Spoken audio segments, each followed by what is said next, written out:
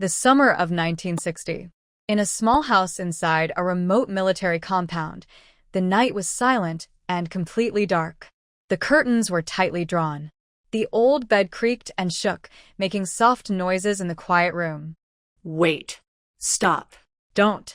Half awake, Su Sui felt warmth and confusion all over her body. Her skin tingled, and her heart raced as if she were trapped in a strange dream. It was hard to breathe. Her body felt weak, her eyelids heavy. Was this a dream? Her whole body ached, as if she had been tossed around endlessly. Yet, there was also a strange lightness, like floating on clouds one moment and falling the next. Tears slipped from the corners of her eyes, her long lashes wet with them. In her daze, Su Sui reached out to push the person beside her, but her hand touched something firm and warm, a man's chest, strong and real. Too real. This didn't feel like a dream at all. A sudden wave of memories rushed into her mind. Her vision went dark, and she fainted. When she opened her eyes again, the morning light revealed a small, old-fashioned room. The walls were covered with yellowed newspapers, a red embroidered quilt lay on the bed, and a large wooden cabinet stood in the corner beside a bright red thermos. Everything looked like it came straight from the past. Su Sui's face turned pale. She quickly pulled the quilt over herself, realizing her body felt sore and weak. This wasn't a dream. She had somehow entered a story. Everything that happened last night was real. She hadn't just traveled into a book. She had become the male lead's troublesome childhood fiancé, and had accidentally ended up in the wrong bed. According to the story, after this night, she would become pregnant, marry the man, take all his money, and then run away, ruining her health and her future. Years later, during the political turmoil, she would be reported, humiliated, and meet a tragic end. Beside her, the man got out of bed. His long fingers buttoned up a white shirt. He had sharp features, a straight nose, and a calm but cold expression. Faint marks on his skin hinted at what had happened, and his voice carried a restrained anger. "Last night, did you put something in my water?" Su Sui pulled the blanket up to cover herself. Her hair was messy, her bright eyes glistened like autumn water, and her fair, pretty face peeked out from under the blanket. Memories of what the original Su Sui had done flashed through her mind. She paused, trying to gather her thoughts, and explained softly, "No, you misunderstood. I meant to give it to Qin Shu." Qin Shu was the main character of the story, and her fiancé. But the man she had spent the night with wasn't Qin Shu. It was Gu Yunzu, Qin Shu's close friend from the army, and the son of the military district's commander. I'm sorry. "I was wrong. Please forgive me," Su Sui said politely, her tone sincere and gentle. Before the incident, the original Su Sui had never expected that the person staying here would suddenly change to Gu Yunzu. In the story, Qin Shu was the male lead of a tale set in an earlier time. Su Sui had been his childhood sweetheart and fiancé, and they had shared a deep bond. They both came from a small, crowded courtyard in a poor county, where several family members squeezed into a tiny home. Life was hard, but both were capable and ambitious. Qin Shu served as an officer in the army, while Su Sui had recently joined the army's performing troupe, planning to discuss their marriage. They were a well-matched couple, admired by everyone around them. However, Su Sui was beautiful and proud. After joining the performing troupe, she hesitated to marry right away. She kept Qin Shu waiting while secretly trying to attract men of higher status. Eventually, her attention turned to Gu Yunzu, Qin Shu's good friend, and the commander's son. She tried several times to get close to him. Gu Yunzu quickly saw through her intentions and felt disgusted. But since she was his friend's fiancée, he said nothing directly and only warned Qin Shu in private. After several warnings, Qin Shu began to notice something was wrong. He soon discovered Su Sui's true motives and decided to break off the engagement in anger. At first, Su Sui didn't take it seriously, until one day, she accidentally learned that Qin Shu and Gu Yunzu had been switched at birth, and that Qin Shu was actually the commander's real son. Panicking, she tried to win him back, but he rejected her without hesitation. To seize a good opportunity, the original woman took a risky step. She planned to secretly give Qin Shu some medicine in the new house he had prepared, hoping to get closer to him. To make sure everything went as planned, she even took some herself. However, she never expected that the person who came last night was not Qin Shu, but his close friend, Gu Yunzu. Looking at the apologetic young woman before him, Gu Yunzu froze for a moment, then remembered what she had done. His face darkened, and his eyes turned sharp. That's not a reason to trick someone with medicine. What had happened was bad for everyone involved, especially for a woman. Rumors could spread like knives, leaving her reputation in ruins. If that happened, she would lose her job in the art troupe and might even struggle to survive. She really was bold, not afraid of anything. Su Sui quietly lowered her head, avoiding Gu Yunzu's gaze, and quickly sorted through the memories in her mind. She had arrived in this body after the original woman took the medicine, waking up in bed. It was the original woman who had caused the trouble, but she was the one who had to face the consequences now. The original woman had disappeared. It was a complete mess, and there was no way to explain it. She could only take the blame.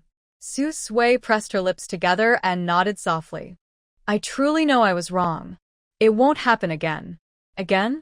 Gu Yunzu frowned slightly, about to say something more. Just then, a voice came from outside. Oh my, Captain Qin, you're finally back. You'd better check your new house. It sounded like someone was inside all night, making quite a commotion. Another neighbor quickly joined in. Yes, at first we thought we misheard. Then we thought it was you and Comrade Su. But it turns out someone else was bold enough to sneak into your new house. You should go take a look. Hearing the voices outside, Gu Yunzu's heart sank with a bad feeling. Put on your clothes quickly. Su Sui hurried to find her torn clothes from last night. But it was too late. With a loud creak, the door was suddenly pushed open from the outside. A tall, upright figure stepped into the room. Qin Shu looked up and took in the messy room. The air was filled with an awkward tension. On the bed, his fiancée was wrapped tightly in a blanket, and nearby stood his close friend, who had just finished putting on his clothes. Qin Shu's face changed suddenly, and he froze on the spot. You too. Gu Yunju looked uneasy and didn't dare meet Qin Shu's eyes. No matter what kind of person Su Sui was, she was still his friend's fiancée, and their engagement hadn't been broken yet. But he had crossed the line. Chunshu, I'm sorry. Before he could finish, a fist came flying at him. It landed hard on his face, and blood immediately flowed from his nose. His face quickly turned bruised and swollen. The already messy room became even more chaotic as the fight went on. Chairs and stools broke apart with loud crashes. Qin Shu didn't hold back. He grabbed Gu Yunju by the collar, pinned him to the ground, and punched him again and again, as if he wanted to tear him apart. Gu Yunju, she and I are still engaged. And they had done this shameless thing in the very room he had prepared for their wedding, completely ignoring their friendship. Gu Yunju knew he was in the wrong. He didn't fight back or even try to dodge. Soon, his whole body was covered in bruises, his once handsome face swollen and discolored. He fell to the ground again and again, looking miserable. I'm sorry. No matter what the truth was, the fact remained that he had been with his friend's fiancée. Seeing that Qin Shu was about to lose control, Su Sui hurriedly put on her torn clothes from the night before and rushed to stop him. Stop. Please stop. Qin Shu, you've misunderstood. Last night, I made a mistake. I thought he was you. The medicine I meant to give you ended up being given to Gu Yunju by accident, and that's how all this happened. It wasn't really his fault. Please let him go. She had almost forgotten the story from the book she was in. After everything that happened last night, her memory had been a blur, but now it was slowly coming back. In the book, after the original Su Sui and Gu Yunju accidentally spent the night together, they were caught by Qin Shu. From that moment on, Qin Shu and Gu Yunju's friendship completely fell apart. After a fierce fight, they never spoke again. Later, the truth about the real and fake young masters was exposed. Because Qin Shu and Gu Yunzu did not get along, The Gu family had no choice but to let Gu Yunzi return to his original family. As for the original woman, after Qin Shu discovered her secret with Gu Yunzi, she blamed everything on him, pretending to be an innocent victim and crying that she wanted to end her life. However, Gu Yunzi was not someone who could be easily framed, and once people started looking into the matter, the truth quickly came out. The scandal grew, her reputation was ruined, and she lost her job in the art troupe. Not only did Gu Yunzi grow to dislike her even more, but Qin Shu also finally saw her true nature. At a time like this, you're still defending him? Qin Shu's fist stopped just a millimeter away from Gu Yunzi. His eyes were red as he glared at the woman on the bed, her clothes messy, and said through clenched teeth, "Su Sui, just a few days ago you apologized to me and begged me to give you another chance so we could get married soon. And now you're here with another man in our future home doing something like this. We haven't even officially broken off our engagement yet. What do you take me for?" The neighbors next door had been eavesdropping all night, gossiping that the bed had been shaking nonstop. Now, they were all gathered outside, waiting to see the drama unfold. Su Sui bit her lip and said softly, "But, didn't you say you wanted to end our engagement? As you wish, let's end it." A month ago, the original woman had worked hard to join the army's art troupe. Her plan was to marry her fiancé, Qin Shu. When Qin Shu heard the news, he used his connections to apply for housing before they officially registered their marriage. He moved out of the dormitory and began preparing their new home, living there ever since.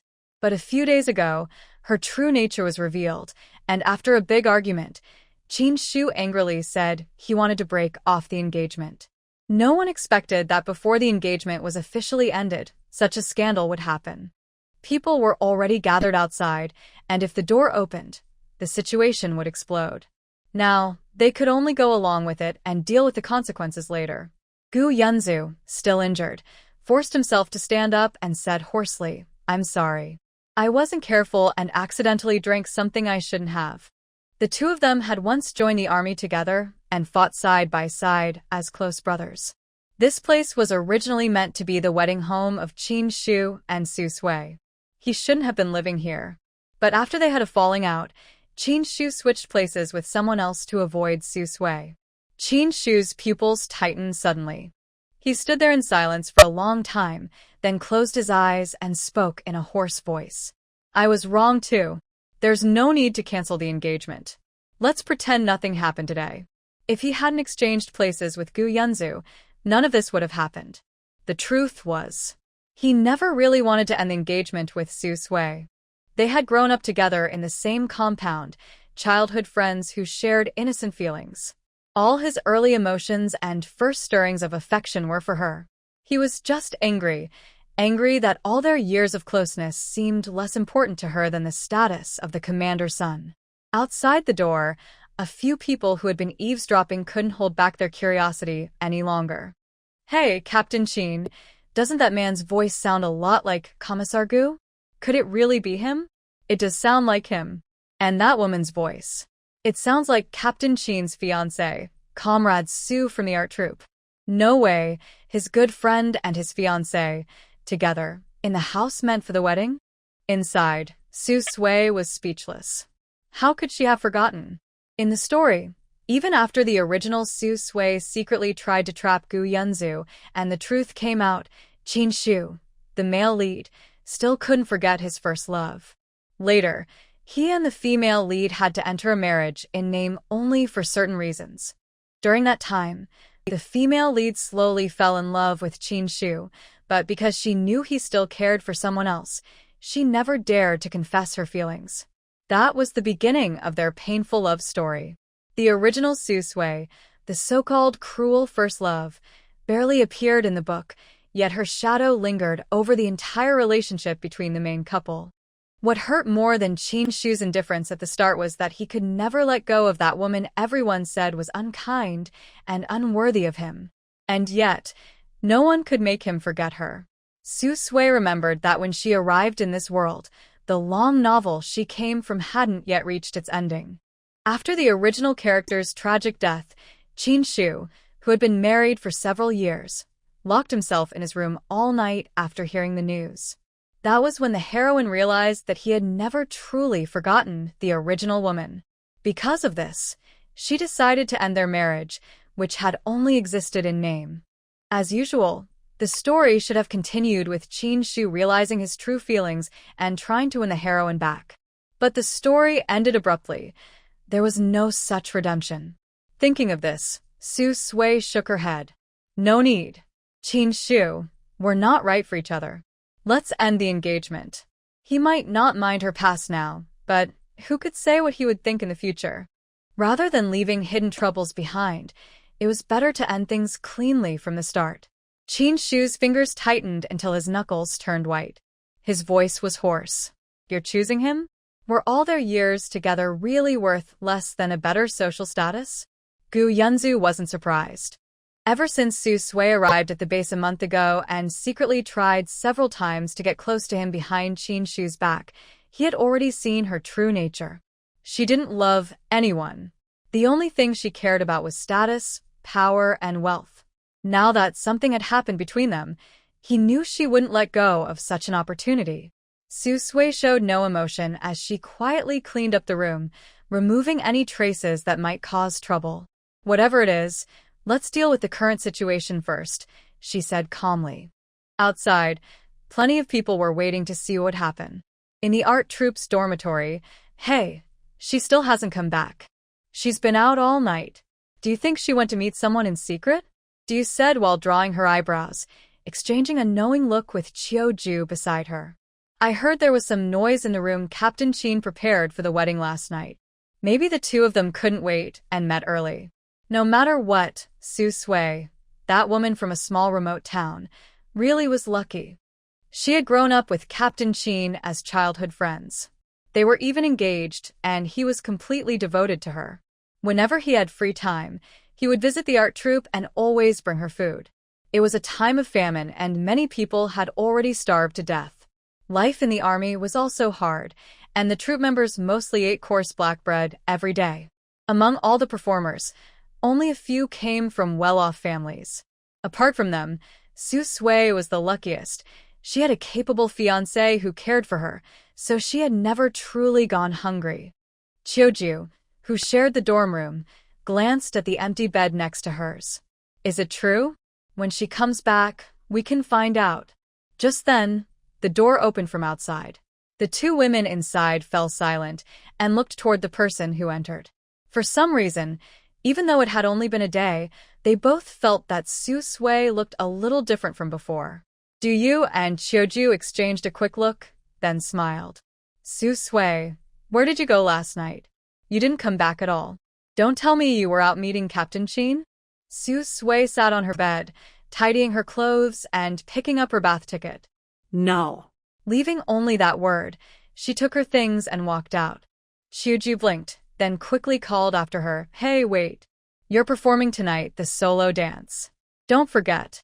Sui stopped in her tracks, turned back, and asked, What solo dance? Why am I performing? The original Sui had only joined the art troupe less than a month ago. She was still in training and had little experience, so it didn't make sense for her to be chosen for a solo performance. Du smiled gently. We forgot to tell you, it was decided by drawing lots. You weren't here this morning, and the last one left was yours. So the performance is your responsibility. Sui, you passed the troupe's entrance exam, so you must be talented. A solo dance shouldn't be too hard for you. The leader also said tonight's show counts as part of the evaluation. If anyone fails to meet the standard, their pay will be cut in half, training will double, and no leave will be allowed for 6 months. Ju smiled faintly. Oh, come on, Xiaoyu. Sui got into the troupe on her own merit. She's definitely capable. There's no way she'll fail the evaluation. As soon as she said that, the room fell quiet again.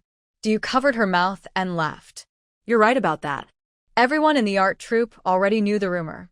The newcomer this month, Sui, had joined through connections. She had some talent, but not much.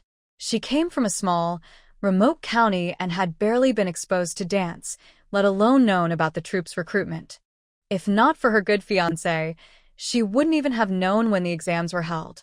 The reason she got in was partly because of her stunning looks and graceful figure. Even without formal training, she could still perform many difficult moves naturally, making her well-suited for dancing. The other reason was that the deputy leader of the troupe was acquainted with her fiancé, so Su Sui was accepted despite her lack of experience. Still, with her current skills, she could only play supporting roles in group performances. Trying to perform a solo dance would be asking for trouble. Su Sui frowned slightly. I'm a newcomer. Is the troupe really letting me perform alone in tonight's show? It was obvious that someone was targeting her. Diyu shook her head. We don't know. You just happened to draw that role. The leader didn't say anything, and no one else objected. The only person who could have spoken up for Su Sui, the deputy leader, was already on vacation. Su Sui asked, "Where's the leader? I need to talk to her." Du and Qiu exchanged glances and sneered. The leader's busy.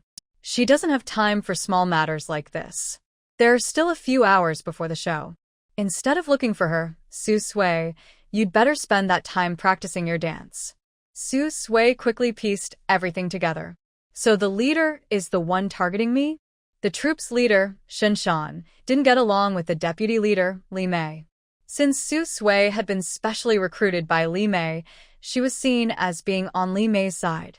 Back then, Shan had been the first to object to her recruitment, though she hadn't opposed it too strongly, which allowed Su Sui to join the troupe.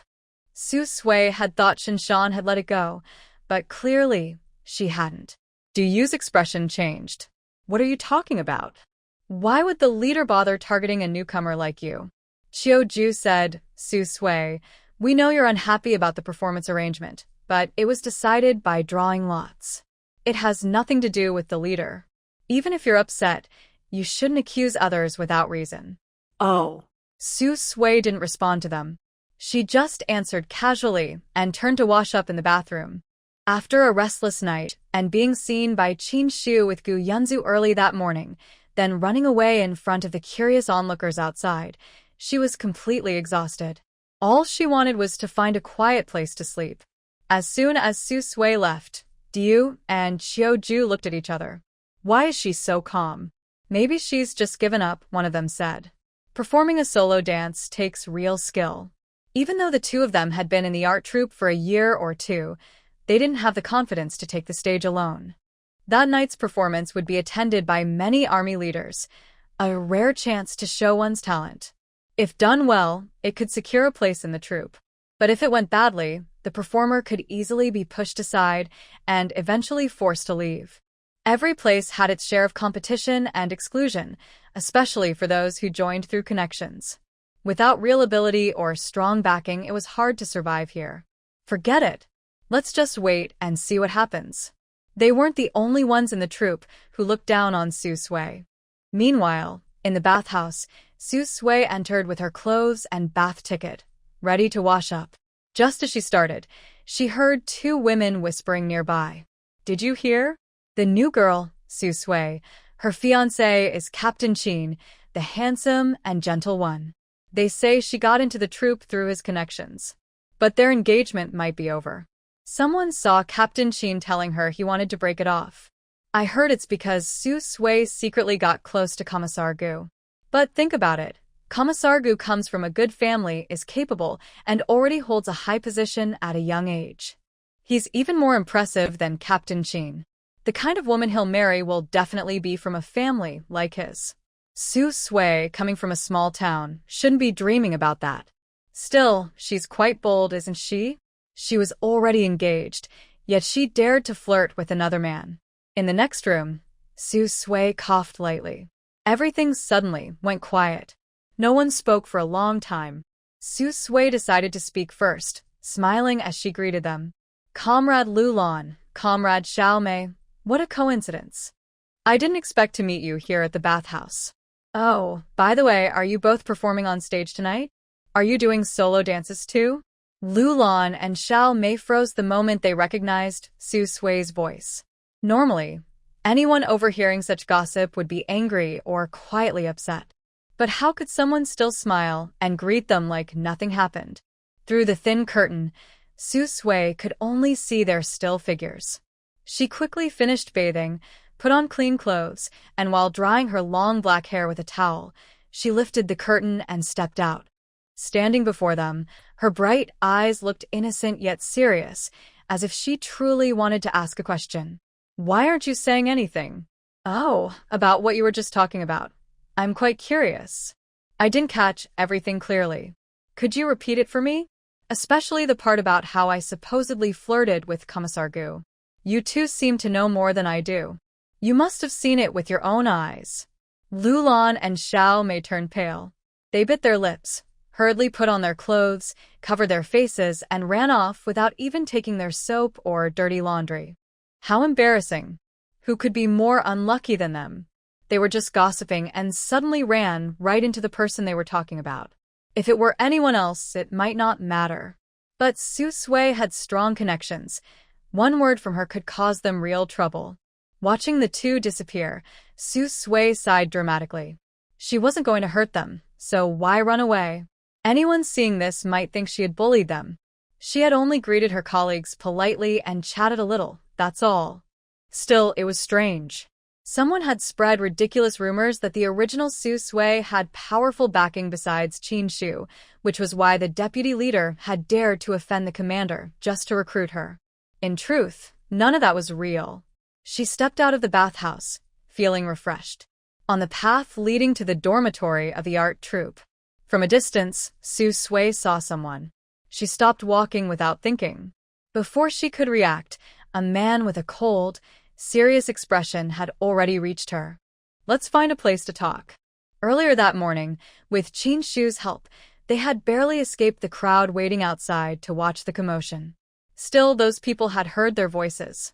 Even though no one saw their faces clearly, they could probably guess who they were from the sound.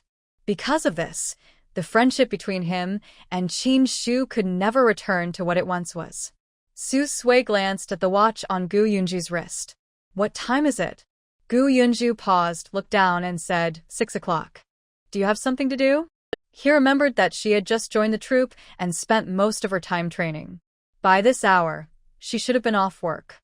Su Sui walked past him quickly toward the dormitory. "I have a performance tonight. Let's talk another day." "Wait, you've never learned to dance. You've been in the troupe for less than a month. How can they let you perform already?" Gu Yunju suddenly realized something was wrong and hurried after her. He and Qin Shu had once been close friends, joining the army around the same time and advancing together step by step. He had heard Qin Shu mention his fiancée, Su Sui, countless times. He knew almost everything about her, including that when she first applied to the troupe, she only wanted a clerical job, not to become a performer. Su Sui and Qin Shu both came from ordinary families. It was already difficult enough for her family to support her education, let alone pay for lessons in the arts. "If there's something you want to say, let's talk later. I'm really busy now." Su Sui quickened her pace without looking back. She didn't know how to dance from this era, nor had she learned the piece the troupe had assigned her, under Pinga Mountain. There wasn't much time left. If she didn't practice soon, how could she perform on stage? Gu Yunju didn't stop her again. Watching her walk away, his dark eyes grew thoughtful. For some reason, he felt that Su Sui was different from before. Her face was the same, and she was still the same person, yet something about her had changed. That feeling had started after that night. Gu Yunju frowned slightly and turned to leave. He hadn't expected to see someone standing in the distance. He froze, unsure how much that person had seen. "Qin Shu, when did you get here?" "I've been here the whole time." Qin Shu's eyes were dark. Although he was standing a bit far away and couldn't hear what they were saying, he had clearly seen him run after Su Sui, get rejected, and then stand there staring in the direction she left for a long time. Gu Yunzu pressed his lips together and fell silent. What had happened last night was still unresolved. He could feel that Qin Shu's gaze toward him had turned cold, distant, colder than that of a stranger. But more than that, he didn't know how to face Qin Shu now. Qin Shu had liked Su Sui for many years.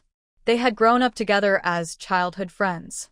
Su Sui might not have feelings for Qin Shu, but Qin Shu's affection for her was genuine. During all his years in the army, He always carried her photo with him on missions, taking it out to look at whenever he had a quiet moment. He would even smile and point at the photo, telling his comrades proudly, "This is my fiancé." "Don't misunderstand," Gu Yunzi said quietly. "I just wanted to talk to Su Sui about something." Qin Shu's eyes grew colder, and he gave a short, bitter laugh. "Misunderstand? Gu Yunzi, can you honestly say you have no feelings for Su Sui?" He was beginning to suspect that all those things Gu Yunzi had said before, about Su Sui trying to get close to him, had just been attempts to stir up trouble. How could it be such a coincidence? Right after he and Su Sui ended their engagement, those two ended up spending the night together. Even if Su Sui had really done something to cause it, Gu Yunzi was a trained soldier. How could he have been so easily caught off guard by someone as gentle and harmless as her? Besides, Gu Yunzi had always said he didn't like women like Su Sui, that she was too calculating. But the way he had gone to find her just now, there was no sign of dislike in that. Maybe the one with questionable intentions was Gu Yunzi himself.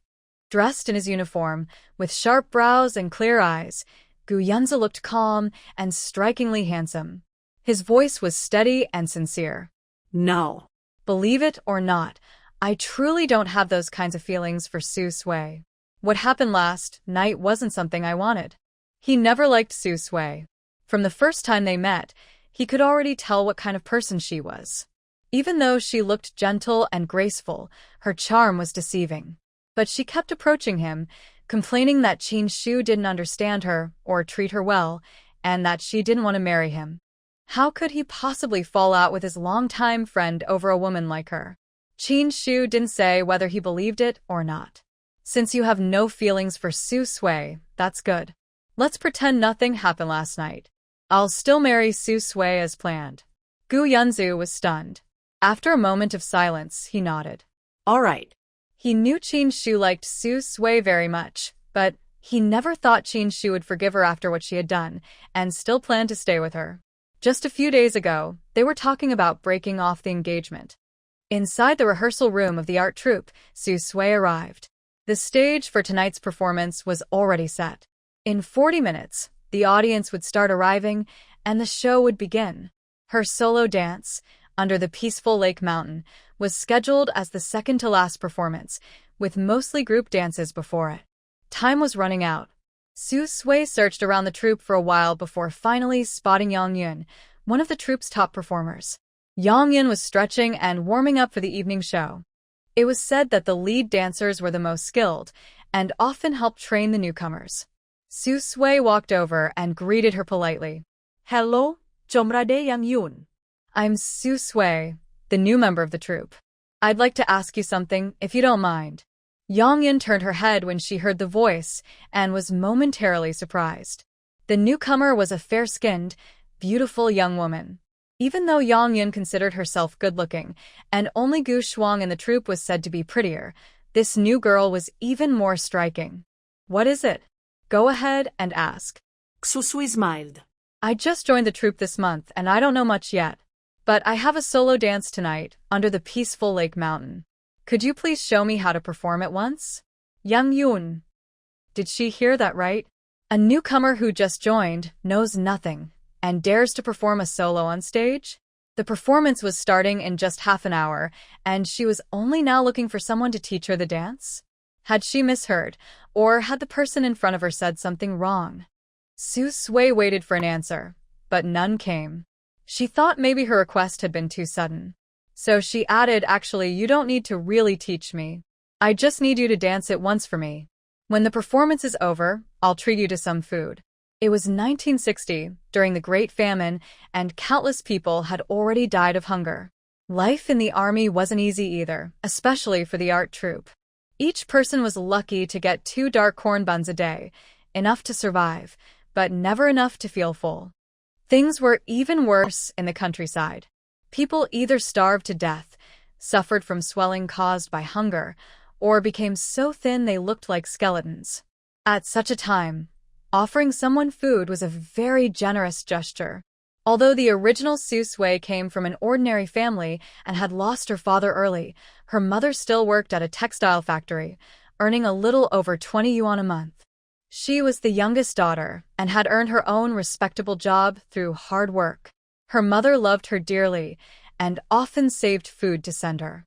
Qin Shu, her fiancé, also sent her part of his allowance and food coupons every month. Because of that, she had never truly gone hungry and lived relatively well. When Yang Yun, who had been training hard and was already dizzy from hunger, heard there would be food, her eyes lit up. She swallowed hard and said, "All right, there's not much time. I'll dance and explain as I go. If you still can't learn it, that's fine. Give me the food, and I'll perform in your place. I'll talk to the troupe leader." Letting a complete beginner go on stage wasn't a good idea anyway. As one of the troupe's main performers, Yang Yun couldn't just watch things fall apart. Stepping in to help was only natural. Su Sui smiled and nodded. "All right, thank you, Comrade Yang Yun. It's nothing.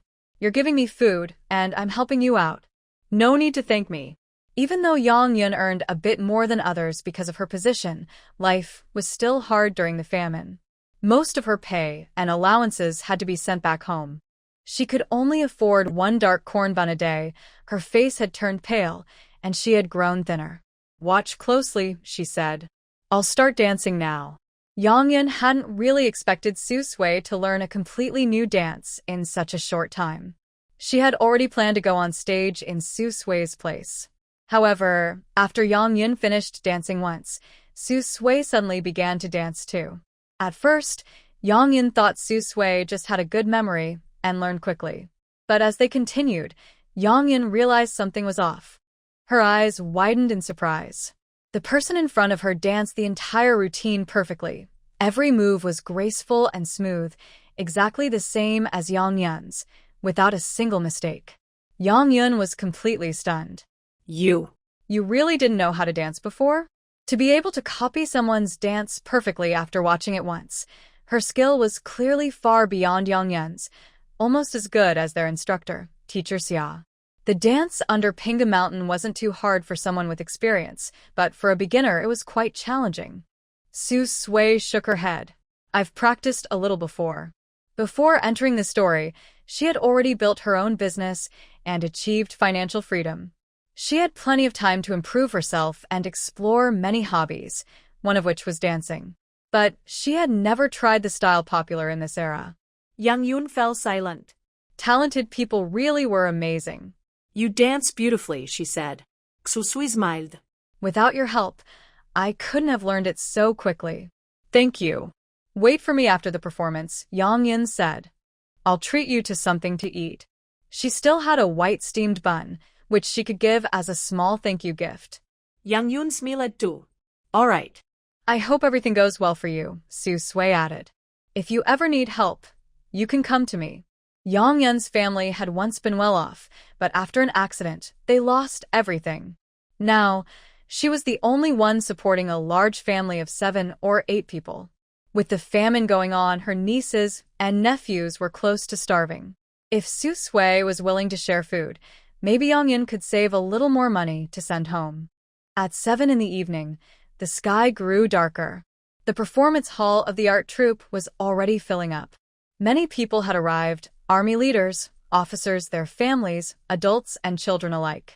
The seats were packed, and the atmosphere was lively and full of excitement. In one corner, Qin Shu sat quietly in his dark green military uniform, while Gu Yunzu sat not far from him. Backstage, Su Sui had just changed into her performance outfit and was carefully doing her makeup in front of the mirror. Gu Shuang, the most famous performer in the art troupe, walked over and glanced at her sideways. "You're the new one, Su Sui? You look nice, but staying in the troupe takes more than just a pretty face." Su Sui put down her eyebrow pencil and said calmly, "You're Gu Yun's cousin, right? I've heard him mention you. Just as the rumors say." "What do you mean?" Gu Shuang asked instinctively. Su Sui replied casually, just as rude. Gu Shuang's face darkened. "Who are you calling rude?" A girl from a small town, with that air of poverty all over her, dared to call her rude? Su Sui stood up and walked over to her. At nearly 1.7 meters tall, she was a full head taller than Gu Shuang. She smiled politely. "I meant you. Comrade Gu, I don't know how I offended you. You arranged for me, a newcomer, to perform alone on stage, and now you're here mocking me. That's really impolite. The commotion drew many curious glances, but since Gu Shuang's uncle was a high-ranking officer, no one dared to get too close. They could only watch from a distance. Most people present already knew the inside story of tonight's performance. The troupe leader was related to Gu Shuang. It was Gu Shuang who suggested that Su Sui, who had been on leave, take part in the draw for the solo performance. With her speaking up, no one dared to question whether it was fair. Even the leader said nothing. Su Sui, do you think performing solo is a bad thing? If you weren't lucky, you might have to wait a year or two before getting a chance to show your skills, Gu Shuang said, her tone cooling as she crossed her arms and sneered. No matter why you joined the troupe since you're here, you should follow the rules. If you can't handle it, then leave and make room for someone who can. Susui nodded. You're right. Then I should thank you, Comrade Gu, for helping a newcomer like me get a solo performance so quickly. Gu Shuang pulled the corner of her mouth into a faint smile. I hope you're really capable. Don't waste the good chance I've given you. The art troupe doesn't keep people without real talent. If you mess up tonight's performance, you'd better leave on your own instead of making a fool of yourself. She wasn't fooled. She knew this woman wasn't a good person.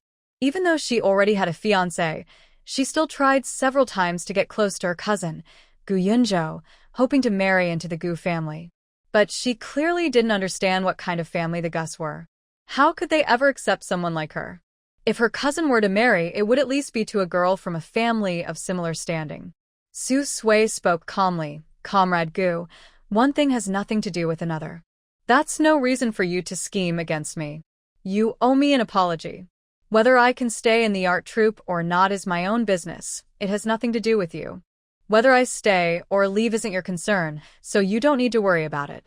In the story, Gu Shuang was known as a spiteful younger sister-in-law. After the truth about the Switch sons was revealed, Qin Shu was recognized as the real son of the Gu family and changed his name to Gu Shu, while Gu Yunzhou became Qin Yunzhou. However, Gu Shuang never liked Qin Shu, who had grown up in a small town. She didn't target him directly, but she often made things difficult for the female lead, Lu Xiaoya, who came from a similar background. She never treated Lu Xiaoya as her sister-in-law and even talked in front of her about introducing other women to Qin Shu. She also tried to stir up trouble between Lu Xiaoya and her mother-in-law. In short, that old-fashioned story was mostly about Lu Xiaoya's struggles with her strict mother-in-law, her mean sister-in-law, a husband who still missed his first love, and relatives who looked down on her humble background. All of these things eventually led to Lu Xiaoya's divorce from Qin Shu. Gu Shuang didn't take Su Sui's words seriously. She curled her lips. If you really have the ability to stay in the art troupe, I'll apologize to you. But if you don't, then you should quit on your own. Not everyone can just hang around here. Su Sui clapped her hands. All right, everyone here heard that. Comrade Gu, don't go back on your word. But an apology alone isn't enough.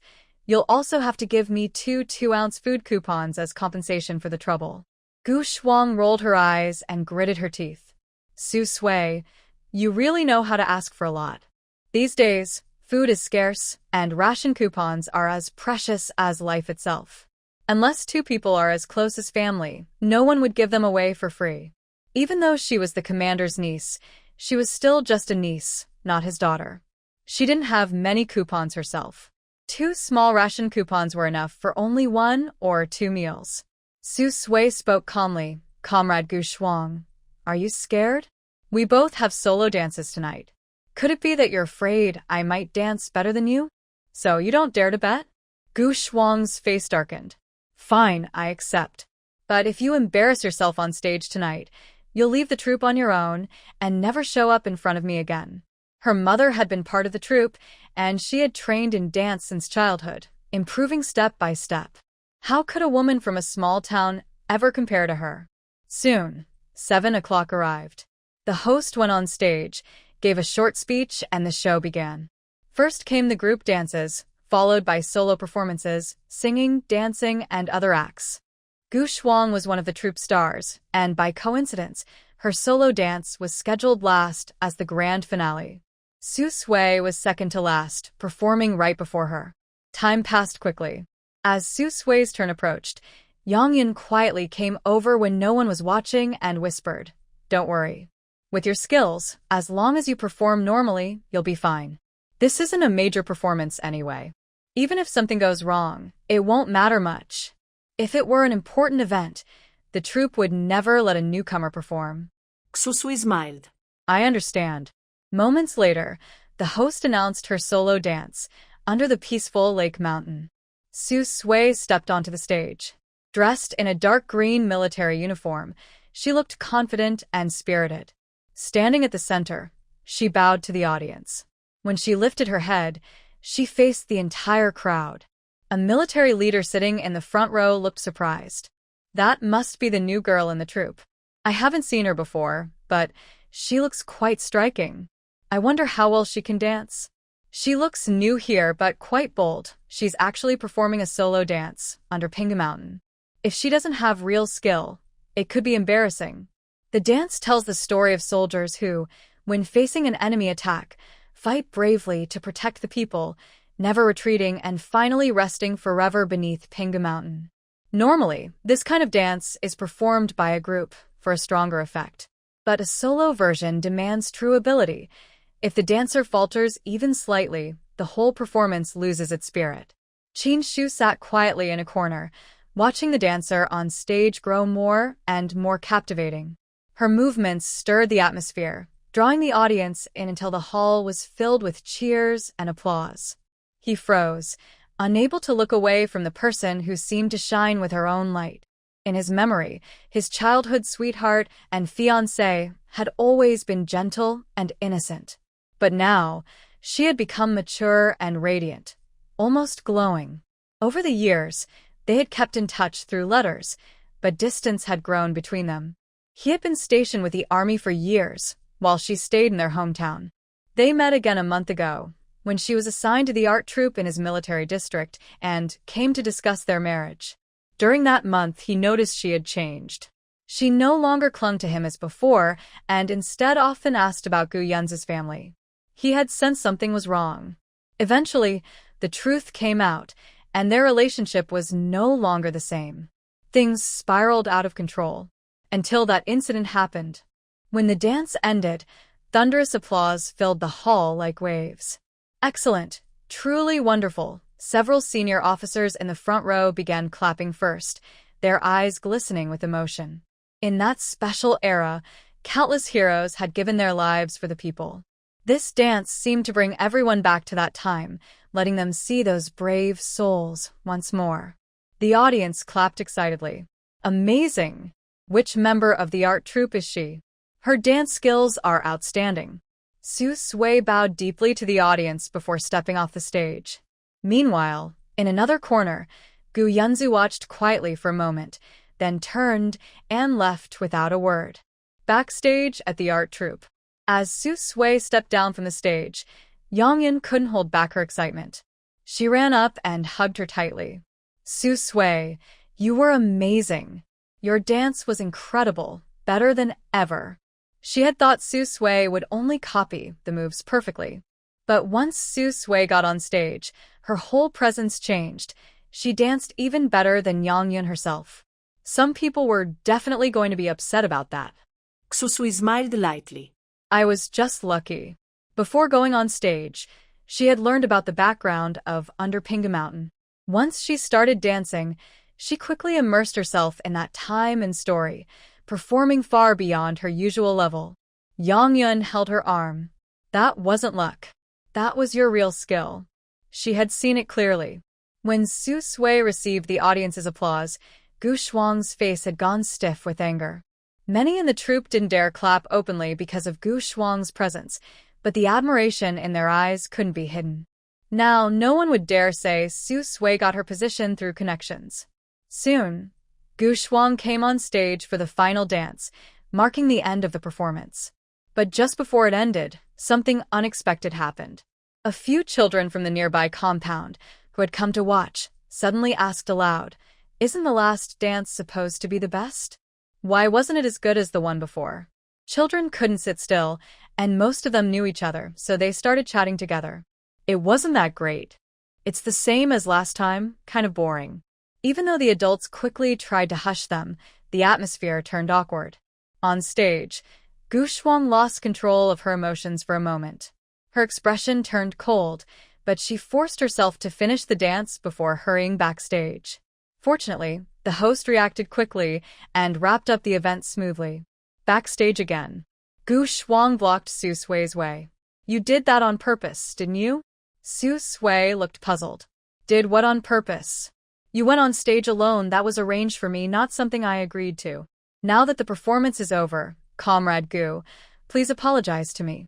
And don't forget the 2 ration tickets you owe me." More and more people gathered around to watch. They didn't dare get too close, but their curious eyes never left the scene. Gu Shuang was furious. She had never been so embarrassed before. Losing was one thing, but losing to a woman like that made it worse. She took a deep breath, forcing down her anger. "I'm sorry." She pulled out 2 ration tickets and slapped them on the table before turning and walking away without looking back. Everyone in the art troupe was stunned. They looked at Su Sui with new eyes, many even giving her a thumbs up. Impressive. Gu Shuang had both talent and powerful connections. No one in the troupe dared to go against her, let alone make her apologize. No one expected the newcomer, Su Sui, to make such a strong impression. She had managed to anger Gu Shuang so much that her face turned pale, yet she still had to apologize and pay compensation. Yang Yan leaned close to Su Sui's ear and whispered, "You're famous now." Someone just came backstage asking when our troupe got such a beautiful and talented dancer. The one asking was a young, good-looking officer. Judging by his uniform, he's a battalion commander. Working in the art troupe was mostly a short-lived career.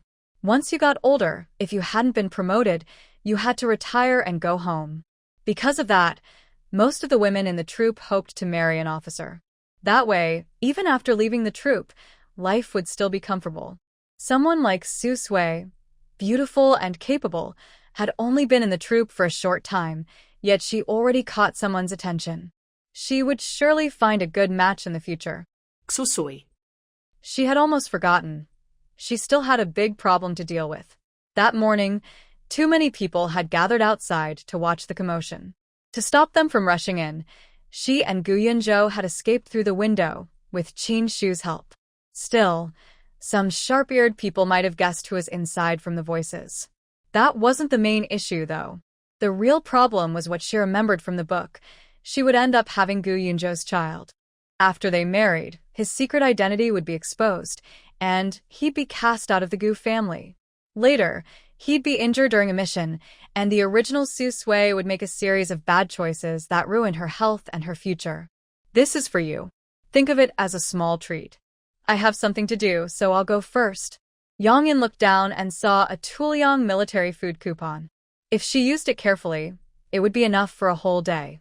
She felt happy and was about to thank Su Sui. But when she looked up, the person in front of her was already gone. On the other side, Su Sui walked out of the art troupe and searched for a long time, but couldn't find Gu Yunzhou anywhere. He had clearly been in the audience while she was dancing just a moment ago. After looking for a while with no result, she sighed. She decided to go back to the dormitory to rest and deal with it tomorrow. Just as she turned around, Qin Shu suddenly appeared behind her. "Let's find a place to talk." Su Sui pressed her lips together. "No need. There's no one here, so let's talk right here." About the engagement, Qin Shu said, "I'll write to my family tomorrow to explain everything. I'll also write to your parents to make things clear. It's best if we part on good terms. Let's end it here." Their families lived in the same courtyard, separated only by a wall. They weren't particularly close, but Su Sui's grandfather and Qin Shu's grandfather had been good friends and once made a verbal engagement between the two. At first, it was just a joke, but as Su Sui and Qin Shu grew up together, the engagement became real. Now that things had changed, there was no way to continue it. Besides, Qin Shu liked the original Su Sui, not her. She didn't want to get involved with the male lead from the story, especially since he already had someone meant for him. In contrast, Gu Yunzhou, apart from his unexpected connection with the original Su Sui, never married anyone else in the story. Qin Shu's dark eyes fixed on her. So, are you planning to be with Gu Yunju? Su Sui avoided the question. No matter who it is, it won't be you. Qin Shu, from the moment you chose to avoid me, we were already over. The original Su Sui had wanted to win Qin Shu back. But to avoid her, Qin Shu had let Gu Yunju move into the house that was meant to be their wedding home, which led to the current situation. Then tell me, Qin Shu said after a long silence, did you choose Gu Yunju because you like him, or because his father is a high-ranking officer? Su Sui pressed her lips together. I don't like him, but I don't like you anymore either. If I really have to choose between you two, I'll choose him. Qin Shu almost laughed in anger, his eyes fixed on the woman in front of him, whose face showed no emotion. Fine, that's what you said. Su Sui, don't regret it later. He had always known she could be two-faced, but he never realized she could be so cold and heartless. After all these years of being together, she ended it just like that, leaving him no chance to turn things around. Su Sui nodded. Seeing her nod, Qin Shu turned around and left in anger. The next day was the weekend. Early in the morning, Su Sui mailed 2 letters she had written to her hometown. On the way, rumors were spreading everywhere. The wives in the family compound gathered to gossip. Did you hear? Captain Qin is actually the real son of Chief Gu's family. He and Commissar Gu were switched at birth. I just saw Chief Gu's family rushing over in a jeep to find Captain Qin. The family that had been separated for years is finally reunited. No way. What about Commissar Gu? He and Captain Qin are close friends. Now that their identities have changed, will they still be okay? How could they be? Chief Gu's family only has one real son. Now that he's back, the one who lived as their son all these years has to return to his real home. Things were moving even faster than Su Sui had expected. Maybe her arrival had changed the original story, where the former Su Sui was caught in a scandal. Because of that, the truth about the real and fake sons came out earlier than it was supposed to. In the original story, the Gu family had already found out the truth, but they didn't want the selfish and status-seeking daughter-in-law. They waited until she married Gu Yunju, making it impossible for her to pursue Qin Shu again, before revealing everything. This time, Gu Shuang's hostility toward her was also influenced by the chief's wife. When Su Sui returned to the dormitory, her roommates, Qiuju and Diu, looked at her differently. After hesitating for a moment, they said, Su Sui, we misunderstood you before. Please don't take it to heart. We're sorry. Su Sui went back to her bed and started tidying up. Before she could say anything, Diu spoke again with envy. Su Sui, you're really lucky. So, Captain Qin is actually Chief Gu's real son. I heard that Captain Qin has already prepared your wedding home. When are you two getting married? We'll come to your wedding and give you a gift. Qiuju spoke more carefully this time. Yes, Sui Sui really is the lucky one. Not only is your fiancé good to you, but his family background is also impressive. Su Sui paused while tidying her bed. You've misunderstood. Qin Shu and I have already ended our engagement. We have nothing to do with each other now. Do you? And Qiuju widened their eyes. What? Wasn't Qin Shu still bringing Su Sui food not long ago? At that time, many people in the art troupe envied Su Sui for having a handsome, kind, and promising officer as her fiancé. Why did they suddenly break off the engagement? Could it be because Qin Shu was recognized by the Gu family and they didn't want Su Sui as their daughter-in-law? The news spread quickly through the entire art troupe. Just a moment ago, people were still envying Su Sui's good fortune. The next moment, they were pitying her. At the same time, rumors began to spread that Su Sui had gotten involved with Gu Yunju and betrayed Qin Shu. The gossip spread fast, and people spoke as if they had seen it with their own eyes.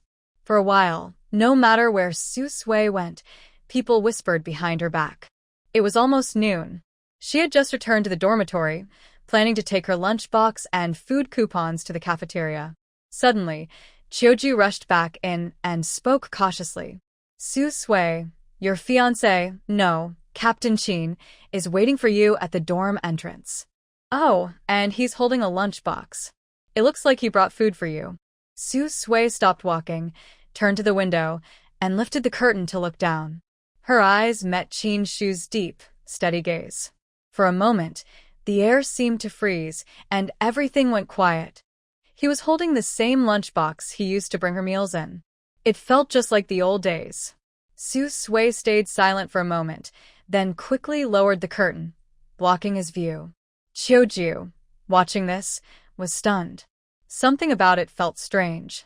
She asked, Su Sui, what's going on between you and Captain Qin? Su Sui raised her hand to stop her, turned, and walked out of the dormitory to face Qin Shu. What is it? She asked. I brought you some food. Qin Shu handed her the lunchbox with a calm smile, as if nothing had happened. He was handsome, with deep, steady eyes. Looking closely, one could see a faint resemblance between him and Gu Shuang. Su Sui didn't take the lunchbox. She stepped back, putting some distance between them. This morning, I already sent a letter home. The engagement will be cancelled soon, she said. But even if it takes some time, it doesn't really concern you. After all, the person engaged to me is the Qin family's son, and you now belong to the Gu family. Qin Shu's eyes darkened as he looked straight at her. So, you still choose Gu Yanzu? Su Sui shook her head. It's not about choosing him. What's between us has little to do with him. Qin Shu, I'm not the same person I used to be. You don't need to waste your time on me anymore. She shared many small habits with the original Su Sui, even looked the same, and had a similar temperament. But their ways of handling things were different. And no matter how similar, they were not the same person. She didn't want to be with a man who loved someone else, even if Qin Shu was a good man. His heart belonged to another, and that had nothing to do with her. Besides, the Gu family would never accept her as a daughter-in-law. In the future, Qin Shu would meet the woman meant for him and marry her. Qin Shu suddenly smiled, but there was no warmth in his eyes. His gaze grew heavy. Didn't you say that night you wanted to make things right between us? Didn't you always want to marry into a family like the Gus? Now I can make that happen. As long as you agree, I can pretend nothing ever happened. Su Sui pressed her lips together, her tone firm. I'm sorry. The past is the past. I don't want what you're offering anymore. Qin Shu, please don't come looking for me again. I don't like my life being disturbed. Qin Shu's eyes darkened further, his jaw tight. Are you serious? Yes, I am, Su Sui said, wanting to end things cleanly. Qin Shu spoke again. Do you know that the rumors about you and Gu Yunzhou have already spread throughout the entire unit? If you choose him, it means you're admitting those rumors are true. From then on, both of you will have to live under that shadow, being judged by others. But if you choose to stay with me, things will be different. The rumors would fade away on their own. After all, no one except him had actually seen what happened that day. Su Sui looked up at the man before her. Qin Shu, you may not mind now, but what about later?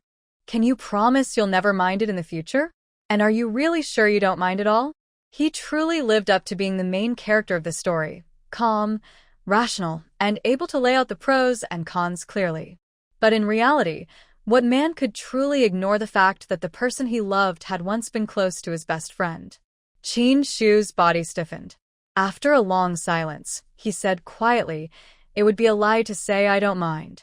But compared to that, losing you would hurt me even more. Besides, it wasn't only your fault. I was wrong too. No one knew that when he saw Su Sui and Gu Yunzhou together in that compromising situation, he was filled with rage. Especially after learning that Su Sui had only wanted to make peace with him, not to be with Gu Yunzhou at all. At that moment, the person he hated most became himself. He had only wanted to give Su Sui some space, to make her realize his importance, and had temporarily switched living quarters with Gu Yunzhou. He never imagined things would turn out like that. Su Sui shook her head. No, this is something we can't move past. Qin Shu, let's forget it.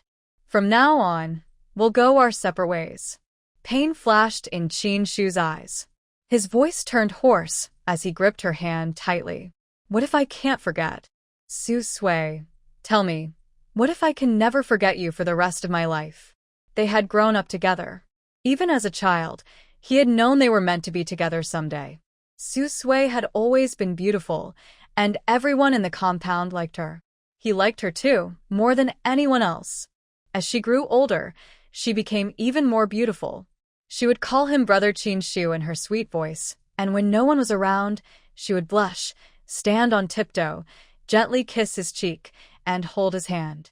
She still wrote him letters, knitted sweaters for him with her own hands, cared about everything related to him, and understood his thoughts.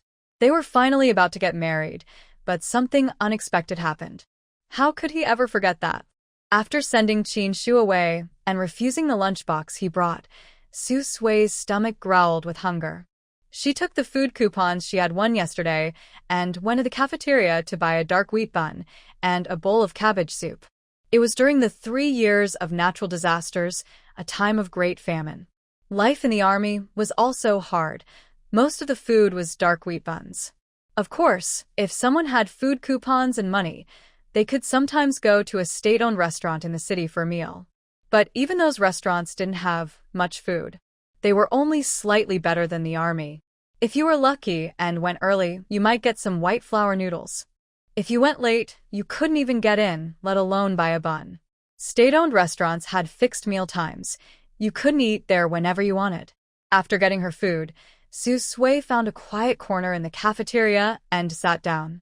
The cabbage soup was mostly clear water with only a few pieces of cabbage floating on top, without a trace of oil or meat. She sighed and took a bite of the cold, dark bun. But as soon as she did, her face turned red, and she started coughing hard, almost choking. The cold bun was rough, dry, hard, and icy. It felt like biting into a stone. In her previous life, Su Sui had already built a successful business and owned a fortune worth hundreds of millions. Everything she ate, wore, and used was of the best quality. It had been a long time since she had eaten something this hard and tasteless. Before her success, she had been a poor orphan from the countryside, surviving by collecting trash. Trash might seem worthless, but for her, poor, without family or connections, unable to afford school, it was her only way to survive. At first, before she turned 7, she only picked up scraps and ate wilted vegetables and wild greens to get by. After she turned 7, she began sneaking into the village school to listen to lessons. As she learned more words, she watched her classmates in their clean clothes sitting in the classroom. For the first time, Su Sui felt envy. She decided she would find a way to send herself to school, to save enough money for tuition and school supplies. She went through the trash every day, saving bit by bit until she finally had enough to pay her school fees. The top student at school would get a 200 yuan reward, and that reward was always hers. Later, picking up regular trash took too much time and didn't earn much, so Su Sui changed her strategy. She invested all the money she had earned over the years in herself, buying books on mechanical repair and learning new skills with great determination. By the time she was 11, she was running the recycling business for several nearby villages, all by herself. She would repair and refurbish old appliances, then sell them for several times their original price. She was young, with a difficult background that made people feel sorry for her, but she was also clever and good at talking. So many kind adults helped her find more business opportunities. Through this work, by the age of 15, the girl who seemed poor and alone to others had actually saved up tens of thousands of yuan. For her, going to school was no longer an impossible dream. With that money, Su Sui continued to invest in herself and study hard. Eventually, she got into a university and went on to further her education. Before she even graduated, she had already started her own brand and company, owning several factories of her own. Time passed, and now that she had returned to a difficult period again, Su Sui found it hard to get used to. She took small bites of the hard, rough black bread that scratched her throat, then forced herself to drink a bit of the thin cabbage soup. She had to eat, there was famine everywhere, and skipping meals meant going hungry. After lunch, Su Sui went back to her dormitory and organized her belongings. The good news was that her salary had been paid a few days ago. The bad news was that all she had left were 1 yuan and 87 cents, along with a few small food coupons, barely enough to last the month.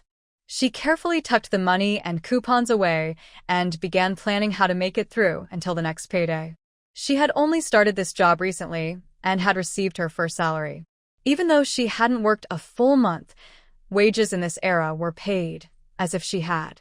Her monthly salary was 23 yuan and 50 cents, plus some small benefits like soap and industrial coupons.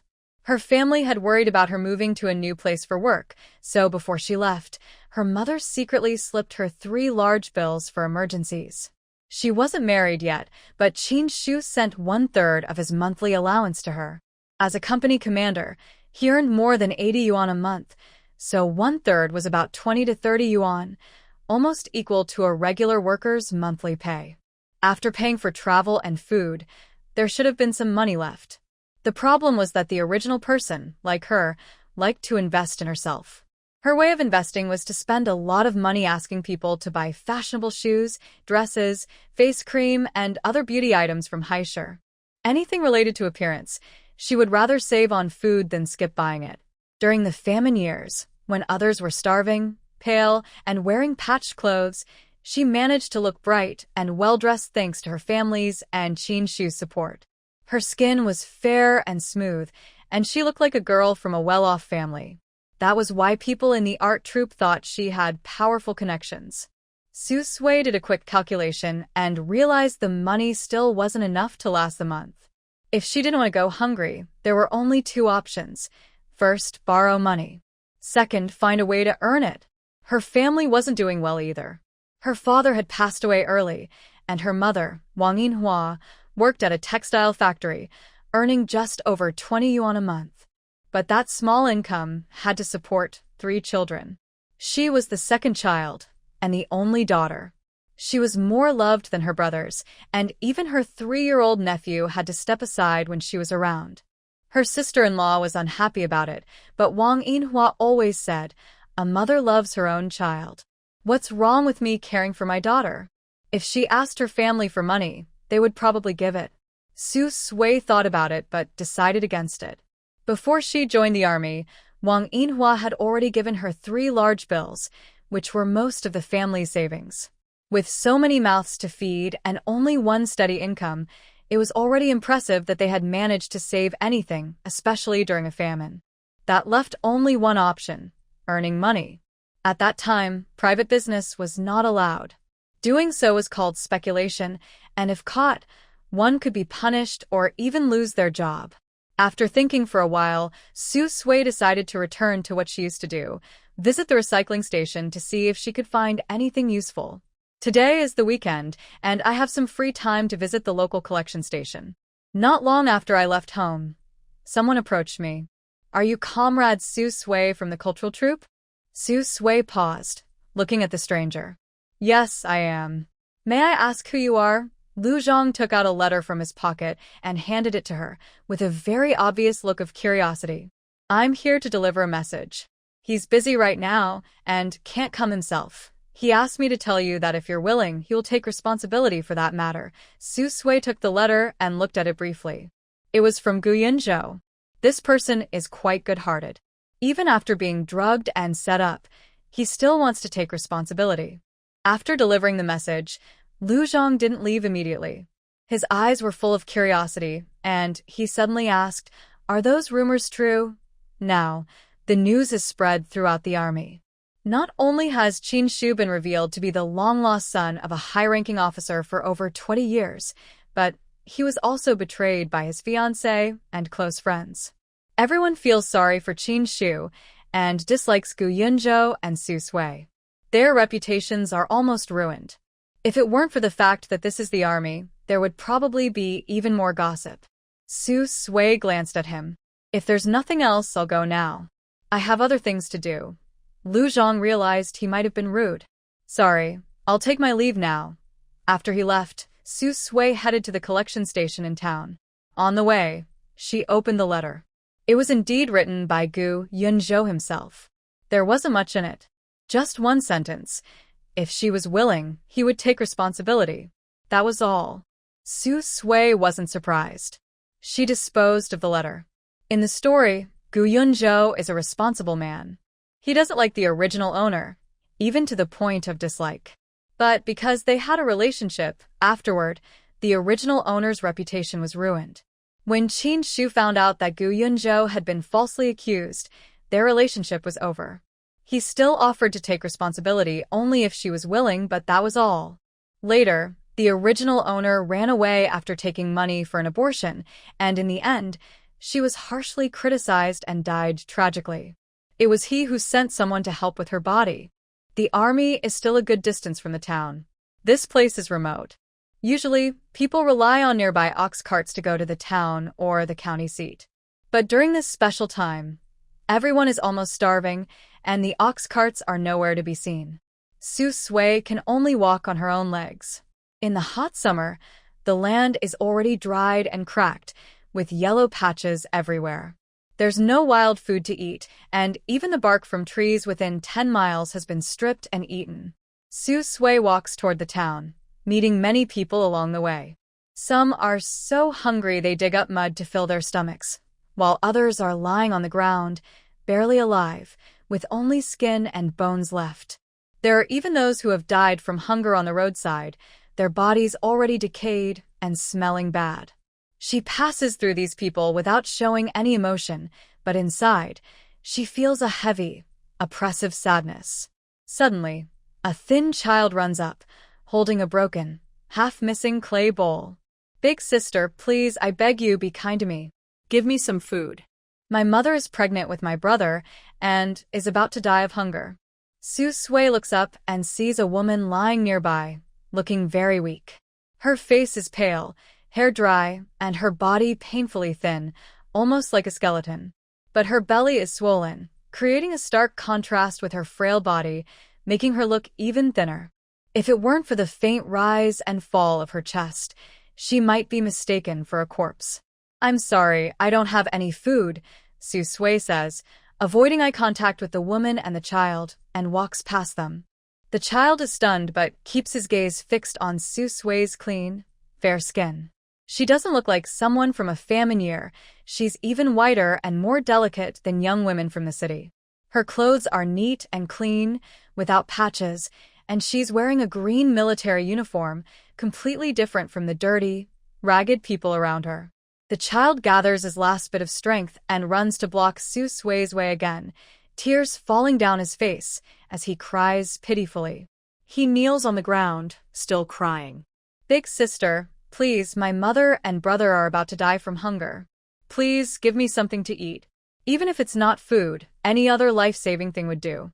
Su Sui doesn't need to look around to know that many eyes are watching her closely, waiting for her next move. Those who are pale and thin look at her as if they are glowing with a frightening green light, ready to attack at any moment. If she weren't wearing her military uniform, they might have already rushed at her. Su Sui sweated coldly on her back. She steadied her mind, kept a cold face, and without hesitation, pulled the child away. She forced herself to stay calm and moved forward. If she showed even a little fear or softness, or took out something out of kindness, she might not be able to leave. Fortunately, wearing this green military uniform today was the right choice.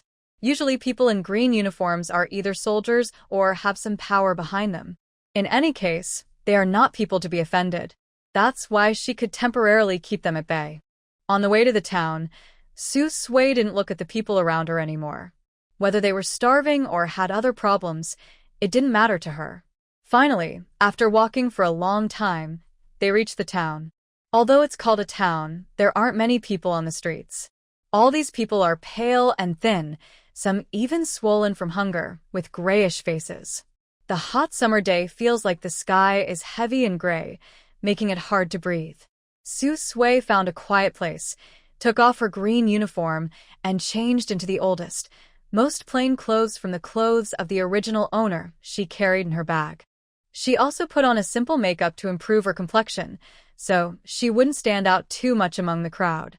Even the oldest clothes looked clean and neat, without patches. Soon, she arrived at the only buying station in the town. An old man sat on a small stool outside the station. When he heard the noise, he didn't look up, as if he hadn't seen anyone, and closed his eyes to rest. In fact, he was saving his energy.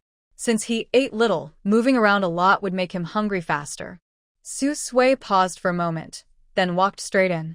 The buying station was small and shabby. Inside, the items were roughly sorted into categories, but just placed randomly in their areas. Old furniture in one corner, old books and paper in another, mostly just scrap paper. From a glance, there didn't seem to be anything valuable. If there was something good, the station would have noticed it themselves. There was also an older woman responsible for watching over the place. When she heard footsteps, she looked up and glanced at Su Sui. Seeing that she was dressed cleanly, her face slightly pale but better than most, she relaxed her gaze. She spoke calmly, "Don't mess up the items. If you want to buy something, just bring it to me and I'll count the money." Su Sui nodded and looked around this small scrap collection station. She carefully searched and picked through many items. She selected quite a few things. An old, rusty bicycle, a broken watch, some rusty metal parts, and other miscellaneous items. As she picked out these items, the older woman's eyes changed when she looked at Su Sui. "How much for all these?" Su Sui asked, as if she hadn't noticed anything, reaching into her pocket to pay. The older woman, who had been working here for many years, quickly calculated the total price with a glance. 80 cents. "Miss, these are just junk. They're not useful." "Why do you want them?" she asked. A few years ago, when steel was being heavily produced, these might have been useful. But now, they don't do that anymore. These items are just discarded trash. Any usable parts have already been taken by others. What's left is mostly useless. Su Sui took out 80 cents and handed it over, only saying 4 words. "For practice." The older woman was surprised and didn't immediately reach out to take the money. She looked at the young woman in front of her, who was very attractive despite her pale face. Her beauty and grace were unusual. This was not something an ordinary person would have. Her attitude immediately became a bit warmer. "Miss, are you an apprentice at the machinery factory, or a student at the factory's affiliated technical school? Bicycles and watches are big items. To buy one, you need not only money but also special tickets. A bicycle costs at least 100 yuan, and bicycle tickets are rare. Usually, only outstanding workers in the factory can get them. The same goes for watches.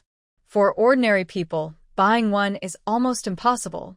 Some skilled people, however, would refurbish discarded bicycles and sell them at low prices. Those who come to scrap yards to look for old bicycles and watches are usually planning to do this. But not everyone is foolish. The usable items were taken away immediately. Aunt Hong was sure that the things Su Sui took were not valuable or useful. When Su Sui saw that the other person didn't reach out to take the money, she handed over the 8 cents she had. "No, it's just for practice." She had seen worse trash before. These items could barely be used to make something useful, and selling them should cover her expenses for the month. Aunt Hong heard it wasn't valuable and withdrew her enthusiasm. She took the money, counted it, and said, "That's enough. You can take it, but you're just a young girl. How can you carry such a heavy load?" She hadn't finished speaking when Aunt Hong suddenly froze. There were so many discarded mechanical parts stacked up, they nearly weighed more than the girl herself. Yet, she found a rope, strung the parts together, and easily dragged them with one hand, looking like she was pulling cotton. It took a while before the thin figure disappeared with the big pile of items. Only then did Aunt Hong realize that the girl must have placed some simple wheels underneath the pile earlier, which made moving it so easy. A strange feeling crossed her eyes. Huh? Were there really wheels just now? She didn't remember the scrap yard having such useful parts. Su Sui was pulling a lot of things. The weight made the wheels squeak against the ground, sounding harsh. An old man outside the scrap yard, who had been closing his eyes, suddenly opened them. Su Sui had already paid and didn't care about others' gazes.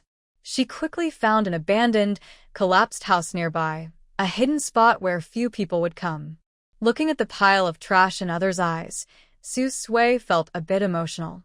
She never thought that after so many years, she would return to her old trade, living by collecting trash. Everything still felt familiar. Her sense of touch was still sharp, her skills intact, and her abilities still there. Back then, her first big income also came from transforming trash. The only difference was that the times had changed. Su Sui calmed herself, picked up an old, non-working watch and quickly disassembled, checked, and modified it. Before long, the watch's hands started moving again. However, she was missing the most important step and got stuck here. She didn't have a watch and didn't know the time. Even if she could fix the watch, she couldn't set the correct time accurately. Su Sui paused for a moment.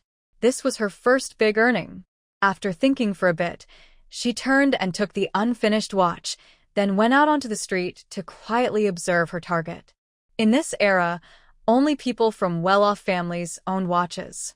Such people were rare, especially in small towns like this.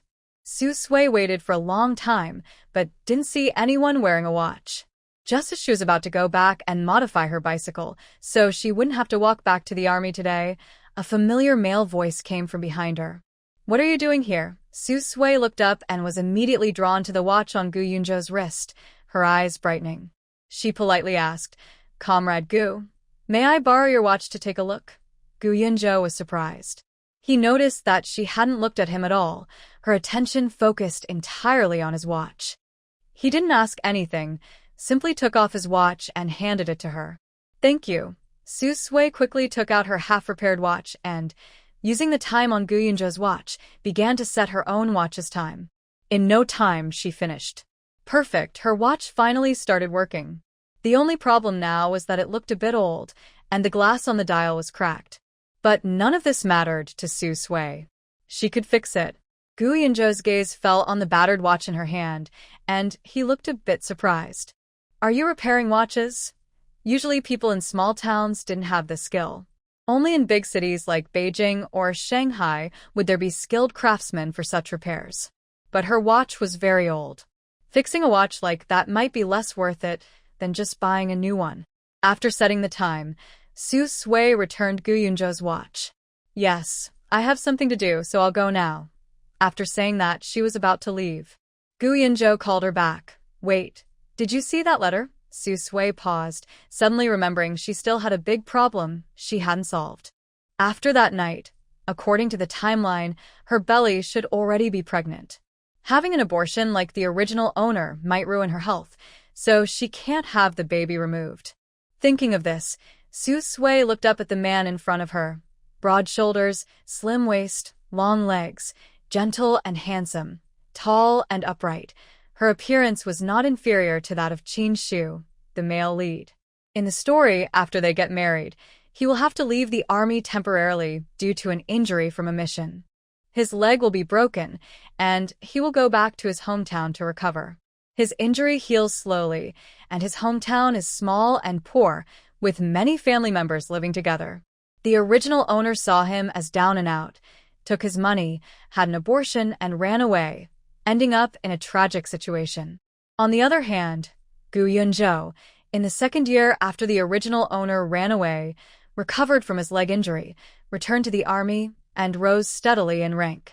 His career was just as successful as Qin Shu's, but he was not the main character, so the story rarely mentioned him.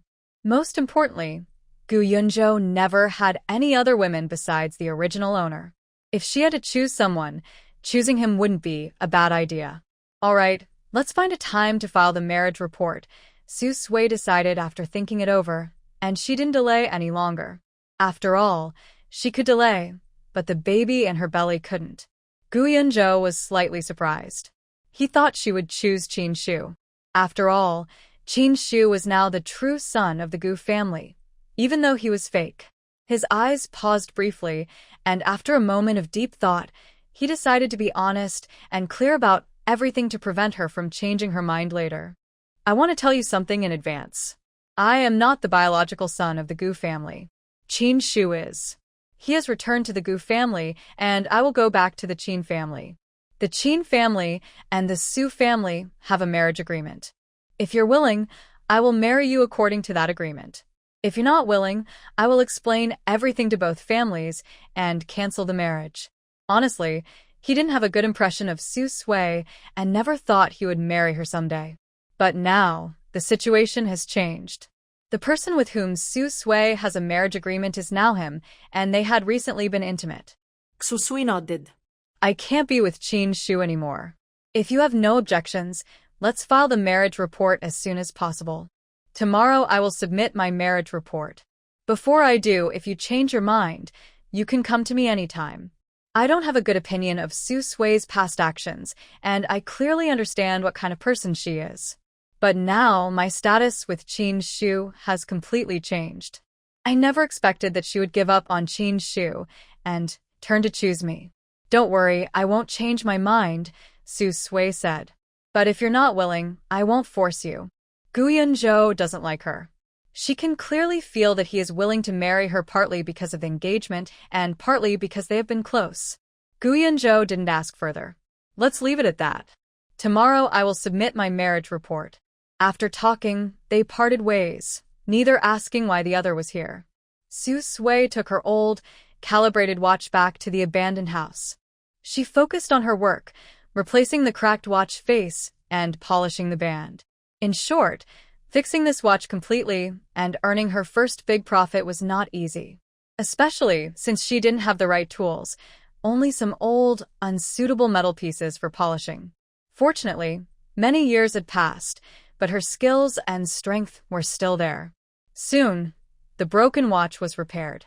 From a discarded piece of junk, it became a decent second-hand silver-white women's watch, with no signs of wear. Su Sui put the watch on her wrist, looked at the time, and it was already after 4 in the afternoon. If she walked home now, she had to leave soon. Otherwise, it would get dark, and walking at night could be dangerous. But if she had a bicycle, especially a sturdy one, it would be much easier. It would be much more convenient to go anywhere.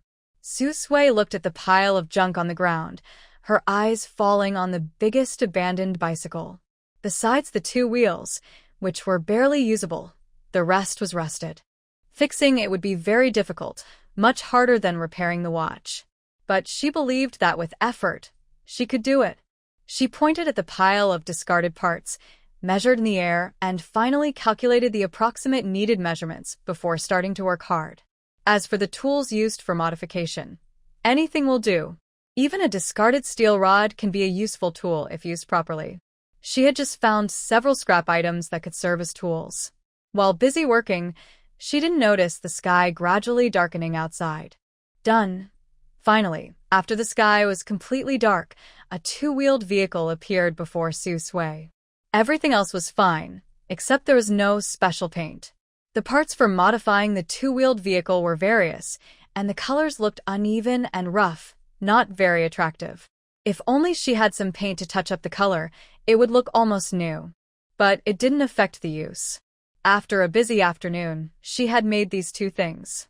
Su Sui was exhausted, sweating all over, and her stomach was growling. Unfortunately, she didn't have much money. Before earning her first big sum, she had to keep saving money. It was already dark, so she had to leave quickly. Su Sui turned around, mounted her newly modified 2-wheeled vehicle, and in the dark night, she remembered the way and pedaled hard to head back. Fortunately, she was riding fast, so nothing went wrong on the way back. She finally arrived safely at the military unit and returned to her dormitory. Inside the dorm. Originally, Diu and Qiuju were whispering when they heard the door open and immediately stopped talking, instinctively staring at the door. Su Sui pushed the door open and entered. She didn't look at the 2 of them and carried her wash basin and cloth to wash up. Other people's dorms usually had 4 people. They only had 3. Su Sui had joined in halfway, and with the rumors about her sneaking in through the back door, she had little to no real connection with them, hardly exchanging words. As soon as Su Sui left, Diu and Qiuju started whispering again. Didn't they say that Captain Qin broke off his engagement with Su Sui? But it looks like Su Sui doesn't want Captain Qin anymore. I don't know. Everyone outside is going crazy. They're saying Su Sui is clever, managing to hook 2 men at once. Even Commissar Gu, who didn't like her before, is upset because she had a falling out with Captain Qin. Su Sui is really lucky. Not only is she pretty, but she's also clever. She quickly won over 2 promising young officers in the army and even made 2 good friends turn against each other, Ju said enviously. If someone truly cared for her, she would have given her heart long ago. Du sighed. It's a pity we're not the same as others. We don't have that kind of luck. She finally understood. This Sui is not an ordinary person, who in a new troupe can perform solo and impress everyone after just a month. Clearly, she's hiding something. Maybe she has more skills than we see. As they talked, Sui finished washing up and returned to the dorm with a basin and towel. As soon as she entered, the two immediately pretended to be asleep. Sui took off her watch from her wrist and went to Du's bed. Do you want this? Du was stunned and hadn't reacted yet. She was immediately drawn to the small, delicate, silver-white women's watch in front of her. Her eyes lit up suddenly, and she became excited. Really beautiful. Can I have it? Du's family is okay financially, better than some, but not wealthy. She's in the middle among her siblings and isn't very important at home. Her parents favor her older brother and sister or her younger siblings. She has nothing of her own and has to earn everything herself. Last month, she saw her family buy a watch for her older brother, but she had nothing. Her desire to own her own watch grew hotter. Unfortunately, buying a watch requires a special ticket, and it costs at least 100 yuan. She can't get the ticket or afford that much money. She considered buying a second-hand watch, but even that is too expensive for her. Thinking of this, Du hesitated, her eyes lingering on the beautiful watch in front of her, struggling to speak. Forget it, I don't have that much money. This watch met all her expectations. It wasn't too new, but not too old either. The most important thing was that it looked delicate and beautiful, and the color was her favorite silver white. She hesitated for a moment, closed her eyes, and reluctantly offered a price. 50 plus 2 2-foot cloth tickets and 1 2-jean grain ticket. These were all the belongings she could offer. It was almost all the savings she had accumulated over the years. Okay, Sui nodded. Yu's eyes widened, thinking she must have heard wrong. Really? Truly? Sui handed the watch to her. Check it. If there's no problem, give me the items. She was waiting to use this money to buy food. Du quickly reacted, worried she might change her mind. She searched for her money and tickets and handed them over to Sui as agreed. All right. No problem. I trust you. Although she didn't know Sui well, she knew that the small leather shoes in Sui's wardrobe weren't cheap. Besides, they shared a dormitory. If anything went wrong, she could find someone immediately. Sui was a bit surprised, but she knew the basic rules of doing business. Check it. If everything's fine, I'll take the money. She was confident in her skills, but she kept things separate. Du nodded and carefully examined the watch. Her eyes grew brighter and brighter. No problem. I'm very satisfied. Apart from being secondhand, there was nothing wrong with it. This watch was a plum blossom watch from Haisher. A brand new one would cost over 140 yuan, plus the watch ticket. Getting such a good piece secondhand for this price was a real bargain for her. Sui smiled. I'm glad you're satisfied. She was also very happy. She had just counted the money. 5 large union notes, all there, plus some cloth tickets and a 2-jean grain ticket. It was clear that Du's family was quite well off. She had chosen her target customers wisely. This trip that day was practically a no-loss business. She made a big profit. Unfortunately, such opportunities didn't come often. The town's recycling station didn't frequently have abandoned bicycles and watches. Even if they did, she wouldn't always be the one to find them. Cases like today were very rare. Sui felt a sense of achievement and couldn't help thinking about when she might have free time to visit the city's purchasing station. The city was much bigger than the town, and there would definitely be many good things there. But there was no rush. She decided to finish her current tasks first.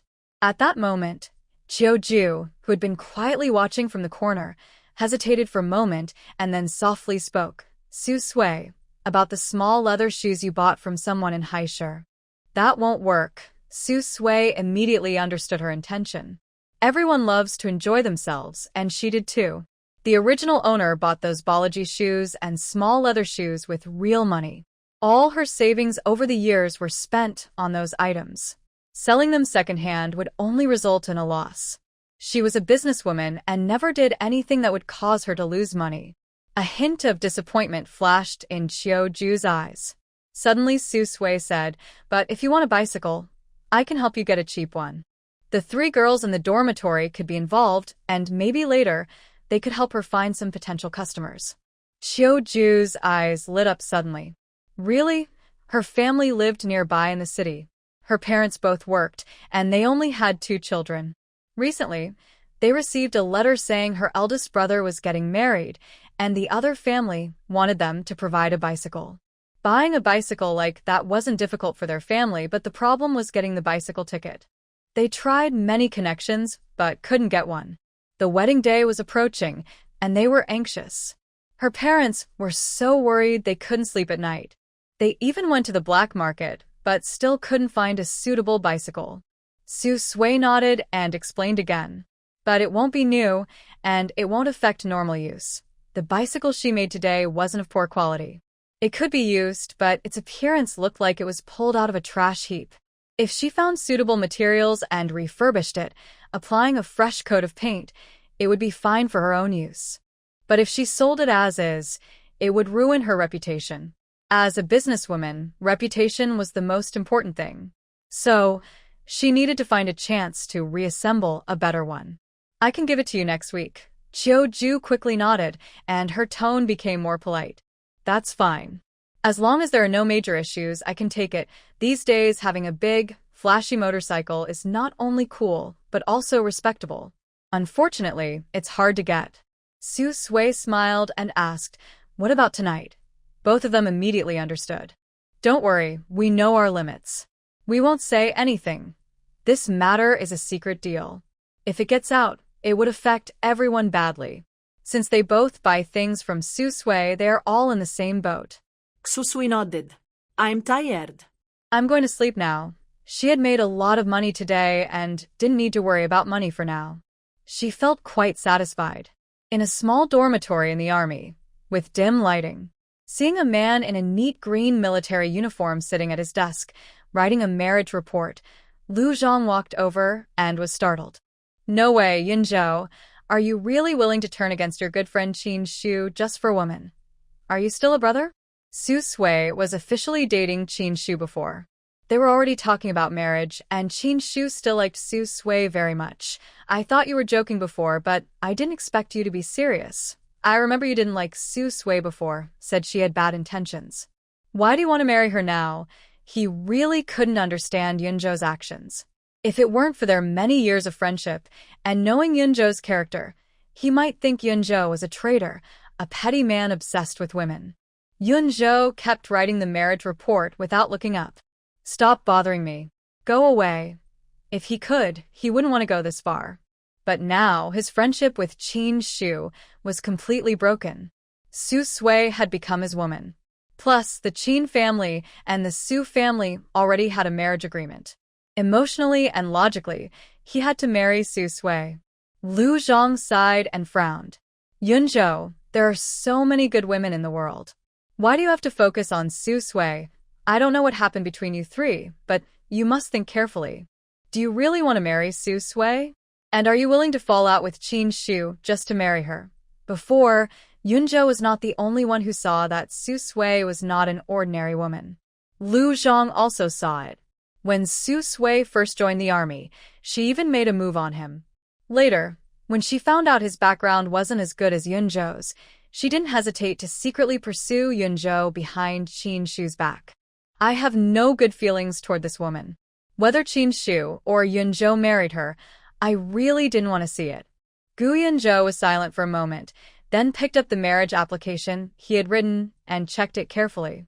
"The person who truly has a marriage agreement with her is me. Her reputation is already ruined, so I must marry her. Since the night he was with Su Sui, things have never gone back to how they were." After his and Qin Shu's identities were switched back, he also knew Qin Shu had gone to see Su Sui. At first, he thought Su Sui would choose Qin Shu, since that was her main goal. But Su Sui didn't stay with Qin Shu. Instead, she chose to be with him, who was now down on his luck.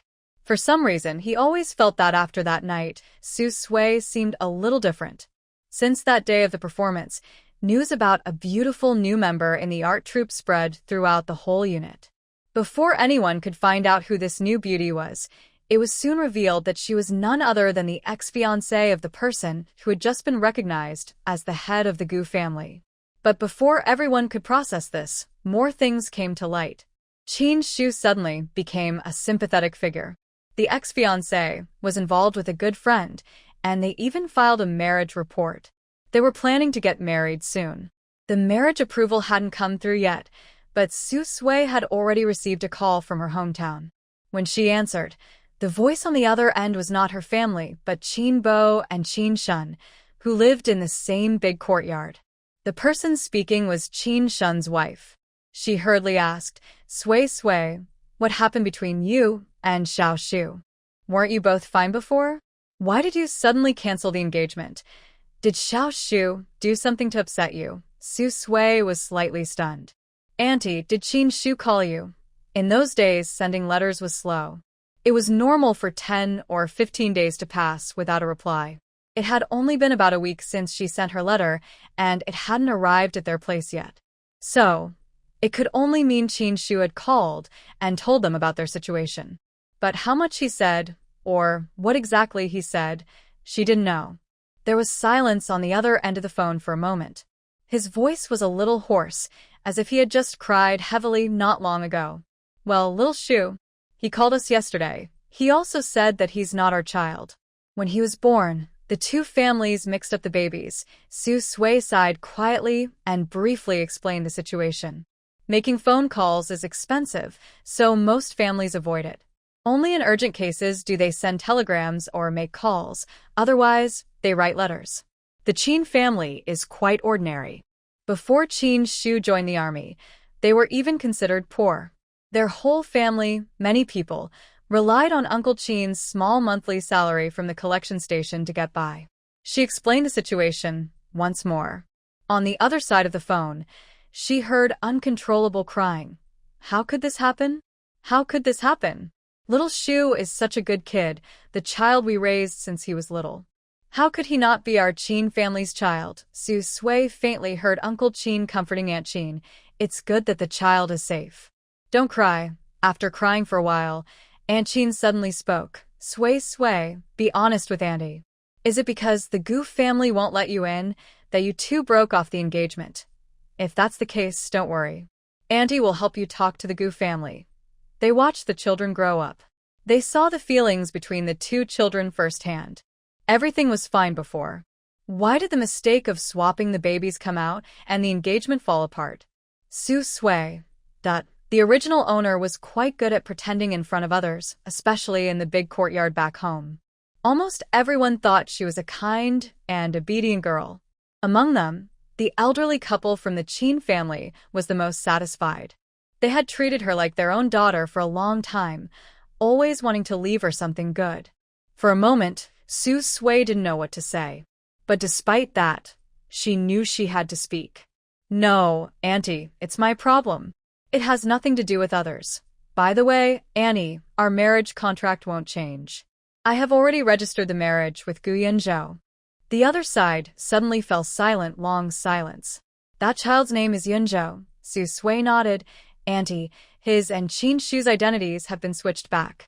In the future, he will change his surname to Qin and be called Qin Yunzhou. A few days later, we will get married and find a chance to come back and see you all.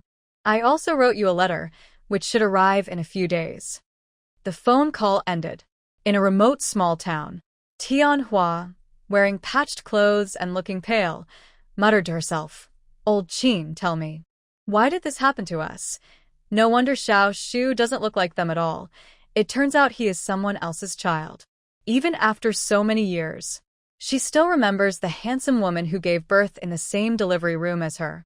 It was obvious she was not an ordinary person. At first, she wondered how someone like that could have a baby in a small hospital with her. Later, she found out that the woman was in trouble and had to give birth there. Qin Yutian was a quiet man and didn't like to talk much, but when it came to this kind of thing, he couldn't help but sigh repeatedly. Xiao Shu has gone back to his original home. We need to find the other child. No matter what, that child is their own flesh and blood. The Goof family doesn't want that child. They must have him. How to find him? We have no money at home. We can't even afford the train tickets to the army. During the famine years, although they were city folks and ate government grain, relying only on the little over 10 yuan their man earned, it was hard to support a big family. Over the years, Xiao Shu had sent back quite a bit of money from the army, but they kept it saved, not spending it. That money was earned by Xiao Shu himself, and they had agreed to save it for his and his wife's future wedding. Then we should borrow and save. We'll eventually gather enough money. That child grew up in a wealthy family, unlike them. Falling from the sky into their life probably isn't easy for him either. As parents, they couldn't just ignore the child. All right, then we'll save and borrow. If he goes to the army, we'll give him all the money Xiao Shu has sent back over the years, at the military district. Su Sui just finished her work at the cultural troupe and was walking out. The next second, she saw Gu Yunzhou waiting under a tree not far away. She was a bit surprised and walked over. Why did you come suddenly? Since they met by chance in town last time and decided to get married, they hadn't seen each other again. It wasn't because of the rumors about the army. They mostly didn't meet because they were busy, unfamiliar with each other, and had little to do. Gu Yunzhou looked at Su Sui's face and paused slightly. The marriage report is almost ready, and I've applied for military housing as our new home. The marriage approval and housing have already been approved in advance. I plan to buy some furniture and daily supplies. When are you free?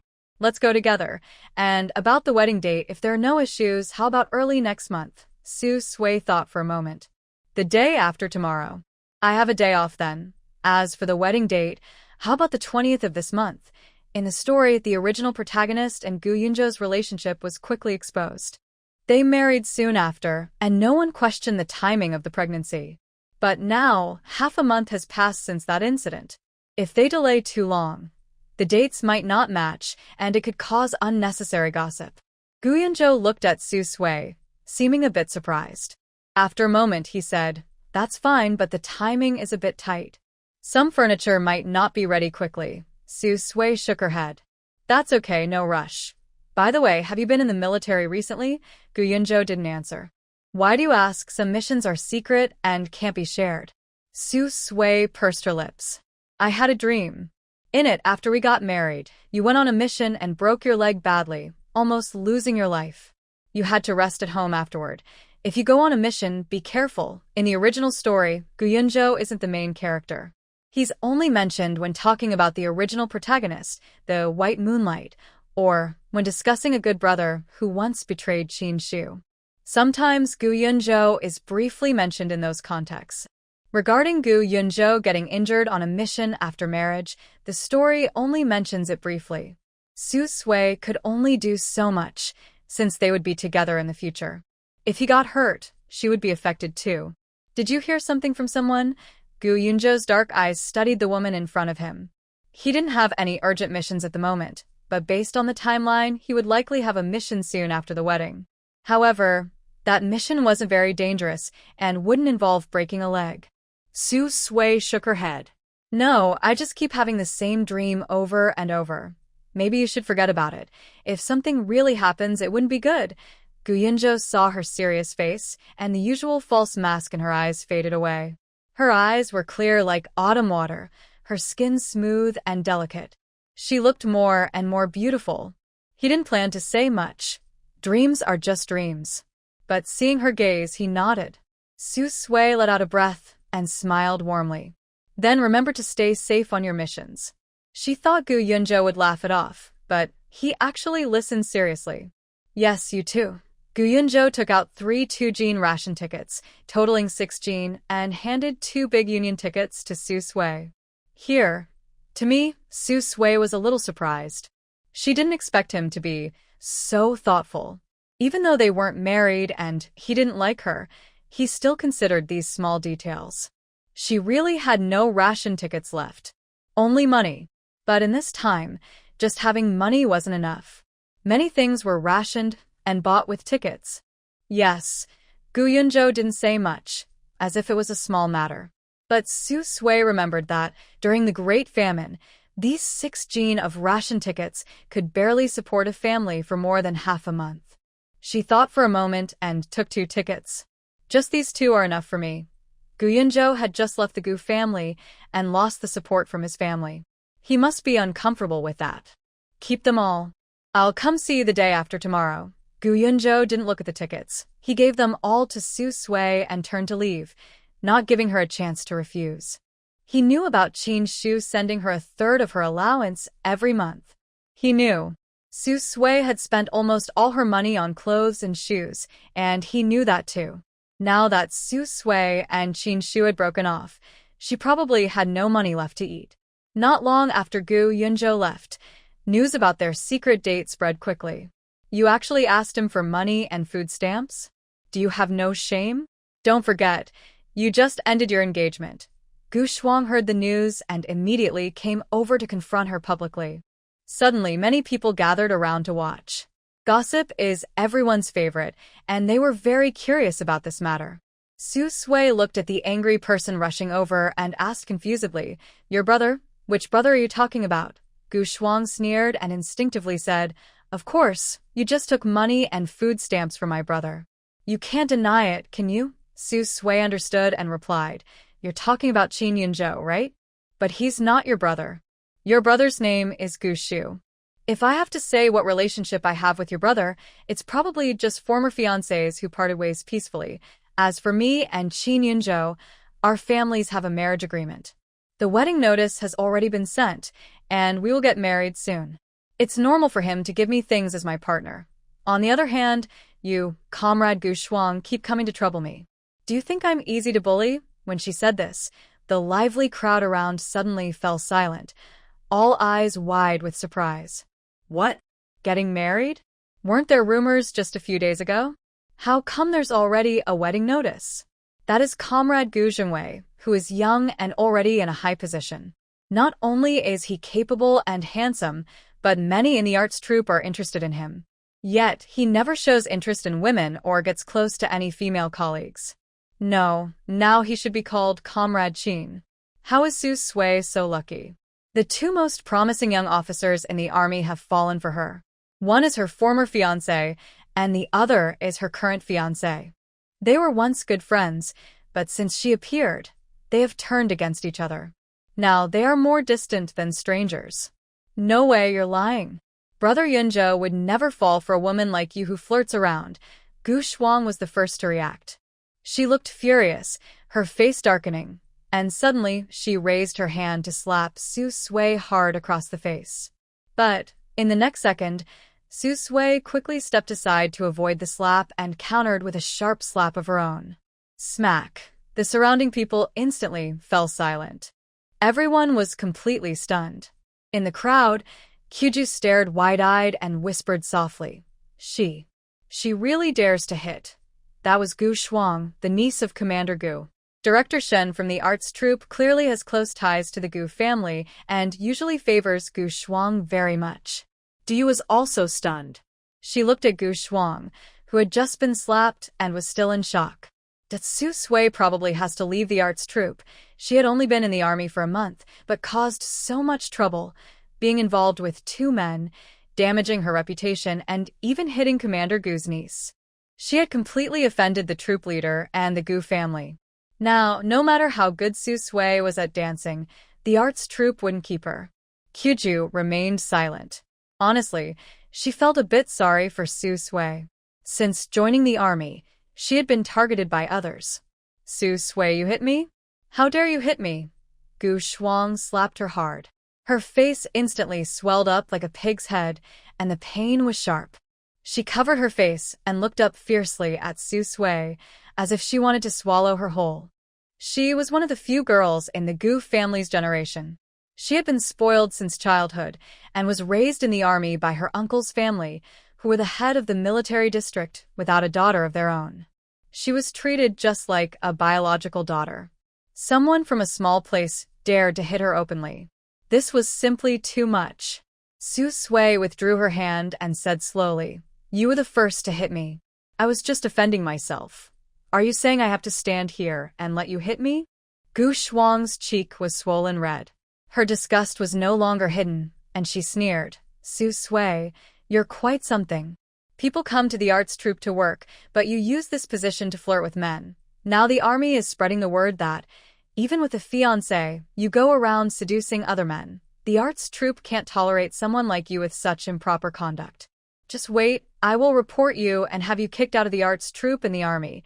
People like you should go back to where you came from. Don't dream of taking what isn't yours." Su Sui raised an eyebrow. "Oh, so the arts troupe belongs to your family? If you want to kick me out, just do it. No wonder I, a newcomer who just arrived, is either being unfairly excluded or being set up to perform alone on stage.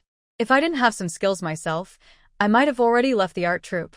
If the art troupe is really a place where only Gu Shuang makes the decisions and can kick out anyone she wants, then this place isn't suitable for me. I don't need you to kick me out. I will leave on my own.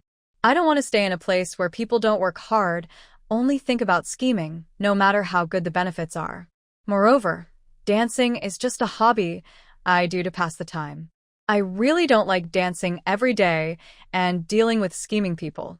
Compared to that, I prefer to go back to my original work. Even if it's picking up trash, it's better than this." Without Gu Shuang mentioning it, I also plan to find a chance to leave this place. Gu Shuang is about to lose her temper. She can't hit or scold me effectively. What? What are you talking about, Su Sui? You are so malicious, falsely accusing me and tarnishing my reputation. Most of the people watching are members of the art troupe. They watch this scene with different thoughts, whispering among themselves, especially looking at Gu Shuang with curiosity and scrutiny. The art troupe is really just Gu Shuang's decision. She has a strong background, and no one dares oppose her. In fact, Gu Shuang is not the most talented in the troupe. There are a few who are more capable, but because of her influence, they dare not speak out, and no one openly challenges her. Su Sui is the first. She is really brave.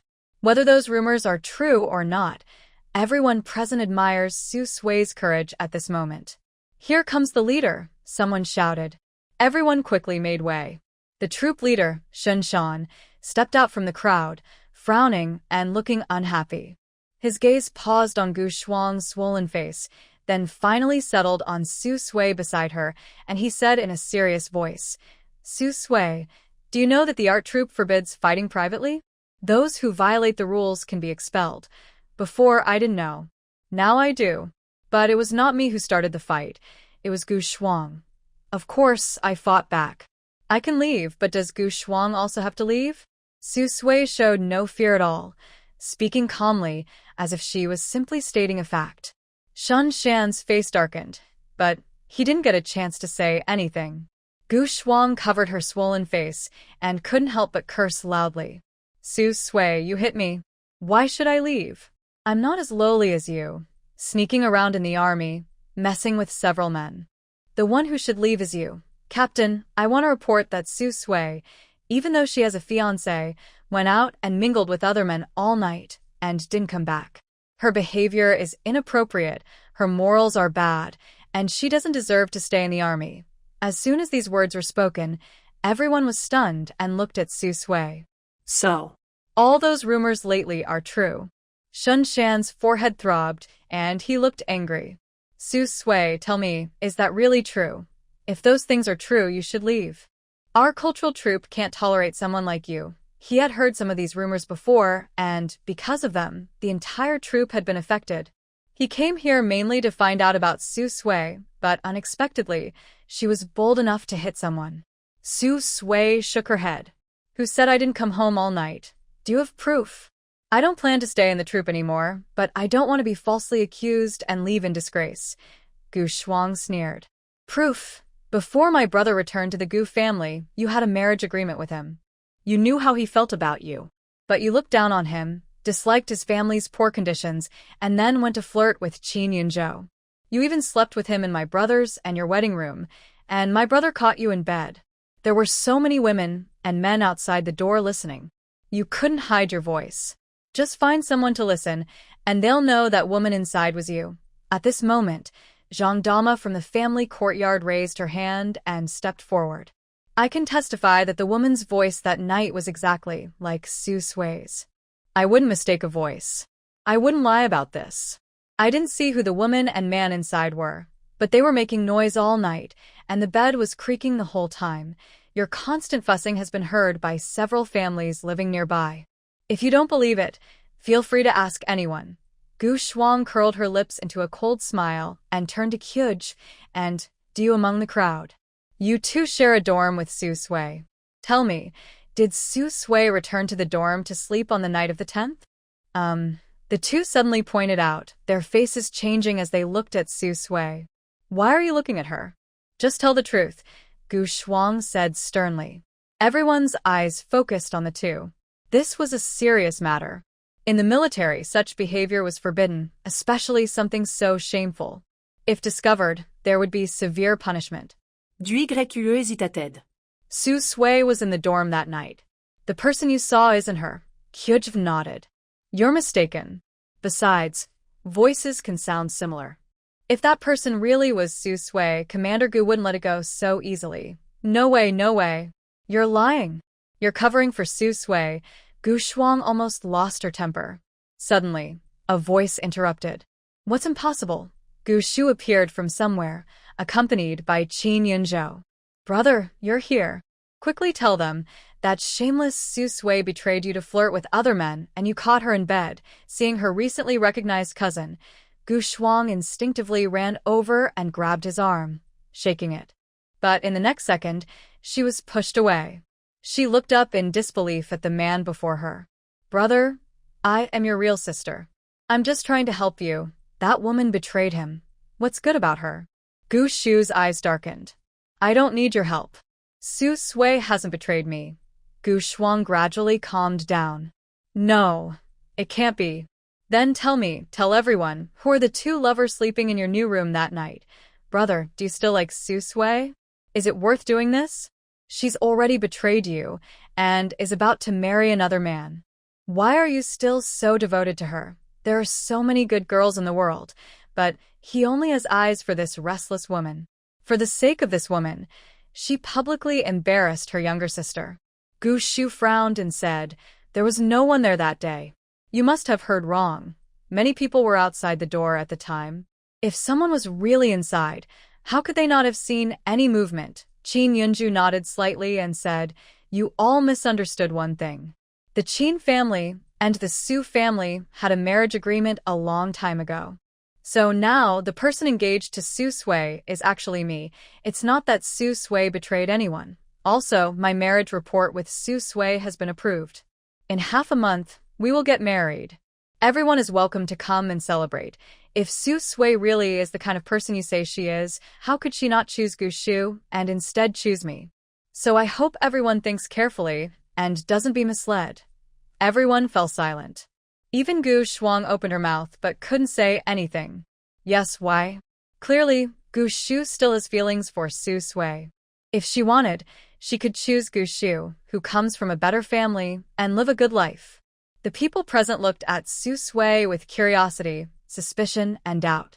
Su Sui seemed unaware of their gazes. She walked up to Gu Shuang and said, If you hit someone privately and want to leave the art troupe, I hit you, so I will leave voluntarily. But, Comrade Gu Shuang, you were the one who started the fight. I was only defending myself. If I leave, you must leave too. Leader, do you agree? After speaking, Su Sui looked at Shinshan nearby. Shinshan frowned and said, I didn't say you should leave. Why are you being so stubborn and holding on? Moreover, you weren't even hit.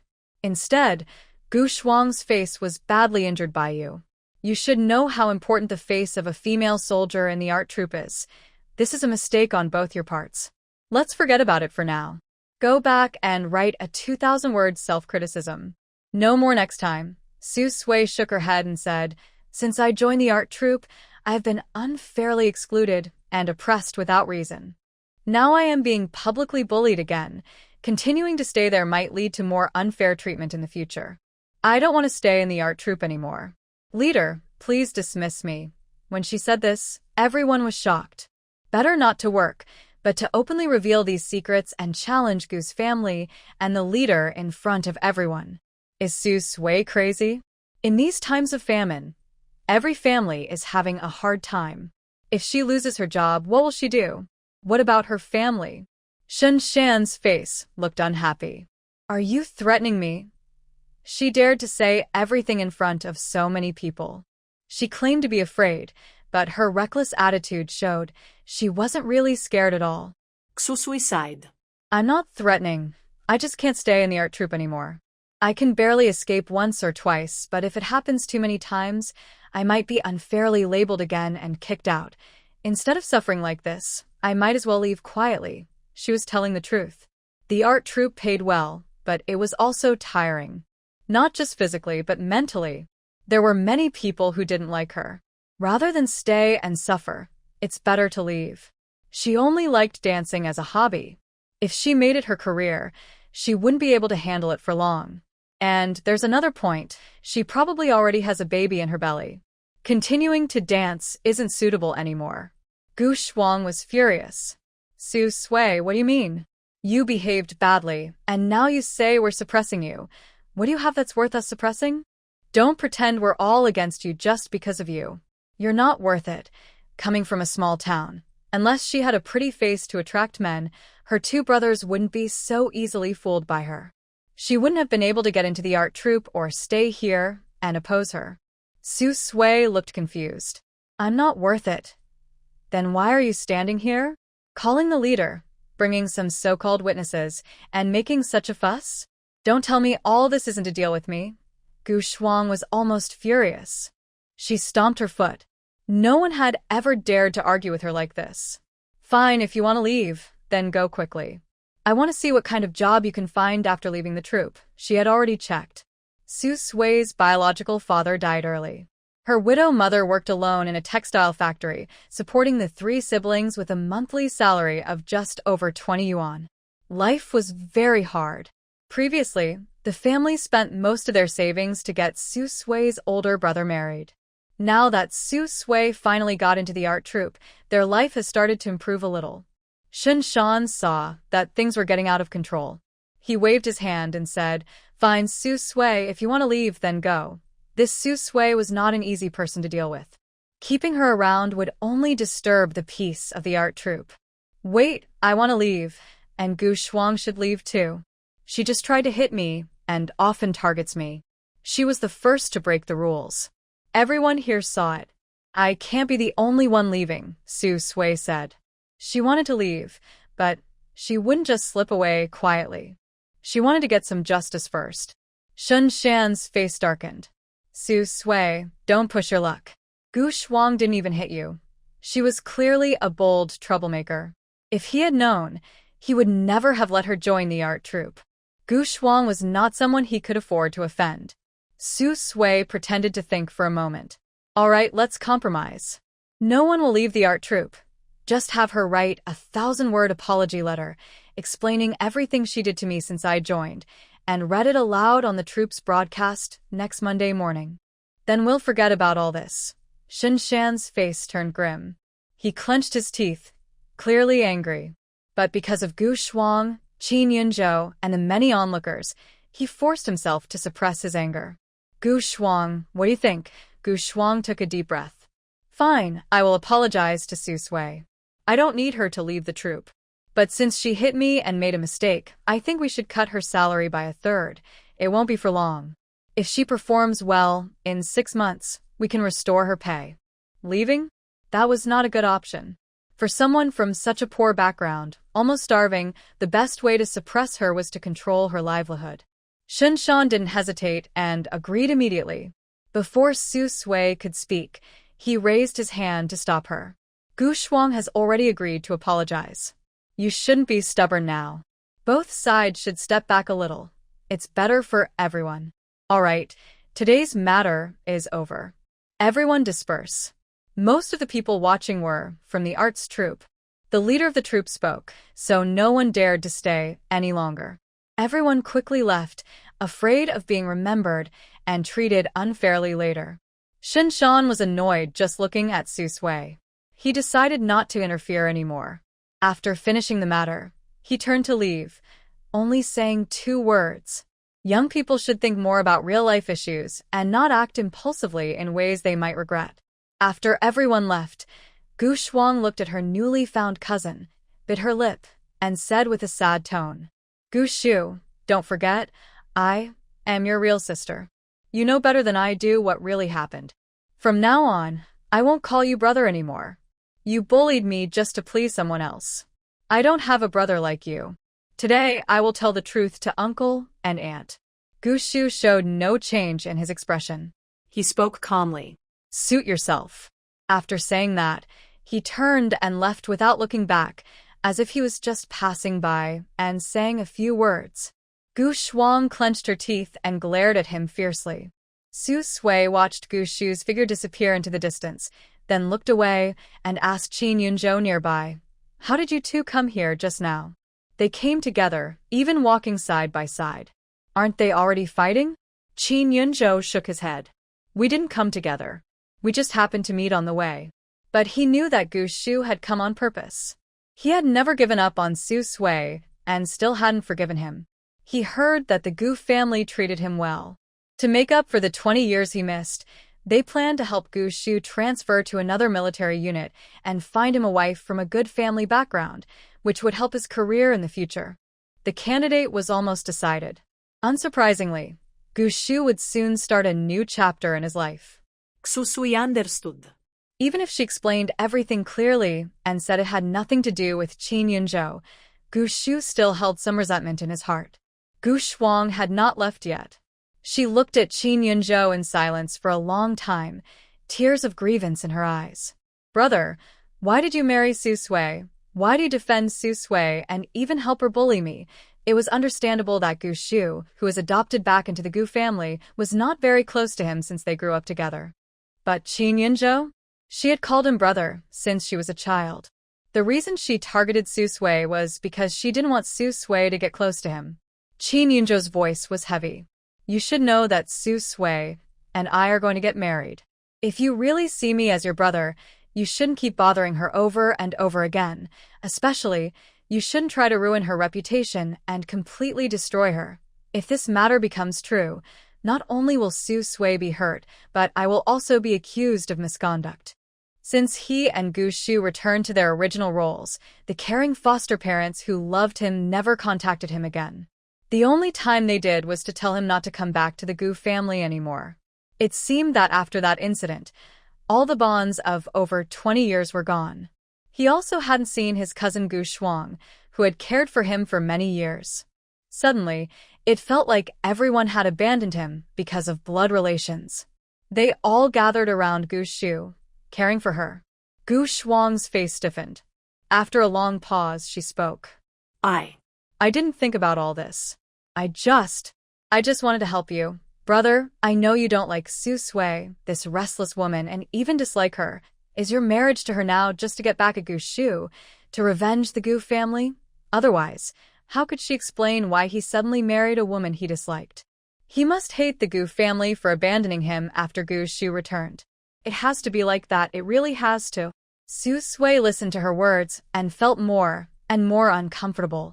Why was she blaming her? Gu Shuang, he is no longer part of your Gu family. If you still care about him as your brother, why haven't you visited him once these days? From this, it seems you don't really care about him as your brother. So, what right do you have to interfere in who he will be with in the future? Even if he wasn't her biological brother, even if he was, she shouldn't have asked for his opinion or directly interfered with his marriage. Gu Shuang was so angry she clenched her teeth and shouted, "Su Sui, shut up. If it weren't for you, my brother and the others wouldn't be fighting with me." She knew this person was trouble. Gu Shu was just back at the Gu family, and he didn't have much feeling for his sister. But why does Yunzhou, who also knows Su Sui's true nature, favor her? Yunzhou's eyes darkened. He stepped forward and stood in front of Su Sui, blocking Gu Shuang's angry gaze. He frowned and said in a serious voice, "You are the one who should shut up. Gu Shuang, if you still see me as your brother, then Su Sui is your sister-in-law. You should respect her, not cause trouble for her everywhere. If you don't accept me as your brother, as Su Sui's co-worker, You shouldn't rely on the Gu family's power or Captain Shin's connections to use dirty tricks and pressure new colleagues again and again. If you keep doing this, you'll get into trouble eventually and no one will be able to help you. Go away. I don't want to see you anymore. Gu Shuang stared in disbelief, her eyes wide. Her heart felt sour and heavy, her nose stung, and her eyes turned red.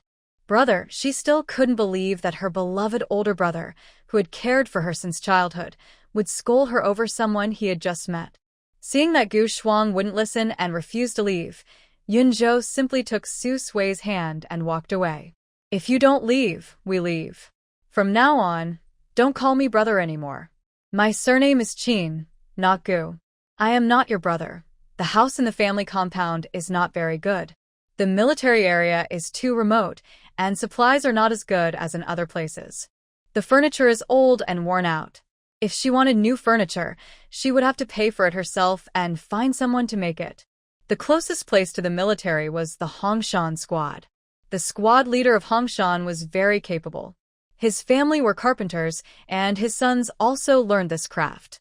Although their skills were not as good as those in the city, their work was practical, made with good materials, and not expensive. Most families in the compound would go to Hongshan squad if they needed furniture. They could make anything you could think of. Su Sui hesitated and said, "Let's look first. Big furniture pieces are not urgent. We can add more later as needed." She hadn't forgotten. The injury Qin Yunzhou had after getting married still hadn't healed.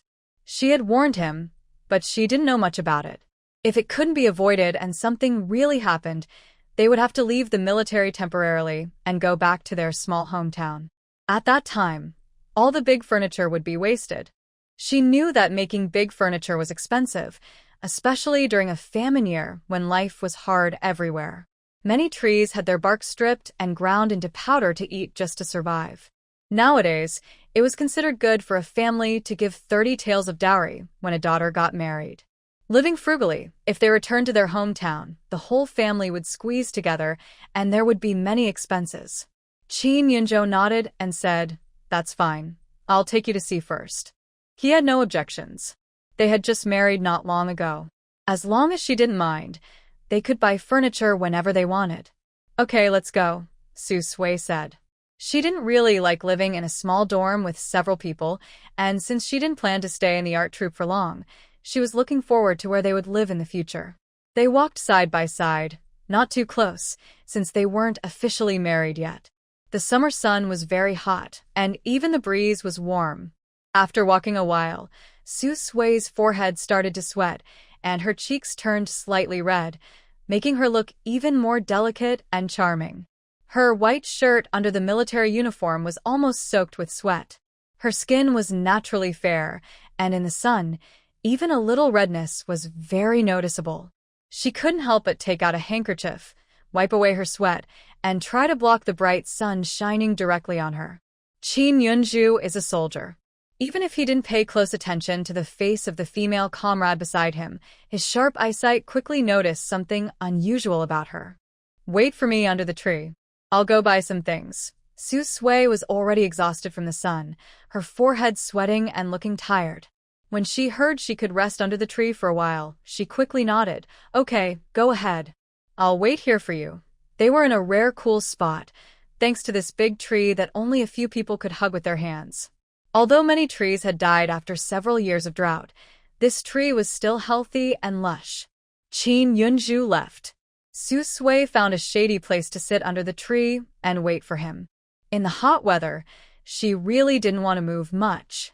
While waiting, a young soldier saw she was alone. He paused, then walked over and handed her an unopened bottle of soda.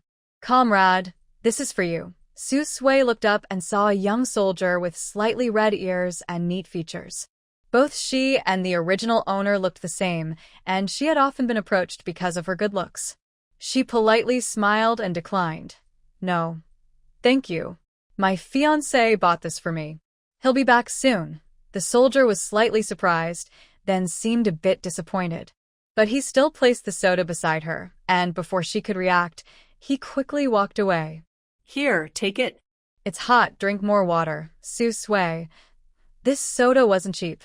Most people wouldn't buy it just to drink. However, just as the young soldier turned around and didn't go far, Qin Yunju, carrying 2 bottles of soda, bumped into him. Calm Commissar, they clearly knew each other and seemed quite familiar. Qin Yunju nodded slightly to his subordinate who saluted him. After the subordinate walked away, Qin Yunju approached Su Sui and noticed the 2 bottles of soda in her hand, his eyes pausing slightly. There was no need to wonder anymore. At this moment, Su Sui also saw the 2 bottles of soda in Qin Yunju's hand. She was a bit surprised, so this person went to buy soda. Qin Yunju still handed a bottle of soda to Su Sui. Su Sui instinctively looked toward the direction where the young soldier had gone. His name is Liu Yang. Do you know him? Yes, I have taught him for a while. Qin Yunju sat beside her, opened the remaining soda, and took a sip. The heat in his heart seemed to ease a little. If I see him again someday, I will invite him back. Liu Yang comes from a rural area, from a big family with hard times. He sends most of his monthly allowance home and lives frugally in the army, never spending money on things like soda. Su Sui nodded. Thank you for your help. They rested for a while. Finally, they arrived at the family housing area. As soon as they entered, they saw many familiar faces. Many people's eyes, both open and hidden, fell on them. Rumors spread most quickly in the family housing area. Recently, stories about Su Sui being involved with 2 men had spread so widely that even most children in the neighborhood knew. Oh, Su Sui. I haven't seen you in a while. You look even more beautiful, like a flower. Are you and Commander Qin getting engaged? Soon after, Zhang Xiufan, an older woman who often plays matchmaker, approached with a smile. She was one of the women who had blocked Su Sui and Qin Yunju at the gate that day. The quick spread of rumors about Su Sui and the 2 men was definitely helped along by her behind the scenes. As the saying goes, a smile can disarm hostility. Plus, the things the original owner did were indeed true. Su Sui didn't plan to cause trouble with anyone for now. She smiled politely and confidently, saying, "Yes, once the wedding is arranged, remember to come and share the joy. From now on, we're neighbors. If you need anything, just ask." Zhang Xiufan still smiled warmly. Her kind face made her look like a caring older woman everyone trusted. That's so nice to hear. Besides, just standing together, you 2 look perfect. From now on, we're neighbors. If anything comes up, just knock on my door. I'll do my best to help. Suddenly, her tone changed. By the way, I haven't seen Captain Gu lately. I heard he's about to be transferred soon. He has already decorated his new house, with all the furniture bought at a high price. When he leaves, do you think he plans to throw those things away? Su Sui was slightly surprised. Is Gu Shu being transferred? It doesn't seem to be mentioned in the book. But at this point in the story, she had already registered her marriage with Qin Yunju. On their wedding day, Qin Yunju went on a mission and got seriously injured, breaking his leg. He returned after a month and stayed in the military hospital for over a month before finally recovering. However, he still had to temporarily go back to his hometown to recover. The original owner had lost her job at the art troupe and was pregnant, so she naturally went back to her hometown. After a couple of days, all the things she did in the military were exposed, and she was suddenly seen as a bad woman in the old neighborhood. Her family was also affected. Coming back to her senses, Su Sui shook her head. "Andy, I don't know about this. You might have to ask in person." Zhang Xiufan turned to look at Qin Yunju beside her. "Commander Qin, you're on good terms with Captain Gu. You should know something, right?" This sounded strange. Everyone had been gossiping about Su Sui and her friends these days. It was unlikely that Zhang Xiufan, who was just trying to join in, wouldn't know. Qin Yunju said seriously, "If Annie wants those things, she can ask directly." The new house was furnished with mostly large items, tables, chairs, cabinets, all made of good materials and hardly used. From what he knew about Gu Shu, he was sure he wouldn't give things away for nothing. But Zhang Xiufan seemed to come to ask about this, yet she was clearly not sincere. She was just looking for an excuse to test their relationship. Su Sui understood this too, so she decided to leave directly. "Auntie, sorry, we have other things to do, so we need to go now." Zhang Xiufan didn't seem to notice their cold attitude and patted her head in frustration. Look at me, I almost forgot you came with a purpose. Sorry for wasting your time. You should go now. Su Sui and Qin Yunzhou ignored her and left immediately. As soon as they walked away, several people gathered around Zhang Xiufan, whispering as they watched Su Sui and her companion leave. Did you find out anything? I heard clearly that day. The voices of that couple in Captain Gu's new house sounded exactly like these two. Now these two are getting closer and will soon get married. I think they might be secretly sneaking around behind Commander Gu's back, secretly dating and shamelessly pushing Commander Gu aside. Commander Gu is really unlucky. His fiancé and good friend are involved with each other. These two have no consequences, but he himself was transferred away. Fortunately, Commander Gu is the biological son of the Gu family in Beijing. Before getting married, he clearly saw through his so-called good friend and fiancé. Meanwhile, Su Sui has already walked far away, but can still feel the suspicious looks cast on her, contemptuous, malicious, and disgusted. Of course, Qin Yunzhou, who was involved in the same situation with his good friend, also received the same treatment. He used to have a good reputation in the military and many friends. After this incident, hardly anyone approached him anymore. Those former close friends looked at him with suspicion, as if afraid he might be interested in their wives, turning their attention to him as if he might steal their wives just like he did with Gu Shu. Even his former boss, who once valued him, now looked at him differently. Gradually, he started handing over responsibilities to his rivals. Everything changed overnight. He experienced the coldness and warmth of human relationships. Thinking of this, Su Sui couldn't help but glance at the emotionless man beside her. Does he really not care? If it were someone else, they might have already hated him enough to want to kill him. After all, he was an innocent victim. Now, this man can still treat her so calmly. Probably, there are very few men in the world who can do that. Qin Yunzhou noticed Su Sui's gaze and thought she was affected by those people earlier. After a moment of hesitation, he spoke cautiously. If you care about this, I'll try to find a chance to transfer to another military district. But then, you might have to find a new job. Transferring to another place isn't easy, unless it's to a more remote and desolate military district where he would be stationed all year round. Su Sui was stunned and quickly shook her head. You misunderstood. That's not what I mean. This place is where Qin Yunzhou has worked so hard for many years. It's the start of his dreams. Even if he's fallen on hard times and targeted by others, he has never thought of leaving. In that old era novel, after the incident, Qin Yunzhou faced many unfair situations and kept hitting walls. His friends gradually distanced themselves from him. Later, after an assignment injury that hurt his leg, he returned to his hometown and became even more downcast.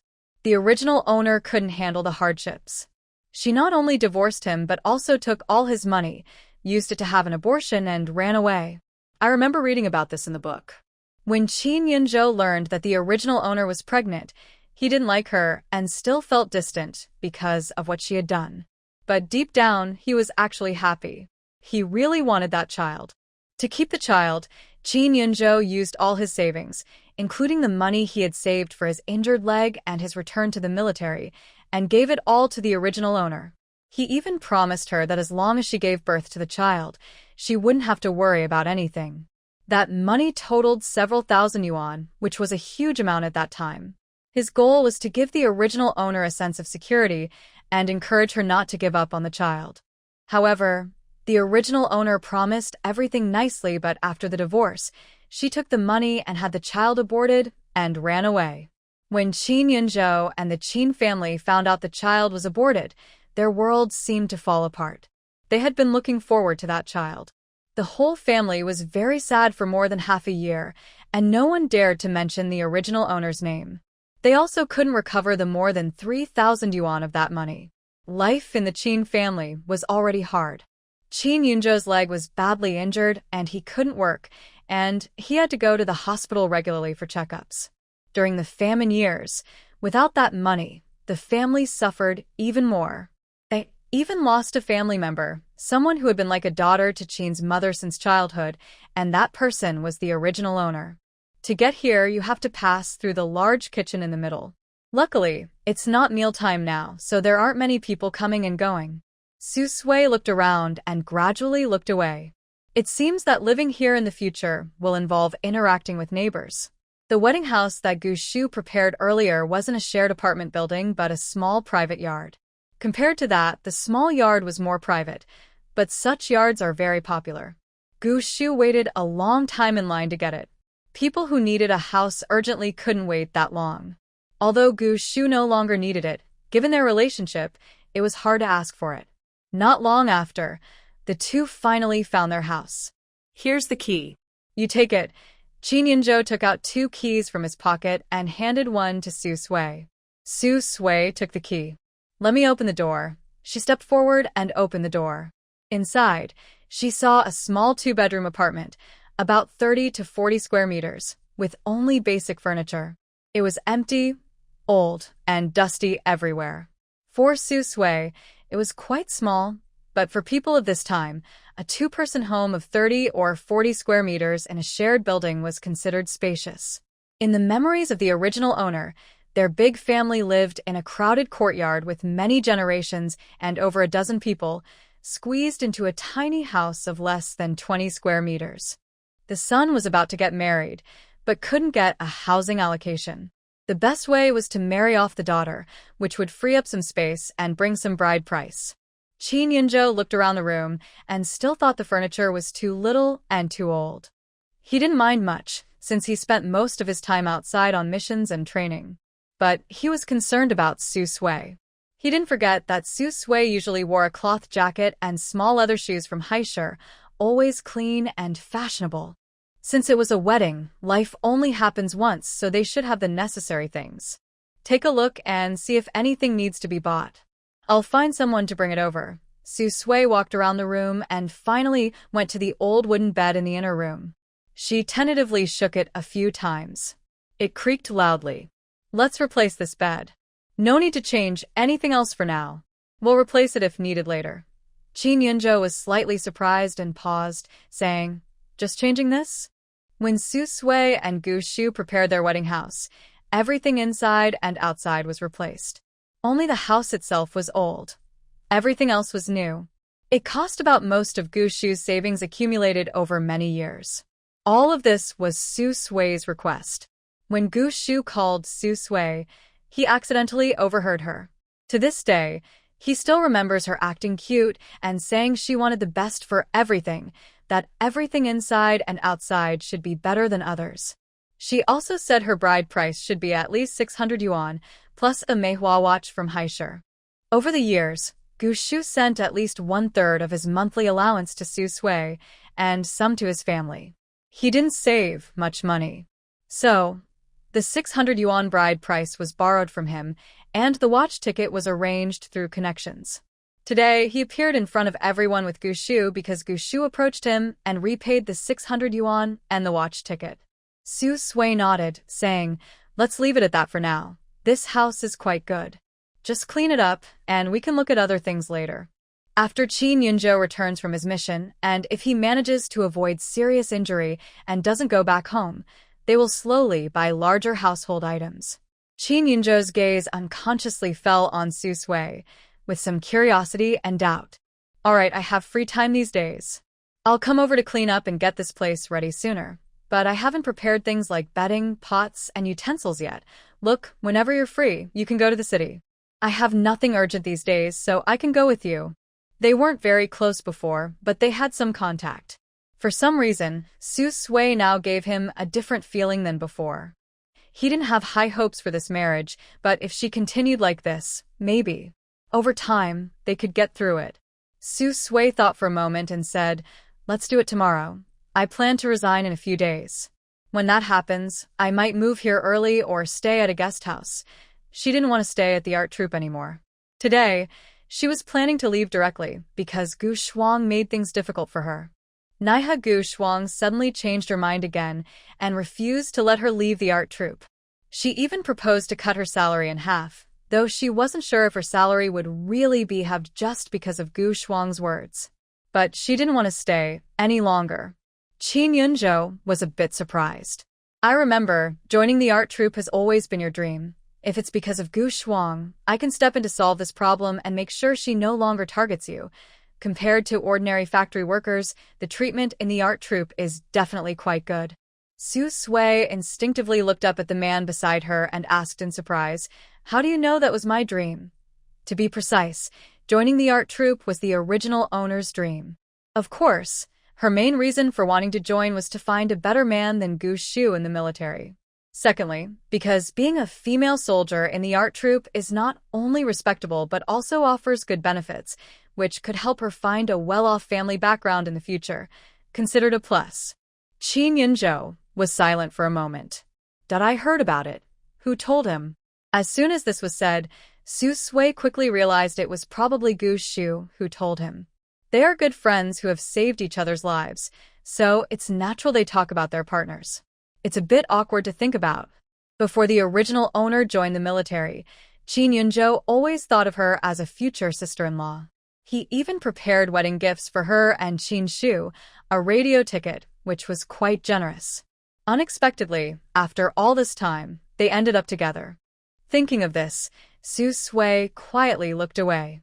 She had always considered herself and the original owner as completely different people, and usually, she didn't feel awkward when meeting Qin Yunzhou. But in reality, what the original owner did was essentially what she did. Back at the art troupe dormitory, it was already late. As soon as she entered, Qiu immediately saw the lunchbox in Su Sui's hand, still emitting the aroma of food. During hard times, the most tempting thing is undoubtedly delicious food. She couldn't help but swallow and asked, "Su Sui, where did you get this? It smells so good. Isn't this from our art troupe cafeteria? Their cafeteria doesn't have much oil, but this lunchbox smells like it contains some tasty, oily food." Every day, she mostly ate tough black bread and watery vegetable soup. Occasionally, there was egg soup made with a large pot of eggs with a faint chicken flavor, considered a meat dish. Qin Yunzhou sent this. Su Sui closed the door, sat back on her bed, and opened her lunchbox. It contained a boiled egg, yellow cornmeal mixed with white rice, stir-fried vegetables with pork fat, more vegetables than meat, with 3 slices of greasy pork. When she opened the lid, the smell of fried pork and boiled eggs grew stronger. Su Sui didn't like eating such greasy meat, but since she had no food supplies and often went hungry, she ate anything just to survive. She wasn't picky as long as she could stay alive. Moreover, this was specially sent by Qin Yunzhou. He probably didn't even get to enjoy such good food himself. Autumn Chrysanthemum saw the 3 large pieces of fatty meat and stared at them eagerly, saliva almost dripping, stomach growling. It was meat, big, greasy meat. And there was a fragrant boiled egg, along with fluffy white rice. Wow. Since last year's severe famine, in this army, she hadn't tasted any fat or oil, not even a little bit. Not to mention other things. Su Sui's life was really good. Her fiancé still sent her food, kept her looking healthy and shiny, unlike them, who had been in the art troupe for so long without even a partner.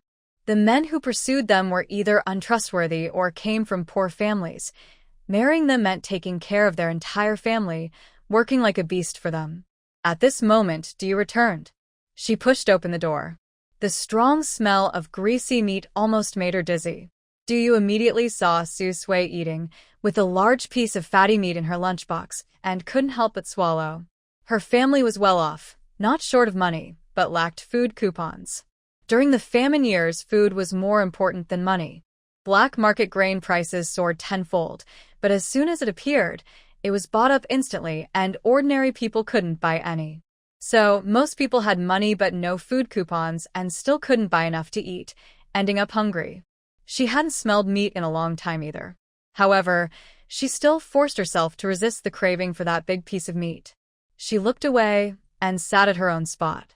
She took out the black flatbread she had just bought at the cafeteria and started eating it, savoring the aroma. She pretended she was eating a hearty bone-in meat, comforting herself that it was okay to get used to it. After all, Su Sui was different from them. Jealousy was useless. She needed to stay calm and focus on living her own life. Su Sui finished her meal quickly, but in the small dorm room, the smell of meat and eggs still lingered. She noticed her two roommates looking at her. To ease the awkwardness, she ate her food as fast as she could. This meal was given to her by Qin Yunzhou when he brought her to the dorm building. She could only eat in the dorm. Before opening the lunchbox, she didn't realize it contained not only meat but also eggs. After finishing her meal, Su Sui took out paper and a pen and began writing a leave note. It was only a few lines. The main idea was that Gu Shuang had caused her trouble today. She was startled and needed a few days to rest. She couldn't go to work, so she was requesting leave. This note was for Shinshan to see. He was Gu Shuang's uncle and favored her in the art troupe. Yesterday's incident was quite a big deal. If he wanted to settle things quietly, he wouldn't argue with her over small matters at this time. The next morning, Su Sui asked someone to deliver the leave note to Shinshan. Then she relaxed and slept comfortably in the dorm all morning. After that, she slowly got up, washed up, and prepared to go to the city to buy bedding and other items needed for her wedding. Usually, these things would be bought with the help of elders. But she and Qin Yunzhou had no elders with them, so she had to learn to buy them herself. Luckily, it was for herself, so as long as she liked what she bought, it was fine, no need to think too much. The blazing sun outside seemed capable of melting people, and most of the land was cracked from drought. Su Sui tidied up her clothes. Honestly, they looked very fashionable. In this era, wearing such clothes would definitely make her stand out as a beautiful sight. Some of these clothes were bought with money and connections from Haishur City, and others were made by her mother, Wang Yinhua. In her youth, Wang Yinhua was a beautiful woman, famous for her looks in 10 nearby villages. With her beauty and sharp judgment, she married a man who had a skillful trade and was not worried about food. Unfortunately, her husband died early, leaving her a young, pretty widow with a small son. To make a living, Wang Yinhua used her beauty and cleverness to marry a man from the city who was also the biological father of Su Sui. However, that man ignored advice and went out drinking with his so-called friends, and he died unexpectedly. He left Wang Yinhua a job at a textile factory, a small two-room house in a crowded courtyard, and her young son and daughter. After that, Wang Yinhua's reputation was damaged. Many people secretly called her a curse on her husband. She no longer wanted to marry again. She relied on the textile factory job her father-in-law left her and struggled to raise her 3 young children. Among the children, Su Sui looked like her and was even more beautiful when she was young. Because of this, Wang Yinhua loved her middle daughter the most. She gave her daughter the best things and taught her to sew well.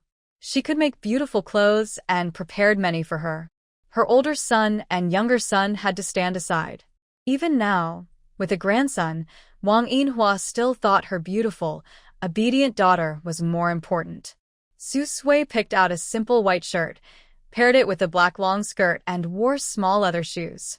She braided her shiny black hair and let it hang in front of her chest. It looked simple, neat, and fresh. Her skin was naturally fair and tender. She inherited all her parents' good qualities and had a pure, clever, and pretty face. Her clear eyes looked like autumn water, as if they could speak. Su Sui looked at herself in the mirror. Her face was exactly the same as in modern times, just 5 years younger. After a simple dress-up, she put down the mirror and counted her belongings. Last time, she earned a good amount of money from her roommates Diu and Ju Hua, 98.50 yuan in total. She had spent some of it in the past few days, leaving her with 93.70 yuan. This amount was a lot for an ordinary worker who would need 3 or 4 months of work without eating or drinking to save it. Maybe because of her childhood experiences, Su Sui felt she must always have money. No matter how much, she had to keep it with her. Otherwise, she would feel uncomfortable everywhere. After packing her things and placing the money in her army green small bag, she checked the time and saw it was almost time. Su Sui then left her dormitory. Just as she stepped out the door, she looked up and saw Qin Yunzhou standing under a tree nearby with a military jeep beside him. He has fair skin, a high nose, deep eyes, and a gentle scholarly aura. He looks refined and handsome. If he weren't wearing a neat green military uniform, some might think he was a recent college graduate. Su Sui instinctively tidied her small bag and walked over to Qin Yunzhou. "Let's go." His gaze swept over her and then looked away. Even though they are now engaged and about to get married, he still behaves politely around others. His eyes and actions are appropriate, without any awkward or flirtatious hints between young lovers. "I borrowed a car from the army. Let's get in." Su Sui nodded and turned to skillfully sit in the front passenger seat. Qin Yunzhou glanced at her as she opened the door, then got in himself. He casually asked, "Have you ever sat in a car like this before?" Nowadays, two-wheeled bikes are considered rare luxury vehicles, not to mention four-wheeled military jeeps. He remembered. Since Su Sui joined the army, she probably hadn't sat in a military jeep before. Before, she took a train from her hometown, and Gu Shu borrowed a bike to pick her up. A slight tension tightened in Su Sui's heart. She forgot that, as the original owner, her first time sitting in such a jeep wouldn't be very familiar. "No, I haven't. But I've seen others ride in one." Qin Yunzhou seemed to ask casually and didn't press further about that. Instead, he changed the subject. He paused and looked a bit uncomfortable. "To buy a quilt, you need cotton tickets. I don't have many here, just enough for one quilt." Su Sui was momentarily stunned and didn't quite understand what he meant. She blinked and asked, "We only have one bed at home, so one quilt is enough. Do we need two?" Cotton is a plant that is grown. During famine years, people were starving, so how could they grow cotton? Cotton tickets are already rare, and in recent years, they have become even harder to find. Each person receives only a small amount each year. Usually, when a young couple gets married, it is very difficult to buy a cotton quilt. Most of the time, they have to borrowing from everyone they know until they can barely gather enough tickets to buy a wedding quilt. Qin Yunzhou glanced at her sideways and immediately met her clear, water-like eyes. He was momentarily stunned, but quickly looked away. "I didn't plan to get married for a short time before, so I didn't save any tickets, but I have enough money. Let's give you 600 yuan as a bride price, plus a radio ticket. What do you think?" They didn't know each other well, and although they were about to become husband and wife, sharing a bed still felt a bit too intimate. He was worried she might not accept it, but seeing her expression, she probably didn't realize what a whole bed quilt meant. Su Sui was stunned. So much? In her small hometown, bride prices were around 70 or 80 yuan. That was already considered a good amount for a working-class family. Families that were poor usually only paid 50 or 60 yuan. A few days ago, a female soldier from the art troupe married an officer. Rumor had it that her in-laws liked her very much, and because her family was well off and she was an only child, they paid 200 yuan in bride price, which made many unmarried girls envy her. Suddenly, she remembered that the standard bride price was 600 yuan, which seemed to be the amount agreed upon when the original owner and Gu Shu were planning to marry. Qin Yunzhou saw Su Sui's surprise and explained, "No matter why we are getting married, since we are now husband and wife, we will be together for a lifetime. I will do my best to give you everything you need. This wedding was very rushed, and I haven't prepared anything. So I want to give you a little more in bride price." He spent most of his time in the army where he ate and dressed in the barracks. His family didn't need him to send money, and he had saved almost all his salary. Although 600 yuan was a lot, it wasn't difficult for him to use this money for the wedding. Although Su Sui's past actions had made him uncomfortable and unhappy, they were about to get married, and naturally, the wedding couldn't be too poor. Su Sui pursed her lips. "You don't need to give so much. Just give what is normal." If they were following the usual process for marriage, accepting a higher bride price would be a mutual decision, based on willingness. But the beginning of her relationship with Qin Yunzhou was caused by the original owner's scheme. She unintentionally involved him, which also ruined his reputation and caused him to fall out with his close friend. Qin Yunzhou shook his head. "There are many things to prepare for a wedding, and I don't have enough money. The 600 yuan is just to make the wedding less simple. If it had been before, he could have borrowed from his comrades." But now, his good friends in the army have distanced themselves from him. Yesterday, he asked many people for help, and only Lu Zhang, who shared his dorm, lent him some cotton tickets, industrial tickets, and cloth tickets. Lu Zhang had saved these tickets to use for his own wedding next year. But now, he lent them to Qin Yunju for urgent needs. For a long time, he will need to repay Lu Zhang, and may not have many tickets left at home. Hearing this, Su Sui thought for a moment, but didn't say anything more. After all, they are going to be husband and wife, and she will be the child's biological mother. There's no need to argue too much between spouses. By the way, it has been about 10 days since they became intimate. According to the story, her pregnancy should have already developed into a small life.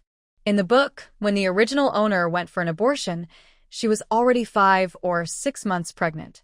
The doctor found she was carrying twins, and both babies were healthy and quite developed.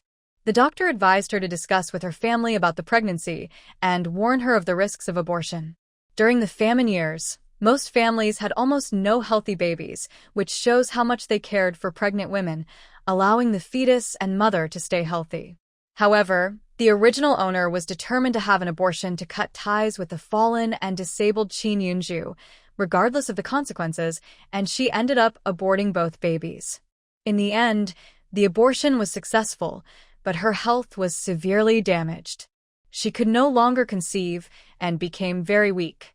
Su Sui instinctively touched her belly and was silent for a long time. Qin Yunju, who was driving, noticed her action and frowned slightly. "Are you feeling unwell? There is a health clinic nearby. I'll take you there first to check." Su Sui quickly snapped out of her thoughts, shook her head, and said, "No need, I'm fine." Qin Yunju glanced at Su Sui's belly and asked again, "Are you really okay?" He had just seen her keep touching her stomach. "I'm fine," Su Sui replied softly, her voice gentle but firm enough to be noticed. Should be almost at the county town now. By the way, she had been in this world for over 10 days after traveling through the book. The farthest she had been was the town. She hadn't yet been to the county seat. But on this road, the environment was pretty much the same everywhere. It was hot, the land was cracked, and the fields were all yellow and dry. There were hardly any pedestrians on the road, and those few looked starving, with only skin and bones left, which was quite frightening. There were also some reckless people. When cars passed by, they would run into the middle of the road holding an empty bowl, begging for kind-hearted people to give them some food. They had just seen a few of these people. At first, she thought Qin Yunju would get out and give them some money. But he didn't. Instead, he drove past them quickly and left. Of course, this was the right thing to do. It wasn't because he was heartless, but because if he got out to help one person, many others would rush over. Qin Yunju looked around the road. "Yes, we're almost there. Just turn the corner and we'll be there." The military base was in a remote area, quite far from the city. If they rode a bicycle to the county town, it would probably take several hours.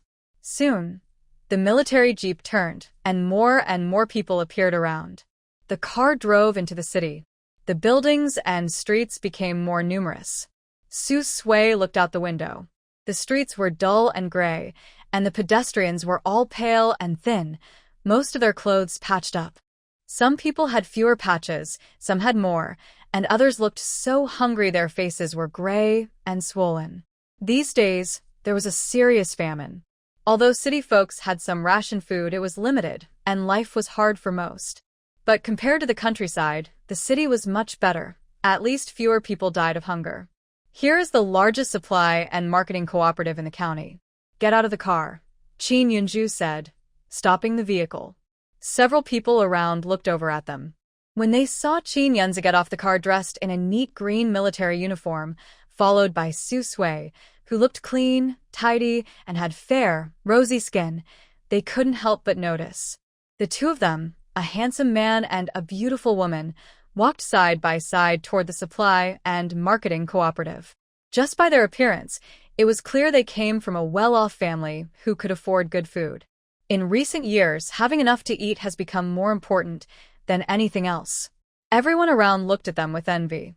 Being in the military is a good job, much better than being an ordinary worker. Many families with daughters hope to have a son-in-law in the army. Look at them, whether men or women. They haven't gone hungry. They haven't seen many people with normal skin color in a long time. Some people even started to wonder about Qin Yunzu, thinking about whether he had a partner. But Su Sui, with her fair and beautiful face, got out of the jeep and walked over to Qin Yunzu. Their curiosity was quickly gone. They knew well what kind of person their daughter was and what kind of person Qin Yunzu was. They entered the largest supply and marketing cooperative in the county. Su Sui was immediately attracted by the sanitary pads on the counter, rolled up into small bundles. She knew about these because Diyu, who shared her dorm, told her to help bring back 2 packs when she went to the county town. In return, Diyu helped her submit a leave request at Shinshan. But since Qin Yunzu was here and buying this in front of him, she felt a bit uncomfortable. She decided to wait until she had bought everything else before coming back to buy it. Su Sui moved to the bedding section, where there were double and single quilts. They were all the same quality, only differing in size. She looked around the counter and finally chose a double quilt that looked nice to her, spending 10 jin of cotton tickets and 30 yuan. That was more than a month's salary for an ordinary worker, but money wasn't a big deal. Most valuable were the cotton tickets. When Qin Yunzi suddenly took out 10 jin of cotton tickets and handed them over, even the sales clerk couldn't help but look at him several times, full of surprise and envy. "Comrade, you two are planning to buy a quilt for your wedding, right? You seem to be very close. In recent years, few families can afford to buy new quilts for their weddings. Most households use old quilts, and those with better conditions might just add some cotton to refurbish their quilts." Under the teasing gaze of the older woman, Qin Yunzhou remained calm and nodded slightly. Su Sui smiled confidently and said, "Yes, we're about to get married. Since our elders aren't here, it's just the 2 of us choosing the wedding items. Ma'am, we also want to buy wedding duvet covers. You're familiar with the supply and marketing cooperative, so you must have experience. Could you help us pick some?" This older woman was different from the thin, hungry-looking people outside. Her complexion was much better, and it was clear her family was well off, perhaps working at a state-run restaurant, a grain station, or a meat factory. Lu Huashuang grinned cheerfully. "Sure, I may not know everything, but I know this. I've been working here for several years, dealing with these things daily. I can tell you what's good and what to look for.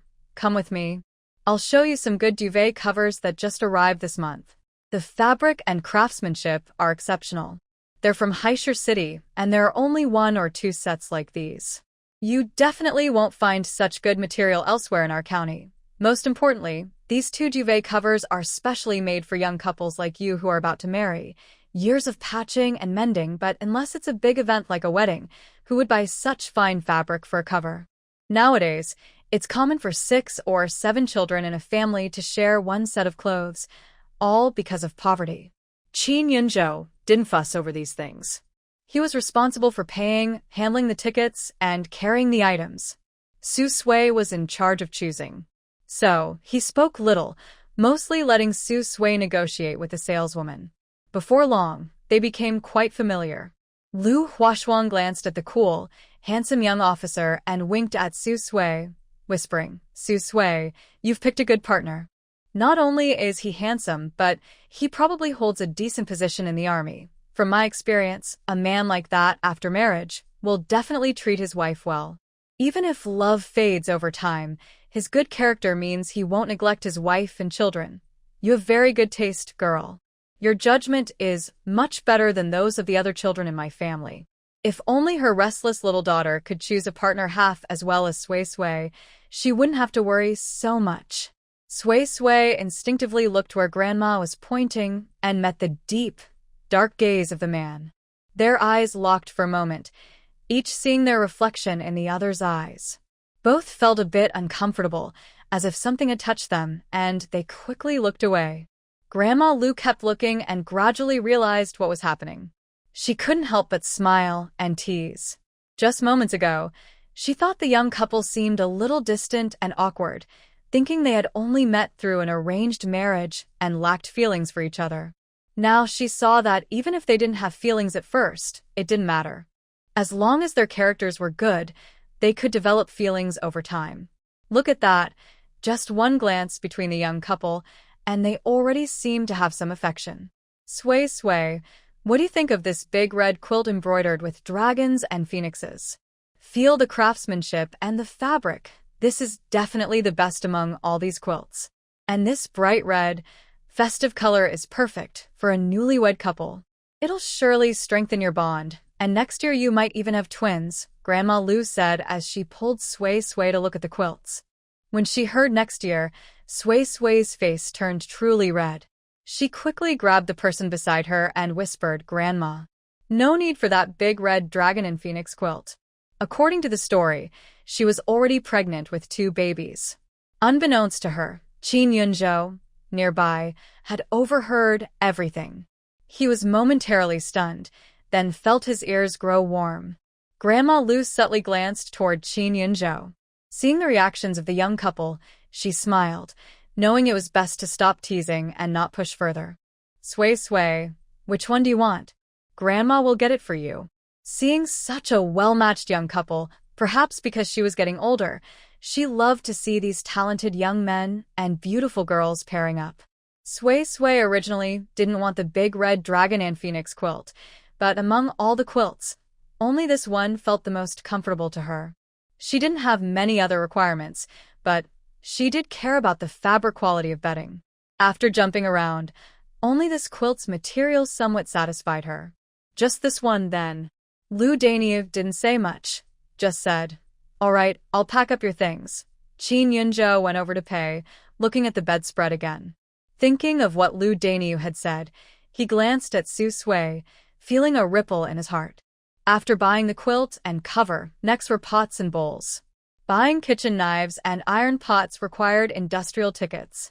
Qin Yunzhou had plenty of these tickets, so he quickly bought everything. Then they bought some miscellaneous daily items like brooms and cloths. Picking out these items took quite a bit of time. Qin Yunzhou went in and out of the supply store, placing all the purchased items on the car. It was clear he had spent a good amount of money and tickets here.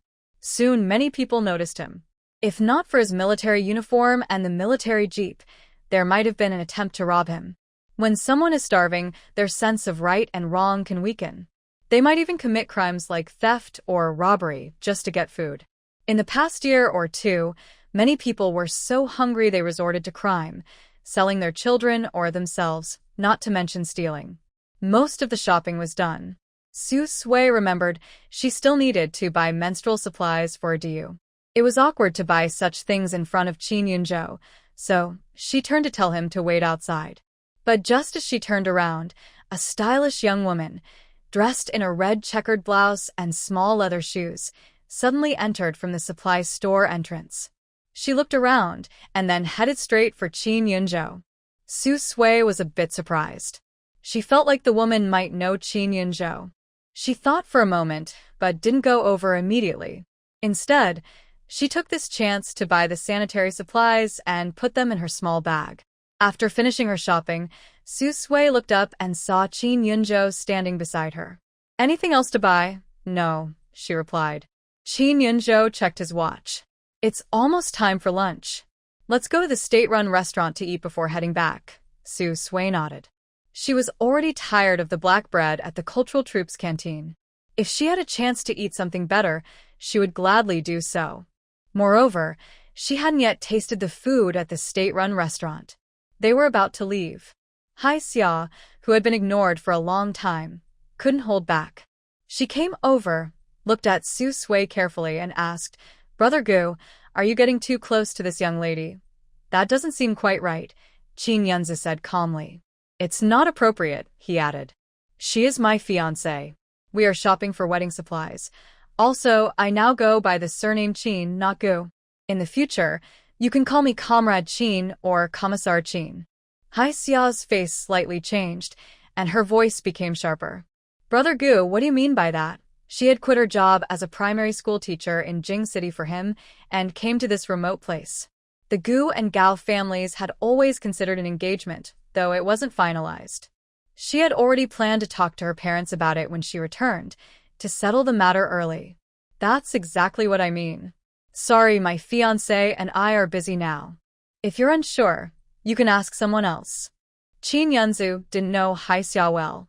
Now that everyone had gone their separate ways, he didn't want to keep any ties with people from Jing City.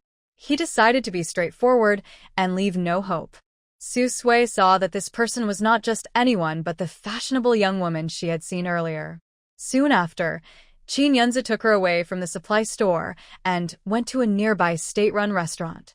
Inside, a small blackboard on the wall listed today's menu, which only had one meat dish, stir-fried eggplant with eggs. The rest were mostly plain vegetables with a little oil, and there was no rice, only a few steamed buns, some cornmeal cakes, and black wheat bread. They were lucky. If they came a little later, there would be nothing left to eat. Qin Yunzu looked at Su Sui. What do you want to eat? Just order. I brought ration tickets. Su Sui looked at the menu on the blackboard, feeling a bit disappointed. But considering the current famine and that many people had no food, she suppressed her disappointment. She randomly ordered 2 steamed buns and a plate of stir-fried greens. Seeing she didn't choose the only meat dish on the blackboard, Qin Yunzu offered to add more. He ordered another serving of stir-fried eggplant with eggs and a cornmeal cake. Not long after they sat down, Su Sui finally tasted a steaming, white steamed bun for the first time in this era. However, when she saw the extra dish of stir-fried zucchini and eggs on the table, she looked again at Qin Yunzu, who had not touched his portion and was only eating cornmeal bread and stir-fried vegetables. Su Sui was a bit surprised. Could this zucchini and egg dish have been ordered just for her? Although it was called zucchini and egg stir-fry, there was only a little bit of egg crumbs, mostly zucchini. Anyway, this was the only meat dish at the state-run restaurant, and also the most expensive.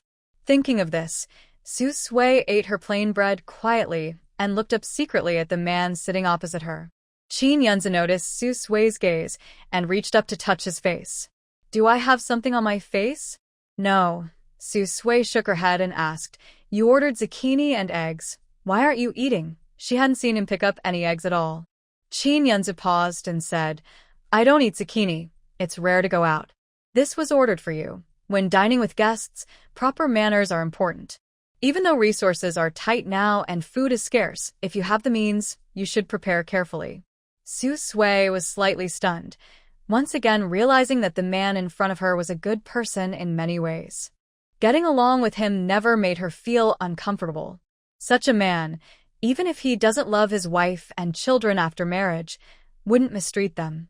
And his attitude toward that young woman just now was always distant, firm, and clear, refusing completely, leaving no hope or misunderstanding, and even introducing her publicly to that woman. It shows Qin Yunzu has good character.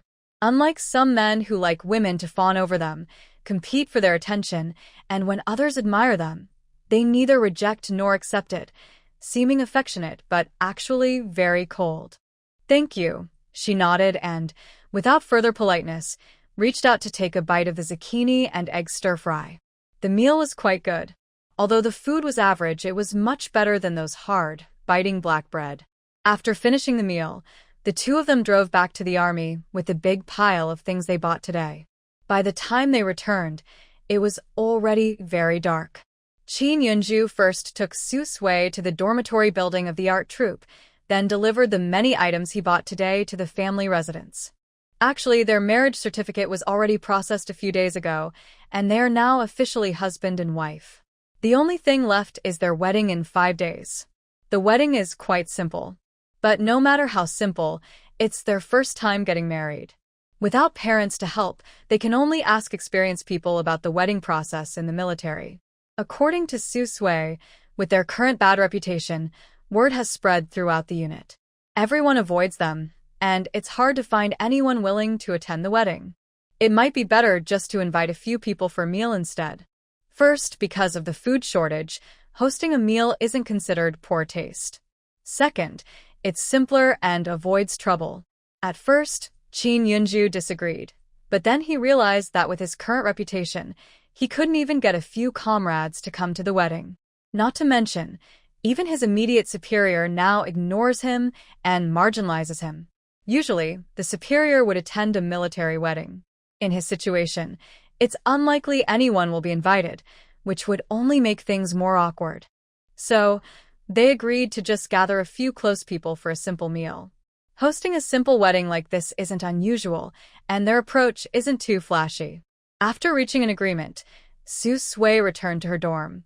Du Yu and Xiaoju had already come back and were lying on the bed. Seeing Su Sui come in, both looked unhappy and glanced at her. Su Sui was a bit confused. What's wrong? Xiaoju sighed. Su Sui, your days in the art troupe might not be easy from now on. Du nodded. We have a new person in the troupe. She comes from a notable family, similar to the Gu family. Gu Shuang is very friendly to the new girl. The new girl is named Gao Xia. She even asked around about you in the troupe. There are rumors saying Gao Xia is the daughter-in-law favored by the Gu family. Last year, the two families almost arranged a marriage. Last year, Gu Shu hadn't been officially recognized as part of the Gu family, so the person almost engaged to Gao Xia was Qin Yunju. From their expressions, it's clear the newcomer doesn't have good intentions. There was already enough trouble with Gu Shuang, and now Gao Xia had appeared. Not only was Su Sui targeted, but even those who weren't targeted found it annoying.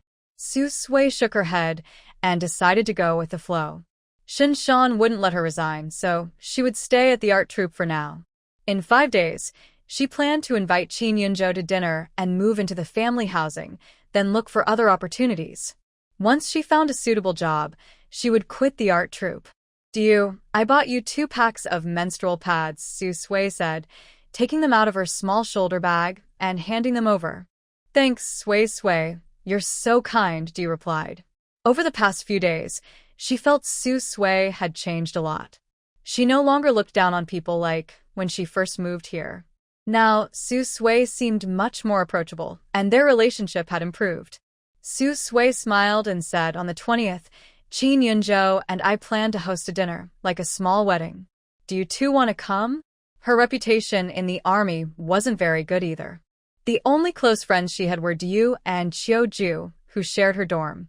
The only person Qin Yunzhou could call was Lu Zhang, a fellow soldier from the same dorm. But having fewer people had its advantages. If they wanted to host a dinner, they'd need to borrow more ration tickets through connections. Are you two not planning to have a wedding? Du Yu and Xiaoju asked instinctively.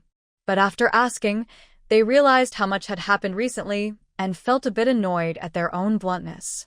That night, they knew in their hearts whether Su Sui had come back or not. Coupled with the rumors spread by people in the family housing area, they guessed why Su Sui suddenly was seen with another man. Hosting a dinner is simpler and saves trouble, they said with awkward smiles. In recent years, due to severe famine, every family was struggling, including the army. There was always a big family to support. Many chose not to have a wedding at all. Some didn't even host a meal. After registering their marriage and getting the certificate, they moved in together. Su Sui pretended not to notice their awkwardness and continued to smile confidently, nodding politely. The next day, Su Sui arrived at the art troupe but hadn't yet gone inside. At the entrance, I met Gu Shuang. Next to her stood Gao Xia, the new girl who just arrived. She's the fashionable young woman who rushed to Qin Yunzhou's side yesterday at the county supply and marketing cooperative. Xia Jia, this is Su Sui. You need to be careful. She's quite skilled, Gu Shuang said loudly in front of many passers-by, talking about Su Sui. Because of her, my 2 brothers were transferred to different military districts, and one of them even publicly warned me, ignoring our years of sibling bond. Gao Xia has a pretty face and a tall, attractive figure. She dresses very fashionably, and anything she wears could be worth a month's salary for an ordinary worker. It's clear she comes from a well-off background, raised in a wealthy family. She watched Su Sui walk away, squinting her eyes without saying a word. It's now morning. At the art troupe, every morning starts with political study, followed by basic skills training. In the afternoon, they usually rehearse in groups, and in the evening, most have work, either performances, political meetings, or free practice. The work at the art troupe is quite intense. Sometimes they go to the countryside for performances, which are very tough, simple stages and high demands on performers' skills. Of course, their location is already considered a grassroots level. Su Sui just finished political study in the hall and was about to practice her basic skills. Suddenly, Gao Xia approached her. Su Sui, I need to ask you something. Can you come out with me? Sorry, I still need to practice my skills. I don't have time, Su Sui replied, showing no politeness. She turned and continued practicing with everyone. Gao Xia spoke calmly. Don't worry, I just have a few questions. It won't take long. If you answer me, I can give you a high-quality biscuit. Recently, due to severe drought and famine, food has become a valuable commodity, more useful than money. A high-quality biscuit isn't ordinary. It can only be bought at special stores with special pastry tickets. One biscuit costs at least a few cents, nearly the price of a kilogram of coarse grain. Su Sui didn't know the price of the biscuit and didn't react. She kept practicing with the others. Among the members of the art troupe, there were still many who knew how to appreciate good things. They couldn't help but look over, and a few of them had swallowed their saliva several times. They really were generous. No wonder they were from Beijing. Gao Xia saw that Su Sui remained unmoved. She frowned slightly.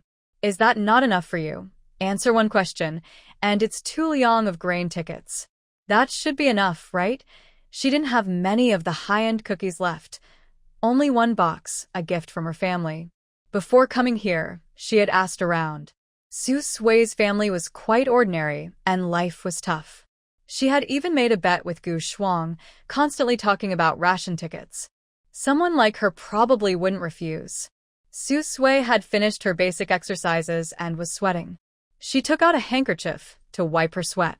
Sorry, Comrade Gao, I'm not interested in those fancy cookies. But if you're willing to trade the fancy cookies for ration tickets, I might go out with you. She wasn't short of money right now, but she desperately needed ration tickets.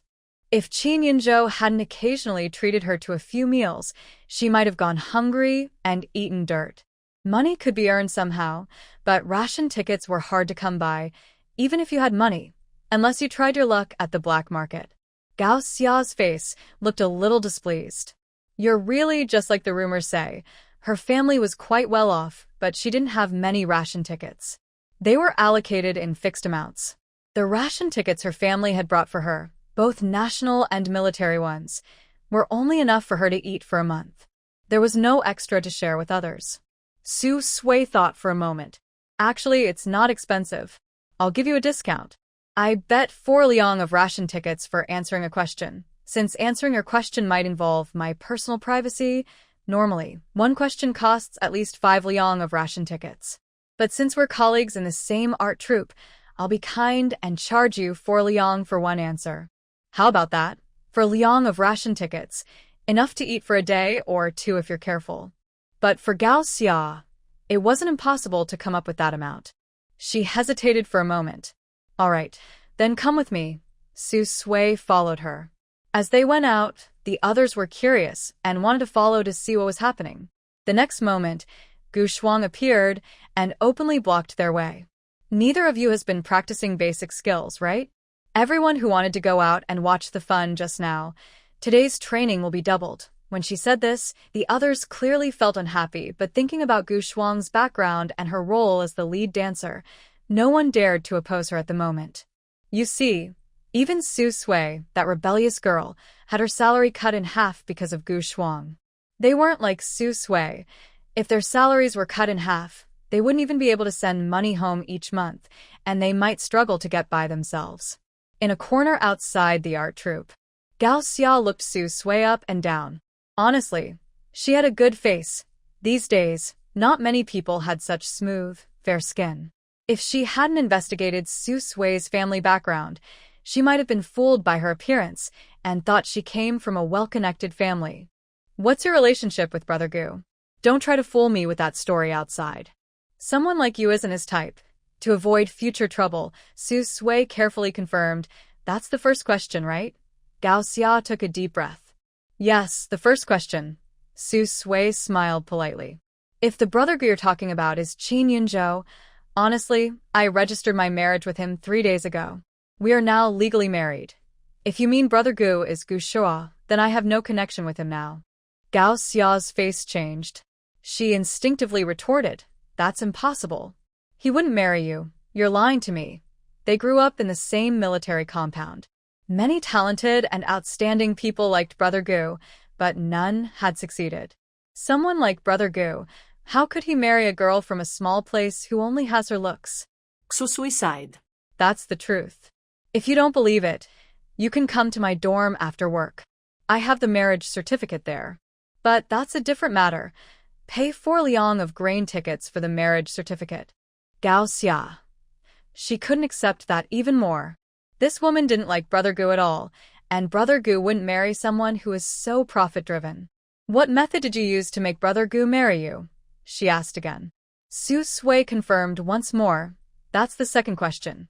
It seems today's ration tickets are easier to get. Yes, second question. Gao Xia forcibly suppresses her emotions. When talking to customers, Su Sui's attitude remains polite, and her tone is much gentler.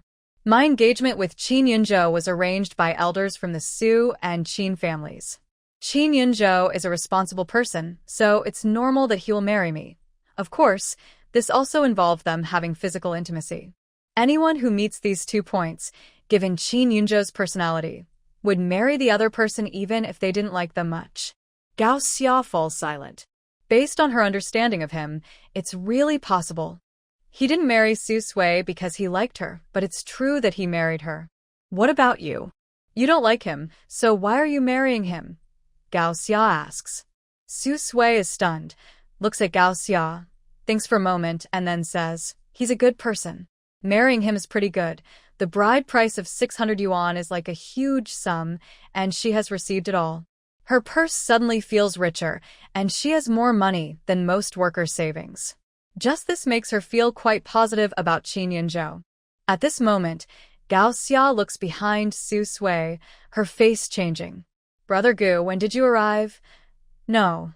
How could this person suddenly appear here? Hearing the sound, Su Sui instinctively turns to look. A man in military uniform, tall and straight, stands nearby, looking in their direction. It's unclear if he heard what they just said. Noticing that they've seen him, Qin Yunzhou walks over, standing beside Su Sui, and hands her the lunchbox. I have to go on a short-term mission temporarily. I'll be back in a few days. It won't delay our wedding and celebration. If there's anything urgent, you can ask Lu Zhang for help.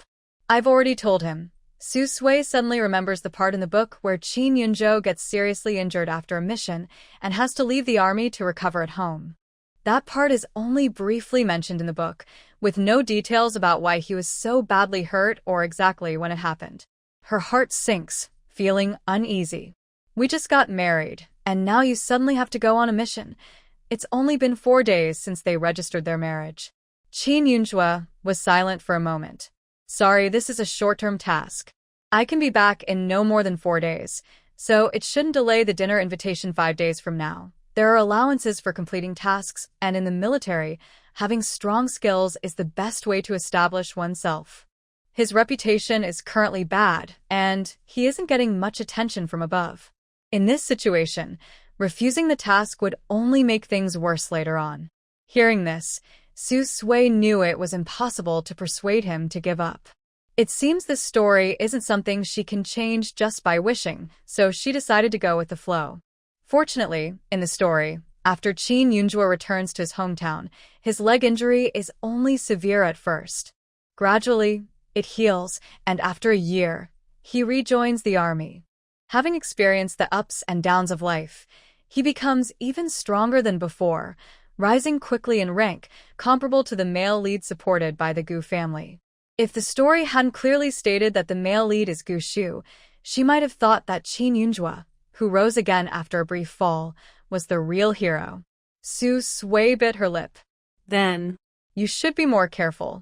I had another dream last night. I dreamt that after we got married, you went on a mission, got seriously injured, and had to leave the army to go back home. That dream was so scary. We just got married, and I don't want anything to happen to you. Qin Yunzhou was slightly taken aback, and a hint of surprise appeared in his eyes. She actually cares about him. But upon reflection, it's normal. They are now married after all. No woman wants to see her husband get hurt, even if they aren't officially married in the traditional way. Gao Xia, standing nearby, couldn't bear it anymore. She frowned. Su Sui, Brother Qin is a soldier. Going on missions is his duty. You're also a female soldier in the art troupe. Don't you understand that? If she chose to marry a soldier and become a military wife, she should understand not to stop him from going out to achieve things, to shed blood and sweat. What kind of dream did she have? It's probably just an excuse to keep him from leaving. Before Su Sui could say anything, Qin Yunzhou stepped forward and blocked her. He said firmly, "Comrade Gao Xia, this is a matter between me and my wife. It's none of your business, and you have no right to interfere. From now on, please address me as Comrade Qin or call me Commander Qin. Don't cause misunderstandings that could affect your reputation." Gao Xia suddenly felt very heavy-hearted.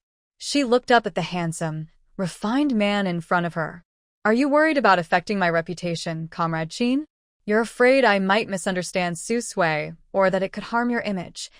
Qin Yunzhou nodded slightly. "That's part of it.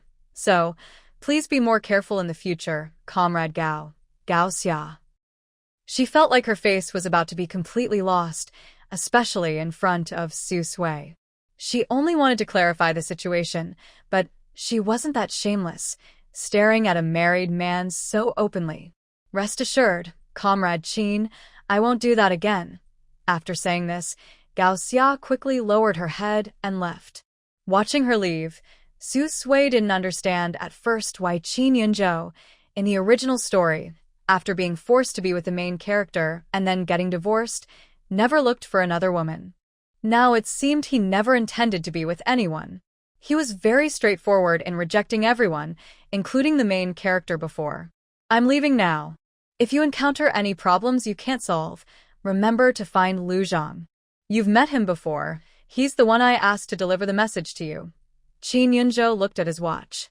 He still had to go back, pack his things, and head to the assembly point. He couldn't waste much time. Su Sui held her lunchbox and nodded. "Be careful." "Okay, I'm leaving. The house in the residential compound has been cleaned. You can move in any time," Qin Yunzhou said, glancing at Su Sui before turning to leave. Su Sui watched the man walk away until the tall figure in the green military uniform disappeared from sight. She then looked down at her lunchbox. Without opening it, just by smelling, she could tell there was oily food inside. Such a meal wasn't cheap, especially the 3 big pieces of fatty meat from last time. Even the leaders in the army might not get to enjoy such greasy food. It was definitely hard to come by. It wasn't about money anymore. Many people in the cultural troupe came from good families, but they could only eat plain bread. During hard times, delivering food was more difficult than giving money. Seeing this full lunchbox, for some reason, Su Sui felt a complex emotion rise in her heart. Not to mention, during the days she spent with Qin Yunzhou, she actually felt quite safe. He gives her a feeling of calmness and restraint, like a quiet mountain standing behind her. It always makes people want to get closer without realizing it. It's not noon yet. Su Sui put her lunch in a special cabinet to keep it safe, waiting to eat at noon. After finishing all this, she went back to the practice room at the art troupe. Soon it was noon. Having worked hard all morning, Su Sui was very hungry. The others went to the cafeteria for lunch. She found her cabinet in the costume storage area of the art troupe, planning to take out her lunchbox and find a quiet place to eat. However, the lunchbox was gone. Su Sui widened her eyes and searched for a long time, checking the entire cabinet, but found nothing. Where did her food go? The delicious, oily meal she had prepared was missing. She clearly put it in her cabinet. Everyone in the art troupe has a cabinet for their belongings. Her lunchbox was definitely in the right place. Since it was missing, there was only one possible explanation. It was stolen. To save ration tickets, Su Sui hadn't eaten much in the morning, and now she was very hungry, her stomach growling. Stealing someone else's food was bad enough, but stealing her lunch, especially the one sent by Qin Yunzhou, was even worse. During hard times, stealing food was like risking one's life. She couldn't just let this go. Su Sui steeled herself, trying to ignore her hunger, and began to think about who was most likely to steal her lunch. Many people came and went. After all, Everyone was hungry and weak from not eating enough. They couldn't keep practicing basic skills all the time. Su Sui carefully considered everyone, finally focusing on Feng Xiaohua. Feng Xiaohua was one of Gu Shuang's assistants, the most unnoticed helper. She saw Feng Xiaohua bump into her when she put her lunchbox back in her cabinet, but no one else knew she had placed it there. Sui, aren't you going to the cafeteria for lunch? At this moment, Yang Yun, who had taught Su Sui dance before, returned from the cafeteria. Su Sui pursed her lips. My ration in the cabinet is missing. Xiao Yun, did you see Feng Xiaohua? Yang Yun paused and thought carefully, then shook her head. It seems I didn't see her. Usually, during lunch, she always goes ahead of me. I can always see her back. Today is a bit strange. The time when everyone is most active is definitely during lunch at the cafeteria. Those who arrive early can get free soup. Although there's not much oil, luck might let them find a few vegetable leaves to fill their stomachs. Some members of the art troupe come from less fortunate families, like her and Feng Xiaohua. So, during lunch, she and Feng Xiaohua are always among the most eager to eat. Su Sui, holding her stomach from hunger, asked, Do you know if there are any places in our art troupe where people don't go much? She didn't have proof yet, so she wasn't sure if it was Feng Xiaohua. But whoever it was, if they dared to steal her food, she wouldn't let it go. Yang Yin suddenly guessed something and looked serious. There are a few places. Since there's nothing urgent now, I'll take you to find her. Nowadays, people from wealthier families or those with skills often secretly prepare their own meals. In the art troupe, those who steal food usually don't go back to the dorms to avoid being caught. So the only suitable place for sneaking food is the back mountain. Soon, the two arrived at the back mountain behind the art troupe. The mountain wasn't big, with a few trees and a hidden sloped area. As Su Sui stepped in, she smelled the familiar aroma of food, just like the smell of the lunchbox Qin Yunzhou gave her last time. Yang Yin also caught the scent. Her stomach growled after just eating a black bun. In this quiet, empty place, the smell was very clear. She awkwardly smiled and instinctively looked away. But the next second, she saw Feng Xiaohua sitting on a rock, holding a lunchbox and biting into a big piece of fatty meat, eating happily with juice dripping from her mouth. Sui, look, isn't that her? Yang Yun immediately reacted. Su Sui looked in the direction she pointed and quickly saw the familiar lunchbox and the familiar meat. She hurried over. Meanwhile, Feng Xiaohua, who was busy eating, also noticed the two of them and turned pale. Hastily, she hurriedly ate her meat and rice, finishing every last bit in her lunchbox. She even licked the box several times, as if rinsing it with water, making the walls shine brightly. This behavior clearly showed she was hiding something. Su Sui ran up to Feng Xiaohua and looked at the mark on her lunchbox. Did you take the lunchbox I put in the cabinet? What are you talking about? I didn't take anything. Su Sui, don't accuse me falsely. Feng Xiaohua licked the last bit of oil from her lips, felt satisfied, let out a big burp, rolled her eyes, and was about to leave. Su Sui stepped in front of her and blocked her way. The lid of that lunchbox has a dent. I accidentally caused it earlier. That's clearly my stuff. How can it be yours? And you ate the food inside. There was quite a bit of meat and grains. Feng Xiaohua, shouldn't you give me an explanation? Yang Yin also came over, looking at the already cleaned-out lunchbox with disbelief. He couldn't hold back his anger and spoke. Feng Xiaohua, why did you do this? Nowadays, it's hard to get simple grains, let alone rich meat and fine rice. Even if you're hungry and poor, you shouldn't be so shameless as to steal others' food. Feng Xiaohua's face paled slightly. She instinctively hid the lunchbox behind her. I didn't do it. Don't talk nonsense. Everyone's lunchboxes look similar. The dent you mentioned is obvious to anyone. Who knows if she's lying? Either show some proof or step aside. I want to go back. Anyway, she had already eaten everything, leaving no oil or crumbs. Even if they found evidence, she couldn't be forced to spit it out.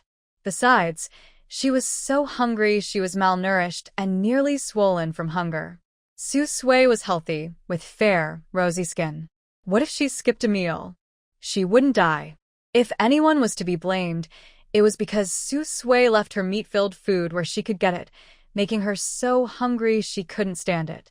Su Sui had never seen someone so shameless before. She decided not to waste words and, without hesitation, snatched the lunchbox from Feng Xiaohua's back, pointing at its bottom. Since you want proof, fine. I'll give you proof. Did you see that? The scratch marks above spell out the character Su, which is probably my family name.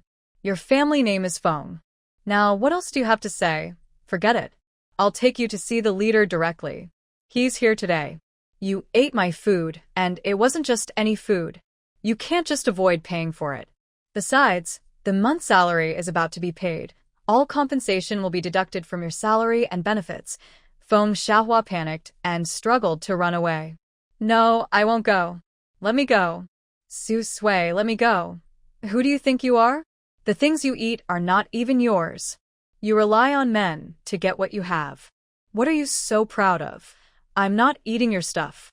You're the one trying to catch me. Her allowances and ration tickets had to be sent back to her hometown in the countryside.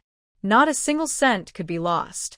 Her parents and younger siblings would go hungry without them. She didn't have the good luck that Su Sui had.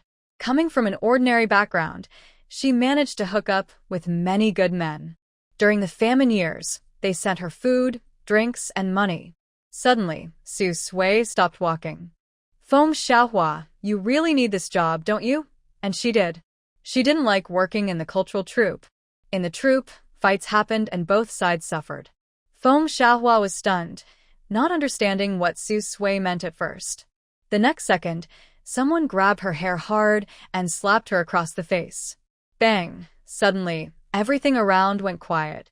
Feng Xiaohua's ears buzzed. For a moment, she seemed to lose all sound, and her face burned with pain. She fell to the ground and instinctively covered her face. You dared to hit me. Just hit, then. If you have the guts, hit me back. Su Sui grabbed Feng Xiaohua's chin and slapped her again, making her see stars and bleed from her nose. Feng Xiaohua completely lost her mind and started fighting back desperately. But unfortunately, Su Sui didn't even touch a single hair. She was an orphan since childhood, grew up picking up trash and selling scrap. She had been beaten many times. From being beaten black and blue at first, she eventually fought back and beat those who attacked her. Feng Xiaohua, severely malnourished, wouldn't stand a chance against 10 of her. Yang Yun, who saw the situation escalate, quickly shouted for help. Soon the whole cultural troupe was talking about what happened. When Shun Shan and his men arrived, they saw 2 people fighting. One of them was Su Sui, a troublemaker. His face darkened, and he immediately shouted, "What are you all standing around for? Hurry up and break them apart." The female soldiers from the art troupe quickly stepped forward and forcibly separated the 2. Feng Xiaohua, who had been beaten and was in pain all over, gradually calmed down. Meanwhile, Su Sui remained perfectly neat. Her clothes and hair were untouched. Only a little sweat on her forehead made her look even more beautiful and delicate, with smooth, white skin. She looked like she had just been out having fun, not like she had just fought. Shin Shan looked over both of them and finally focused on Su Sui. In his eyes, she was a rebellious troublemaker. Since she joined the art troupe, she had caused almost all the problems. "Su Sui, tell me, why did you hit Feng Xiaohua?" In the crowd, Gu Shuang stepped forward, arms crossed, and sneered. "Captain, what do you think? You know what kind of person Su Sui is. Ever since she joined, our art troupe has never been peaceful. It must be that she bullied Feng Xiaohua. We can't let someone like her get away with this." She then looked at Feng Xiaohua and said, "Don't be afraid. Say what you want. We'll stand up for you. They say you should watch the owner when you beat a dog." Feng Xiaohua was part of their side, even if she usually looked down on this follower. But no one should be bullied easily. Su Sui took out a handkerchief and wiped her hands, then looked at Feng Xiaohua. "There are so many people here, waiting for you to speak. If you want us to stand up for you, just say what you need to, since everyone is here, including our troop leader." Feng Xiaohua slowly lowered her head, clutching her sleeve as if she was scared, and started crying. "No, you didn't bully me. It's my fault. I was wrong. I shouldn't have made you angry. After she finished, most of the people there leaned toward the weaker Feng Xiaohua. Su Sui, are you okay? Why did you bully Feng Xiaohua? Yes, Su Sui. Ever since you came, our art troupe's reputation has been ruined. The soldiers don't even want to date anyone from our group anymore. Feng Xiaohua has always been unnoticed in the cultural troupe. In everyone's eyes, she is shy, timid, and honest. On the other hand, Su Sui has been the subject of many rumors lately. People say she uses her looks to flirt with two men and that she betrayed her fiancé by staying out all night with other men. In this conservative time, someone like Su Sui is seen as a bad woman. Most people in the troupe avoid her and don't want to get involved with her. Yang Yun, who knows the full story, couldn't stay quiet anymore. She suddenly stepped forward and went to Su Sui's side. She looked at Feng Xiaohua, who had been pretending to be pitiful, and said, Su Sui didn't bully Feng Xiaohua. You all have been fooled by Feng Xiaohua's act. During the incident, I was there. I saw Feng Xiaohua steal Su Sui's lunch, and she refused to admit it. She even yelled at Su Sui. Su Sui looked at Feng Xiaohua, and then at Xinshan and Gu Shuang. I am reporting Feng Xiaohua for stealing. She stole the lunch my husband prepared for me, which had meat, eggs, and rice. All of it was eaten by Feng Xiaohua. Not only that, she also hit me. I was just defending myself. Yang Yin quickly added, I testify that everything Su Sui said is true. Feng Xiaohua's face turned pale. You are working together lying about me. I didn't do anything like that. Su Sui didn't even look at her. She continued, If you don't believe me, go smell. Feng Xiaohua still has the smell of meat on her mouth. It's not just meat, there are boiled eggs and rice. All of these are from that lunchbox, and Feng Xiaohua ate everything. She even licked the lunchbox clean. The bottom of the box has my surname engraved. After saying this, she took out the lunchbox, turned it over, revealing the letter Su on the bottom. Everyone's attention was on Su Sui. When they heard that the stolen items were meat, boiled eggs, and white rice, they all became upset. Eggs are rare, so they could eat one or two occasionally. But meat and rice? Since the famine, they haven't tasted those foods in a long time. They almost forgot what they tasted like. Some people really wanted to smell the meat and forcefully opened Feng Xiaohua's mouth to get a closer look. Yes, she does. There's still some meat residue on her teeth. She really stole Su Sui's meat. As soon as these words were spoken, Feng Xiaohua's face turned pale instantly. She opened her mouth to explain, but she saw that everyone's eyes on her had changed. Xinshan looked upset. Feng Xiaohua, you stole Su Sui's food and even hit her first. Gu Shuang was the angriest. Her face darkened with anger. Feng Xiaohua, how dare you lie to me? Are you playing with me? She had thought Feng Xiaohua was innocent, the one being bullied by Su Sui. But it turned out she looked honest, but was actually a dog that bites. Others around started to speak up. I didn't expect Feng Xiaohua to be such a good actor. Saying one thing to us and doing another behind our backs. People like her are really scary. I don't even want to stay under the same roof with her. Me too. Can she leave? She just hit Su Sui and stole her meat and grains. She even dumped all the blame on Su Sui. She almost succeeded. People like her are terrifying. Suddenly, everyone was talking about making Feng Xiaohua leave. Xinshan was silent for a moment. Feng Xiaohua, your behavior is inappropriate. This is the army. We can't keep you here. You should leave. Even if she could stay, with so many people rejecting her, she wouldn't last long. No, I won't leave. Why should I? Su Sui's reputation has been bad for a long time. She doesn't have to leave. Only I should leave, Feng Xiaohua sneered, shedding her previous act of weakness. If anyone should leave, it should be Su Sui first. She was just hungry and couldn't help eating a meal. She hadn't committed any crimes or done anything shameful like seducing men. Xinshan's forehead throbbed with anger, his eyes dark and frightening. One Su Sui was enough for him to handle, and now another Feng Xiaohua appeared. If you can provide solid proof that Su Sui has bad conduct, I will let her leave. But right now, the person with solid proof of misconduct is you. Feng Xiaohua's face stiffened, speechless. She forgot that Gu Shuang had previously targeted Su Sui with this issue and gained nothing from it. In the end, this matter was resolved when Feng Xiaohua left the art troupe. Of course, some of Feng Xiaohua's monthly allowance and benefits were used to compensate Su Sui. Time passed quickly. Before she knew it, it was the 19th. The 20th was the day Su Sui and Qin Yunzhou had planned to go out for a meal. However, as the time approached, Qin Yunzhou, who was on a mission, had not returned yet. Su Sui suddenly felt a bad premonition. Until the morning of the 20th. While working at the art troupe, Su Sui was called to the military hospital. When Su Sui arrived at the emergency room door, several soldiers were pacing back and forth anxiously. As soon as she approached, Ma Dazhuang didn't dare look at her and looked down in shame and guilt, almost overwhelmed by emotion. "Sister-in-law, I'm sorry, it's all my fault. Please scold me." The others gathered around, lowering their heads and quietly apologizing, full of regret.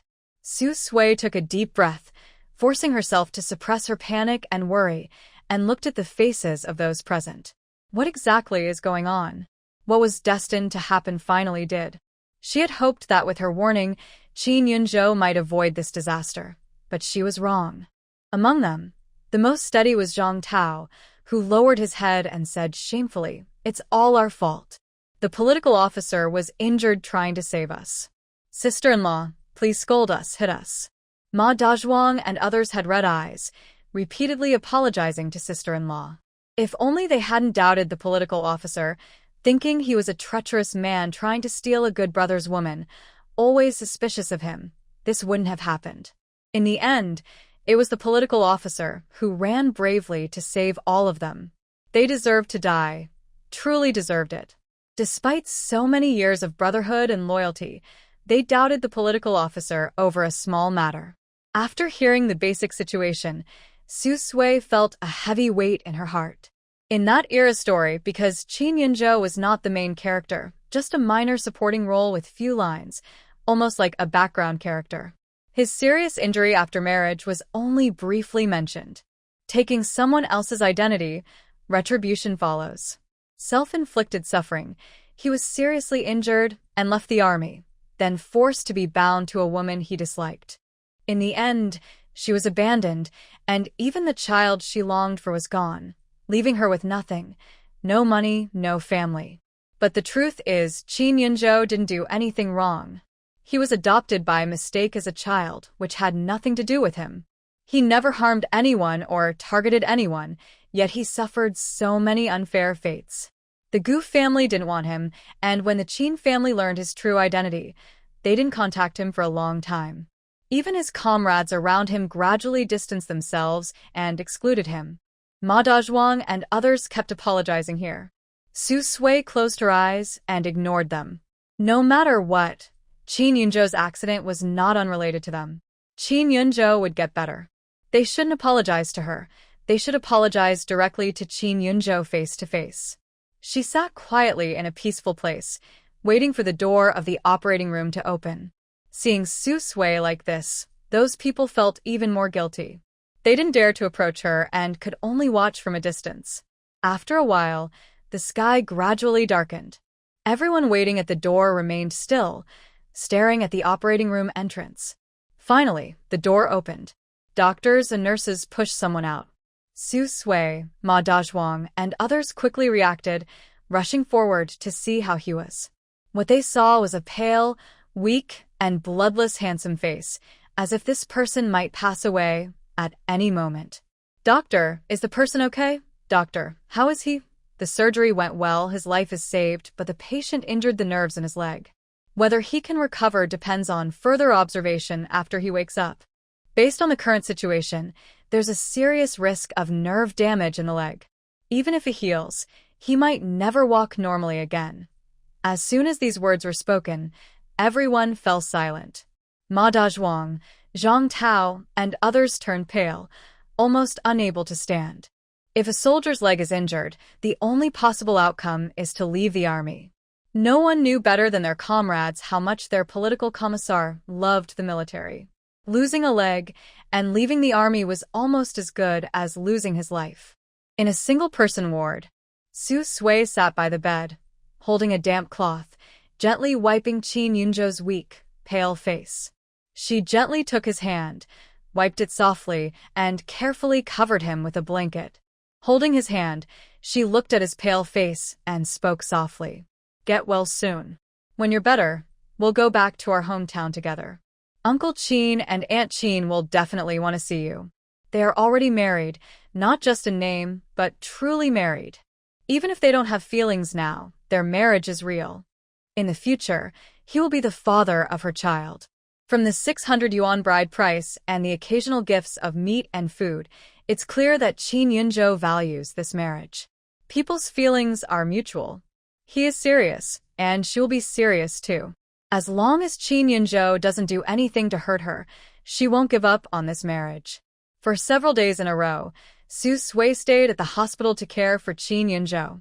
Ma Dazhuang and his friends came every day, pooling money to buy fruit, and sent over cooked chicken and duck.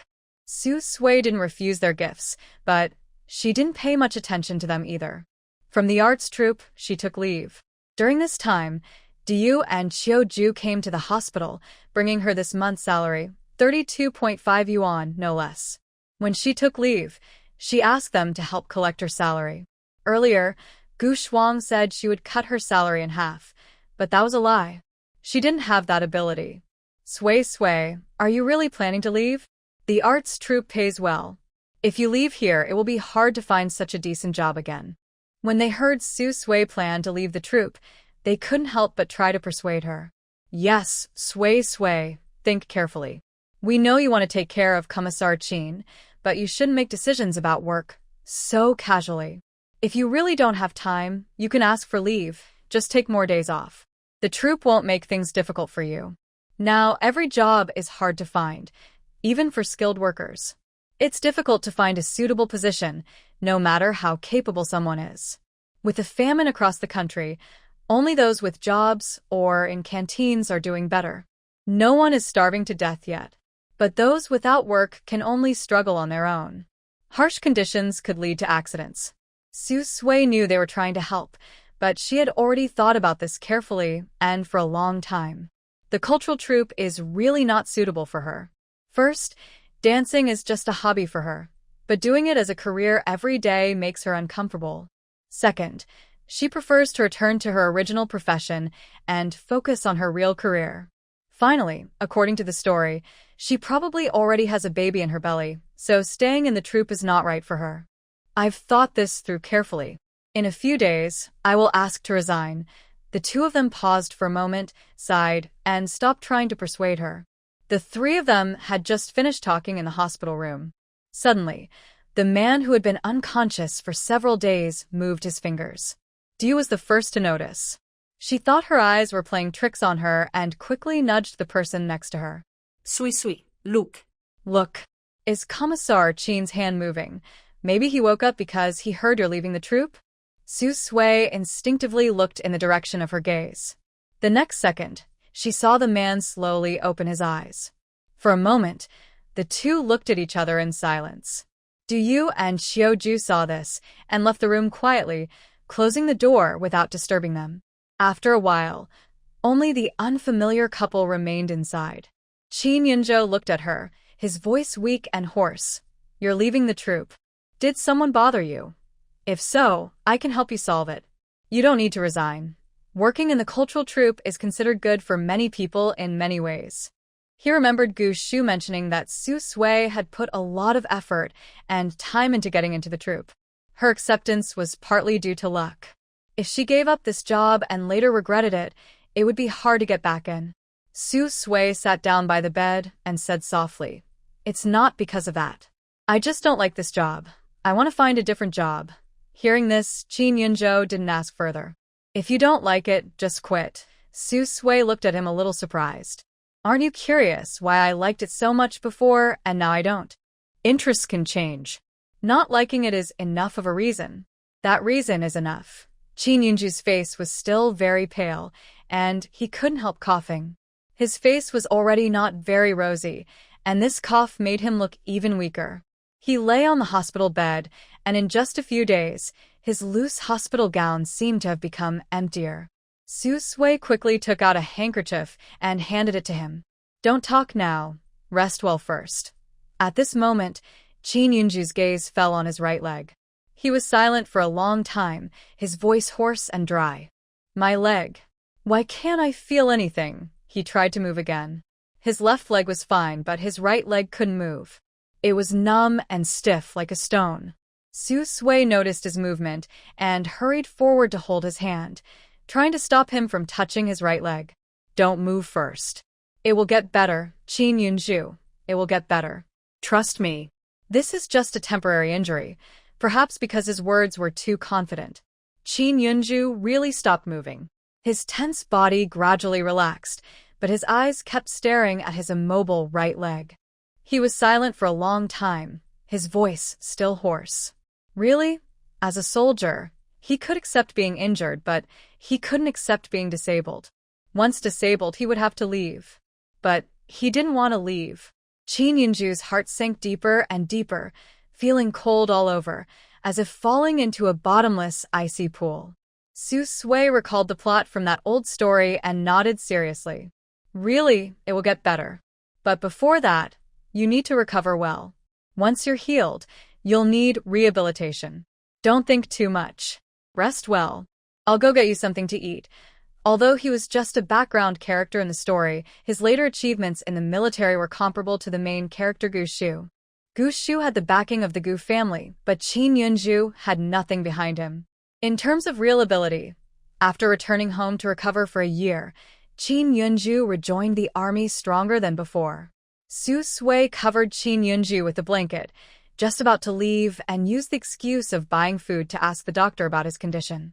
However, as he turned around, he was suddenly grabbed by the man's hand. Su Sui paused, instinctively looking back. Only then did Qin Yunju realize that in his panic, he had grabbed someone else's hand, feeling its softness and whiteness. It was like he had been burned. So he quickly let go, speaking with apology and awkwardness. Sorry, I didn't mean to offend, Su Sui. During the days he was unconscious, she had been the one caring for him. She even knew how many abdominal muscles he had, what they looked like, and how many moles he had on his body. If he found out, would he blush? Yes, it was me. Qin Yunju was silent for a moment, his tone a little uncomfortable, and he coughed a few times. The person who helped me clean up was also you. He looked very refreshed, clearly well taken care of. Su Sui nodded. Yes. Qin Yunju's face turned red, and he seemed to want to escape, quickly shifting his gaze away from the woman in front of him. You've been working hard these days. Taking care of a patient is not easy, especially when the patient cannot take care of themselves. Although they were already married, they had no feelings for each other and hadn't spent much time together, so they were not very familiar. He had thought she would probably find someone else to take care of him. But he didn't expect her to do everything herself, even after he woke up, without a single complaint. This was very different from the Su Sui who used to hide her feelings from her fiancé and secretly cling to him. Su Sui was still a bit surprised by his innocence, but she showed almost no reaction. She pretended not to notice his blushing face and changed the subject. These days, Ma Dazhuang and a few others have come to see you. They come almost every few days bringing things like chicken soup and fruit. I didn't refuse their visits. Later they should come again. Do you want to see them? No matter what, Qin Yunju was injured trying to save those people. Those people kept apologizing to her, but she never responded.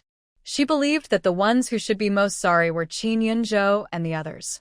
She didn't know all the details, but from what they said that day, she had guessed the general situation. Qin Yunju pursed his lips. Don't let them send things over again. I saved them because it's my duty and responsibility as a soldier. Whoever they are, I will help them without hesitation. If they come again, just send them back. No more visits. Honestly, after that incident, most people around him started to isolate him, especially some of his former comrades who fought alongside him. They had no real proof, just some rumors, and they decided he was a shameless, vulgar person, so they kept their distance, ignoring the past friendship. He was actually disappointed and hurt at first, but after thinking it through, he felt better. This showed that they never truly saw him as a trustworthy brother. So, why should he be sad over things that aren't worth it? Su Sui saw that he really didn't care anymore and quietly breathed a sigh of relief, changing the subject. During the days you were in trouble, many people came to see you. I can tell they genuinely care about you, especially Captain Liu, who shares your dorm.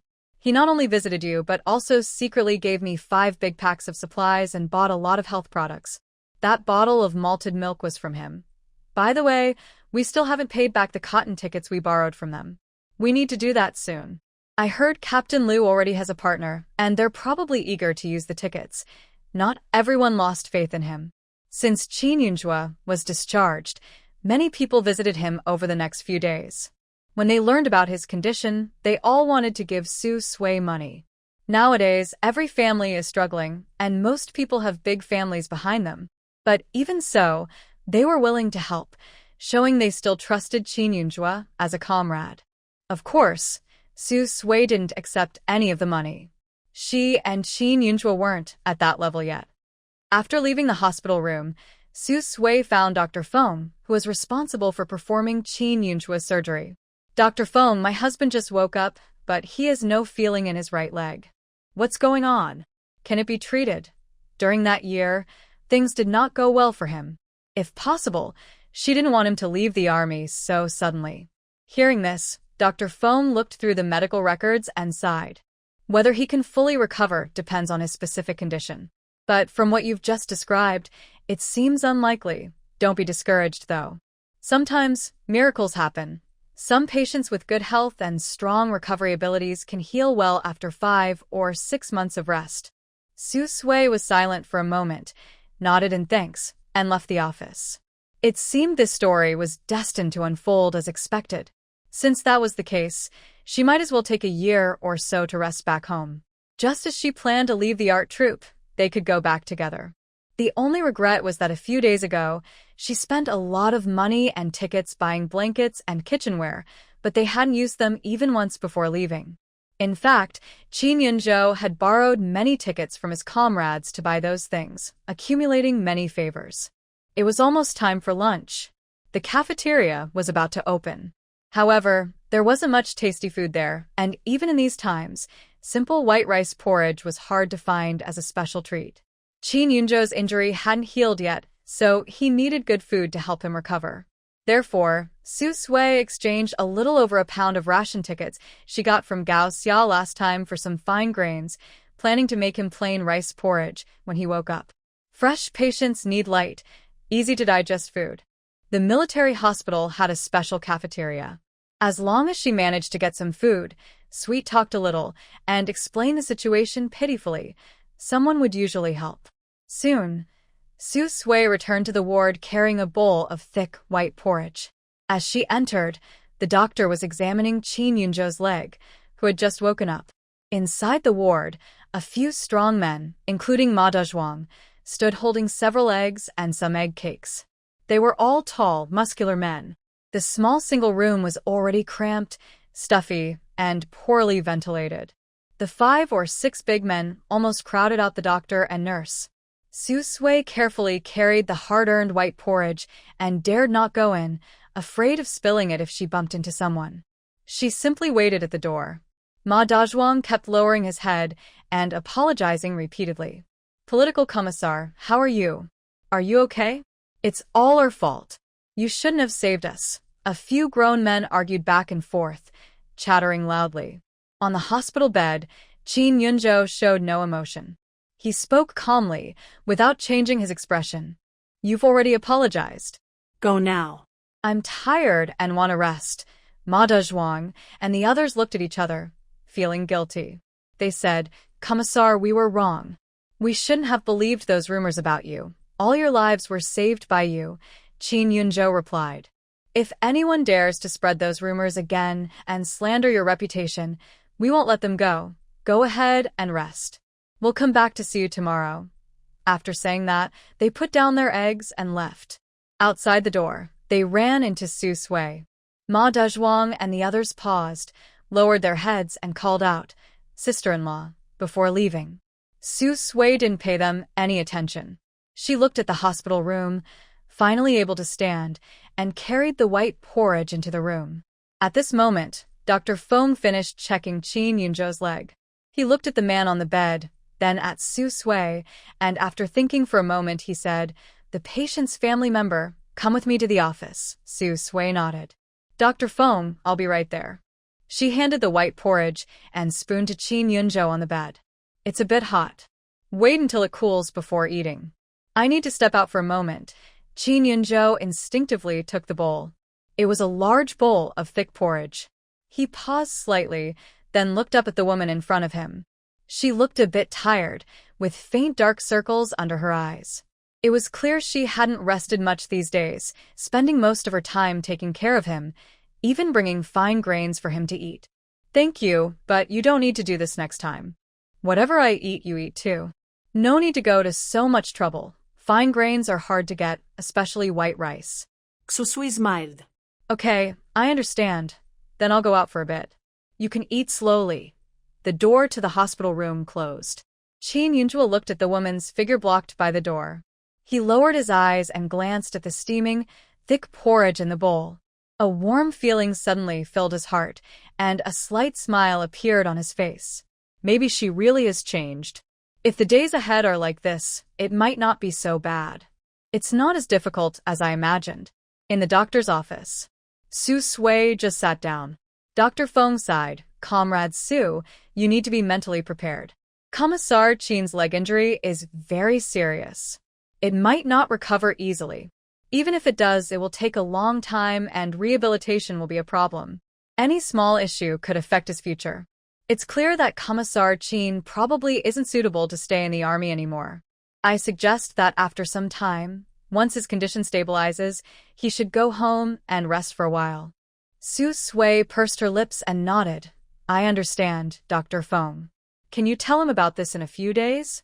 I'm worried he won't be able to accept it right away." Although Qin Yunzhuo didn't say anything, she could tell.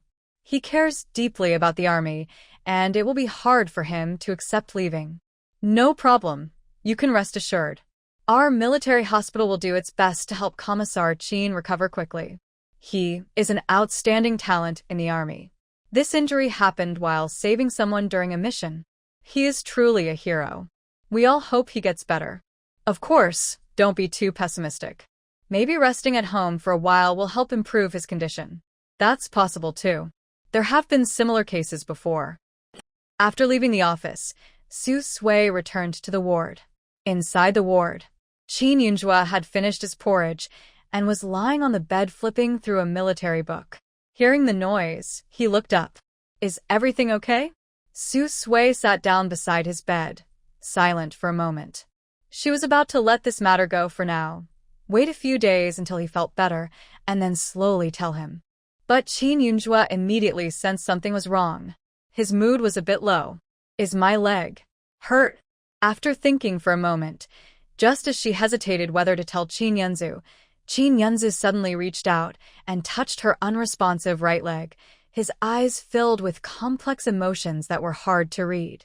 "Actually, I suspected from the moment I woke up. You don't need to hide anything from me. I know my own body well. Please tell me everything. If I could start over, I would still choose to save others, with a clear conscience, proud of the years I've worn this military uniform and the beliefs I hold as a soldier." Su Sui pursed her lips. The doctor just told her that his condition was serious, but not hopeless. With proper rest and rehabilitation, he could definitely recover. "Don't worry too much. It's not as bad as you think." "Really?" Qin Yunzhu's tense body relaxed a little, and his eyes looked at Su Sui with excitement. He thought he was completely ruined. He thought he would never return to the military. Su Sui smiled. "Of course, it's true. Just rest assured, in a year, you will recover and return to the army. Last time, Uncle Qin and Aunt Qin called to ask about your condition. When you go back, you can see them properly. They are very kind people. They are all hoping to see you. They even wrote you letters. Counting the days, it should be coming soon. He has the potential to become a top leader in the military district. This is just a temporary hardship. As long as he gets through this year, everything will be fine." In the story, After Qin Yunzu returned to Qin's family, he quickly integrated into the family. His biological parents were honest people. Although they initially struggled to accept the mistake about the two children's identities, they soon adjusted their feelings. They wanted to make up for the 20-plus years of love Qin Yunzu missed and treated him better than their other younger children. Even when they learned that Qin Yunzu's leg was badly injured and he had to go back to his hometown to recover, and when the original owner, after experiencing heavy blows, tore off her true face and, pregnant, caused trouble at home, the elderly couple still bowed and scraped for their son and the family, showing great humility to the daughter-in-law. Qin Yunzu couldn't stand it anymore. He repeatedly tried to get the original owner to stop treating the elderly so badly, but each time, the couple downplayed the issues and handled everything quietly. When talking about the Qin family from 1,000 miles away, Qin Yunzu rarely fell silent. In the past, he was good friends with Gu Shu and knew a lot about the Qin family. The Qin family's life in the small town was not wealthy, even quite hard. It wasn't until Gu Shu's position in the army rose and his allowances increased that their life started to improve a little. Despite their poverty, they always took good care of their children. Every month, they sent some local specialties from home to Gu Shu, and their good friends, the soldiers who knew Gu Shu, also received some treats. On the other hand, the Gu family was different. Gu Shu grew up close to his grandfather, but was not very close to his parents. As he grew older, his parents treated him more like a guest than a family member. There was not enough closeness, but they were polite. Looking back now, it was probably because of blood relations. Now, after Gu Shu was officially recognized as part of the family, the three of them got along very well. Su Sui noticed that the man's mood was not quite right. When she mentioned the Qin family just now, he fell silent. She didn't ask more. She picked up the dishes and said, "You rest first. I'll go wash these dishes." Qin Yunzu nodded. "Thank you for your hard work these days." In the past, Su Sui was delicate and often depended on others to take care of her. He never thought that while he was injured and lying in the hospital bed, Su Sui would be so busy and caring, doing her best to look after him, even though he was down and out. That was not like her at all. He had never been cared for so intimately by a woman before. "No trouble, just a small thing," Su Sui smiled, turned, and closed the door as she left. She stayed at the military hospital for another 5 or 6 days. Qin Yunzu's condition gradually stabilized, though it wasn't much better, as long as it didn't worsen. More than half a month had passed since Su Sui sent a letter back home explaining that she had broken off her engagement with Gu Shu and was now married to Qin Yunzu. Then, a letter arrived from her hometown, one from the Su family to Su Sui, and another from the Qin family to Qin Yunzu. After receiving the letter, Su Sui took it into the hospital room and handed the letter from the Qin family to him. "Here, this is from my parents. They called earlier asking for your address, so I gave it to them. Oh, and they also sent you a small package of chestnuts. Would you like to try some?" The Qin family was not wealthy and struggled to get enough food and clothing. Even now, they could still send some food to the army, showing how much they cared about their son, whom they had never met. Qin Yunzhou was slightly surprised. He quickly saw Su Sui take out a small bag of roasted chestnuts from her bag. He leaned in to smell it and could still detect the scent of chestnuts mixed with firewood. He reached out to take the bag, opened it, and looked inside. There weren't many chestnuts, and they were small, but they were rare. These days, any kind of food could be a lifesaver. Recently, there has been a famine, and everywhere has been affected. I remember your hometown was also hit hard. How come you have chestnuts? If they had real chestnuts, they would have been picked clean long ago by people smelling them. So mountain goods like chestnuts are not cheap. Su Sui blinked and smiled, then carefully peeled a chestnut and held it out to the man's mouth. "Just read the letter, and you'll understand." Qin Yunzhou instinctively opened his mouth to bite the chestnut, but unexpectedly, he gently bit down on the woman's clean, white finger. From an outsider's perspective, it looked like he was deliberately holding her finger in his mouth. He could almost smell a faint, fresh scent from her skin. Suddenly, both of them froze. The air around them instantly grew quiet. Qin Yunzhou's face suddenly felt hot. He quickly reacted, released Su Sui's finger, looked away, and awkwardly said, "Sorry." But the soft, tender feeling of her finger lingered in his mind, making him feel warm all over. Beads of sweat appeared on his forehead, without him realizing. Su Sui also withdrew her hand in time, feeling the warmth and moisture on her finger. Her face turned slightly red. It was just an accident.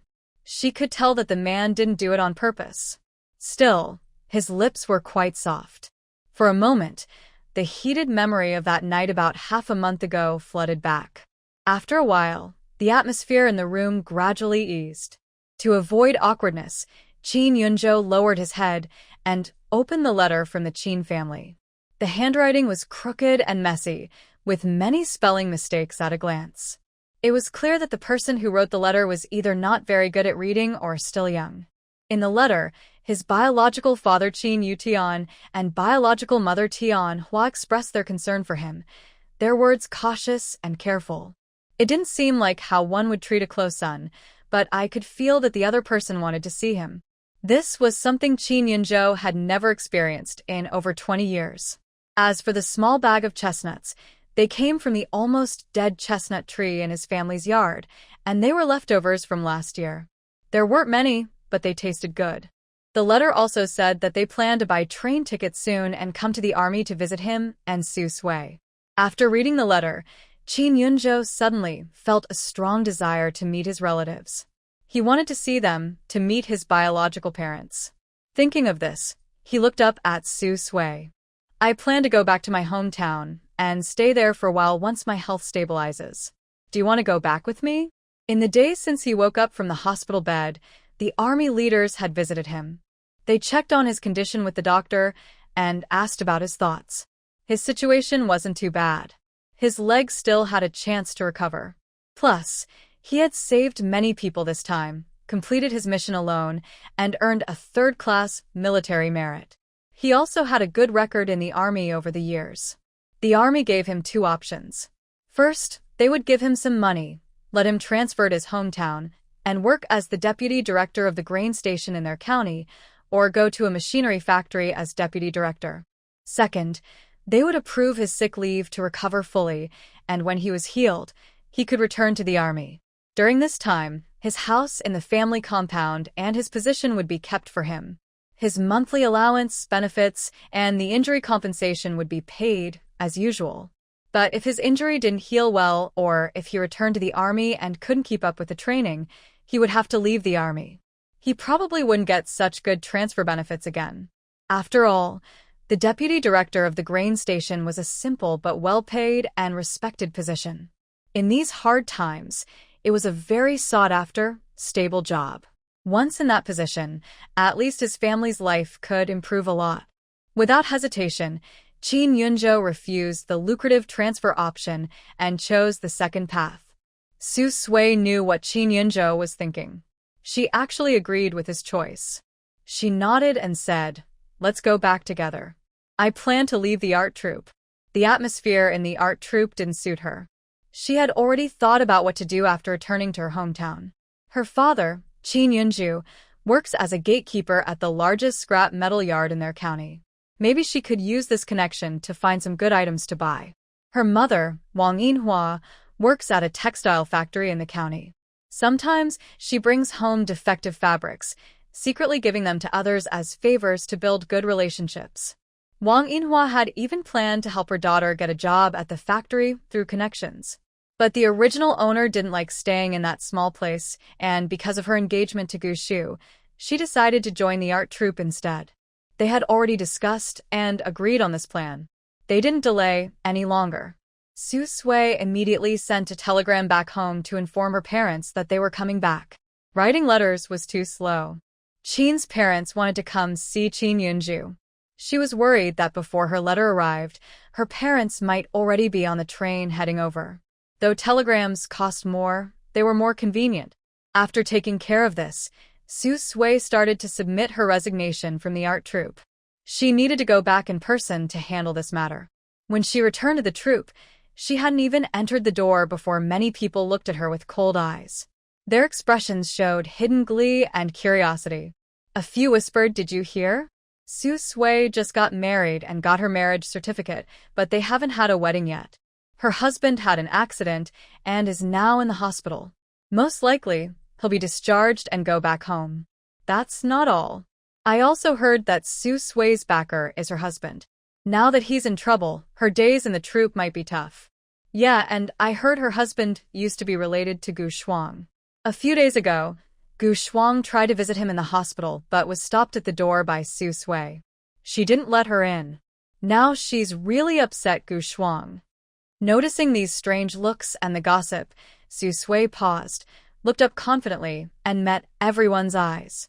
Anyone who looked at her or talked about her couldn't escape her gaze. For a moment, most of those caught gossiping looked uncomfortable and quickly avoided her eyes. Of course, there were a few brave ones who were not afraid at all. They went from whispering to speaking normally. What's there to be afraid of? We haven't said anything wrong. These are all facts. Su Sui looked around, then walked over to Fong Hong, who had been the loudest and was now looking at her with disdain and contempt. She stood in front of her and smiled confidently. The next moment, she slapped Fong Hong hard across the face. Smack!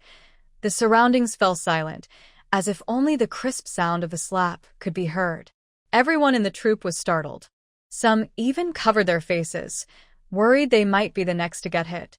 Fong Hong, who had been so arrogant just moments before, was knocked to the ground. Her face was red and swollen like a pig's head, and her hair was messy and disheveled. She stared wide-eyed at Su Sui, as if she had lost her mind and might attack at any moment. "Su Sui, you hit me? How dare you hit me?" She was the only daughter in her family. From childhood, neither her parents nor any elders dared to speak harshly to her. Su Sui withdrew her hand, then gently wiped her hand with a handkerchief that had touched Fong Hong. Her voice was cold. "First, I didn't start the trouble, you did.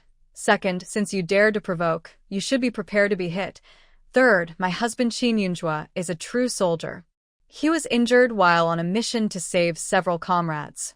He's still in the military hospital. Even the military leaders visited him personally, praised his dedication and uniform, and awarded him a third-class medal. You can talk about me all you want, but you shouldn't joke about a soldier who is injured saving his comrades and is still in the hospital." Everyone present looked uncomfortable, especially those who had just spoken about Qin Yunjua. But Fong Hong, who had been slapped, completely lost her mind. She no longer cared about anything. Su Sui, a woman with such a bad reputation, should stay in the mud forever. Who told you to have inappropriate thoughts about someone you shouldn't, and then come to the army to embarrass yourself? She immediately scrambled to her feet and rushed forward, trying to slap Su Sui back. However, Su Sui would not let her succeed. She easily turned to the right and kicked out her foot. Fong Hong, who had lost control like a wild beast, suddenly tripped and fell hard, tumbling head over heels. Her front teeth, mixed with blood, spilled out of her mouth, and warm nosebleed kept flowing uncontrollably. In just a moment, her clothes and the ground were covered with blood. Then everything went black, and she fainted completely. Since she was close to Fong Hong, the few people who had just spoken badly about Su Sui saw all the blood and were instantly frightened. They couldn't help but cover their faces and scream loudly. Others saw that the situation was serious and hurriedly called for help, asking someone to take her to the clinic. Su Sui not only stayed put but also calmly followed everyone to the clinic of the art troupe. Almost no one dared to come near her. Those who had just spoken badly about her kept their distance, afraid that they might be the next to faint from a blow.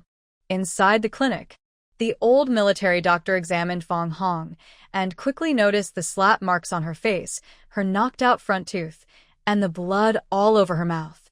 His face suddenly became serious. What exactly happened? It's clear she was beaten.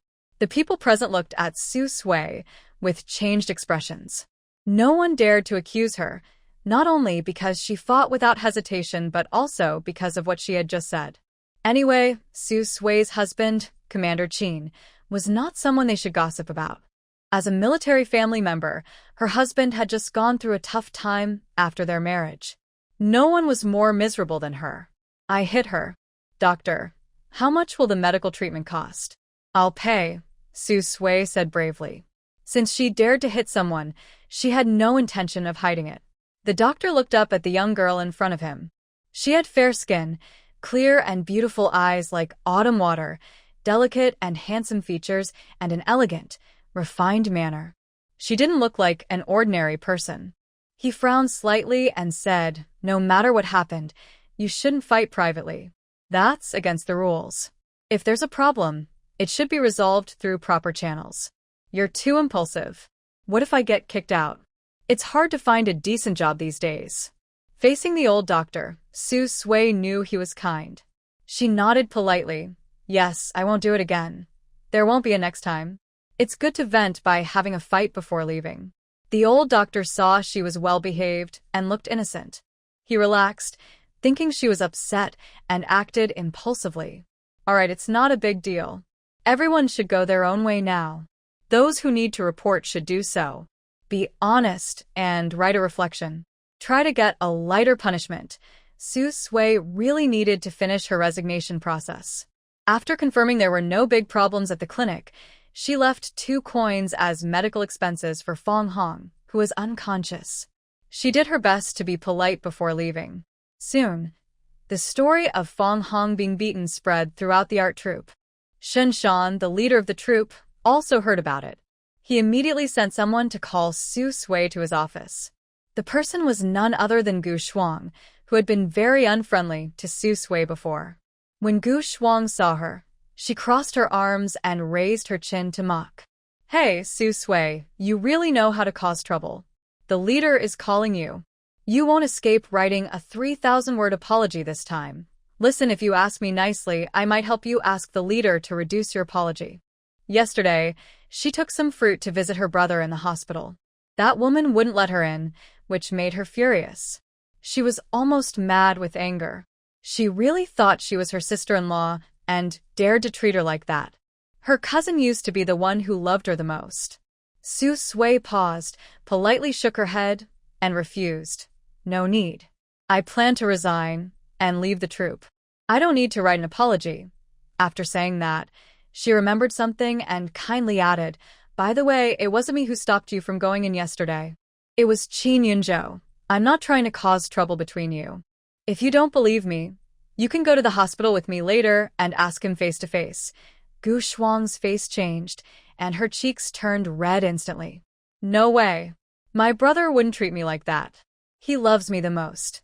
It must be you, that bad woman, trying to cause trouble. Other people's sisters-in-law are gentle and kind, but when it comes to her, she not only hits hard but also has a mean heart." The main point is, her brother used to dislike Su Sui, the scheming woman who tried to seduce him, but now he helps her with everything. If you didn't know better, you'd think Su Sui was the one he cared about most. Su Sui sighed. "If you don't believe me, that's fine. After I finish my resignation process, you can go to the hospital with me and ask your brother yourself. By the way, he used to be very caring towards you, his sister. But after he changed his surname, why haven't you visited him a few times? Why haven't you said anything to support him? You even often cause trouble for his wife. Someone like you, if I were in your place, I would feel cold and not want to see him." With that, she turned and walked past Gu Shuang toward the director's office. But just a few steps later, someone suddenly grabbed her hand tightly and wouldn't let go. "It's not like that. I didn't stop loving my brother." Gu Shuang was stunned for a moment, then suddenly her eyes turned red. Tears started falling uncontrollably, and she lowered her head to beg the woman she hated most. "Su Sui, can you help me explain to my brother? I really haven't stopped loving him. I just feel a bit uncomfortable, not sure how to face him. Just help me explain to him, and I promise I won't target you anymore. I'll call you sister-in-law and protect you. Whatever I can do within my ability, I will do." She didn't like Gu Shu, who had taken her brother's place. In her eyes, her brother was the son of the Gu family, the one she grew up with and who protected her.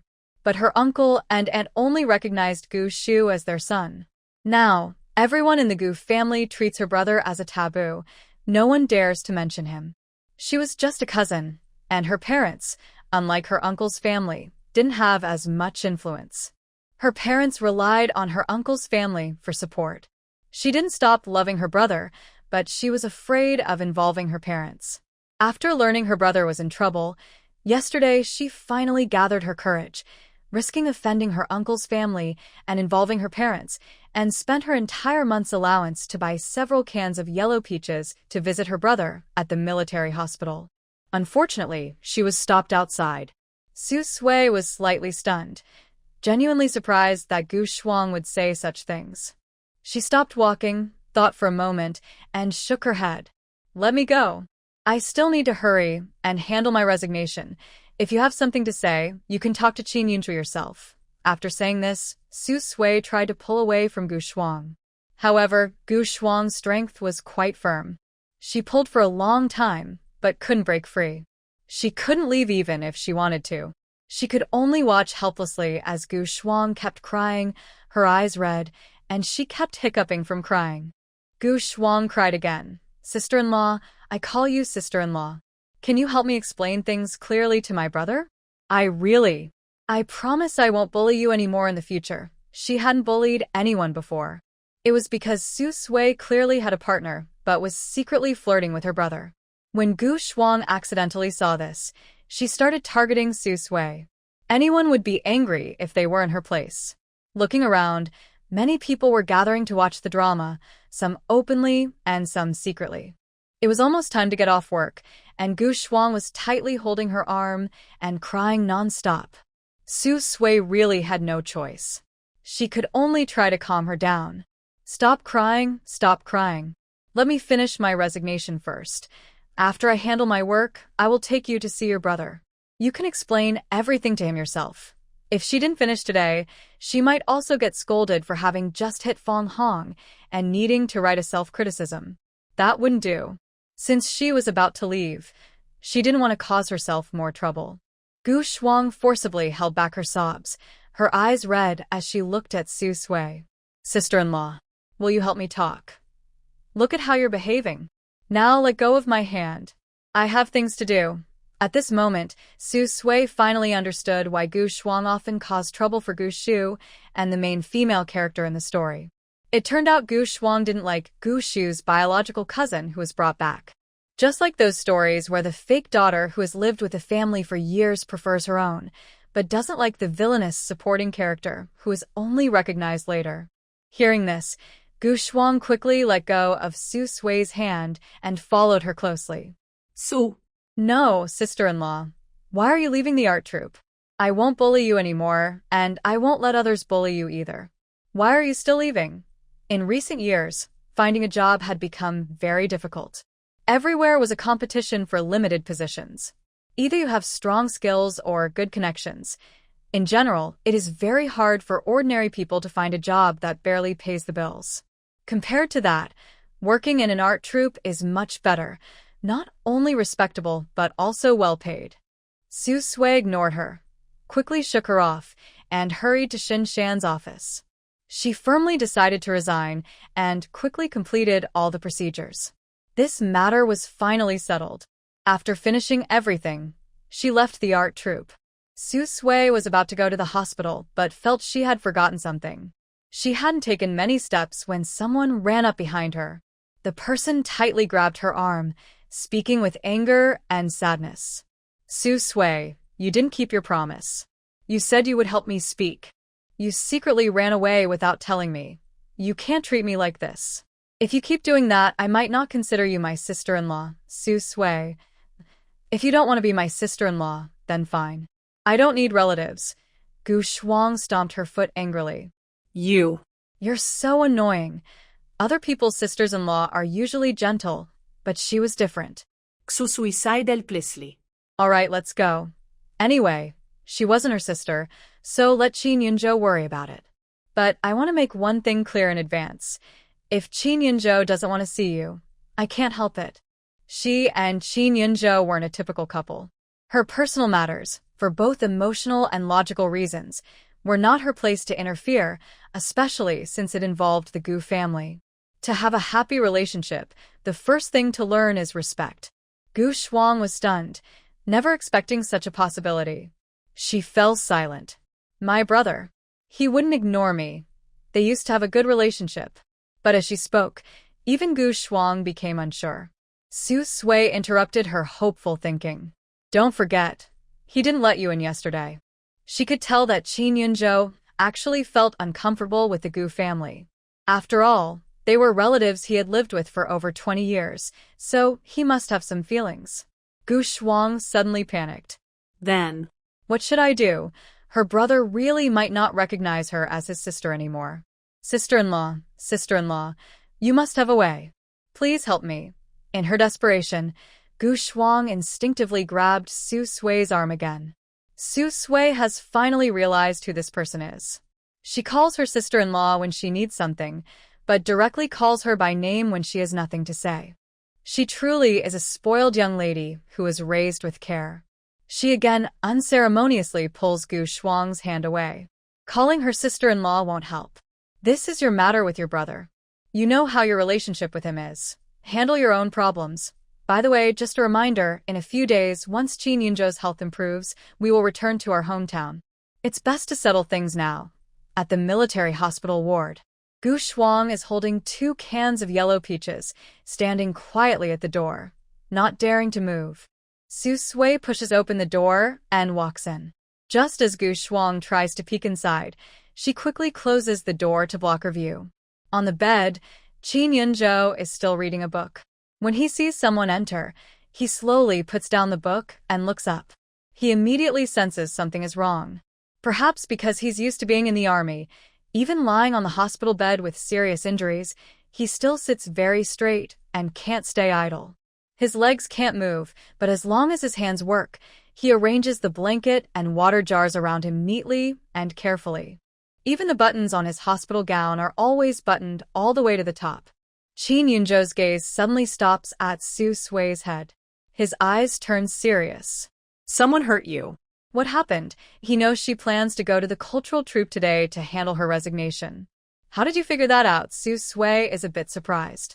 She walks over, opens the lunchbox she's holding, and offers the chicken soup and black sesame buns to him. The chicken was bought by Ma Dazhuang and some partners from a nearby team. They heard it cost a lot and took a lot of effort. The family didn't want money, only grain.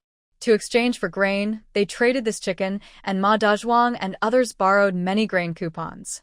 Originally, Su Sui didn't want to accept the chicken, but those people insisted on giving it.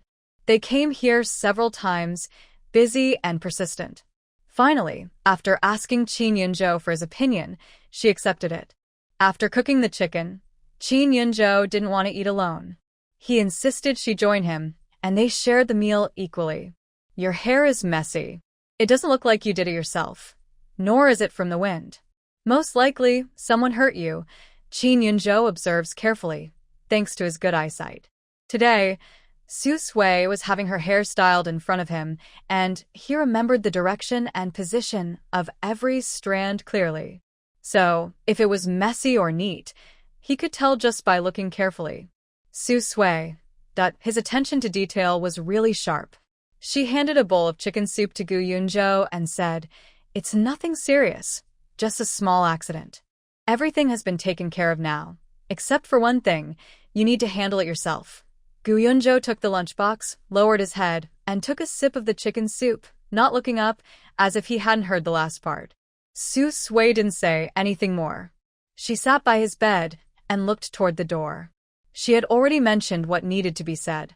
Whether he saw it or not was no longer her concern. Outside the ward, Gu Shuang was walking back and forth, holding 2 cans of yellow peaches, her hands sweating nervously.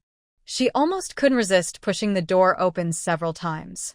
But thinking about her brother's attitude these days, she forced herself to hold back. Surely Su Sui wouldn't ignore her. She knew that the mean woman held a grudge and probably wanted to get back at her. Oh no, she shouldn't have cried and begged that mean woman for help earlier. Maybe she only made things worse. Suddenly, there was a creak. The door to the ward opened unexpectedly. Gu Shuang, who had just been thinking badly about Su Sui, looked up instinctively and was caught off guard by Su Sui's face. Her face turned pale, and she quickly took a step back. I didn't say anything bad about you, Su Sui. All right, no need to hide. I know you're cursing me in your mind. She moved aside to make way. Go in. If there's anything, just talk to him yourself. And next time, don't curse me in your mind. Even if you do, don't let me see it easily. I hold grudges. Gu Shuang's face turned a bit awkward. She didn't dare look at Su Sui and quickly ran inside with the yellow peach cans. Soon, she reached Qin Yunzhou's side. Looking at the weak, pale man on the bed, her expression was cold and indifferent, with no visible emotion in her eyes. Gu Shuang stiffened for a moment and only slowly relaxed after a while. She placed the canned yellow peaches on the nearby cabinet and instinctively lowered her head, clutching her clothes tightly. Brother, are you okay? Is your body all right? Qin Yunzhou spoke calmly. It's nothing. The person has been seen. You can go back now. Almost 10 days had passed since he was discharged from the hospital after the accident. The most dangerous day was when he was taken into surgery at the military hospital. That day, at the entrance of the operating room, only Su Sui and a few others he had saved, like Ma Dazhuang, stayed there.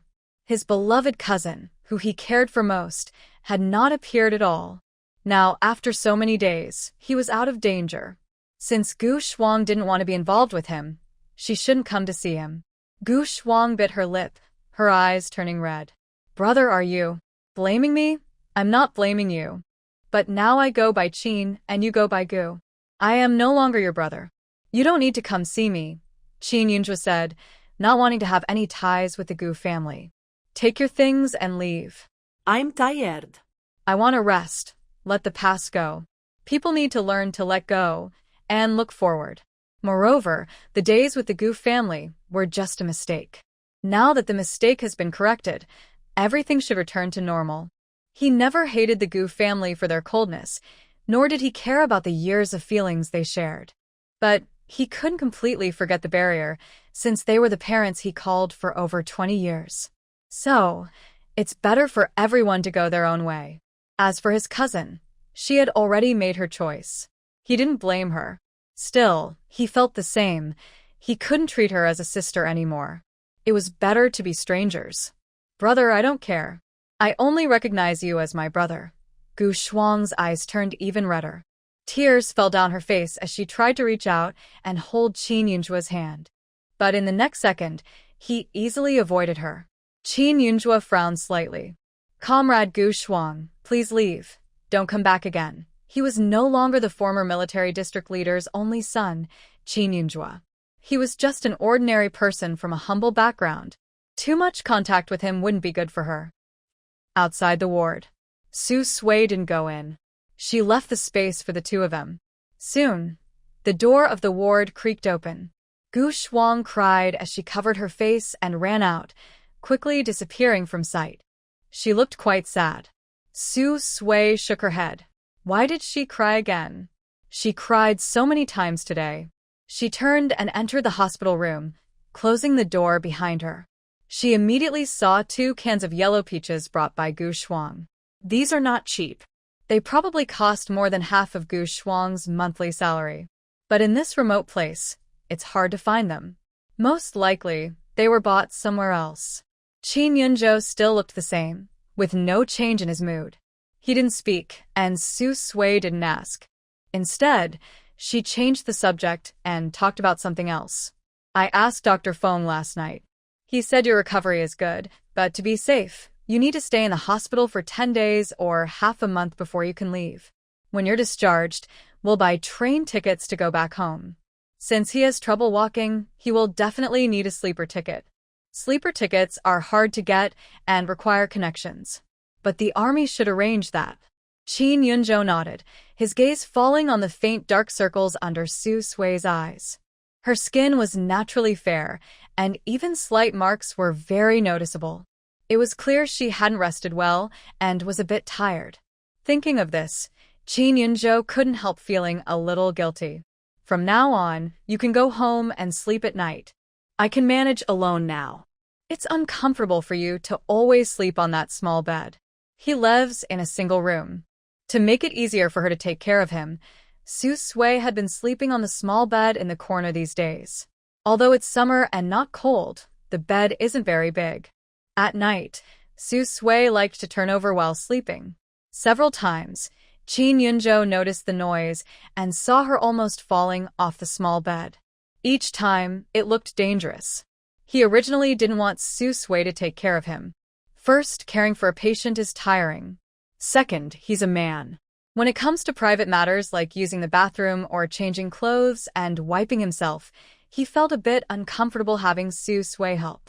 So, in front of her, he always tried to restrain himself and avoid awkward situations.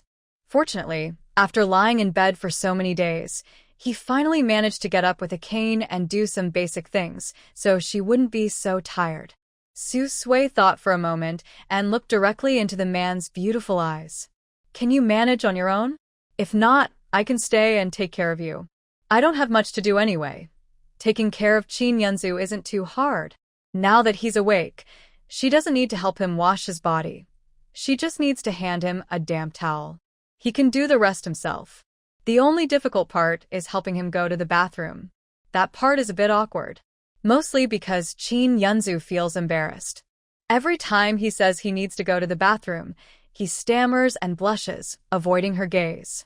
Especially during the first few days. She personally helped him take off his pants, and during that process, they inevitably touched some sensitive areas. She didn't realize it clearly that night, but now she sees everything clearly. Su Sui also feels a bit shy, but some people blush more easily than her. Over time, she actually enjoys seeing the usually calm and refined Qin Yunzhu blush.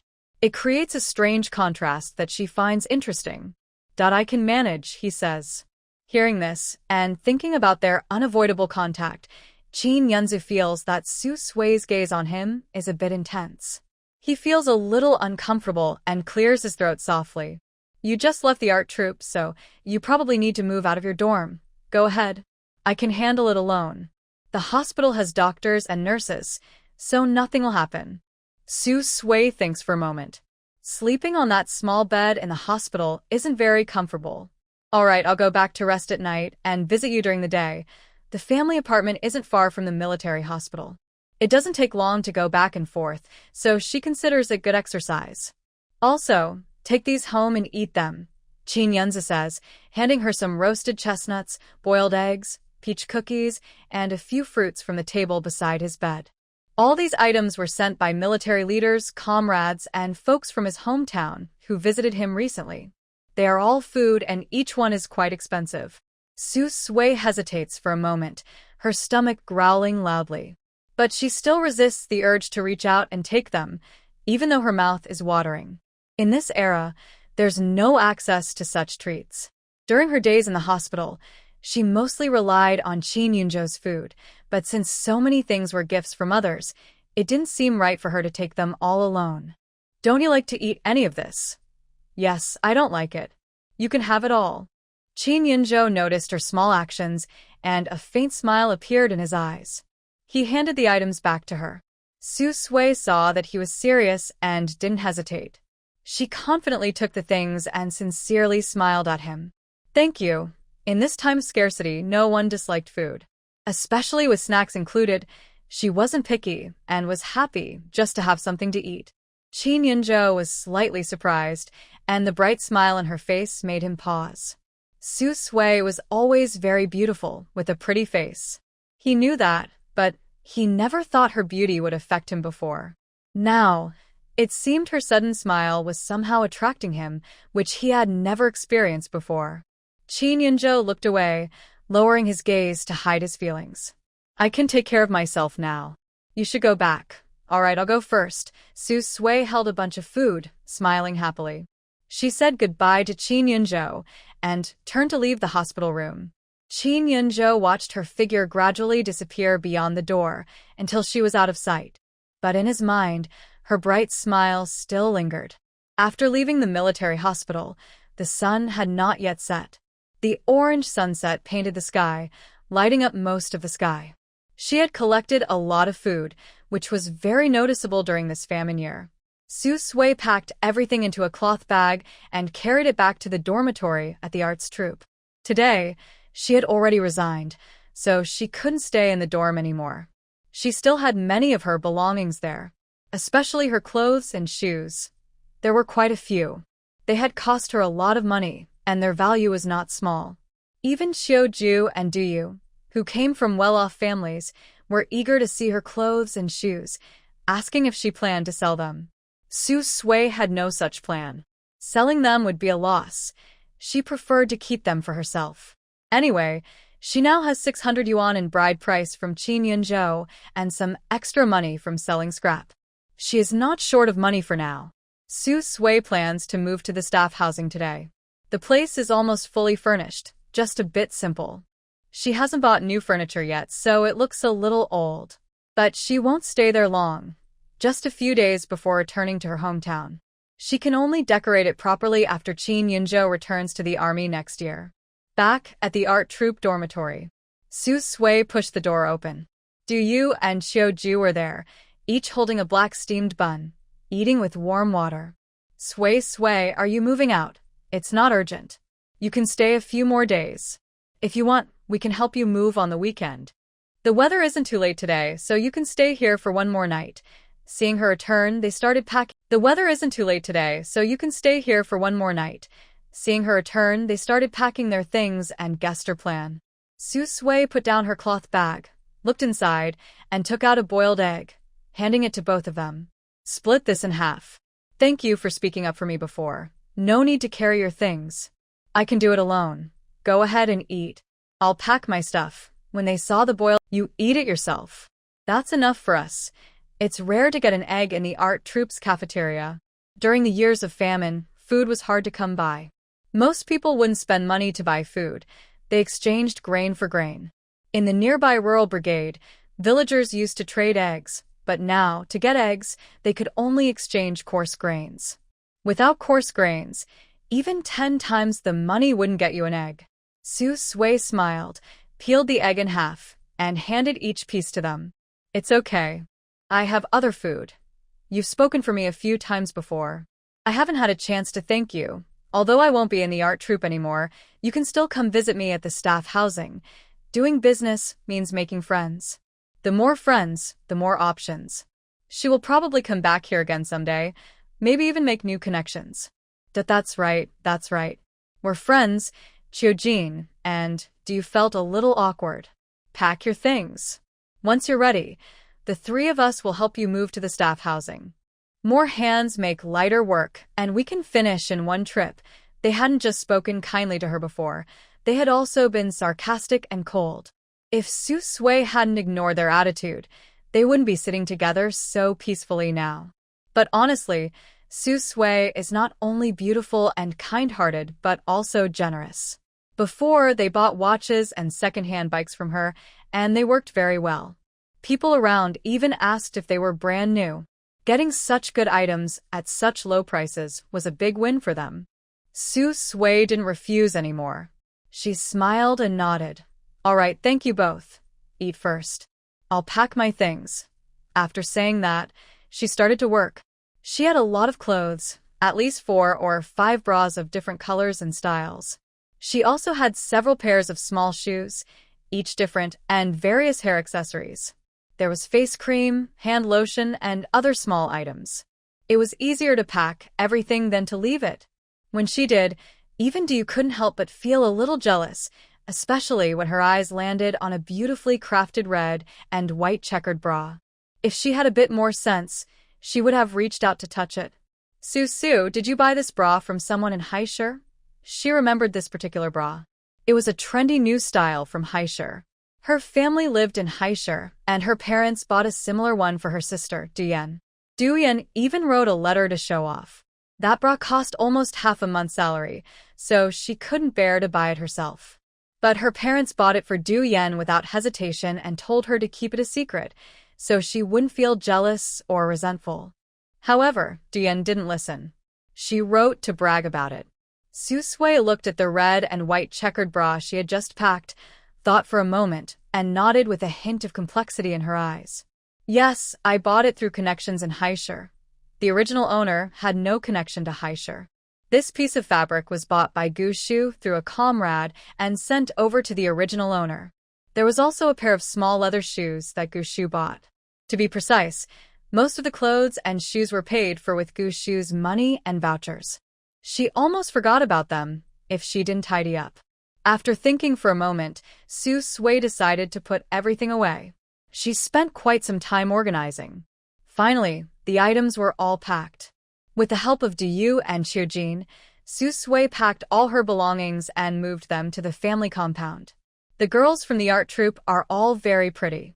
When they arrived at the family compound, they attracted many looks. Several people recognized Sui, greeted her briefly, and looked at her several times.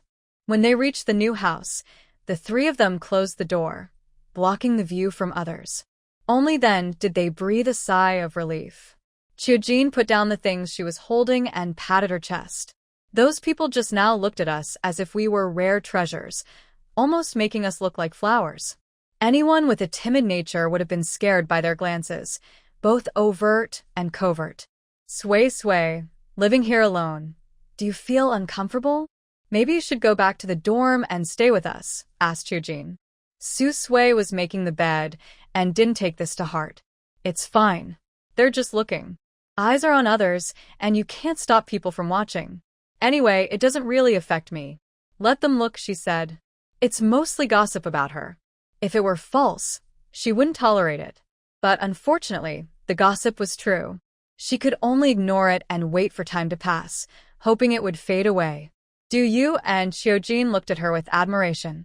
If it were them, they wouldn't be able to stand it and definitely wouldn't want to live in such a place. However, speaking of her house, aside from the old furniture, everything else was pretty good. It was a 2-bedroom apartment of about 30 to 40 square meters, which felt quite spacious for just the two of them. If someday they could find a military officer to marry and get a similar, spacious, and nice house, that would be wonderful. Of course, the size and quality of the house assigned mainly depended on Qin Jingwei's rank. Not everyone was as lucky as Sui. In the blink of an eye, half a month had passed. Qin Yunzhou's health stabilized, and he was ready to leave the hospital. The army arranged for him and Sui to get 2 adjacent train tickets, based on their connections. They also sent someone to drive them to the train station. The tickets were for a train departing tomorrow noon. Qin Yunzhou had returned to the family residence from the hospital. This was his first night back here, and he was about to sleep in the same bed as Sui while fully awake. The dim yellow light was a bit too dark, barely illuminating the room. Inside, everything was new, bed, furniture, and all. The other tables, chairs, and cabinets were old and peeling paint. But everything was very clean, clearly carefully cleaned. Qin Yunzhou sat on the bed, watching Sui busy fetching water and carrying a basin. He couldn't help but focus on her. The summer night air was hot and dry. She wore a simple black dress with a plain white shirt, her hair tied up with a chopstick, revealing her bright, lovely face, like a beautiful pink rose. The chopstick in her black hair looked like a hairpin at first glance. Her simple outfit drew many glances from people passing in the corridor. Qin Yunzhou had excellent hearing. Even inside the room, he could hear the neighbors talking outside. Someone made a snide comment about Sui's appearance right in front of her. Sui didn't hold back and responded with a few sharp words, making the other person speechless. Someone asked if her leg was broken and if she was leaving the army. To defend him, Sui argued with some people. She was a fierce fighter, some older women couldn't match her and quickly backed down. Most of the noise outside Qin Yunzhou could hear.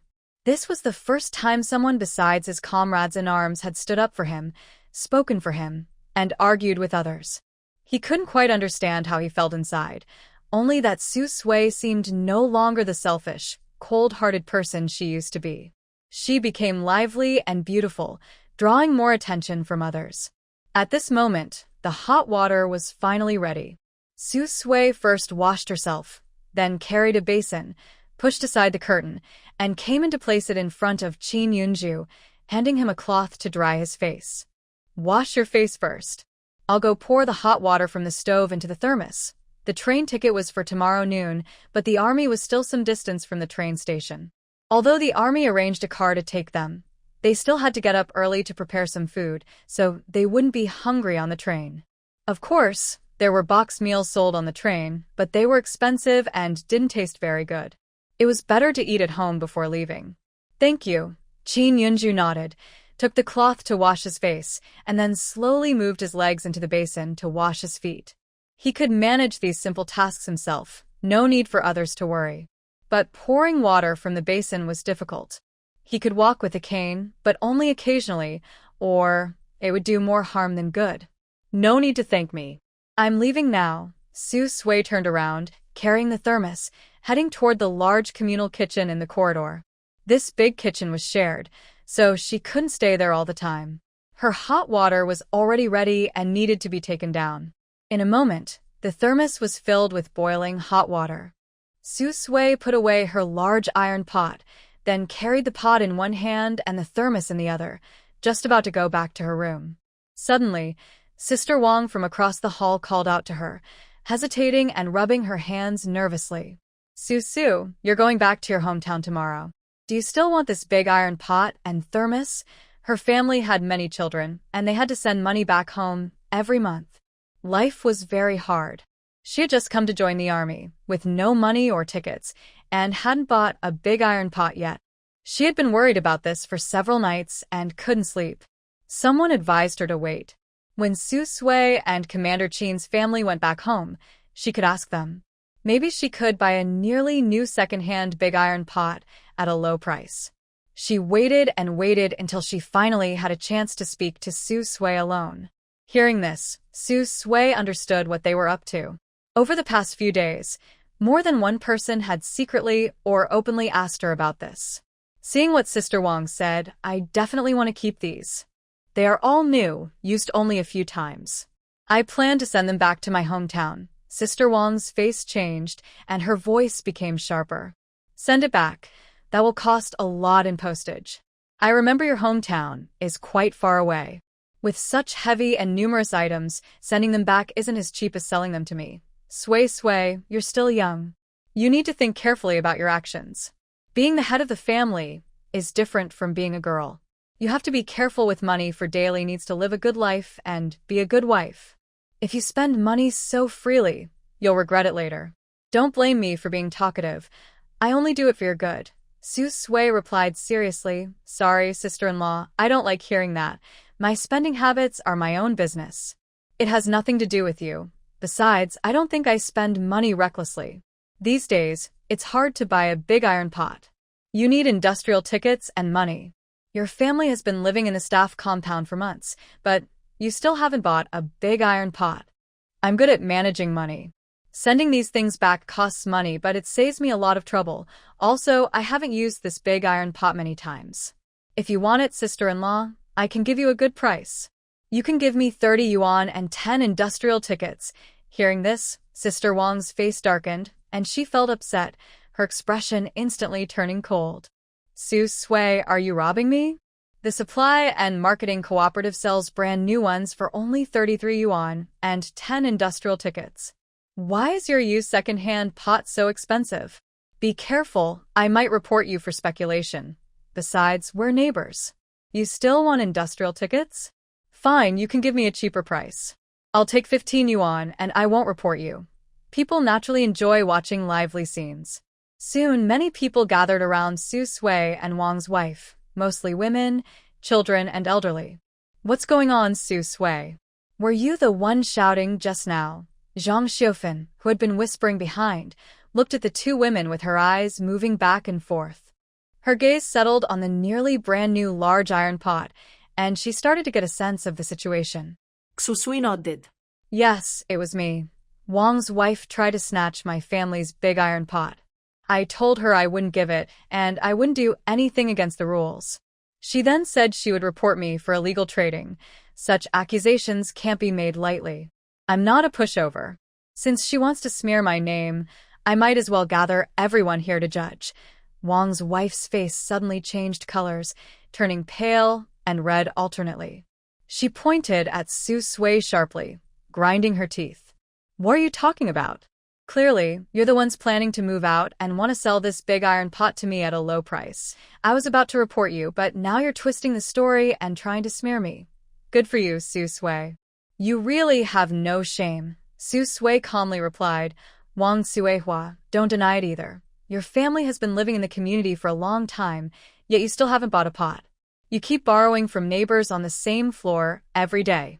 Can you honestly say you're not just jealous because we're moving out and want to get my family's things cheaply? Otherwise, with your ability, you wouldn't have gone several months without buying a pot. Su Sui turned to everyone present, speaking clearly and confidently so all could hear. Everyone listen to me. Does what I say make sense? Although Wang Suehua's family moved in only a few months ago, everyone who has interacted with her knows her character. When it comes to trying to get something for nothing, no one on this floor is better than her. You're lying. I didn't do anything. I didn't. Wang Suehua almost tore at Su Sui, but with so many people watching and Su Sui standing close to many, she couldn't act out openly. Suddenly, all eyes were on Wang Suehua's red, angry face. Yes, this big family just moved into the housing compound not long ago, but they are quite difficult to deal with. When they refuse to lend her an iron pot or a knife for cooking, she will act pitiful and threaten them. Most people, to avoid trouble, choose to lend her things. Compared to the notorious Wang Suehua, Su Sui's words are more believable. Moreover, if it were them, they would also try to find Su Sui if they didn't have an iron pot at home. Many people's eyes seemed to pierce through Wang Suehua, pointing and gossiping about her. She couldn't take it anymore, glared fiercely at Su Sui, turned around and ran back into her house, slamming the door shut. The lively scene was over. The crowd gradually dispersed. Su Sui carried her own large iron pot and a water-filled thermos back into her house. She pushed open the door and entered. She looked up and saw a man holding a water-filled foot basin tightly, trying to walk out with a crutch limping. Su Sui was stunned for a moment. After reacting, she quickly went over to help carry the basin. Didn't you say I should pour the water? Your leg isn't fully healed yet. What if it gets worse?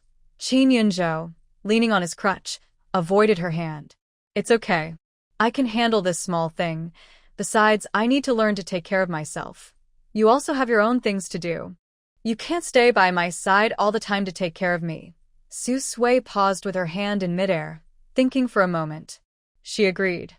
His leg is almost stable now. Next, he just needs to rest well. There are many days ahead. After returning to the old home, she plans to find a job, so she can't always take care of Qin Yunzhou. All right, but don't rush.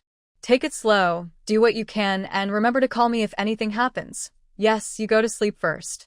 I'll finish pouring the water, and then go back. Qin Yunzhou nodded, leaning on his crutch, slowly walking out with a foot basin. His left leg is fine. It's just the right leg that's injured and can't walk normally. Although it's uncomfortable, with the help of the crutch, he can barely keep his balance and walk. I'm waiting for you. If anything happens, I can help too. Su Sui still felt uneasy and followed Qin Yunzhou at a close but not too close distance. Qin Yunzhou paused for a moment. He looked back and deeply glanced at Su Sui, his throat unconsciously moving for a few seconds, and then he swallowed the almost formed refusal. All right. Actually, it wasn't necessary. He has always been in good health. Losing one leg affected him, but with the help of a cane, he could still move around easily. The summer night was still hot, with the breeze feeling warm. The apartment building was crowded, with poor lighting. Summer was hot and winter was cold. Su Sui followed behind Qin Yunzhou, watching him carry a basin with one hand while limping, yet still able to walk outside with his cane. He looked disciplined and orderly, like someone from the military. Even with an injured leg and limited movement, he still appeared very reliable. Soon, he poured out the foot bath water. Qin Yunzhou carried the basin and limped back into the room, bending down to put the basin down carefully. At that moment, a plain white handkerchief, carrying a faint floral scent, suddenly fell on his forehead, gently wiping it with soft, delicate movements. He looked up and saw Su Sui's bright, beautiful face very close to his. Their faces were almost touching, just a little apart. Qin Yunzhou could clearly see the tiny soft hairs on Su Sui's face, her thick, curled eyelashes, and her soft, pink lips. He was momentarily distracted, feeling a slight tightening in his chest. It seemed as if the faint scent of soap from Su Sui was surrounding him. "All right, your face is no longer sweaty. Go back to bed. I'm tired." After a moment, Su Sui took back the handkerchief, yawned naturally, and helped the man beside her walk to their bedroom. This house was their wedding home. The big red quilt cover and blanket on the bed were prepared for their marriage. They should have moved in long ago. But due to an accident, tonight was the first time they slept alone in their new home. Back in the bedroom, she closed the door. Su Sui helped him sit on the bed. The small room was dimly lit, quiet except for the crying of a child from next door and the sound of adults arguing. Su Sui didn't pay much attention to Qin Yunju. She turned around, opened the wardrobe, took out her pajamas, and changed in a corner. Qin Yunju's face looked as if it had been burned by fire. He quickly looked away, no longer glancing at the bright, slender woman. He noticed that Su Sui seemed very relaxed around him, with no sign of defensiveness. Meanwhile, Su Sui changed into her pajamas, pulled back the blanket, and lay down on the bed. She had to wake up early tomorrow and had just argued with someone again. She was almost too tired to notice the uncomfortable expression on the man's face beside her. Qin Yunju was sleeping on the outside. When he closed his eyes, the dark night and the faint scent of Su Sui's body filled his mind. His senses seemed to expand infinitely. The light fragrance drifted into his nose uncontrollably, as if it wasn't the blanket covering him, but Su Sui herself. The woman beside him was not sleeping peacefully. She turned over and moved closer to him, unknowingly resting her head on his shoulder. Her soft hair with a gentle scent brushed against his cheek, tickling him slightly. Qin Yunju's body gradually grew warm, feeling hot all over. This was the first time he had shared a bed with a woman while fully awake, under the same blanket, which was a bright red wedding quilt they bought at the supply store for their marriage. Such a situation would affect any normal man. That night, Su Sui slept very soundly, but Qin Yunju didn't feel as comfortable. He almost couldn't sleep the entire night. Morning came quickly. Su Sui was used to going to bed early and waking up early. She liked to wash up and take a walk in the morning. "I'm going to the cafeteria to get breakfast," she said. Qin Yunju was also someone who woke up on time. He nodded. "I'll pack up at home." They were taking the train back to their hometown at noon. Most of their things were already packed, but there were still some items to organize now. "Okay, you take care of packing. I'm leaving," Su Sui said happily about Qin Yunju's attitude. Although he was injured and needed rest, he didn't rely entirely on her. He was learning to take care of himself and help share some chores. The morning air was fresh. Many people in the military camp had woken up early. In this era, few people slept in late. There weren't many entertainment options, so most people followed the routine of going to bed early and waking up early. When Su Sui stepped outside, she saw many others heading out. Today was their last day in the military camp. Qin Yunju was injured on duty and needed to recover. This time, he returned to his hometown, where the army gave him some money and dozens of food coupons as a reward. When Su Sui went to the cafeteria to get food, just mentioning Qin Yunju's name and proving she was his family member would get her a special nutritious meal for him, free of charge and without coupons.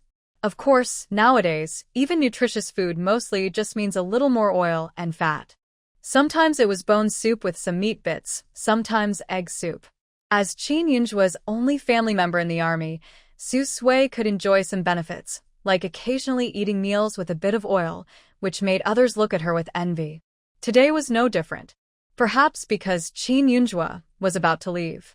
The breakfast prepared for him at the canteen included 2 large plain buns, 2 boiled eggs, and 2 bowls of plain porridge, definitely enough for 2 people. Seeing the bright white buns, Su Sui, who hadn't had white flour in a long time, couldn't help but swallow her saliva, almost wanting to eat them right then. But she remembered there was a patient at home waiting for her. She forced herself to hold back, quickly packed her food, and hurried home. Back at the family residence, she pushed open the door. After placing the lunchbox down, she looked up and saw everything inside was tidied up, clean, neat, and even swept. She was a bit surprised. Entering the bedroom, she saw the man packing clothes. Have you finished packing? Qin Yunjua zipped up his bag, wiped the sweat from his forehead, and nodded. Yes, everything is packed. Recently, almost all the chores at home had been done by Su Sui. He, as a grown man, couldn't always rely on a woman to take care of him. Su Sui looked around the room. It was very clean, and almost everything that needed to be taken was packed. They only planned to take the quilts. The pots, bowls, and utensils were from their hometown. The quilts were different. They were used, and the cotton inside had turned dark and hard, no longer warm. They didn't have extra cotton coupons to buy new ones. Let's eat breakfast first. Today there are big white buns, plain porridge, and boiled eggs. Qin Yunjua nodded, leaning on his cane as he limped to the dining table and sat down. Soft, fluffy white bread with a light wheat aroma took a bite, and it made my whole stomach feel comfortable. The porridge wasn't very thick, mostly just rice soup, but having rice soup at this time was already quite good. Su Sui really liked the light, sweet taste of the rice soup. She enjoyed a soft, sweet white bread, a bowl of plain porridge, and finally a boiled egg. Before long, she finished her breakfast. It was almost time to leave. The person responsible for driving them to the train station was Lu Zhang, a former roommate of Qin Yunzhou and a fellow soldier. They borrowed the cotton tickets for the quilts. When Qin Yunzhou was hospitalized before, Lu Zhang visited several times, sometimes giving money or bringing things. Su Sui didn't take money from him, but she still owed him some cotton tickets. She had paid back part of it recently, but still owed him 3 jin of cotton tickets. She needed to save up those 3 jin quickly. Suddenly, there was a knock on the door. Su Sui went to open it. It was Lu Zhang, dressed sharply in his military uniform, tall and strong, with neat features, smiling as he greeted her. Hello, sister-in-law. Today, I'll be responsible for taking you both to the train station. Time is almost up. Where are the luggage? I'll help you load it onto the car first. Captain Lu? Thank you. The stuff is over there. I'll help you carry it. Su Sui quickly stepped aside to invite him in, smiling confidently and naturally. Inside, Qin Yunzhou saw his comrade arrive and greeted him with a smile. Thanks, old Lu. No problem. It's not much effort. With our relationship, why be so formal? Lu Zhang waved his hand and easily carried 2 large bundles and a suitcase all at once. Seeing this, Su Sui wanted to help but was stopped by Lu Zhang shaking his head. Sister-in-law, no, I can handle it myself. You rest.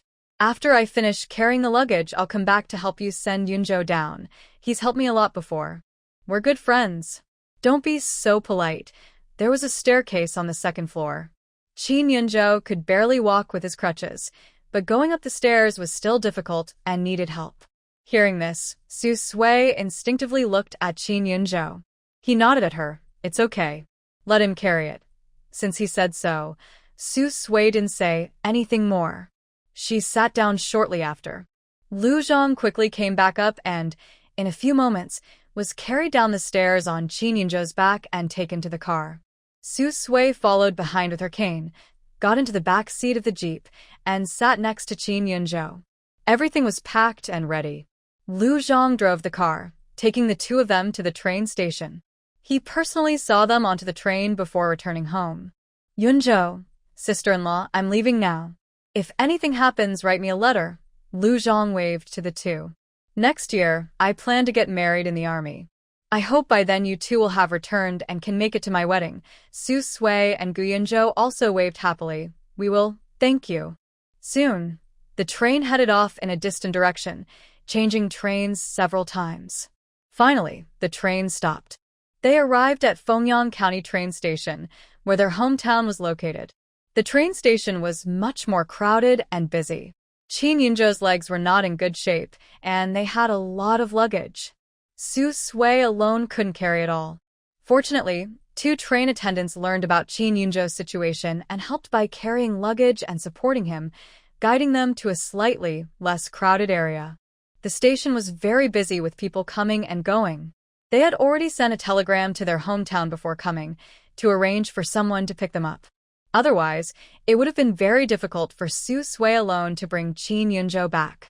Su Sui tiptoed and looked around. Suddenly, she saw a few familiar faces. She quickly waved and happily called out, "Mom, big brother, aunt, over here. Look, Aunt Qin and my mom are coming to pick us up." Qin Yunzhou, leaning on his cane, looked in the direction of Su Sui's gaze and immediately recognized some excited but unfamiliar faces. His eyes fell on a small, pale woman among them. He had seen her photo at Gu Shu's place. Without a doubt, this was his birth mother, Tianhua. Tianhua was very thin, with no flesh on her body. Her cheeks were sunken, almost like only skin and bones. She wore several patched-up, somewhat worn-out clothes, but they were very clean. She looked gentle and honest. On the other side, among the crowd, Wang Yinhua and a few others, who had been waiting, heard a familiar voice. They instinctively turned around and excitedly ran over, pulling the people beside them. "Quanzi, it's Aunt Qin, Sui, and the others are over there. Let's go quickly." Soon a few people arrived. Su Sui hadn't had a chance to speak before Wang Yinhua pulled her over and checked her from head to toe, full of concern. "Quanzi, you should check if your sister has lost weight again. Her face feels less comfortable to touch than before. There are a few eggs at home. When we get back, you should give your sister a good meal." Next to them, Quan sighed helplessly. "Mom, I feel like Sui looks even rounder than before. Besides, these days, there's a famine everywhere. Who isn't thin now? Those eggs are precious to the family. They are the only source of meat, and no one is willing to eat them. Only the younger sister gets this special treatment." Wang Yinhua glared at her eldest son. "You talk the most, always saying things I don't want to hear." Su Sui touched her face. She wasn't thin or fat, but compared to most people who looked pale and thin from hunger, she did seem a bit rounder. Only her own mother would think she had lost weight. "All right, Mom, let's talk about it when we get home." Next to them, Tianhua couldn't help but notice Su Sui and Qin Yunzhou, who was leaning on a cane. When she saw Qin Yunzhou's injured leg, her eyes turned red. Her voice was a little choked and cautious. Sui, is this Yunzhou?" Su Sui nodded. "Yes, Auntie. We're back." Hearing this, Tianhua couldn't hold back and started crying, covering her face. She instinctively wanted to go forward and hug her long-lost son, but when she touched his cane, she stopped. Her steps paused. She wanted to go forward, but was afraid to touch her son's injured leg. Her eyes filled with tears again. "Yunzhou, what happened? Does it still hurt?" Qin Yunzhou shook his head. He wanted to call the woman in front of him Mom, but he couldn't say it. He didn't know how to face her. In the end, he skipped that title and awkwardly said, "Got hurt on a mission." "It's fine now, it doesn't hurt anymore." Su Sui looked at Qin Yunzhou. "What does it mean that it no longer hurts?" "Actually, it still does. Every time she leans on her crutches and walks a little more, or if her walking posture is wrong, she feels the pain so strongly that she breaks out in cold sweat. But this person is very patient and never complains." She observed this after staying with him for a long time. Next to her, Wang Yinhua glanced at Qin Yunzhou's leg. Her body stiffened for a moment. While Tianhua was talking to Qin Yunzhou, she quickly pulled Su Sui into a corner and lowered her voice hurriedly. Su, ore so confused. "Aren't you dating Qin Shu? With how he feels about you, even if he's no longer surnamed Qin now, he would still marry you. Why are you suddenly with this man with a leg injury?" As her mother, she knew her daughter's thoughts best. Her daughter has ambitions and beauty. She is famous in their big neighborhood for being pretty. Many young men want to pursue her. But her daughter doesn't like any of them. Only Qin Shu, the second son of the Qin family next door, is capable. Not only is he good to her, but he also became a battalion commander in the army at a young age. They grew up together as childhood sweethearts. That boy truly cares for her. Plus, now he's been recognized as part of the military district's top leadership family. As for Qin Yunzhou, he looks refined and handsome.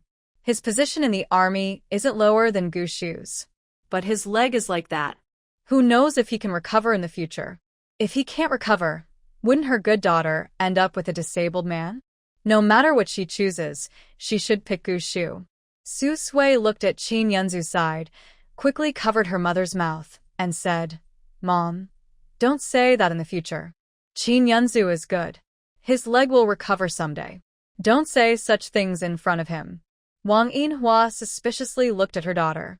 She suddenly pulled her hand away and said, "You don't seem to really like Qin Yunzu. Why are you still defending him? Mom, it's all for your sake. Marriage is for a lifetime. You can't joke about it. Look at you, daughter. You quietly changed your marriage partner. You finally got a good job, but you gave it up. After all the twists and turns, you came back to our small town. What are you after?" The more she thought about it, the more uneasy she felt, and her face darkened. Honestly, do you think Gu Shu changed his mind after being recognized again? Or maybe his family wants to find a suitable match for him, so they ruined your work and used our family's engagement with the Qin family to force you to be with Qin Yunzhou, Su Sui. She forced a helpless smile. Mom, think about it. That's not true. I just misunderstood someone. Besides some accidents, Qin Yunzhou and I are together because of our own choice. As for the incident with the medication, Qin Yunzhou was completely innocent. Wang Yinhua looked at her daughter for a long time. Her intuition told her something was wrong. Tell me honestly, what's really going on between you two? Su Sui couldn't hide it anymore and explained everything briefly. After hearing the whole story, Wang Yinhua fell silent. It turned out, it wasn't that someone was after her daughter, but that her daughter accidentally gave someone medicine and slept with him. Afterwards, she took responsibility and even paid a huge bride price of 600 yuan. That was 600 yuan. In recent years, in their small town, a bride price was usually only about 10 or 20 pounds of grain or 30 or 40 yuan. The bride price Qin Yunzhou offered was extremely high for their place, showing he was a capable man. Then, His leg, is it okay? Wang Yinhua worried again. Money is money, but if his leg is seriously injured, he might become disabled. He probably couldn't stay in the army anymore. Maybe in the future, he'd rely on her daughter, working at home, doing chores, cooking, and taking care of him. If that's the case, maybe it's better not to accept such a huge bride price. After all, Sui Sui was raised with care. She hadn't done much work growing up. She didn't want her daughter to suffer after marriage. Su Sui held her mother's arm and shook her head. It's not a big problem. The doctor said as long as he rests well, he'll get better. He'll even return to the army. Mom, don't worry. When it comes to her daughter's future, a mother can't help but worry. Just after meeting her new son-in-law, Wang Yinhua already started to feel anxious and sighed. But she didn't say anything more. The two of them had already made their decision. They could only take one step at a time. They couldn't really persuade her daughter to divorce and remarry. Nowadays, if women get divorced and remarry, most of them end up marrying men who are considered less desirable. Su Sui took Wang Yinhua and left. Meanwhile, Tianhua and Qin Yunzhou had already started to get to know each other. When they saw Su Sui and her daughter, Tianhua suddenly remembered that the two children had already registered their marriage. She quickly wiped her tears and said, "Oh, I almost forgot to introduce you. Come, Yunzhou, this is Sui Sui's mother. Since you are married to Sui Sui, you should start calling her mom. And this is her older brother, Quanzi. He's 2 years older than her." Qin Yunzhou looked at the two and paused before saying, "Mom." "Older brother," he nodded, feeling a bit unfamiliar. Mainly because his brother-in-law had changed suddenly, and he was used to his previous brother-in-law, Gu Shu, who had grown up with him and was closer to him. Wang Yinhua smiled warmly and nodded, but didn't say much. If this son-in-law's legs weren't a problem, she would actually be satisfied. He looked good, was handsome and capable. Most importantly, he was willing to give her daughter a lot of bride price, so he probably wasn't poor. With everyone's help, Su Sui and Qin Yunzhou felt much more relaxed. Neither of them was carrying anything, and they easily returned to the old courtyard in the alley. This old courtyard had been around for many years, giving off a slightly old-fashioned vibe, and many people lived there. Although the courtyard wasn't fancy, most of the residents were workers from the textile factory, along with some from other workplaces. These days, workers are quite admired because they have stable jobs and income, benefits during festivals, and even housing allocations. Wang Yinhua's family of over 40 square meters in a 3-bedroom apartment was the house that Su Sui's late father had worked hard for at the textile factory. Although 40-plus square meters isn't big, compared to other families, theirs was considered quite spacious, thanks to Su Sui's father's contributions to the factory. As for the Qin family, they were an exception. No one in their family worked at the textile factory, and they didn't get a house through allocation. Instead, they managed to get a place years ago when policies weren't strict, thanks to good connections made by Qin Laotai and her husband. Their house was smaller, about 30 square meters, and since they had more people, it was even more crowded. Entering the large courtyard, a few people carried their bags and walked toward the Qin family. On the way, they met many women and aunties who greeted them. These people all looked at Qin Yunzu, who was leaning on a cane and dressed in a military uniform, looking very impressive. The story about the Qin family's son being switched at birth had already spread. Now that everyone saw him, they were all very curious, and some even came over. "Madam Tian, is your second son back? How's his leg? Is it serious? Oh, Sui got into the army's cultural troupe, right? She hasn't been gone long, so why is she back all of a sudden?" The marriage between the two had only been known by the Qin and Su families for now, and it hadn't been made public yet. Tian Hua instinctively stepped forward to block the curious looks at Qin Yunzu and forced a smile. "Yes, Yunzu is back. He hurt his leg a little, but it's nothing serious. He just needs to rest well." Wang Yinhua then stepped in front of Su Sui, smiling at the women who wanted to ask questions. "Our Sui got into the cultural troupe, but she doesn't like staying there all the time. She misses home and me, her mother. Plus, she and Yunzu are engaged. They got married in the army, so she decided to leave the troupe and come back home to recover with Yunzu." When this was said, the busybodies in the courtyard were all stunned. What? "Yinhua, your Sui is now with the second son you just adopted from Madame Tian's family? Wasn't Sui previously dating Xiaoshu? They've been together for a long time, and just a few days ago, they said they would get married. Why is the marriage now with someone else?" Everyone in the courtyard knew about this. Qin Shu was the most promising young man in the neighborhood. These days, if he married a soldier, he wouldn't go hungry. Families with daughters all wanted Qin Shu as a son-in-law. But unfortunately, he already had a marriage engagement. The two had been dating openly, and everyone could hear that Qin Shu kept sending nice things to his fiancée, Sui.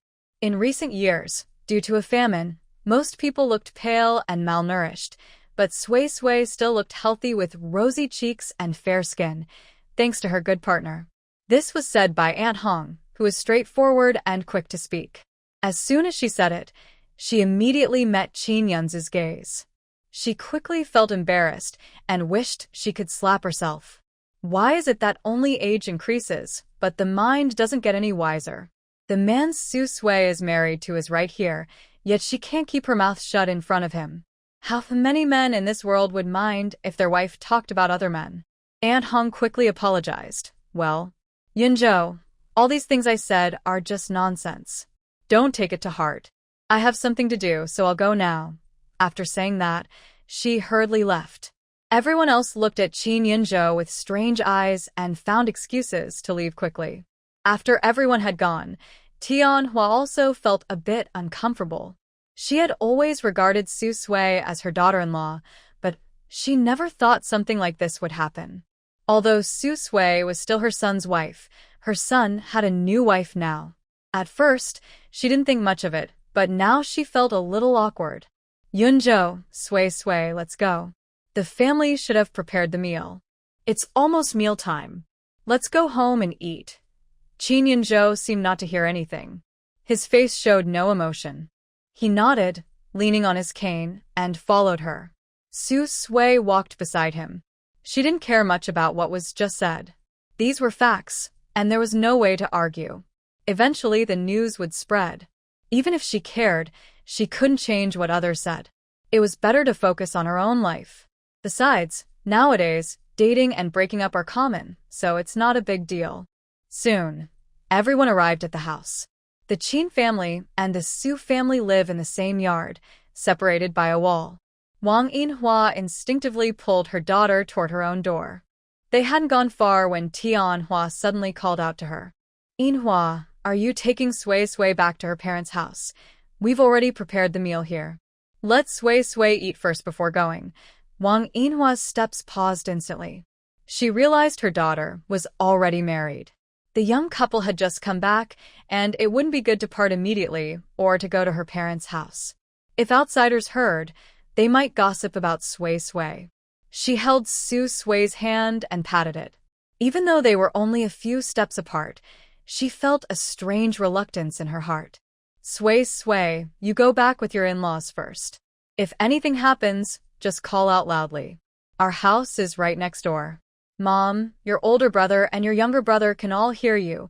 Your mom still keeps your room at home, and your brother heard you were coming back. He even washed your sheets and blankets. If you want to come back, you can do so anytime.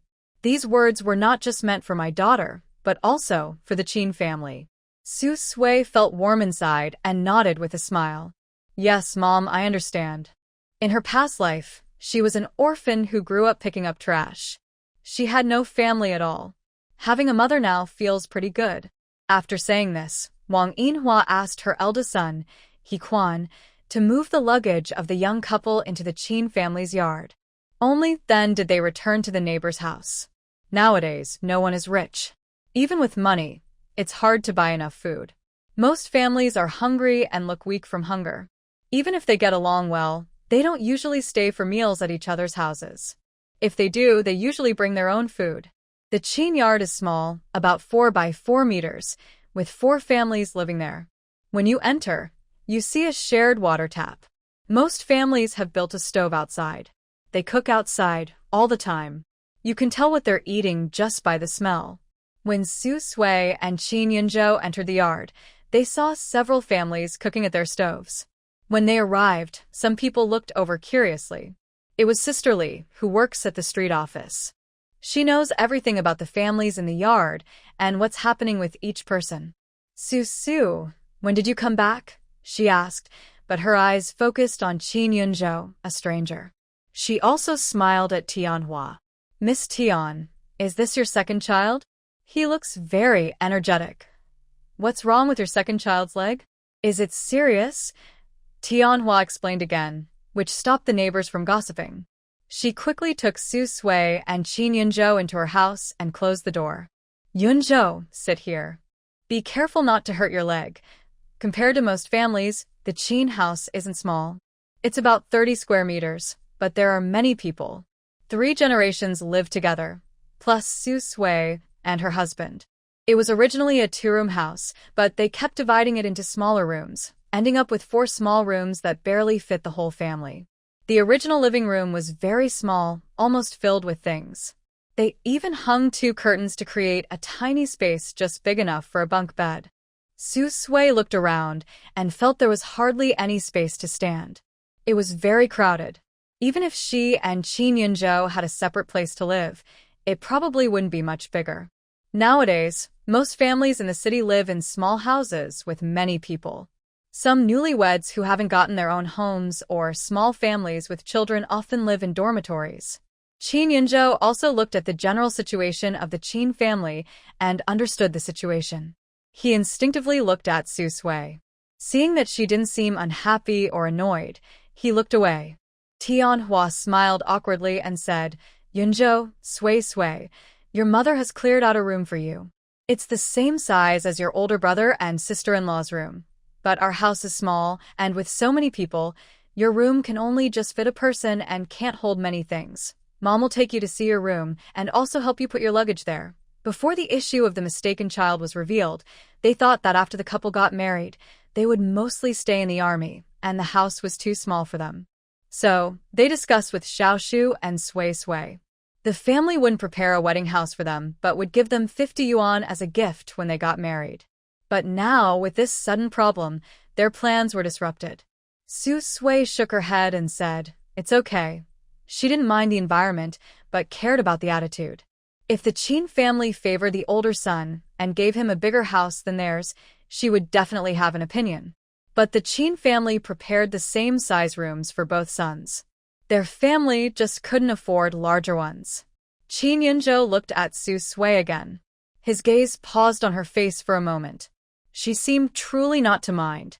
Tianhua secretly breathed a sigh of relief and smiled. All right, Mom will take you to see your room.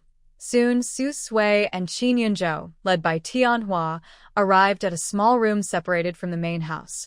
The room was indeed very small. It could barely fit a double bed, a wardrobe, and a table. There was almost no extra space to store many things. Although the room is small, it is very clean and has good lighting. There is a small window, but the cotton quilt on the bed is a bit hard and doesn't look new. Fortunately, Su Sui and her family brought back a quilt they bought from the army. Besides the small size and poor soundproofing, there are no major problems. She relaxed a little, thinking it wasn't too bad. Tianhua went out to cook, leaving Su Sui and Qin Yunzhou alone in their room. Before leaving, she even closed the door. The only place to sit in the room is the bed. They sat down quietly. Outside, they could faintly hear people talking and children playing. After a while, Qin Yunzhou thought for a moment and asked, "Do you think there's anything else we need in this room?" He didn't know how long they would stay here, maybe a few months, maybe a year or more. Su Sui looked around the small room and shook her head. Forget it. She wanted to get a desk to write and draw, but the room was too small to fit one. Qin Yunzhou was silent for a moment. If you think this place is too small, I can ask someone to check in a few days. Maybe there's a place nearby that can be rented privately. Right now, many families are short of housing and food. Few people would leave their homes to rent them out privately. But if lucky, they might find a family with a spacious house that isn't in great condition but is willing to rent it out. Su Sui was a bit tempted. If possible, who wouldn't want to move out and live in a bigger place alone? I think it's worth a try. I'll ask my mom about it when I get the chance. The Qin family has too many people. Living in about 30 square meters with 9 people is crowded, almost to the point of being packed. The place isn't soundproof, so even small noises can be heard by everyone, leaving no privacy. Qin Yunzhou nodded. In a couple of days, I'll ask my former military buddy, who just retired. He works at the grain station, so he might have some connections. Su Sui was surprised. She didn't expect he had good contacts and that he knew someone at the grain station. Currently, the most popular places are the grain station, the meat factory, and the state-run restaurant. As long as there are family members working in these 3 places, there is no need to worry about going hungry at home. Many people want to build good relationships with them. All right, you also ask your comrades for information. I'll talk to my mom later and see if she knows anything. Her mother is a small team leader at a textile factory. She knows many people and has lived in this big courtyard for many years. Maybe she has some connections. They talked for a while. Su Sui started to take out and organize the things she brought back. Most of these were her clothes and shoes, followed by a large quilt. Qin Yunzhou's belongings were only a small part. She took out the quilt, changed into it, and used the large quilt she brought as a mattress. Then she put all her clothes and shoes into the wardrobe, waiting to finish tidying up. When Su Sui looked up, she saw that her things almost filled the wardrobe, leaving only a small corner empty. She felt a little uncomfortable. She was about to go forward and take out some clothes to leave more space for Qin Yunzhou. But she heard the man behind her speak. "You can use the wardrobe by yourself. I don't have many things, so I'll just put them in the suitcase." Su Sui instinctively looked back at his small suitcase. "Are you sure?" The wardrobe was small and couldn't hold many things. If he didn't need it, she could use it alone. "Yeah, you can use it," Qin Yunzhou said, watching her busy organizing her clothes. She had gathered quite a lot, which surprised him because she had many belongings. Fortunately, he didn't have many things, so he didn't need a wardrobe. Su Sui blinked, her eyes clear and beautiful like autumn water. "All right, then this wardrobe is temporarily mine. If you need it later, just tell me." Qin Yunzhou was slightly stunned. His ears turned a little red, and his heartbeat quickened. He instinctively looked away, avoiding Su Sui's expressive eyes. "No need. From now on, this wardrobe is yours. I don't have many things."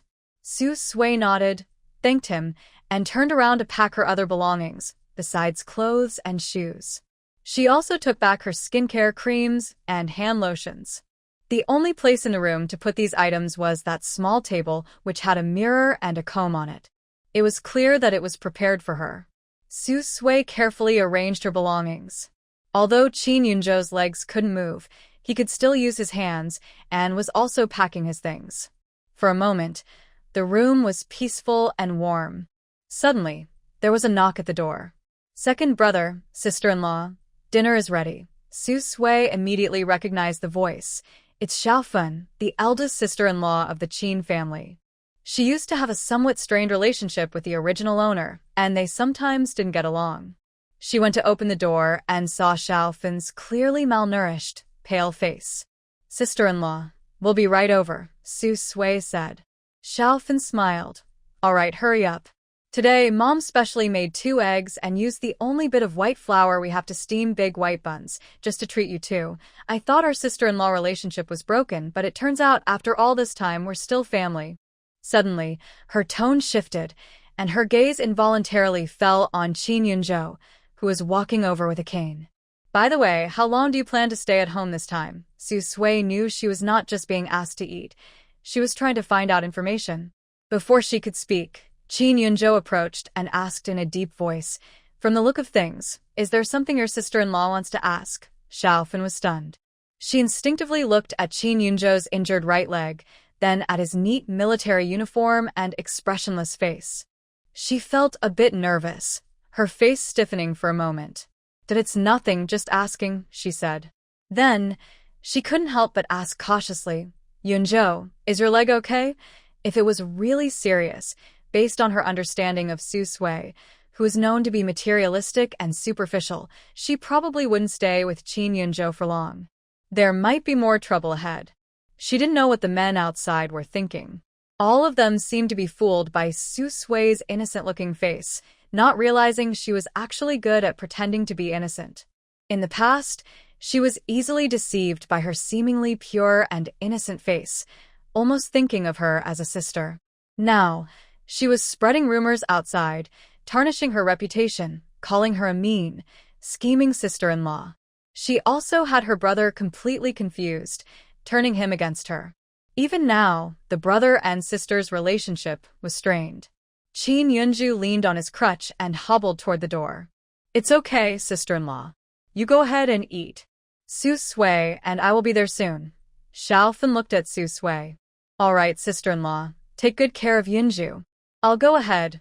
After they left, Su Sui was about to ask if Qin Yunzhou needed help when she suddenly noticed the man beside her, who had somehow come over quietly, also leaning on his crutch.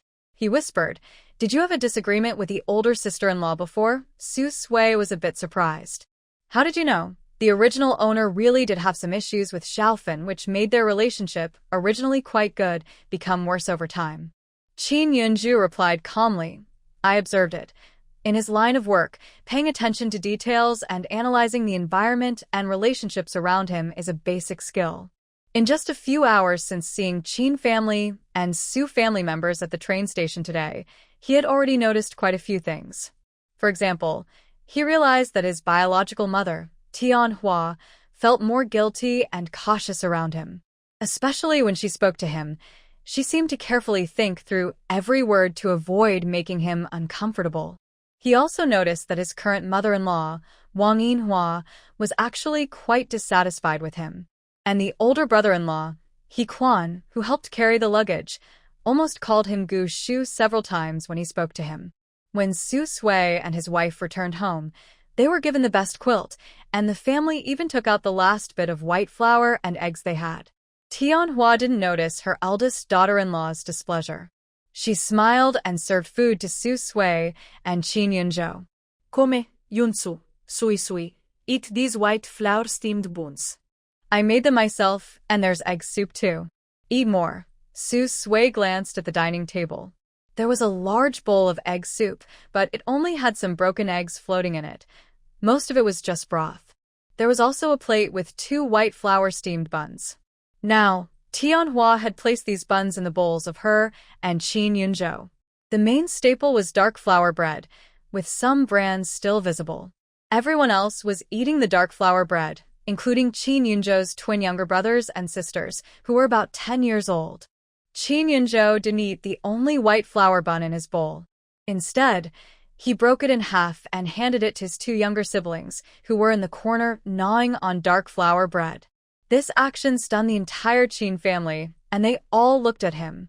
Qin Hai and Qin Yan, who received the white flour buns, immediately brightened their eyes and swallowed hard, but neither of them reached out to take the buns right away. They hesitated and said shyly, Second brother, you eat it. We're fine with this." They explained that their second brother wasn't their real biological brother. The second brother was actually their real brother, but their sister-in-law was still the same, Sui from next door.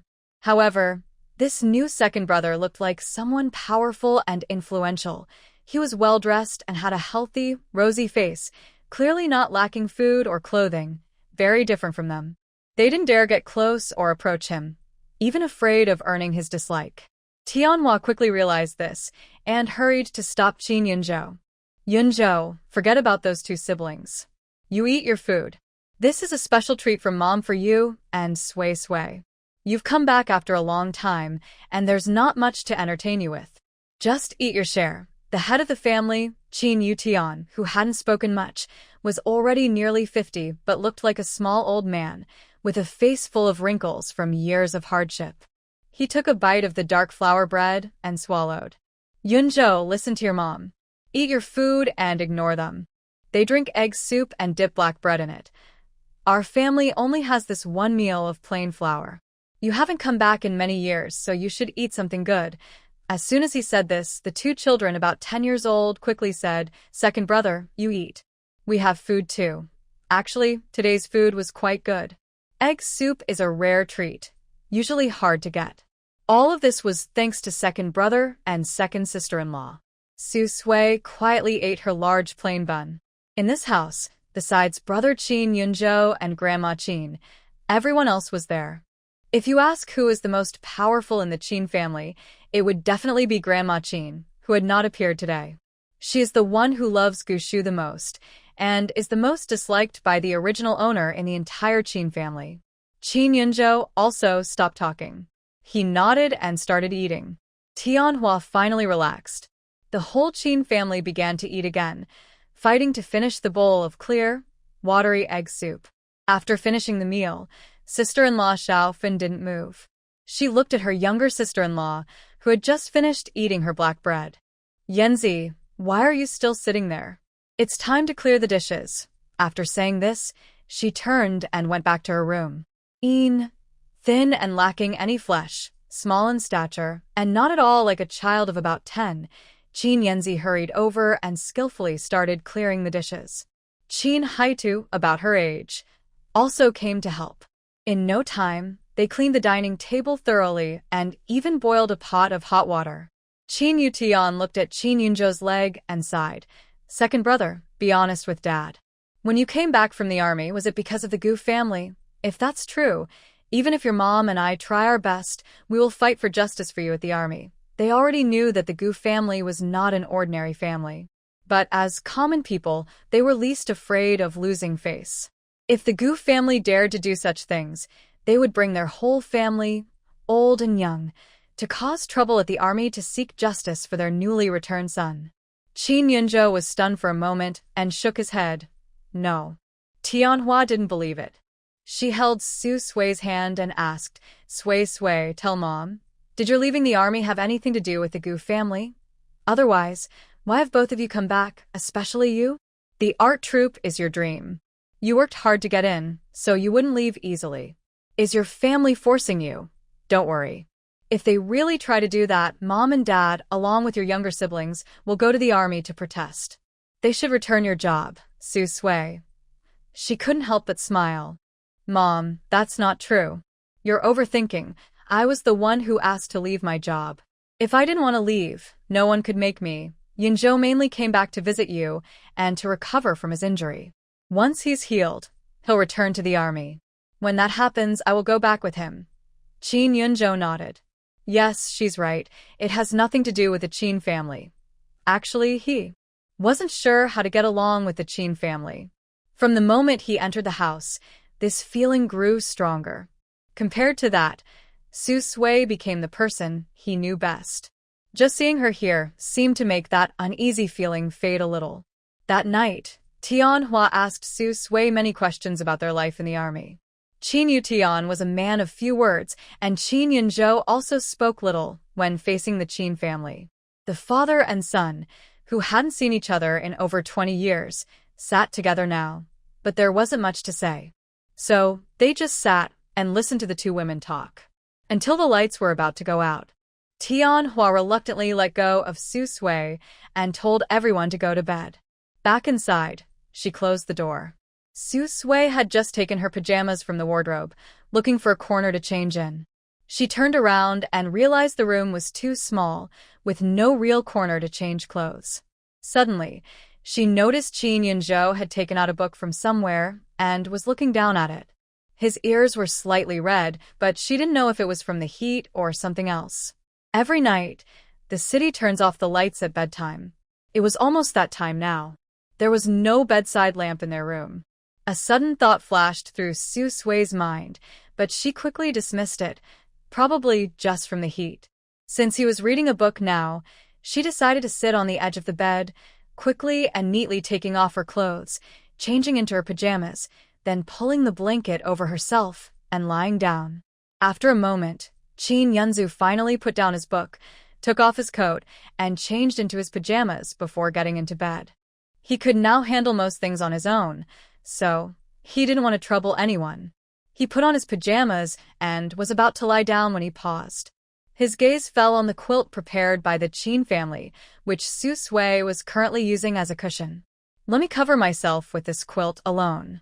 You can use the new one." Su Sui, who was about to close her eyes and sleep, suddenly opened them and looked at Qin Yunzhu, seeing that he was serious. She didn't ask much. She immediately got up from the bed, rolled up the cotton quilt beneath her, and handed it to him. "Here. Thank you," Qin Yunzhu politely replied. Then, he struggled to lie down on the bed, covering himself with the somewhat stiff quilt, and moved quite a bit to the edge of the bed, almost falling off with every slight movement. Soon, they were lying on the same bed, each under different quilts, with a significant gap between them. The atmosphere in the room gradually grew tense. Su Sui watched his actions carefully, biting her lip. She silently moved closer to the edge of the bed, trying not to get too near Qin Yunzhu. She didn't understand the deeper meaning behind his behavior, but she knew Qin Yunzhu didn't want to be too close to her. Perhaps because of the incident where the original owner accidentally drugged him, he still held some resentment. They couldn't share the same quilt before. Now that he had the chance, he didn't want to feel uncomfortable anymore. Anyway, she could just cover herself with a new quilt and do whatever she wanted. Su Sui thought randomly for a moment, then pushed these thoughts aside, pulled the quilt over her head, and went to sleep. Before long, she was asleep. After sitting on the train for so many days, even in a sleeper car, she was quite tired. She had just fallen asleep. Meanwhile, Qin Yunzhu was still awake. Maybe because he changed to a different quilt or for some other reason his mind was restless. His thoughts kept shifting between Qin family members and Su Sui's face. He turned his head to look at the person beside him. Seeing her sleeping peacefully, the faint moonlight from outside the window illuminated her delicate, beautiful side face. Her skin was already fair and tender. From this angle, she looked even more like a pure, delicate petal. Once, Yusu's memories seemed to fade away gradually. Now, lying quietly beside him, Yusu has become lively and vivid, slowly replacing the bad memories of the past. He realized that Yusu is a very adaptable person. He thought she would dislike the Qin family, dislike the small house, dislike the poverty and poor conditions at home. But today, facing everything about the Qin family and his current state of hardship, Yusu has never shown any dislike. She even takes the trouble to care for him everywhere. Is this still the same Yusu, who used to love wealth and dislike poverty in his memory? In the dark night, Qin Yunzhou, lying on the bed and unable to sleep, began to doubt whether his past memories were correct for the first time. The next day, early in the morning, the sound of an old lady scolding could be heard outside. All day long, just sleeping and sleeping. Why don't you just sleep yourself to death? The sun is already high, and you don't get up. I don't know what you did last night. Sue was awakened by the noise. When she woke up, she found that Qin Yunzhou was no longer beside her. But she could hear his slightly firm voice outside. Grandma, if you're talking about us, I need to explain. Sue and I just came back from the army. We sat on the train for 6 or 7 days. Anyone would feel tired. It's normal to sleep a little longer. Don't say it's only 8 in the morning now. Even if I sleep until noon, it's not a big problem. If you have any opinions, Grandma, you can talk to me privately instead of scolding loudly here early in the morning. Outside. Old Qin, who had just returned from the countryside, looked at her grandson, who was suddenly found and dressed in a neat military uniform, tall and handsome, speaking in a steady and powerful voice.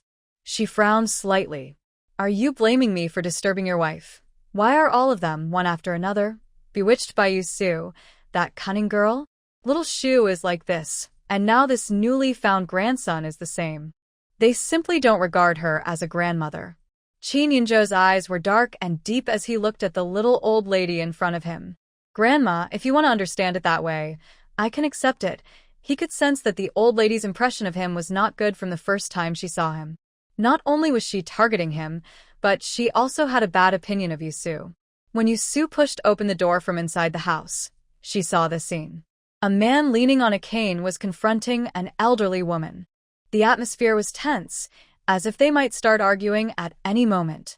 Grandma Qin rolled her eyes and muttered quietly, turning to leave. Just like your parents, not at all likable. Little Shu is better. Why isn't that kid from the Qin family? She looked at the child, who seemed like a well-behaved grandson from the old Qin family. Always good and proper.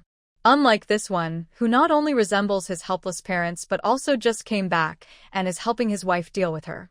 In no time, Grandma Qin quickly disappeared. Only the two of them remained in the house. Su Sui went over to Qin Yunzhou and explained, she's not Dad's biological mother.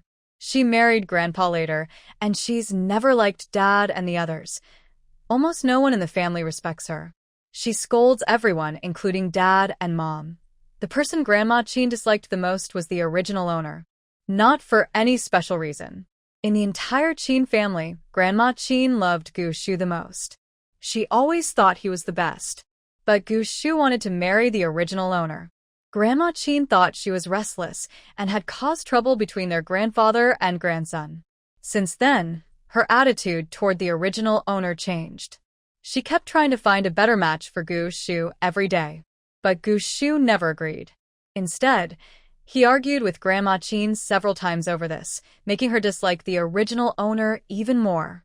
However, she didn't dare to scold her directly because the original owner's family lived next door. Wang Yinhua was not someone to mess with.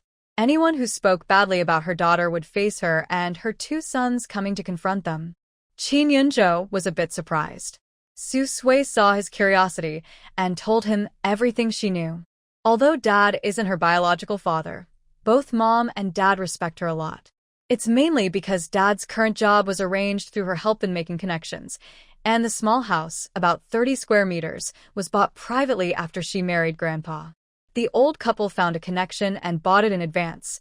Back then, it wasn't part of the textile factory staff housing. Besides these, she's one of the few people in the family with a job. Dad works at the county's procurement station as a gatekeeper, earning 18 yuan and 50 cents a month. Mom's job is sweeping the streets, earning 13 yuan and 50 cents a month. Regarding my older brother, he is a temporary worker at the lumber factory. In this family, Grandma has a high status, and with her parents being respectful and caring, she rarely causes trouble for us. Qin Yunzhou asked, after she married Grandpa, did she have any children of her own? No, she didn't. But before marriage, she had a daughter. Now they live in the countryside, and they still keep in touch with us. They visit during festivals and holidays. Su Sui thought for a moment. Originally, to get a spot at the scrap collection station for Dad, Grandma's daughter and son-in-law caused some trouble because they believed the spot should go to the son-in-law.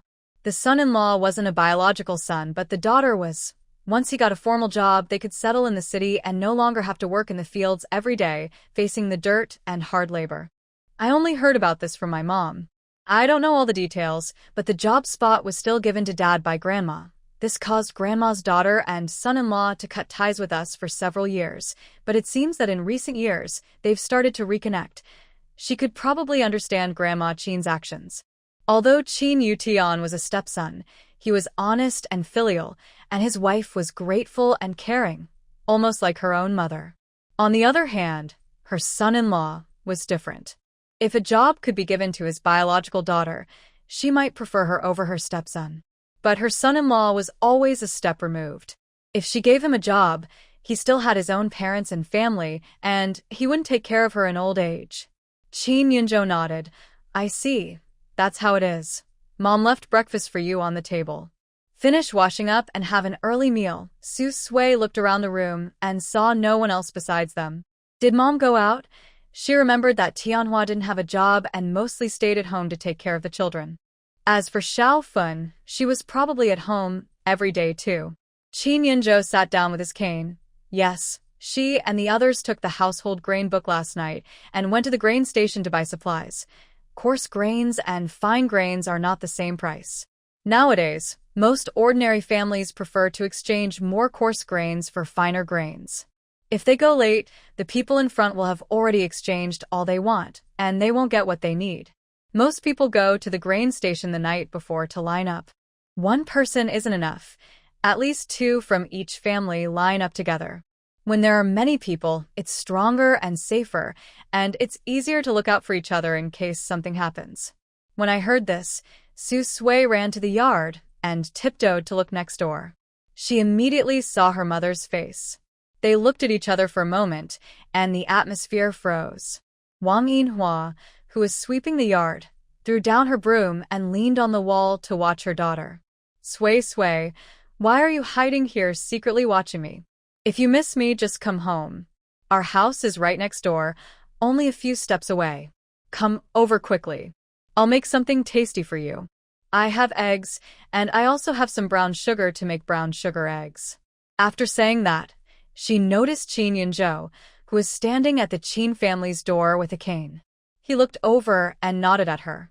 Facing this unfamiliar son-in-law who suddenly appeared, Wang Yinhua smiled awkwardly and said, Well, Yunzhou, come over too. I'll make something good for both of you. Although she wasn't very happy with her son-in-law, the young couple was married after all. It was important to keep up appearances, so her daughter wouldn't have a hard time. Besides, this son-in-law was quite capable. He was a soldier.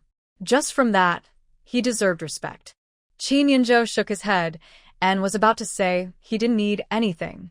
These days, everyone's grain was tight, and Wang Yinhua probably called him over out of politeness. At that moment, Su Sui suddenly grabbed his hand. Let's go, sit over there. Qin Yunzhou's eyes immediately fell on her hand, which was held tightly. Her hand was soft and tender, like flower petals, and felt warm. His face looked a little uncomfortable. Before he could refuse, Su Sui helped him toward the next door. They were about to leave their yard. Qin Yunzhou quickly thought of a plan and stopped in his tracks, grabbing her dress. He whispered so only they could hear, Let's go later. First, let's buy some things at the supply and marketing cooperative. We can't go empty-handed. Su Sui paused, turned around, and looked at the man beside her. Seeing that he was serious, she thought for a moment and nodded. Okay, I'll go tell my mom. Her marriage to Qin Yunzhou was arranged quickly and caught everyone off guard. Her mother was not very optimistic about their relationship. She wanted her family to think she was doing well. In this situation, paying attention to manners was very important. It had to be said that this man was very thoughtful. Qin Yunzhou nodded. Yes, you should talk to your mother first. Then I'll go with you to buy some things at the supply store, and later we'll visit. Although their houses were separated by just a wall, it wouldn't look good for the new son-in-law to visit empty-handed. No matter how this marriage came about, since he chose to marry her, he should take the initiative to provide her with what she needed and show respect. Even though Su Sui never said anything about it, that didn't mean he could ignore her. Is your leg okay?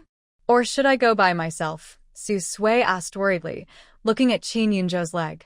Recently, he hadn't asked her for much help. Last night, even Qin's family offered to help him wash his feet, but he refused. Qin Yunzhou shook his head. It's nothing serious.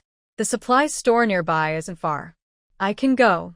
Tell your mother first, then wait here for me. I'll go back and get some things. He had a decent amount of savings, and the army also gave him a monthly allowance. That allowance was enough to cover several months' wages for a worker, or even half a year. Money wasn't really a problem for him. Xu smiled.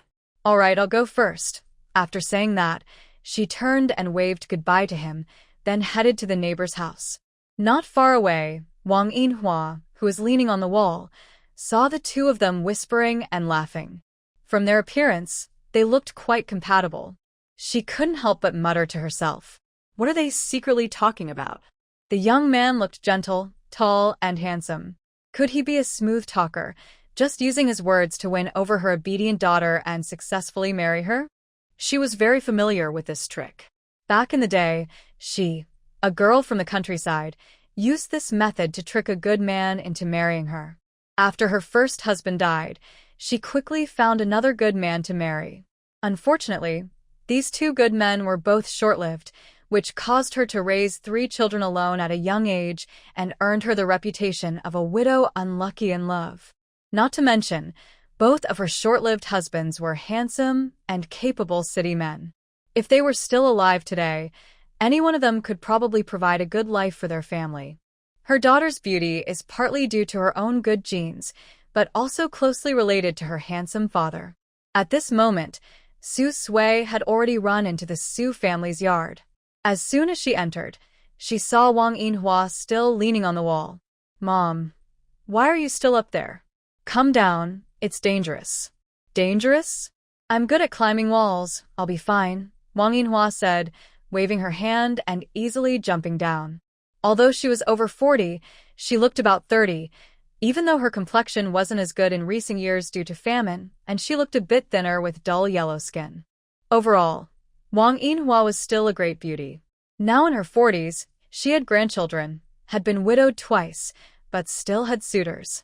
Only Su Sui looked most like her, and was the most handsome in the family, so she had always loved her daughter dearly. Wait a moment, I'll make you something tasty. Hey, where's Yunzhou? Wasn't he supposed to come with you? Why did he go back? Su Sui gently took her mother's arm and said kindly, he and I had some things to do, so we need to go out. Don't worry, Mom. We'll come back and see you later. Oh, by the way, why didn't you go to queue at the grain station today? In previous years, Wang Yinhua would take the whole family to queue at the grain station at this time. Your eldest brother took your younger brother there. That's enough. I took a day off today and stayed home waiting for you. Although it had only been 2 or 3 months since they last saw each other, her daughter had never been away from her side since she was young. She missed her very much. A few days ago, when she heard her daughter was coming back, she was so excited she couldn't sleep for several nights. Su Sui looked inside the house. Is your sister-in-law not here? She's not. She went to work. She's now filling in for the job your brother gave up, working as a temporary worker at the textile factory. Talking about this, Wang Yinhua looked uncomfortable, her face showing some displeasure. You don't know, your older brother is now married and seems like a different person. He's more thoughtful now and is focusing all his attention on me, his real mother. He secretly gave his job to his wife, without telling me. I paid for that job, but they kept their distance from me until I found out. Only then did they admit it. Who wouldn't be angry if they were in my place? Su Sui quickly remembered this matter. Originally, only her mother had a job in the Su family. She worked as a regular employee at a textile factory, earning 28 yuan a month. This job was to replace her late biological father. 6 months ago, Wang Yinhua saved some money and used it to get a temporary worker position, planning to arrange for the original owner to work at the textile factory with her. However, the original owner wanted to join the art troupe, so she refused and gave the job to her older brother, He Quan. Her older brother isn't her biological sibling, but they had a good relationship since childhood. Unexpectedly, her brother secretly gave the job to his wife and kept it from their mother. No wonder their mother was so angry. Su Sui changed the subject. Mom, don't be angry. After all, the job is still in our family. As long as my older brother and sister-in-law live well, it doesn't matter who has the job. Yunzhou is still waiting for me. We'll go out first and visit you later. Although she said this, Wang Yinhua felt sad thinking about her son, who was so cautious around her after all her hard work raising him. She sighed. You all go ahead. Mom will be here waiting for you. Su Sui held Wang Yinhua's hand and gently patted it. Mom, I'm leaving now. Yes, go ahead. The newlyweds were in the sweet and tender stage of their marriage. Wang Yinhua, experienced in life, understood this feeling. After leaving the Su family, Su Sui immediately saw a tall man standing at the door. He was dressed in a white shirt and green military pants, looking refined and handsome. Even with a cane, his stature was impressive and outstanding. Behind him was a young boy, about 13 or 14 years old, thin and tall, looking very shy. When the boy saw Su Sui, he politely called out, Sui Sui Jia, Yunzhou Ge, let me help you carry things. Su Sui instinctively looked at Qin Yunzhou. Qin Yunzhou nodded. My leg isn't convenient, so it wouldn't be good to let you carry everything alone later. Luckily, Xiaofeng next door is free. I'll ask him to help carry things. Xiaofeng quickly said, Sister Sui Sui, don't worry. I have plenty of strength. No matter how much you buy, I can help carry it all. Brother Yunzhou said he would give him a yuan for helping. He still needs 2 more yuan for next semester's tuition. With this, he won't have to risk going to the black market. Su Sui was slightly surprised but quickly guessed that Qin Yunzhou had probably promised Xiaofeng something good to make him so eager. She smiled and said, All right, thank you, Xiaofeng. Xiaofeng is an orphan, his parents are gone. He has been living with his uncle and aunt. His uncle and aunt are not bad people, but their family is poor and they have many children. These days, with the famine, they tend to favor their own children, making it hard for Xiaofeng to go to school. However, she had a vague feeling that he might have some connection to the black market. Soon, the 3 of them arrived at a nearby supply store. Su Sui looked around. The clerk in the store looked a little healthier than others, but still looked pale and tired. There weren't many people in the store, and there was little food, almost no eggs or basic supplies. Qin Yunzhou handed her a wallet. You choose what to buy. Xiaofeng will help carry it. Buy some nutritious things like malt extract or other supplements. Also, buy 2 sets, one for your parents too. Just say you bought them. If the money isn't enough, just ask me for more. Su Sui took the wallet and looked carefully. She was surprised. There was quite a lot of money inside. It was full of large banknotes, at least 100 yuan. There were also many colorful tickets, even some cloth vouchers. Her mother loves beauty, and although other things are okay, she especially likes to put on skincare products on her face. However, snow cream is not cheap, and most people can't afford to use it regularly. In recent years, life has been difficult for everyone. Just surviving is hard enough. Wang Yinhua hardly bought these facial products anymore. Since she bought for her mother, she also bought a jar for Qin Yunzhou's mother. To avoid gossip, Su Sui bought the same things for both families. She bought malt extract, fruit candies, snow cream, and also a piece of cloth over 20 feet long, splitting it in half for each family. Almost all the shopping was done. Su Sui also found 2 pounds of meat coupons in her wallet. She paused, instinctively looked toward Qin Yunzhou nearby. Nowadays, 2 pounds of meat coupons are as rare as staple grains, even more so.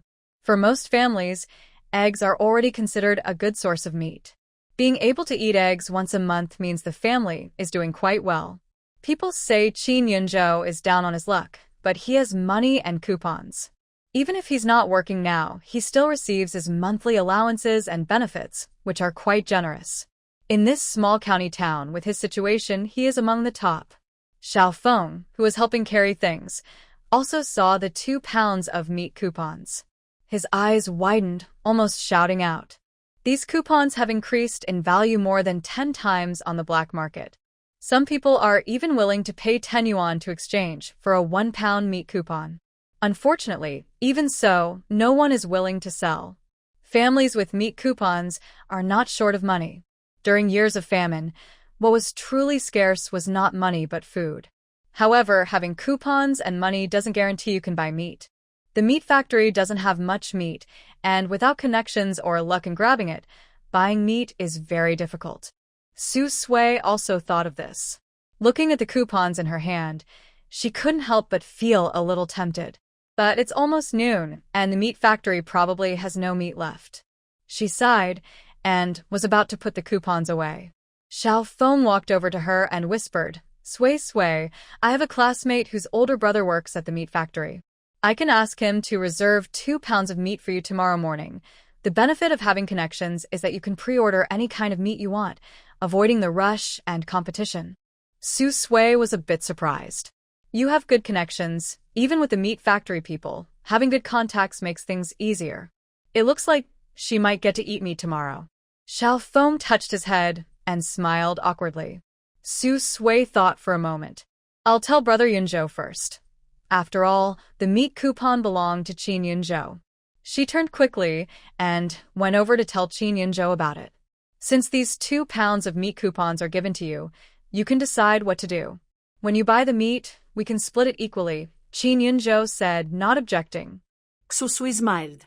Okay, I'll talk to Xiao Feng later and ask him to help. Qin Yunzhou nodded, his gaze resting on her white shirt and light blue dress. His eyes paused for a moment. It seemed that every day, Su Sui was a little different, always catching his attention at first glance. I have some comrades who know I returned home and sent some local specialties. Later, I might need your help to take Xiao Feng to the post office. See if there's anything you can carry to my mom. Pick some to take over. It's her first visit to her parents' house, after all. She couldn't be careless with the gifts. During her days in the hospital, Su Sui took good care of him, never being careless or impatient. Now, as she was going to her parents' house for the first time, he also needed to do his part as a husband. Seeing that he was serious and cared about her visit, Su Sui felt a little happier. Okay, aside from everything else, Qin Yunzhou's attitude made her very satisfied. He would never embarrass her. Even if he didn't like her, he would still behave with dignity. A man like that, even if he didn't love her later, wouldn't treat her badly. Not long after, the group bought the items and took the local specialties sent by her comrades to their home.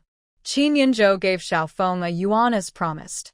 When Xiao Feng received the money, his eyes turned red. He quickly bowed to Yunzhou and Su Sui. Thank you, Brother Yunzhou. Thank you, Sister Sui. I'm going back now. If you need anything, just call out in the yard. As long as I'm home, I'll come. Ordinary people work all day and earn less than a yuan. 1 yuan is enough to buy many things. It seems like he is helping, but actually Brother Yunzhou and Sister Sui are finding ways to give him money. Qin Yunzhou nodded and said, No need to thank me. Go back now. Study more in the future and everything will get better. When talking about studying, Su Sui remembered something. It is now 1960.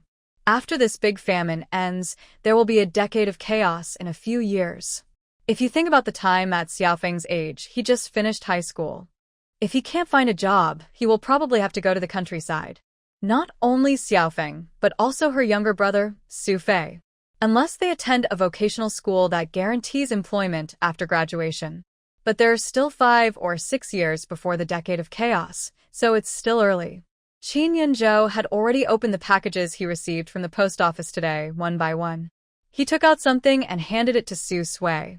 Take this to your mother later. Is this ham? Su Sui initially thought she saw it wrong. When she looked carefully, it really was ham. It wasn't much, but it was genuine and good quality. Her comrade was so generous. She thought for a moment and said, maybe we should find a chance to send some local specialties to others. Nowadays, no family is doing well. Qin Yunzhou looked at the ham with a hint of nostalgia in his eyes. The days fighting alongside his comrades seemed to have drifted far away. Yes, once my leg gets better in a few days, I will go and get it myself. Su Sui nodded but didn't say much. Mainly because the current family situation makes it hard to find something of similar value to send as a gift. Let Qin Yunzhou worry about this. At this moment, sister-in-law Xiao Feng and Grandma Qin came back. As soon as they entered the house, they saw the table full of good things, especially the smell of ham. Xiao Fun's eyes lit up eagerly, almost drooling. Oh, Grandma, we have meat at home now. And it's ham. This ham is famous. I heard only top leaders can afford it. Grandma Chin heard it was meat and immediately rushed faster than anyone else, not acting like an old lady at all. Meat? It really is meat. She quickly snatched the small piece of ham from Su Sui's hand. Xiao Fun, go to the countryside and call your eldest aunt and them to come over and eat the meat. Since the famine, our family hasn't eaten meat for a long time. If I could have a bite like this, the women in the big courtyard would surely envy me. Su Sui couldn't stand it anymore. She quickly took back the piece of ham. Mom, what are you saying? This small piece of meat, about the size of your palm, is only enough for a few people. You even called the whole family from the countryside. That's not enough for everyone. Besides, this ham was sent by Yunzhou's comrade from far away to help him recover. It's not right for you to do this. Seeing the meat taken away, Grandma Chin's face suddenly turned sour. She took a deep breath. What's going on? What do you two mean? Don't you know how to show respect to your elders when you get good things? Are you two trying to eat everything yourselves? Indeed, growing up outside the family, they are not familiar with family rules. People like that are hard to raise properly. Xiao Shu is better, but unfortunately, that child isn't from our Qin family. They are rude and disrespectful. This morning, just because of a woman, they even argued with me, their wife. No one doesn't crave meat. Xiao Fan's mouth was watering just looking at it. But she didn't want the royal family to come to the city and fight over food, so she just watched from the side. Honestly, I have to say, this second brother, who is just accepted back, has some skill. He even managed to get meat. That's really lucky for Su Sui, that flirtatious woman. I don't know why, but as women, she seems to be so fortunate. Qin Yunzhou frowned and lowered his voice. I will go with Su Sui to her mother's house later. It's a gift for visiting. Grandma Qin looked even more displeased and couldn't help but speak sarcastically. Who in this day and age brings such a big piece of meat when visiting? It's almost a day since you came back. You must have saved a lot of money in the army. Why don't you buy something for the family? Your parents are even hiding things from me, the old lady. They took the white flour from the house to give to you two to use up. If they knew that your eyes are only on your mother-in-law's family, they'd probably be so angry they'd spit blood. Why isn't Xiao Shu considered a grandson of our Qin family? Hearing this, Su Sui stepped forward directly, speaking without hesitation. Her voice was gentle, confident, and she showed no fear. Her words weren't just aimed at Qin Yunzhou. She even pointedly mentioned her own family. Mom, Yunzhou just came back. Isn't this a bit too much? His leg is injured, and you haven't even asked about it once or twice. Instead, you're focused on the things sent by his comrade. Besides, who says he hasn't bought anything for this family? Look at that can of milk concentrate, those fruit candies, the fabric. These are all things he personally bought from the supply store for us. These items are not cheap, especially that can of milk concentrate. Go check how much it costs at the supply store. If Yunzhou really cared about this family and you all, he wouldn't spend so much money on these gifts. Old Mrs. Qin instinctively looked up. It was indeed the high-quality milk concentrate sold at the supply store. One can cost about half a month's wages from her street cleaning job. It's a real luxury nutritional product, only affordable for wealthy families. She had lived most of her life and never even tasted it. This new, seemingly generous grandson of hers was really quite generous. Mrs. Qin immediately ran over, picked up the can of milk concentrate, and her face lit up with wrinkles from her big smile. Her eyes nearly closed with happiness, and her attitude changed instantly. Misunderstanding, misunderstanding. I knew it. You and Yunzhou are both good children who are filial. Su Sui didn't respond to this and even ignored old Mrs. Qin. Yunzhou's voice was calm. Mom, I was planning to take this small piece of ham to the neighbor. Don't worry about it. The things we buy are our decision. We can give them to whoever we want. If I hear you say anything about it again, the things I buy won't be for you. Also, Su Sui is my wife. We just got married, and it's right to bring some good things to her family. These are my own things, and I didn't spend a penny from the family. You shouldn't have said those things just now. He wasn't raised in the Qin family. even though these people are his relatives. But feelings are mutual. If they treat him well, he will naturally treat them well. If someone causes trouble, he doesn't mind turning against them. Compared to old Mrs. Qin, who barely interacted with him and caused trouble, he preferred Su Sui, who had taken care of him in the hospital. Old Mrs. Qin's face stiffened, and she trembled with anger, feeling a surge of fire in her chest. But as soon as she thought about the good things in her hands and the fact that Qin Yunzhou, this lucky grandson, came from the army, she couldn't help but feel impressed. Even with a leg injury, his strong battlefield aura was hard to ignore. She was angry and kept a cold face, which looked quite intimidating. She took a deep breath and decided to let it go for the sake of the things she had. She wouldn't argue with the couple for now. Old Madame Qin forced a smile and said, "No more talking, no more talking. You two should go now." At this moment, it was a good time to stay and have a meal next door. They could save some food at home, and it wouldn't bother her to have them nearby. Qin Yunzhou didn't look at old Madame Qin again. He said to Su Sui, "Grab the things, let's go." Among the packages sent today, there's also a small bag of red dates. "Let's take that too." Su Sui looked through the packages and indeed found a small bag of dried red dates. Xiao Fen, standing nearby, looked at it with envy. Red dates, and such a small bag, must be quite expensive. She quickly spoke up. "Wait, Yunzhou, Sui, do you have any extra red dates? Can you share some with me? By the way, do you have any red sugar coupons? I don't want to take advantage of you. I'll pay for it. I won't let you lose out. Red dates are good for nourishing blood and energy." Her sister-in-law just had a baby and had no milk. The doctors said she needed good nourishment to produce milk. She didn't expect that Su Sui and her husband not only had meat but also red dates. It seemed that the newly returned second brother was indeed not simple. Su Sui wasn't short of money now, but compared to that, these things were more important. She shook her head and said, "Sorry, sister-in-law, we don't have any extras. As for the red sugar coupons you mentioned, we don't have any either. Ask someone else. We're in a hurry and need to leave." After saying that, she carried her bags and packages and headed for the door. Qin Yunzhou followed with his crutch. Unexpectedly, Xiaofan suddenly ran over and blocked the door, stopping them from leaving. "Sui, Yunzhou, can you help sister-in-law? My nephew just was born and has no milk. He's about to starve. She only has one close family member, and she was raised by him alone. When she was young, her parents wanted to sell her. If her younger brother hadn't knelt down to beg for her, she would have been mistreated and hurt badly." Before Su Sui could say anything, Qin Yunzhou, leaning on his crutch and limping, stepped in front of her. His tall figure looked very strong and dependable, giving her a sense of safety just by standing beside him. He looked serious, and his voice was deep. "Big sister-in-law, these red dates were sent by my comrade. It's just a small bag. You know how tough things have been across the country these past few years. We're not unwilling to help you, but we really can't do more. Please find other ways." Xiaofan was stunned and her face stiffened, as if she hadn't expected Qin Yunzhou to be so cold and distant. Then she looked at Su Sui, who was protected behind Qin Yunzhou, and begged. Su, can you help persuade Yunzhou? Shirtu used to like you so much. He always thought of you. Now his newborn son is almost starving. Can't you just help?"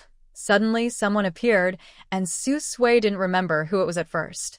"Shirtu, do I know him?" "Big sister-in-law, you can't say that. What do you mean he liked me? First, I don't remember anyone like that. Second, even if he did like me before, that was in the past. He has a wife and children now, and I have my own family. Bringing up things from so long ago is inappropriate." Xiaofan's face turned very ugly. She couldn't help but curse out loud. "You don't remember? How can you forget? Shirtu risked his life for you back then. He even fought with me, his own sister. Do you dare say you don't remember? Don't forget, otherwise, how could he marry a woman from the countryside? Now, his child's household registration is with her, and they can't even buy proper food. The whole family is almost starving." Talking about this made her very angry. Her own brother wasn't bad, he had a job. But ever since he saw Su Sui, he was completely captivated by her. He even fought with Gu Shu over her. In the end, Su Sui casually said something, and Gu Shu, ignoring family ties, reported her brother, which caused him to lose his job. Xiao Fan spoke while looking at Qin Yunzhou, trying to see his reaction. After all, which man can accept his woman being involved with other men?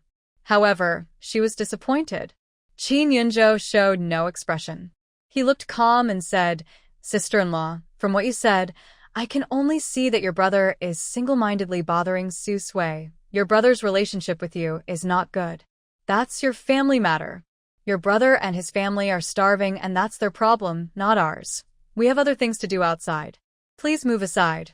After saying this, he turned to Su Sui and said, "Let's go." Su Sui nodded, carried her big and small bags, and walked past Xiao Fan to go outside. The next moment, Xiao Fan lost her temper completely. She rushed forward again to stop Su Sui, her chest heaving with anger. "You can't leave. It's all your fault, Gu Yunzhou. You probably don't know.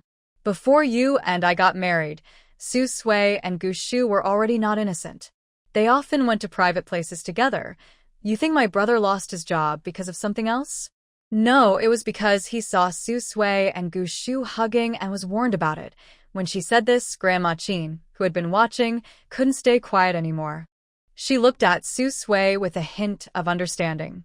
She had been saying, "See, she's not a good girl. Look at that, not even married yet, and she's already close to a man." Now, it was exposed in front of her husband. In the future, when they argued, they would definitely bring this up. This small yard already had several families living in it. Xiao Fan's loudness attracted several neighbors to come and watch, especially Sister Ma from the street office. Today, she didn't go to work for some reason. When she heard the commotion, she immediately came out of her house. "Xiao Fan, what are you guys doing? Don't say anything reckless." This seemed to question Xiao Fan, but actually, it was stirring trouble. Sure enough, Xiao Fan snorted coldly and looked at Su Sui with more disdain. "I'm not talking nonsense. Su Sui, you know in your heart whether you've done this. You and Gu Shu caused my brother to lose his job. You know it better than anyone. Gu Yunzhou, you shouldn't marry such a flirtatious woman. Who knows if she was involved with others before marriage?" Bang! The wooden basin on the ground was suddenly overturned by someone using a cane. Most of the water spilled out, splashing onto Xiao Fan's legs. She was so frightened that her face changed color, and she instinctively ran and jumped, screaming. Gu Yunzhou, are you crazy? I am your sister-in-law." Su Sui suddenly poured a basin of water onto Xiao Fan's head from somewhere nearby. Their actions were perfectly coordinated, one after the other, making it seem like they had planned it, but in fact, they hadn't discussed anything. Qin Yunzhou and Su Sui both looked surprised at each other's actions. After pouring the water, they exchanged glances and then looked away. "Sister-in-law, you should stay calm. You've said too much. It looks like you're quite sick," Su Sui said sternly, not tolerating Xiao Fan. "You just poured dirty water on my head. I poured clean water on yours. Do you have any proof for what you're saying? Maybe you came to ask us for red sugar tickets or big red dates, and when we refused, you got angry and started slandering me, trying to cause trouble between us? Besides, your brother lost his job because he caused damage at the factory. Anyone who asks around the lumber yard can find out. Why do you twist it into someone else trying to ruin him? The original owner and Gu Shu started dating 2 years ago. At that time, the owner was 16, and Gu Shu had already joined the army, spending most of his time there. They saw each other rarely.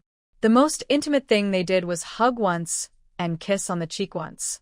Apart from that, they never spent time alone together. Xiao Fan was soaked from head to toe, looking extremely miserable, like a water ghost who had just crawled out of a river after a tragic death. She stared fiercely at Su Sui, gritting her teeth, and suddenly charged forward. Old grudges and new hatred reached their peak at this moment. "You dare to pour water on me? You wicked woman! How dare you do that? Just wait, I'll tear you apart." Su Sui remained calm. She stopped Qin Yunzhou from stepping in front of her, took a few steps back, and shouted to the next room. "Mom, someone is bullying me." In the next moment, "Hey, Xiao Fan, Who are you calling a wicked woman? How dare you bully my daughter? Are you tired of living? Wang Yinhua heard the noise and ran over from the next room. She quickly grabbed Xiaofan's hair and slapped her several times, making her see stars and feel dizzy. Still not satisfied, she shouted loudly, "Come on, everyone, look. The young couple just returned from the army, and big sister-in-law here is causing trouble. She really hopes they won't be happy, so she can feel better herself. With such a mean and troublemaker sister-in-law, I don't know how my daughter will get along in the Qin family in the future. We, the Su family, may not have much, but we can share a room. If the Qin family dares to bully my daughter again, I'll just take her back to her maternal home." Soon many neighbors came to watch and pointed at Xiaofan, who was now swollen and bruised. At this moment, old Madame Qin, who initially didn't want to get involved in the trouble, saw it affecting the Qin family and had to step in to calm things down. "Yinhua, enough now. It's just some petty quarrels between sisters-in-law. You've hit her, and you've scolded her. Let's stop here. She won't do it again. Let's just forget about it. Su didn't get hurt, and the young couple still came to visit your Su family." Seeing someone backing her up, Su Sui walked over calmly and said, "Grandma, you saw how the big sister-in-law just poured dirt on me. You didn't say a word to help. Today, Yunzhou and I spent quite a bit buying malted milk, candies, and even some fabric to show respect to you. Not to mention, just the fabric alone over 10 feet cost us a lot of our cloth coupons. Cloth coupons are rare these days, so it shows how much we want to honor you. Now, I think those things should be used to honor Dad and Mom." When she said this, everyone watching the scene looked at old Madame Qin differently. They saw the malted milk, candies, and fabric and thought, "This wife is really lucky, but too bad she's not doing the right thing." They also thought, "Now she's caused trouble for the most promising grandson and granddaughter-in-law of the Qin family." Hearing this, Wang Yinhua was furious and immediately scolded back, "So, you old woman, you're just watching from the corner. Bah. It's a shame my daughter and son-in-law treat you so well, buying things for you as soon as they come back. Don't think that just because you're young, you can team up to bully my daughter and son-in-law. If that's the case, just have the young couple move to our Su family's place. As long as your family doesn't bully others." Old Madame Qin's face alternated between pale and red. "You. What are you talking about?" The young people started fighting on their own. "As an old woman, I can't stop them. And you, Silver Flower, you really have no respect. I am your elder, after all. How can you talk like that?" Wang's Silver Flower crossed her arms and rolled her eyes. "Bah, elder? My daughter married into your Qin family, that's true. But if you treat her badly, don't talk to me about respecting elders. If you treat her well, I'm not someone who doesn't understand manners. I'll call you auntie and treat you as an elder. Daughter, let's go. Call your man and come to our house. Later, I'll give you the keys to our home and the room you lived in before marriage. Stay as long as you want. If the Qin family makes you unhappy or bullies you, just go next door to stay," and so on. Wang's Silver Flower pulled Su Sui along. Before leaving, Su Sui didn't forget to carry the big and small bags, calling out to Qin Yunzhou, who was standing there leaning on his cane. "Hurry up and follow us. We're waiting for you next door." Watching the mother and daughter's figures, Qin Yunzhou thought, he finally understood where Su Sui's personality came from. But it seemed okay. At least she wouldn't let himself suffer. A faint smile appeared in his eyes without him noticing, and he followed behind. Those who weren't watching the lively scene dispersed. Old Madame Qin stomped her foot in anger and glared fiercely at Xiaofan. "If you don't have the ability, don't go provoking others. Now look at the trouble you've caused me. That younger brother of yours, I know what kind of person he is. No matter what, Su Sui has a charming face and knows how to coax men. Most men wouldn't even look at someone like him. Your brother probably hasn't even caught her eye. If Qin Yunzhou was an ordinary person, it wouldn't matter. But he wasn't. He valued Su Sui as his wife. He held a fairly high position in the army, and he was only temporarily injured and recovering at home. He wasn't truly disabled. I warn you, stay away from Su Sui and her husband in the future." Xiaofan wiped the water from her face, lowered her eyes to hide her sarcasm, and said nothing. This old woman thought she was something special. Just now, She was already thinking about the meat that was hard to come by, even shamelessly wanting to call the girl from the countryside and her family over to eat it, without considering that it belonged to someone else. Next door, the Su family. The Su house is over 40 square meters, much larger than Sheen's house, which is just over 30. The key is, there are fewer people in the Su family than in Sheen's.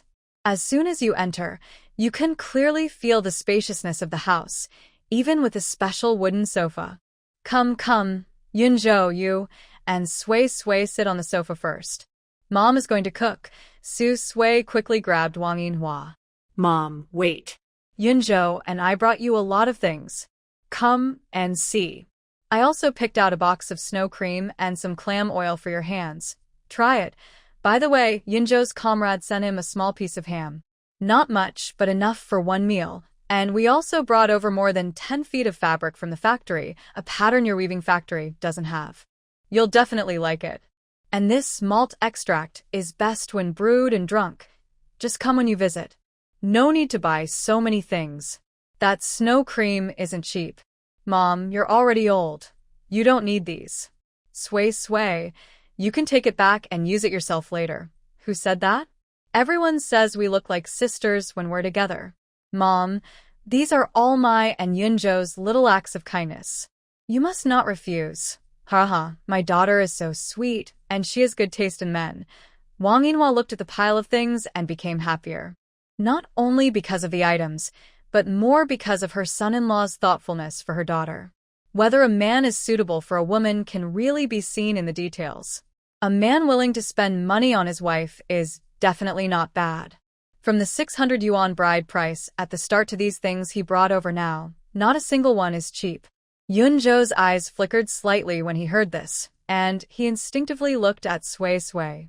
He said to Wang Yinhua, these were all chosen by Sui herself. It's her way of showing her sincerity to you. Wang Yinhua smiled again, holding her daughter's hand, and couldn't help but say, my daughter is the best. She knows how to care for her mom. At that moment, a woman's voice came from outside the door. Jinbao, your aunt and your uncle have returned. Go say hello to your aunt. The child immediately started crying. No, I don't want to see Aunt. Aunt is mean. She will take my eggs to eat. I don't like her. Sui didn't need to look up. She knew who was coming just by the sound of the voice. The child who called her aunt was her older brother's son, Jinbao, who was 4 years old. The woman's voice belonged to her sister-in-law, Lu Feng. The original owner didn't get along well with Lu Feng, and she also didn't like her little nephew.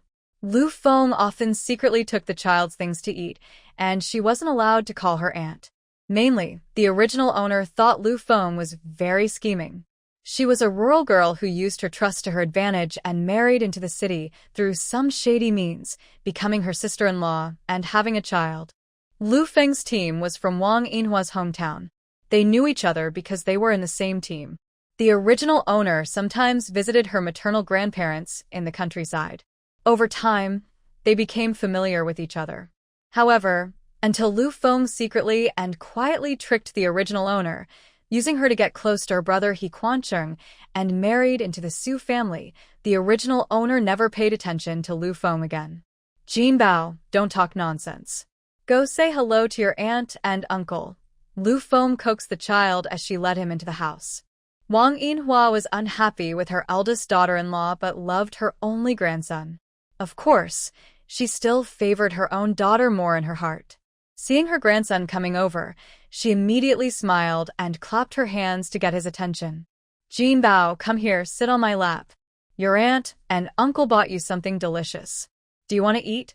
Normally, a child of that age would be chubby, cute, and fair-skinned. But Jinbao was very thin and small, with a yellowish face, dull hair, and severe malnutrition. His eyes lacked brightness and looked timid. He didn't look like a 4 or 5-year-old at all. As soon as he saw Sui, he hid in Lu Feng's arms, as if he saw something scary. Even the food didn't seem to attract him. For a moment, the room was filled with an awkward atmosphere. Lu Feng quickly protected the child. Mom, Sui, Jinbao is still young. He didn't mean it. Wang Yinhua's face looked a little displeased, and her desire to hold the child faded somewhat. All right. As a mother, you should teach the child properly. Jin Bao is a boy, and you're almost ruining him. Lu Feng was silent for a moment, then lowered his head, holding the child without saying a word. Su Sui looked at Jin Bao in Lu Feng's arms. Unexpectedly, when he saw her looking, Jin Bao quickly pulled his little head back and buried his face in Lu Feng's chest, sobbing. Su Sui. She couldn't help but touch her face. Was it that scary? She had frightened the child so much. Suddenly, fragments of memories surfaced deep in her mind. After sorting out the reasons, Su Sui fell silent. During the years of famine, the original owner not only secretly took Jin Bao's food but also scolded and hit him every day.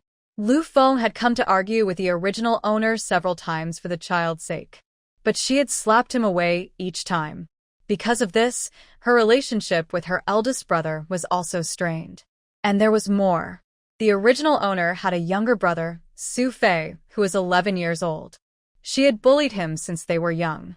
The original owner had a good reputation outside, but at home, she was lazy and selfish, except for her biological mother, Wang Yinhua, who was genuinely kind to her. Her eldest brother, sister-in-law, younger brother, and nephew all disliked her. But because her mother was still alive, the conflicts among the siblings never fully erupted. They kept it hidden from Wang Yinhua. No wonder. In that historical novel, the person who ended up collecting the original owner's body wasn't her family, but Qin Yunzhou. Most likely, it was because Wang Yinhua had an accident back then, and the rest of the Su family hated Su Sui to death. They wouldn't have helped her. At this moment, Lu Feng finally calmed the crying Jin Bao, but he still avoided looking at Su Sui. Qin Yunzhou felt that the atmosphere in the Su family was a bit strange. His intuition told him that the child seemed to be afraid of Su Sui. Thinking of this, he glanced at Su Sui beside him, observed her for a moment, then looked away. He reached into his pocket and took out a few white rabbit candies, offering them to Jin Bao, who had just finished crying. Very sweet. Do you want to try, Jin Bao? Jin Bao was stunned. He shyly stuck his little head out of Lu Feng's arms, blinking at the candy in Qin Yunzhou's hand. He looked curious, but didn't understand what it was. But he could smell a faint sweetness. Lu Feng recognized what this thing was immediately. She quickly protected Jin Bao by holding him in her arms and covering his eyes. No need, Jin Bao doesn't eat this. Save it for Sui Sui to eat. The white rabbit milk candies are not cheap, and in small towns like theirs, they are hardly sold. She knew about these candies because she used to work at a factory. She heard others bragging about them, saying they were gifts sent by relatives from Haishur. Qin Yunzhou paused slightly, looked back at Su Sui, and then reached into his pocket to take out a few candies, handing them to Su Sui. Suddenly, Su Sui was caught off guard as he was given several candies. In the next moment, Qin Yunzhou peeled open the candy wrapper and offered the fragrant milk candy to Jin Bao. Very sweet. Open your mouth and try it. Jin Bao instinctively opened his mouth. He didn't bite down but tasted the sweet milk aroma. His eyes lit up immediately. He opened his mouth wide and quickly bit into the candy, eating it. It was sweet, even sweeter and tastier than the fruit candies they only get during the New Year. But just then Lu Feng suddenly seemed to realize something. She quickly pinched Jin Bao's mouth and forcibly took the candy out of his mouth, shouting loudly as if she had lost her mind. who told you to eat that? Spit it out now. Are you so greedy? Whatever they give you, you just eat. How can you be so unthinking? So irresponsible? If I had known, I wouldn't have let you be born. In just a moment, the candy was forcibly taken out of Jin Bao's mouth and smashed onto the ground. The child burst into loud tears. Su Sui was almost stunned by what he saw. It was obvious that she was talking about her and Qin Yunzhou. Seeing the frightened, trembling child, Qin Yunzhou frowned and was about to say something. Wang Yinhua suddenly slapped the table and forcefully took Jin Bao away. Lu Feng, I'm not dead yet. What are you trying to do? Are you trying to go against heaven? Any mother would be better than you. Not teaching the child properly is one thing, but doing these shameful tricks in front of me is another. She had opposed her eldest son's marriage to this woman from the start. Not for any particular reason, just because she thought they were not suitable for each other. He has no job and no skills, can't support his wife and children, and is just like his unambitious younger brother Xiao Fun from next door, married to a rural wife. Now, as a result, her eldest grandson was born without an urban household registration and can't buy government-subsidized food. The food for her and her son comes from everyone in this family. Life has been hard these past few years, and now it's even worse. Su Sui held Wang Yinhua's hand. Mom, it's about time to cook. Aren't you going to cook? I'll go with you. No matter what the adults say, this child is truly pitiful. It's not right to scold each other like this in front of the child. Wang Yinhua waved her hand. No need. Today, your eldest sister-in-law will cook. Let her do it. You haven't been home to your parents' house for a while. How can I let you do these chores? Moreover, Lu Feng's job was given up by her daughter. What's wrong with her cooking? She didn't ask her husband and wife for the money they used to buy the job, so she's already done her part as a mother. That money wasn't small. It was most of her savings from years of work. Lu Feng pursed her lips. Sui, today my sister-in-law isn't in a good mood. I just said the wrong thing. Don't mind us, you and your brother-in-law. It's rare for you to visit, so I'll go cook. After speaking, she pulled Jin Bao up, ready to go cook. Wang Yinhua quickly took Jin Bao from her arms. Just cook. Why are you taking the child? The stove is too close for children. As a mother, you should pay attention to the child's safety. All right, you go ahead. Jin Bao will stay with me. I don't know what's wrong, but everyone in this family seems to target her. Sui. Sui just got married and brought her husband home for the first time. Lu Feng, as the eldest sister-in-law, actually dared to give her daughter-in-law a hard time. She really crossed the line. She didn't respect her as a mother-in-law at all. Faced with her mother-in-law's impatience, Lu Feng looked at Jin Bao, then silently turned to go cook. Inside the house, Jin Bao hid behind Wang Yinhua, timid and still afraid to look at Su Sui. Why are you hiding? Call Auntie. What's wrong? It's only been a few months since we last saw each other, and you've already forgotten your aunt. Wang Yinhua sensed something was wrong. She suspiciously looked at her daughter, and then at her eldest grandson. Sui, why do I feel like Jin Bao is very afraid of you? Didn't you just come back? Children tend to forget quickly. Even if something did happen, several months have passed, so she should have forgotten by now.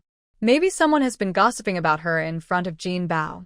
I think it's probably because they haven't seen each other in a long time. Jin Bao is shy. Su Sui glanced at the child who had been avoiding her. She felt a bit helpless. Who would have guessed that the original owner would do something like snatch food from a child and even scold Jin Bao privately? This is why the child is afraid whenever she sees her. Now, in others' eyes, she is the original owner. It's hard for her to explain such things, especially with Qin Yunzhou sitting nearby. He probably already noticed that Jin Bao is afraid of her. Qin Yunzhou's gaze fell on the timid Jin Bao. His eyes paused slightly. He couldn't help but glance at Su Sui beside him. He felt like she wasn't telling the truth. But after thinking for a while, he couldn't understand why her nephew was so afraid of her, like she was some kind of scary monster. Wang Yinhua thought for a moment. Afraid of strangers? That was a possibility. In the past, Jin Bao wasn't very close to Sui, but she wasn't so afraid either. However, seeing Lu Feng's attitude just now, she probably said some bad things about Sui in front of the child. Thinking of this, Wang Yinhua immediately pulled the child hiding behind her out and pushed him into Su Sui's arms. Then she got up and left. Sui, Mom has some things to do. I'll be gone for a while. You and Jin Bao should spend some time building a good relationship. At that moment, when the child was pushed over, Su Sui instinctively reached out to catch Jin Bao, avoiding a bump to his stomach. But once Jin Bao realized what was happening, he immediately struggled and burst into loud tears, his eyes red and pitiful. Auntie, don't bully Jin Bao. Su Sui wasn't good at comforting children. Hearing him cry made her panic. She quickly let go and handed the child directly to Qin Yunzhou. There was only the two of them and the crying child in the room. He's crying. What should I do? Su Sui was at a loss. Can you comfort him? I'll try, Qin Yunzhou said calmly, peeling a piece of milk candy and placing it in Jinbao's mouth. In the next moment, the crying gradually subsided. Jinbao tentatively opened his mouth and bit the milk candy in Qin Yunzhou's hand, then carefully glanced at Su Sui and looked outside the door. Seeing there was no movement, he dared to eat the candy fully, his eyes lighting up with happiness and delight. It's delicious. Although Auntie is a bit scary, the milk candy is really tasty. This time, she didn't take his food away. It would be so nice if every day could be this happy. Qin Yunzhou looked at Su Sui with a slightly scrutinizing gaze. He's calmed down. He seems to be very afraid of you. Do you know why he's so scared of you? Even when eating the candy, he had to look carefully at Su Sui before daring to eat, and he even moved slightly to hide closer to him. It's hard not to suspect that she might have been unkind to this child before. Su Sui thought for a moment, nodded, then shook her head. Somewhat. Qin Yunzhou didn't ask further, but his eyes grew more complicated, as if saying, she even bullies children. It's hard to explain that this is not her true self. Alright, the original owner is actually no different from her. They share all the same habits, look exactly alike, and probably are the same person in a parallel universe. But because they grew up in different environments, their personalities have diverged. Qin Yunzhou withdrew his gaze, lowered his head, and patted Jinbao's head gently. Then he took a red envelope from his pocket and handed it to the child.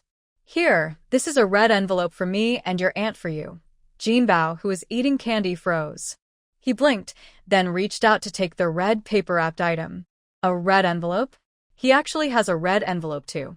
The first thing a child does when receiving a red envelope is to open it. Seeing the money inside, Jinbao's eyes widened instantly. Wow, it's 1 yuan. That can buy lots of fruit candies. Dad doesn't even have a yuan. Jinbao has more money than Dad. In the past, only Auntie received red envelopes with milk. Su Sui was a bit surprised. She looked at Qin Yunzhou. When did you prepare this? It was another rare white rabbit milk candy and a red envelope. She had been with him most of the time and hadn't noticed. Qin Yunzhou gently patted Jinbao's head. I prepared everything while I was in the army, but there are only a few white rabbit candies. I gave some to Jinbao and the rest I just gave to you. If you want more, I can ask my friends in Haishur to send some over. Let him help send some here. Su Sui couldn't hold back anymore. Am I just so greedy in your eyes? Or maybe she had revealed something, and he noticed that she had once fought with a child over food? His observation skills were really impressive. Qin Yunzhou shook his head. Not exactly. But if you want to eat, just tell me. White rabbit candies are a bit hard to get, but not impossible. He still had many contacts. Su Sui, feeling she should miss out, said, All right, since you say so, I want some too. Nowadays, food is scarce, especially snacks. She didn't love candies, but if they were free white rabbit candies, she liked to eat them. Qin Yunzhou nodded. Okay, I'll write a letter later. After eating a white rabbit candy and receiving a generous red envelope with a dollar bill, Jinbao gradually stopped crying and seemed to feel closer to Qin Yunzhou. He leaned forward to rest on his uninjured left leg, stared at his injured right leg for a while, then tilted his head and asked softly, Uncle, what happened to your leg? Does it hurt? He didn't like his aunt, but he liked his uncle. His uncle not only gave him candies but also sent him red envelopes. This was the first time he received a red envelope. Before, only his aunt could get such red envelopes in the family. Qin Yunzhou was slightly surprised, not expecting a child to ask such a question. He smiled and gently touched Jinbao's thin, unhealthy-looking hair. I got a little hurt, but it doesn't hurt anymore. This child was quite obedient and easy to comfort. Much better behaved than the children in the military family compound. Jinbao shook his head. Uncle, you're lying. It must hurt a lot. If it didn't hurt, you wouldn't be using crutches.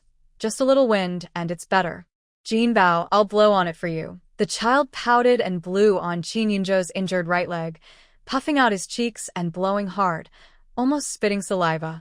The saliva nearly splashed onto Su Sui's face nearby. Fortunately, she reacted quickly and dodged in time. Jinbao also seemed to realize he almost caused trouble, and the person he offended was his most feared aunt. He was so frightened that his face turned pale, trembling all over and too scared to move, speaking softly. Aunt. Auntie. I'm sorry. I didn't mean to. He didn't want to be hit again. Last time, his aunt pushed him to the ground, causing a cut on his head, and there's still a scar on his forehead. He didn't dare tell anyone because his aunt said that if he complained, he would be punished again. Su Sui. She sighed and started tidying up the mess left by the original owner. Her tone couldn't be too gentle, or it might scare him, but it also couldn't be too strict, or that would frighten the child. Su Sui cleared her throat. All right, it's okay now. Auntie accepts your apology, but next time, remember not to blow saliva everywhere. Jinbao was stunned for a moment and didn't recover for a while. This time his aunt didn't scold him? Could he be dreaming? Su Sui took the few milk candies Qin Yunzhou had just given her and held them out to Jinbao. Good behavior gets a reward. This is a little treat for you. Take it and eat. Seeing the 3 big white rabbit candies in her hand, Jinbao was completely stunned. He was sure he was dreaming.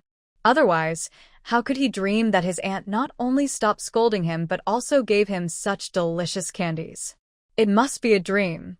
In the dream, his aunt was a kind and beautiful aunt, not a mean and scary one. Thinking it was a dream, Jinbao suddenly wasn't afraid anymore. He peeled off the wrapper, took a deep breath, and shyly handed the candy to Su Sui. Aunt. Auntie, you eat first. If she ate the candy first, then he could eat too. Wouldn't that mean she wouldn't scold him? Su Sui was a bit surprised. This child was clearly so afraid of her, yet he dared to come close and offer her the candy. Maybe he had been scolded too much by the original owner before and had become a bit silly. Thinking about this, she instinctively wanted to stand up and hug Jinbao to check on him carefully. But just as she reached out to get up, Jinbao was immediately frightened and quickly hid in Qin Yunzhou's arms. Seeing the trembling child in his arms, Qin Yunzhou quickly protected him, gently patted his back, and looked up at Su Sui with a hint of suspicion and curiosity in his eyes. Children's reactions are the most honest. Although he had thought about that direction before, he didn't dwell on it too much. But now, Jinbao's reaction. Qin Yunzhou's gaze at Su Sui deepened a little. Did you have a misunderstanding with Jinbao before? Su Sui looked at the child who was hiding in Qin Yunzhou's arms, withdrew her hand, and sat back in her original position. After thinking for a moment, she said, yes, there was some misunderstanding. The child is afraid when he sees her get close. For now, she can't think of a good way to ease their relationship, so she decided to leave it as it is. Children have a good memory. She won't scold or threaten him privately now. When he grows older, it should be better. However, Qin Yunzhou is quite patient with children and is good at comforting them. Thinking of this, Su Sui unconsciously touched her belly. It's been almost 2 months since they were together, and in about a month, the hospital should be able to tell something. In her previous life, she never thought about getting married, nor did she imagine having children, and she wasn't prepared to become a mother. Unexpectedly, after all the twists and turns, in this era, she not only found a husband but also had her own child. Whether in that old-fashioned story or now, sitting beside her is Qin Yunzhou, who seems to like children very much. Unlikely, he would be a good father. Su Sui withdrew her thoughts, looked at the man beside her, who was soothing Jinbao. Suddenly, she asked, you seem quite skilled at comforting Jinbao. Do you like children? Qin Yunzhou paused slightly and nodded slightly. Jinbao is well-behaved and easy to soothe. With the children in the family compound, I probably couldn't do the same. He actually doesn't like children. Today is an exception, maybe because Jinbao is so adorable and pitiful, or perhaps because Jinbao's unusual behavior is related to Su Sui. He vaguely guessed something. Su Sui thought for a moment and directly asked, do you like children? He probably does like them. If he didn't, in the story, he wouldn't give all his savings to the original owner and fulfill all her requests just to keep the child in her belly, even kneeling and begging her humbly. Qin Yunzhou was silent for a moment and then changed the subject. Tomorrow morning, Xiaofeng will bring some meat. When the time comes, you can take half to give to Mom and the others. Su Sui is not a fool. She quickly noticed the awkwardness when the other person changed the subject. She felt something was wrong, but couldn't quite put her finger on what it was. She didn't want to ask directly. After all, Qin Yunzhou's attitude was very clear. He didn't want to answer. Su Sui thought for a moment but couldn't figure it out, so she decided not to think about it anymore. Not long after, Wang Yinhua returned, carrying the grain book. Hio Quan and Su Fei, who went to buy grain at the granary, also came back with this month's supplies, but they didn't see Su or Qin Yunzhou. They turned around and left again. They said they carried the grain back, but in reality, there wasn't much. Currently, only Wang Yinhua and her son and daughter have urban household registration.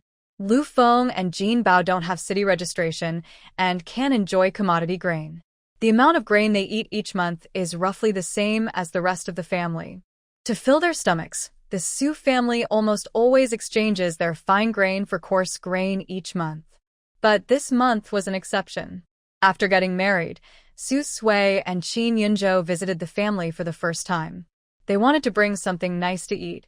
So, Wang Yinhua waved her hand and decided to keep some of the fine grain this month. She planned to make a noodle dumpling soup and fry a few eggs. They also had a small piece of ham brought by Qin Yunzhou and his family today. The ham was sliced and put into the pan to fry. The unique aroma of the meat quickly spread throughout the yard. This was made by Wang Yinhua herself. She was already a good cook, and since meat was rare these days, it tasted even better. The smell was so tempting that many neighbors opened their doors and came over, leaning in to look at the stove in Su's house. "Oh, Yinhua, your family is doing really well. Where did you get such a big piece of ham? I didn't expect your life to be so good. Our family can't afford that. It was sent by my daughter and son-in-law." Wang Yinhua raised her chin, smiling happily. "Not only that ham, but also that malted milk from the supply and marketing cooperative. You probably haven't tried it, right? I heard it's very expensive, much more costly than meat. By the way, did your daughter buy you some face cream? Our Suasua is obedient and caring, always thinking of me, her mom. I told her not to spend money on it, but she insisted on buying it for me. Not only did she buy face cream, but also some hand lotion. And there's more. Those women who only want to taste the meat suddenly found the meat less tasty and weren't hungry anymore. I quietly wondered if that face cream really smells that good, and if that malt drink really has a milky aroma. But honestly, Wang Yinhua's daughter is much more capable than theirs. She has a better eye for choosing a good man. The girl who used to be in the army and now married a military officer, almost no other girl in the neighborhood married better than Su Sui. After all that, Wang Yinhua successfully chased away those women trying to get something for nothing. However, a few shameless women, who didn't seem to care where they got the chopsticks from, suddenly reached into the pot and grabbed some food. "Hee hee, auntie, your cooking is really good. Let me try the taste." Smack. Wang Yinhua is not someone to be easily pushed around. She slapped away that woman's chopsticks with her spatula. "Get lost. You're just trying to cause trouble. You really owe me a lesson, you little troublemaker." She turned around and shouted loudly in the yard, "Second dog's mom, is this how you teach your son? If you can't control your kid, don't blame others for giving him a good lesson." A woman from across the yard came out cursing, "You're an adult. Why are you arguing with a kid? At least our second dog still calls you Annie. Why are you so stingy? You won't even share a little food with your own child." Inside the house, Su Sui heard the noise and went outside. Before she could get close, she saw her mother scolding that woman so badly her face turned red. She quickly pulled her son and ran back home. "Sui Sui, why did you come out? Are you hungry? The food will be ready soon. Go back inside and sit and chat with Yunzhou." After saying that, Wang Yinhua looked at Lu Feng, who was standing there motionless, and rolled her eyes. Big daughter-in-law, standing there like a wooden post. Dinner is about to start. Hurry up and get the bowls and chopsticks. Really, such a grown person can't even cook properly, so she, the mother-in-law, has to do it herself. Some say she is foolish, But she still knows how to stir trouble between her mother and son. Her eldest son, whom she raised alone, not only schemes against her but also against his own sister, and even keeps her at a distance. Some say she is clever. She finally managed to get a temporary job, but she doesn't know how to build good relationships with the factory workers or find ways to become a permanent employee. She hopes to transfer her and her son's household registration to the city soon. Lu Feng looked deeply at Su Sui without saying a word. She turned around and went back inside to set the dishes. Not long after, the food was ready on the table. He Quan and Su Fei finally returned home. As soon as they entered, they smelled the rich aroma of meat, the fragrant noodle soup, and scrambled eggs. They looked a bit surprised and glanced at Su Sui and Qin Yunzhou. They knew whether there was meat in this home, and it was obvious where the meat on the table came from. Big brother, third brother, what were you both rushing off to just now? Su Sui and Yunzhou have been back for a while. Is there something you couldn't wait to do that made you leave at this time? Wang Yinhua, who had just served the last dish and sat down, saw her two sons return. She glared at them and then told them to wash their hands and eat. Suddenly, the atmosphere in the house became a bit heavier. He Quan and Su Fei pursed their lips and said nothing. They each found a seat far from Su Sui to eat. On either side of Su Sui sat Wang Yinhua and Qin Yunzhou. She looked up and, by coincidence, saw her younger brother Su Fei sitting opposite her. He is 11 years old, and they resemble each other somewhat. Su Fei is about to take the middle school entrance exam, but his grades are poor. The original owner was the opposite. She was the best student in the family and had the highest education level. Last year, she entered high school, and she was the most hopeful to get into college. But for some reason, she didn't continue to college. Su Sui thought carefully and remembered. It was because last year, only Wang Yinhua was working supporting the whole family. Plus, during these years of famine, life was hard for everyone.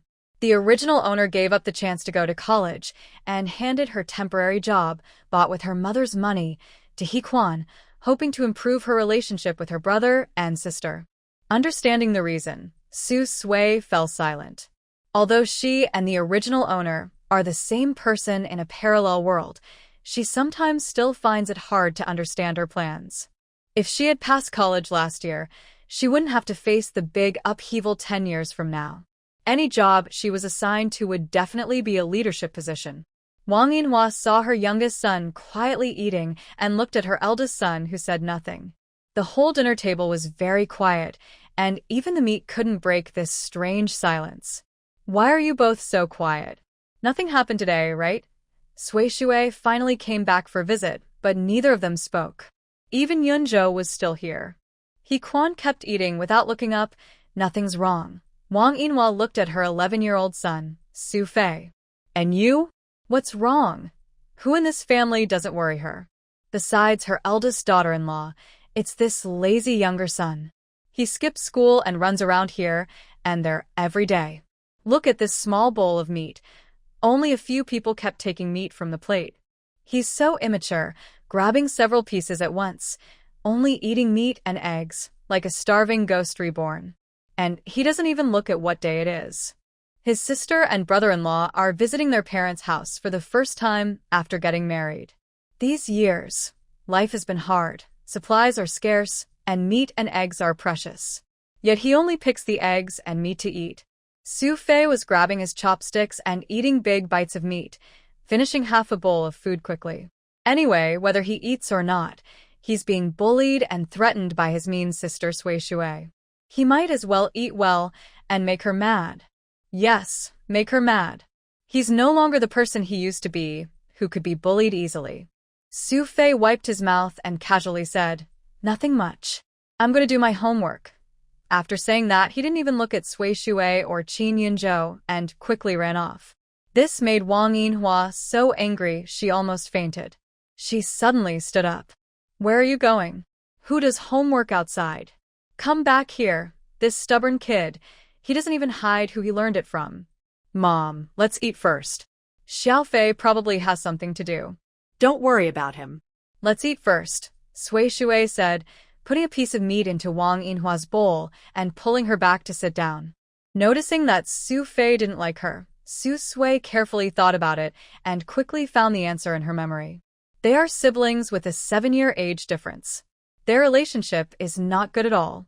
Since learning that Wang Yinhua was pregnant with a brother, the original owner was afraid that this brother would take away her love. After that, she became even sweeter in her words, making Wang Yinhua ignore her younger son and focus all her attention on her anxious daughter. Unbeknownst to her, her daughter pretended to be kind in front of others, but was different behind their backs.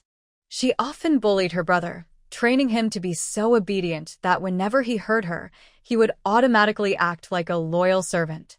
Since childhood, the original owner rarely did housework. From the age of 5, Su Fei was forced to learn how to wash dishes, sweep the floor, help clean the house, fold the quilts, and wash the bedsheets.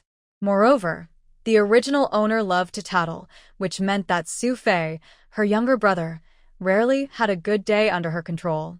Wang Yinhua noticed this but was busy with work and couldn't do much about it, so she didn't say much. After all, in this family, besides the daughter, both sons were expected to learn how to do chores from a young age. Wang Yinhua's initial anger was quickly calmed when her daughter brought her a piece of meat. She relaxed and said happily, "My daughter is so good, thoughtful, and considerate. The sons are just troublemakers. Come on, Sui Yunzhou, don't just eat vegetables. Try some of this meat. This meat was brought over by you guys. Mom made it herself. Try my cooking." In no time, almost all the ham was in Su Sui and Qin Yunzhou's bowls. They quickly refused. "No need, Mom. That's enough, really." There was only this one plate of meat on the table. Besides Su Fei eating a few large pieces, almost no one else touched it. Every time they picked up vegetables, they deliberately avoided the meat. Especially He Quan and his wife. They kept swallowing saliva and kept their eyes fixed on the meat, but they forced themselves not to move or look at it. Qin Yunzhou carefully took the meat from their bowls and placed it on an empty plate, then handed it to He Quan and his wife, dividing it up and pouring some into their bowls. "Come on, big brother, big sister-in-law, try Mom's cooking." He Quan and Lu Feng were both stunned for a moment, still not fully reacting, when several pieces of meat suddenly appeared in the bowl. They wanted to say they didn't need it, but as the aroma grew stronger, their mouths couldn't help but water. They stared at the meat in the bowl, without blinking. This was real meat. After thinking carefully, they realized they hadn't tasted meat for many years and had been exposed to only vegetarian food. By the time they reacted, they had already hurriedly put the meat into their mouths and swallowed it. Su Sui saw this scene but didn't say anything. She divided her meat in her bowl in half and gave some to Wang Yinhua's bowl.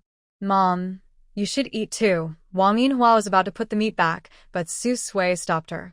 "Mom, if you don't eat, I won't eat either." Soon, they finished the meal with some difficulty and the atmosphere improved a little. Maybe because they ate the meat that Qin Yunzhou had just handed over. During the meal, He Quan also talked with Qin Yunzhou for a few words, but he never looked directly at Su Sui, as if she wasn't there at all. Qin Yunzhou lowered his head to eat a few bites, but soon lost his appetite. Today, when he visited the Su family, he sensed many things from their attitude, mostly about Su Sui. The atmosphere in the Su family was strange, as if most of the family didn't welcome Su Sui. Even the youngest, Jin Bao, seemed afraid of her. Yet, no one dared to say anything unpleasant to her. Thinking of this, Qin Yunzhou's gaze fell on Su Sui, who had just put down her bowl and chopsticks. He was silent for a moment.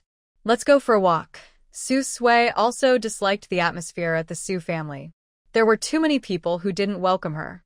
Besides Wang Yinhua, no one wanted to share a room with her. Right after the meal, almost everyone left, either went back to their rooms and closed the doors or made excuses to go out. The mess left behind from what the original owner did was difficult to handle. She couldn't suddenly change her personality to please those family members who didn't like her. So, she could only go with the flow. It didn't matter much to her. She wasn't determined to build good relationships or make them accept her as a sister or a family member. "I'll tell Mom and we'll go back directly." "Okay, I'll wait for you here." Qin Yunzhou nodded. He wasn't used to the atmosphere at the Su family either, even though he was an outsider. But I always have a feeling that Su Sui feels more like an unwelcome outsider in this family.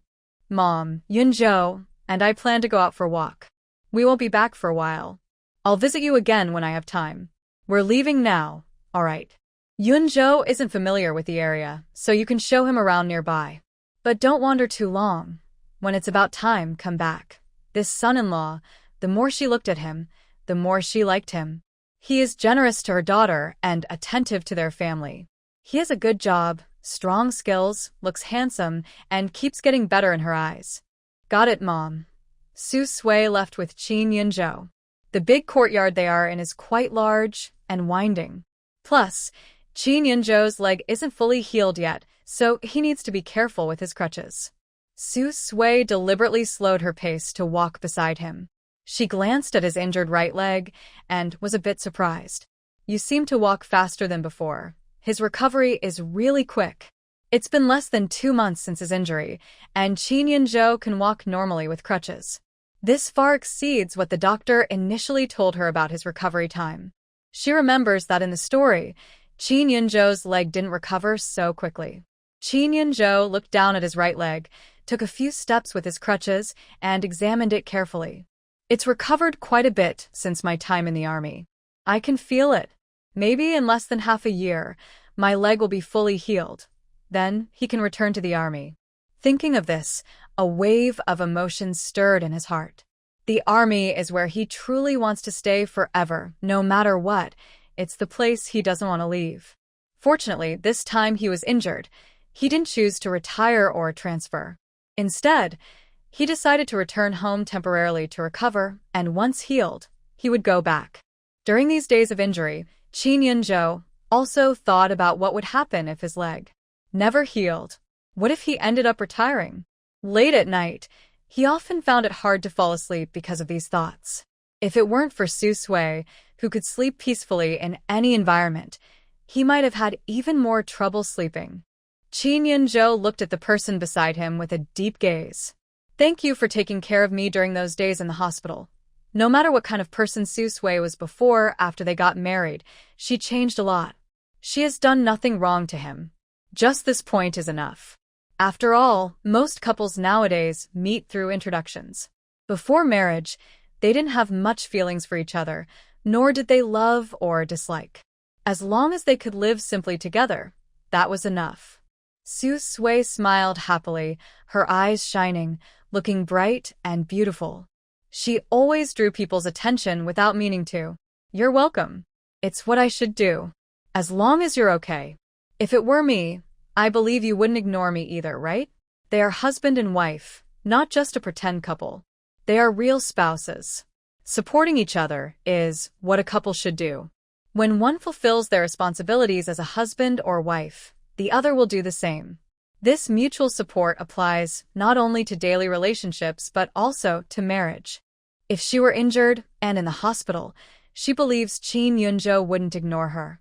When Su Sui said this, Qin Yunzhou's gaze couldn't help but fall on her face. His heart beat a little faster, but soon he realized it and quickly looked away, awkwardly saying, Of course he would. But if possible, he hoped she wouldn't need to go to the hospital. They occasionally chatted and strolled slowly on the road like taking a walk. Suddenly, a familiar voice came from a small alley. Who are you scolding? My sister is not someone you can insult. Try scolding her again and see what happens. Qin Yunzhou stopped and looked at Su Sui, a bit surprised. It sounds like Xiao Fei's voice. He seems to have argued with someone. Su Sui also recognized Xiao Fei's voice, and she was the most surprised person. From what she just heard, it seemed Xiao Fei was arguing with someone for her. But earlier, when they had dinner at the Su family, he ignored her completely.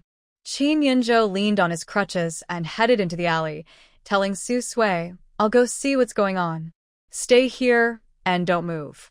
Su Sui didn't listen and stepped forward quickly. I'll go too. His leg wasn't fully healed, and if someone hurt him, it could be dangerous. They just reached the entrance of the alley. A group of people started fighting inside, causing chaos. Some even became so angry that they picked up stones to throw. All of these people were around 10 years old. Some were almost teenagers and had started learning how to fight. 3 or 4 boys surrounded and fought against Su Fei. Su Fei fought hard and didn't fall behind. He kicked and punched fiercely. But there were many opponents, and Su Fei was covered in bruises and cuts. His nose was bleeding from the fight. When he saw someone picking up a stone to hit him on the head, he was in danger. At that moment, Qin Yunzu's eyes darkened. He quickly moved faster with his cane, stepped forward, and pulled Su Fei away. Instinctively, he pushed Su Fei towards Su Sui. Su Fei was pushed aside by mistake. When he looked up again, he saw the person standing in front of him. He was so scared that his face turned pale. He instinctively turned to run away. Oh no. Why is he so unlucky? He just wanted to leave, but he met the one person he really didn't want to see. He felt like he owed her a lot in his life. Stop. Come back here. Su Sui quickly shouted at her brother, who was trying to run away. Even though he was still so young, he had learned to fight in groups. With so many people around, he wasn't afraid of getting into trouble. Su Fei had already run about 10 meters away. His body froze, and he didn't dare to run anymore. He could only lower his head and crawl back like a turtle. He knew he owed her a lot in his life. How could there be such a scary person in the world? Just hearing her speak made him feel helpless and unable to react. He felt oppressed by her. Qin Yunzi looked at the other boys, around 10 years old, who looked dirty and tired. His eyebrows were cold and serious. Suddenly, he spoke in a deep voice. Gathering people to fight is a crime. You could be taken by the police. What are you doing? Fighting? Are you going to jail? Do you want the police to come and save you? The slightly older boy in front looked unhappy. He scolded impatiently, "Who are you? Mind your own business." Halfway through speaking, he looked up and saw Qin Yunzi wearing a military-style jacket. His anger immediately cooled. He didn't dare to breathe loudly and quickly looked down, avoiding eye contact. The other boys also didn't dare speak. They lowered their heads and turned around, trying to run away. However, Qin Yunzu's eyes darkened. Stop right there. No running away. Everyone stay together. Let's have a good talk. Why did you all team up to beat up Su Fei alone? If Su Fei started the trouble first, I will make him apologize to you. But if you started it, all of you must apologize to Su Fei before you leave. This matter is unclear. No one is allowed to leave today. I will send all of you, including Su Fei, to the police station to let them handle it. Su Fei, who had just moved closer to Su Sui, was unhappy. He instinctively argued, "Why should I go to the police station? I don't want to." His brother-in-law was there, but he didn't stand by him at all. Just like with Su Sui, they all bullied him. He didn't start trouble with those people. They were the ones who spoke badly. Hearing this, Su Sui patted Su Fei's head and spoke more seriously. Who started the fight? Why did you do it? Tell us clearly. Otherwise, everyone will be taken to the police. Even at such a young age, they knew how to fight without proper discipline. When they grow up, it will be worse. Su Fei fell silent. He turned his face away and snorted coldly, refusing to look at Su Sui, as if he was sulking. The leader of the fighters, Taiju, looked a little pale. He recognized Su Sui as Su Fei's sister.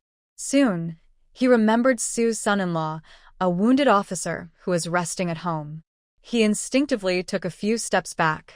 The others panicked and whispered, "What should we do? They are Su Fei's sister and brother-in-law. We just said bad things about Su Fei's sister. They definitely won't let us go." How unlucky they were. They had been caught by the person involved. Qin Yunzi saw the boys fighting, lowering their heads and not speaking, afraid to look at him. His eyes darkened. He looked over the boys and randomly pointed at one, sternly asking, "You tell me. Who started the trouble? Who made the first move? Why did you fight?" The thinnest boy's face turned pale, his forehead sweating, trembling all over. After hesitating for a long time, he finally managed to speak. "It was us." Just as he was about to finish, the oldest among them, Taiju, suddenly stepped forward. "No need to pressure him. I'll tell you, it was Su Fei who made the first move. If he hadn't started it, none of us would have fought him. If you're here to help Su Fei deal with us, then go ahead and make a move. Qin Yunjue remained calm and looked at Su Fei, who was standing beside Su Sui. Is what he said true? Nonsense. If it weren't for you guys talking, spouting all that rubbish, I wouldn't bother with you. Su Fei snapped angrily and lunged to punch Taizhu. The faces of Taizhu and the others looked a bit uncomfortable, and they all looked away. Su Sui noticed their strange reactions and quickly pulled her younger brother back. Stop, don't fight anymore. I know they were the ones who started it. They came to bother you, and that's why you fought, right? Su Fei's body suddenly stiffened, and he was gently pulled back, seeming to become obedient and quiet again. After a moment, he recovered, pressed his lips, and looked a little embarrassed as he asked, "How did you know?" Su Sui reached out and gently patted his head, speaking softly and calmly. I overheard. I heard that you fought to protect me, right? She hadn't thought about why her usually bullied younger brother would fight outside for her. No matter what else happened, at least in this matter, he was indeed a good brother. Hearing his usually mean sister speak so softly, Su Fei felt even more uncomfortable. His whole body felt out of place. He quickly moved away from Su Sui and explained hurriedly. Don't overthink it. Just because your surname is Su doesn't mean I fought because of you. Anyone from the Su family, he wouldn't let outsiders bully them. In short, it wasn't because of Su Sui, that mean and fake sister. Su Sui. All right, he's still a brother who says one thing but means another. Awkward, but a little cute. Seeing that the people who fought had been exposed, they turned to run. But Qin Yunjue quickly blocked their way. His right leg was injured, but after years in the army, even with a crutch, he could easily handle a few young boys. He stopped everyone, and his voice turned cold. No one is allowed to leave. You guys started trouble first, beating up Su Fei alone. You need to apologize to him before you leave. Otherwise, I will honestly tell your parents and teachers. Iron Pillar and the other boys looked pale and completely panicked. No, we can't tell the teachers or our families. We'll get beaten badly. We're sorry, Su Fei. Sorry. One apology after another was spoken. After apologizing, those boys looked up at Qin Yunjue and timidly asked, Can we go now? Injun replied calmly, No. You forgot someone. The boys were confused. Iron Pillar quickly realized and hurried to Su Sui, lowering his head and blushing. Sorry. We won't say bad things about you again. Seeing this, the others also came forward to apologize to Su Sui. Sorry. Su Sui looked at the children in front of her. They were about Su Fei's age, and some looked familiar, probably kids from the big courtyard. Tell me everything you said about me that was bad. She had only been back for a couple of days. Even these little kids had started gossiping. Iron Pillar lowered his head even more. We also heard from others. They said you're very clever and that you like to play tricks on men because of your pretty face. They also said you were abandoned by a man and quickly found an honest man to take over. Su Sui's face grew colder. Who spread these rumors? I don't know. It's just gossip in the big courtyard. We overheard it by accident. Qin Yunjue thought of one person. If there was a conflict with anyone this time, it was probably with sister-in-law Xiaofan from this morning. But without proof, he couldn't be sure, and he definitely shouldn't say anything casually. After leaving the alley, Su Fei preferred to stay close to Qin Yunjue rather than get near Su Sui. He deliberately kept his distance, neither too close nor too far, and didn't want to talk to her. When they were almost at the house, Su Sui stopped Su Fei and suddenly remembered something. Why didn't you go to class today? No, wait. Did you skip class again? Today was Friday. Su Fei was in 5th grade at elementary school, and in less than a month, he would take the entrance exam for middle school. If he failed, he would only have a primary school diploma for the rest of his life. Su Fei's body stiffened, and he quickly ran back to the next room without looking back, as if something was chasing him. In class, he disliked attending lessons the most. The teachers who taught him were the same ones who had taught Su Sui before, or at least had heard of her. They knew he was Su Sui's younger brother and would look down on him, thinking he was not as smart as Su Sui. During class, Those teachers never called him Su Fei. They only called him Su Sui's brother. Being slow or not, it didn't matter. He was just like that, and he hadn't taken anyone's money. After the person was out of sight, Qin Yunzhou withdrew his gaze and looked at Su Sui. He paused for a moment before saying, "Your younger brother really cares about his family. It seems there might be some misunderstanding between you two." Actually, it wasn't really a misunderstanding. Today, when he visited the Su family, he realized that perhaps only Wang Yinhua truly welcomed both of them. Su Sui was silent for a moment and avoided looking at Qin Yunzhou. He observed carefully. She knew he had probably already noticed something. But after hesitating for a moment, Su Sui decided to tell him. After all, their houses were separated by just a wall, and they often saw each other. He didn't know anything, and it wouldn't be good if he met her older brother. "Well, besides my mother, I don't have good relationships with the others in the Su family. They might distance themselves from you because of me. If you happen to meet them, just treat them the same way they treat you."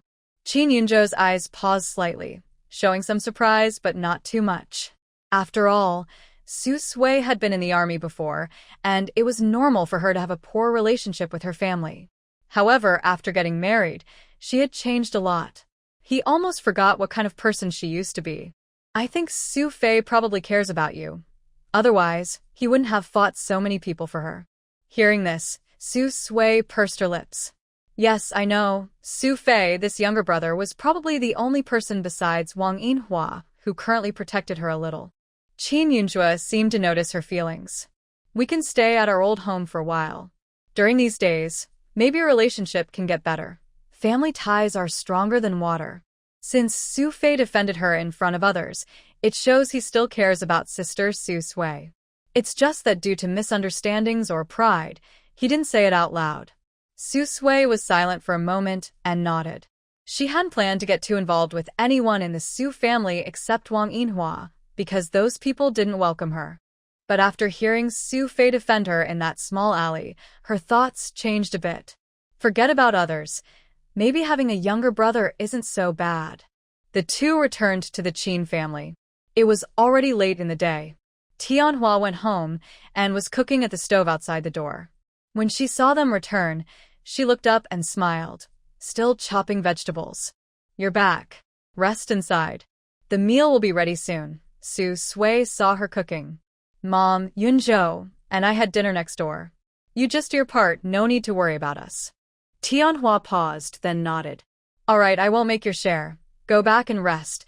With only a little food ration each month, the amount eaten at each meal was carefully measured, less but not more. If they ate more now, they'd have to make up for it later. Without rules, they might go hungry by the end of the month. Xiao Fun, who was washing vegetables, couldn't stand it anymore. She suddenly started smashing things loudly, then said, "Sister-in-law, wait a moment. Mom is here. Yunzhou is here too. Now that you've come back home to live, and since we haven't divided the household yet, shouldn't we share the chores? We can't just have me and Mom doing everything. Since we're all married into the Qin family, either everyone helps out, takes turns doing chores, or if sister-in-law doesn't want to do it, I won't either.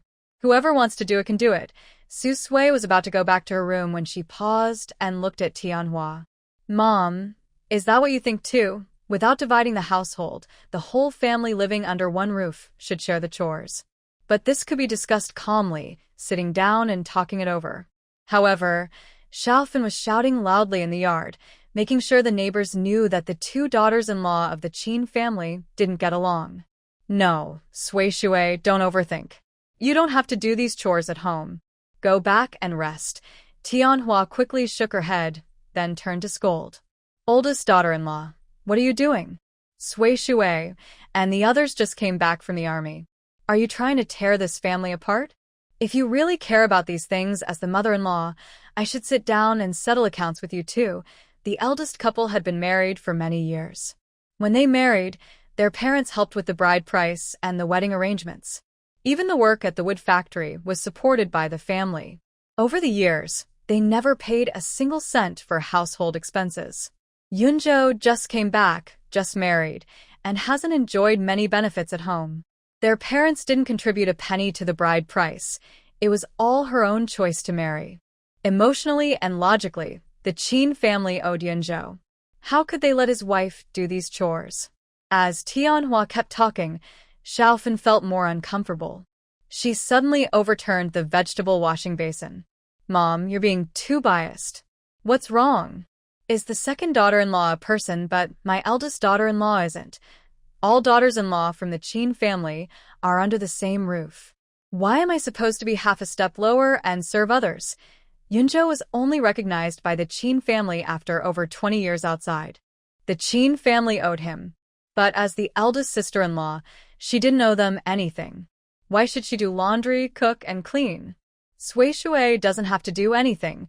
She just eats ready-made food and rests when tired. Tianhua's face turned completely grim. She was about to say something. Yunzhou's expression was cold and stern. He spoke first. Mom, sister-in-law, during the time we've been living here, chores should be divided fairly. My leg is better now, and I can do general housework.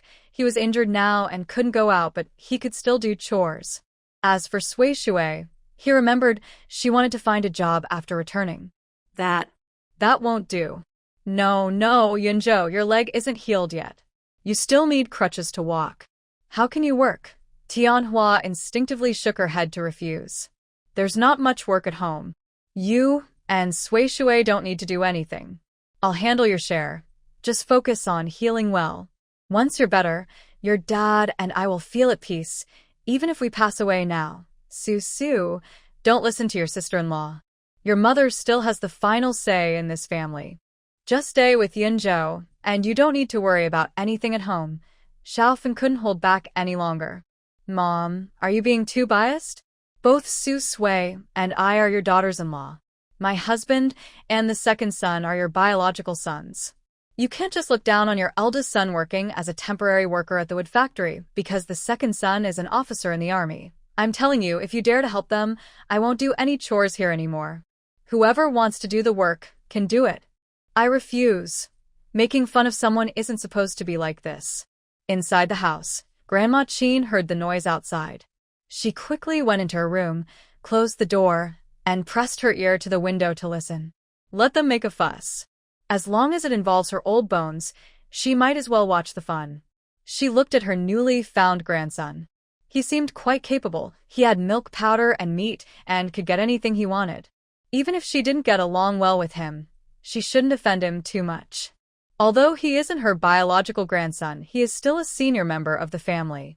As long as they don't fall out, he will still respect her. Ah, such lively fun outside. It's a pity there are no sunflower seeds. If there were sunflower seeds, it would be perfect.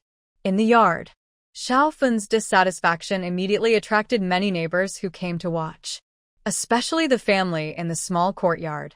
But because Xiaofan caused trouble this morning and was harshly scolded by Su Sui, her husband, and Wang Yinhua, no one dared to get too close. They just watched from a distance at their own door. Ma, a woman who works at the street office and often handles family disputes, came over and said, Auntie Tian, I think your eldest daughter-in-law has a point. As a mother-in-law, we can't be biased. We need to be fair and balanced. Xiaofan is right. Since Yunzhou and Sui Sui are coming back to live, household chores should be shared equally. That's fair.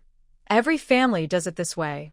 If Sui Sui married into your family and did nothing, it would be very unfair to Xiaofan, who is also a daughter-in-law of the Qin family. Seeing someone support her, especially someone from the street office, Xiaofan felt more confident and spoke even more firmly. She looked at Su Sui and Qin Yunzhua's couple and raised her chin. Although we haven't officially separated yet, you two can't just eat and drink for free in this house. Show some attitude. I can't keep defending you all the time. Tianhua's face turned even uglier. She put down the kitchen knife and went to pull Xiaofan. What are you doing? Can't we talk nicely?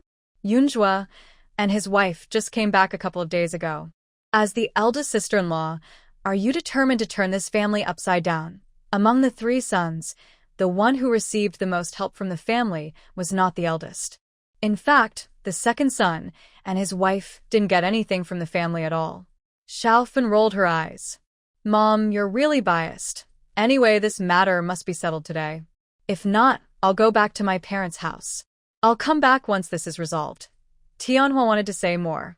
Su Sui and Qin Yunjua exchanged a glance. She stepped forward and said, "All right, since the eldest sister-in-law wants to settle this, let's talk properly today about the affairs of the main family and our second family. I remember when the eldest brother married you, the bride price and the wedding expenses were all paid by our parents. You got married 3 years ago. Back then, the bride price wasn't very high, but it wasn't low either, roughly equal to the entire family's savings at the time. Also, 6 months ago, the work at the timber factory that the eldest brother took was arranged by our parents through connections. It was a temporary job, not a formal one, but these days, getting a job isn't easy. You and your husband know exactly how much our parents spent." Su Sui paused, looked around at everyone present, and finally fixed her gaze on Xiaofan's face. "Anyway, Yunjua and I just returned to this house. Compared to you and the eldest brother and sister-in-law, we really have nothing. No bride price, no wedding expenses, no jobs. Everything is unrelated to the family. Honestly, let's get everything straightened out. Su Sui isn't someone who likes to cause trouble, but if others provoke her, she's not afraid. Today is only the second day since they returned from the army. Normally, they wouldn't rush to say all this. Even if they were anxious, they should find a place to sit down and discuss calmly. Instead, they suddenly tore into each other in the yard, accusing her and Qin Yunjua of taking advantage. Xiaofan's face stiffened slightly, and she didn't have time to speak. Qin Yunjua walked over to Su Sui and showed his attitude through his actions. He looked stern, with sharp eyes and brows, giving a strong sense of pressure. He spoke in a deep voice. "Big sister-in-law, today is only the second day since Su Sui and I returned from the army to this home. Since this morning, you've been unhappy with us and causing trouble. Initially, I didn't want to argue about some things because I consider you family, but now it seems you don't see us as family. If that's the case, then let's settle everything clearly. Let's see who has gained more from this family and who is truly at a disadvantage." Qin Yunzhou looked at Tianhua and paused before speaking again. "Mom, do you mind if we do this? When children have disagreements, the parents are the ones who suffer the most. But he isn't someone who can tolerate things easily, and Su Sui is even less so. They just returned and already faced trouble from others. If they keep tolerating it, the other side might only become more aggressive." Tianhua was silent for a moment and shook her head. "Among the children, your dad and I owe you the most. We haven't helped you much. These years have been hard, and even when you and Sui Sui got married, we couldn't support you like we did with your older brother. This was a mistake made by your older sister-in-law. You don't need to worry about her. I will handle it. I will definitely give you an explanation." After speaking, Tianhua looked at Xiaofan and sighed. "You and your older brother are the ones who have no right to accuse us of favoritism. We have helped you as much as we could. After your older brother started working, we didn't ask him to pay for meals or repay that debt. But this isn't fair to Yunzhou and Sui Sui. They haven't gained anything. Starting this month, your older brother will give half of his 20 yuan monthly salary to the family until it reaches 300 yuan. This money is meant as compensation for Yunzhou and Sui Sui. If you're not willing, then return the work and find someone else who is." Tianhua continued. "As for household chores, I help with their share. We don't have the means to give them a bride price, and their marriage was arranged by them. In this, your dad and I feel we owe Yunzhou and Sui Sui. When things get better at home, your dad and I will make up for this part, following the rules you and the older sibling used for your marriage. We will pay back as much as needed." Xiaofan suddenly panicked and became anxious. She instinctively opened her mouth to argue. "No, that's my husband's hard-earned money. Why should we give it to them? Mom, you didn't say these things before. You can't do this. They aren't short of money. We are the ones who need it. We're saving to have a child. With only 20 yuan a month, giving half means only 10 yuan left. How can we manage with such a small income?"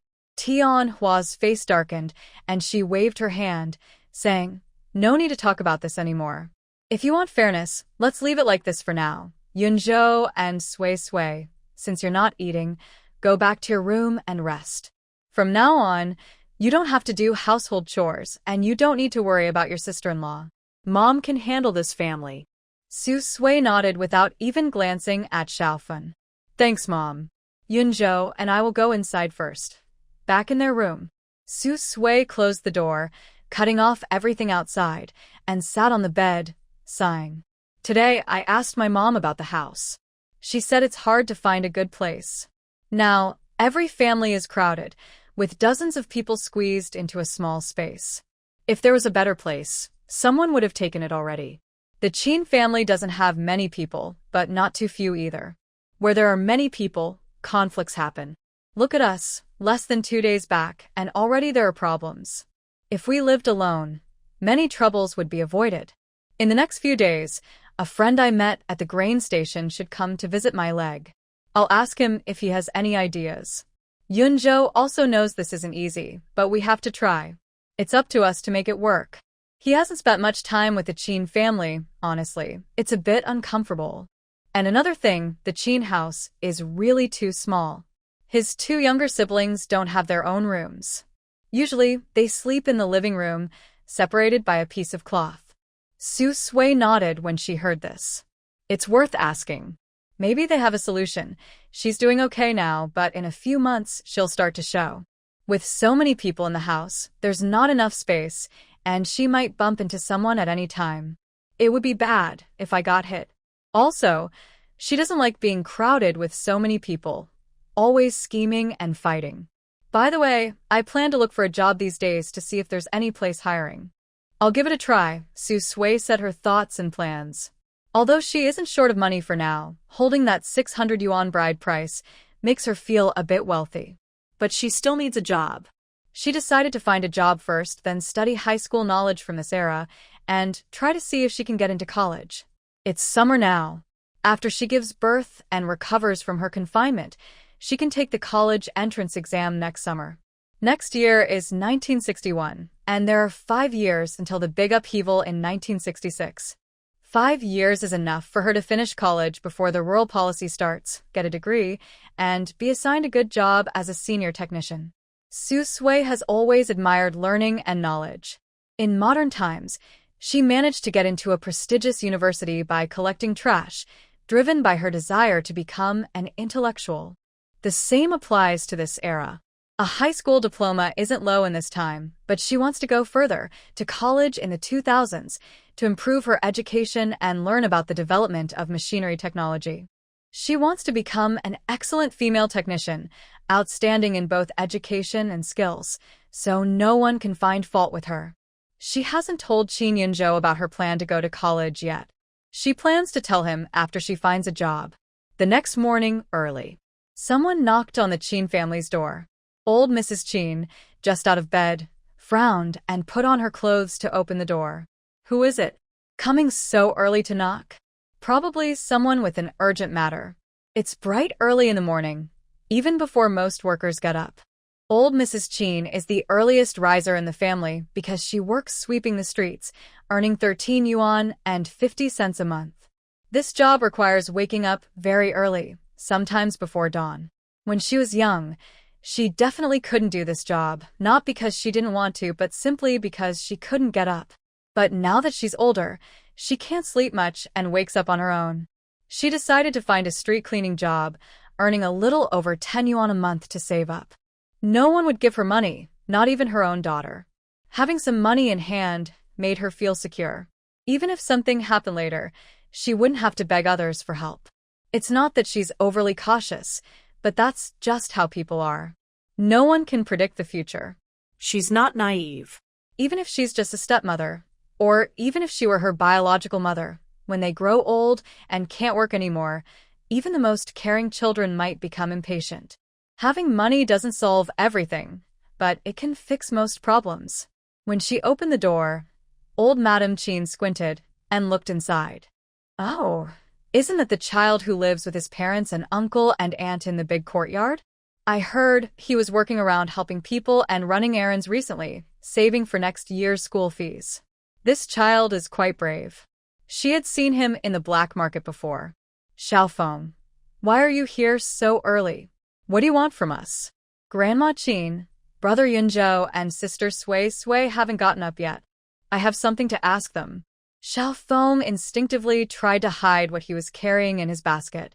Old Madame Qin frowned. What do you want to ask them? You can tell me too. Yunzhou just came back a couple of days ago.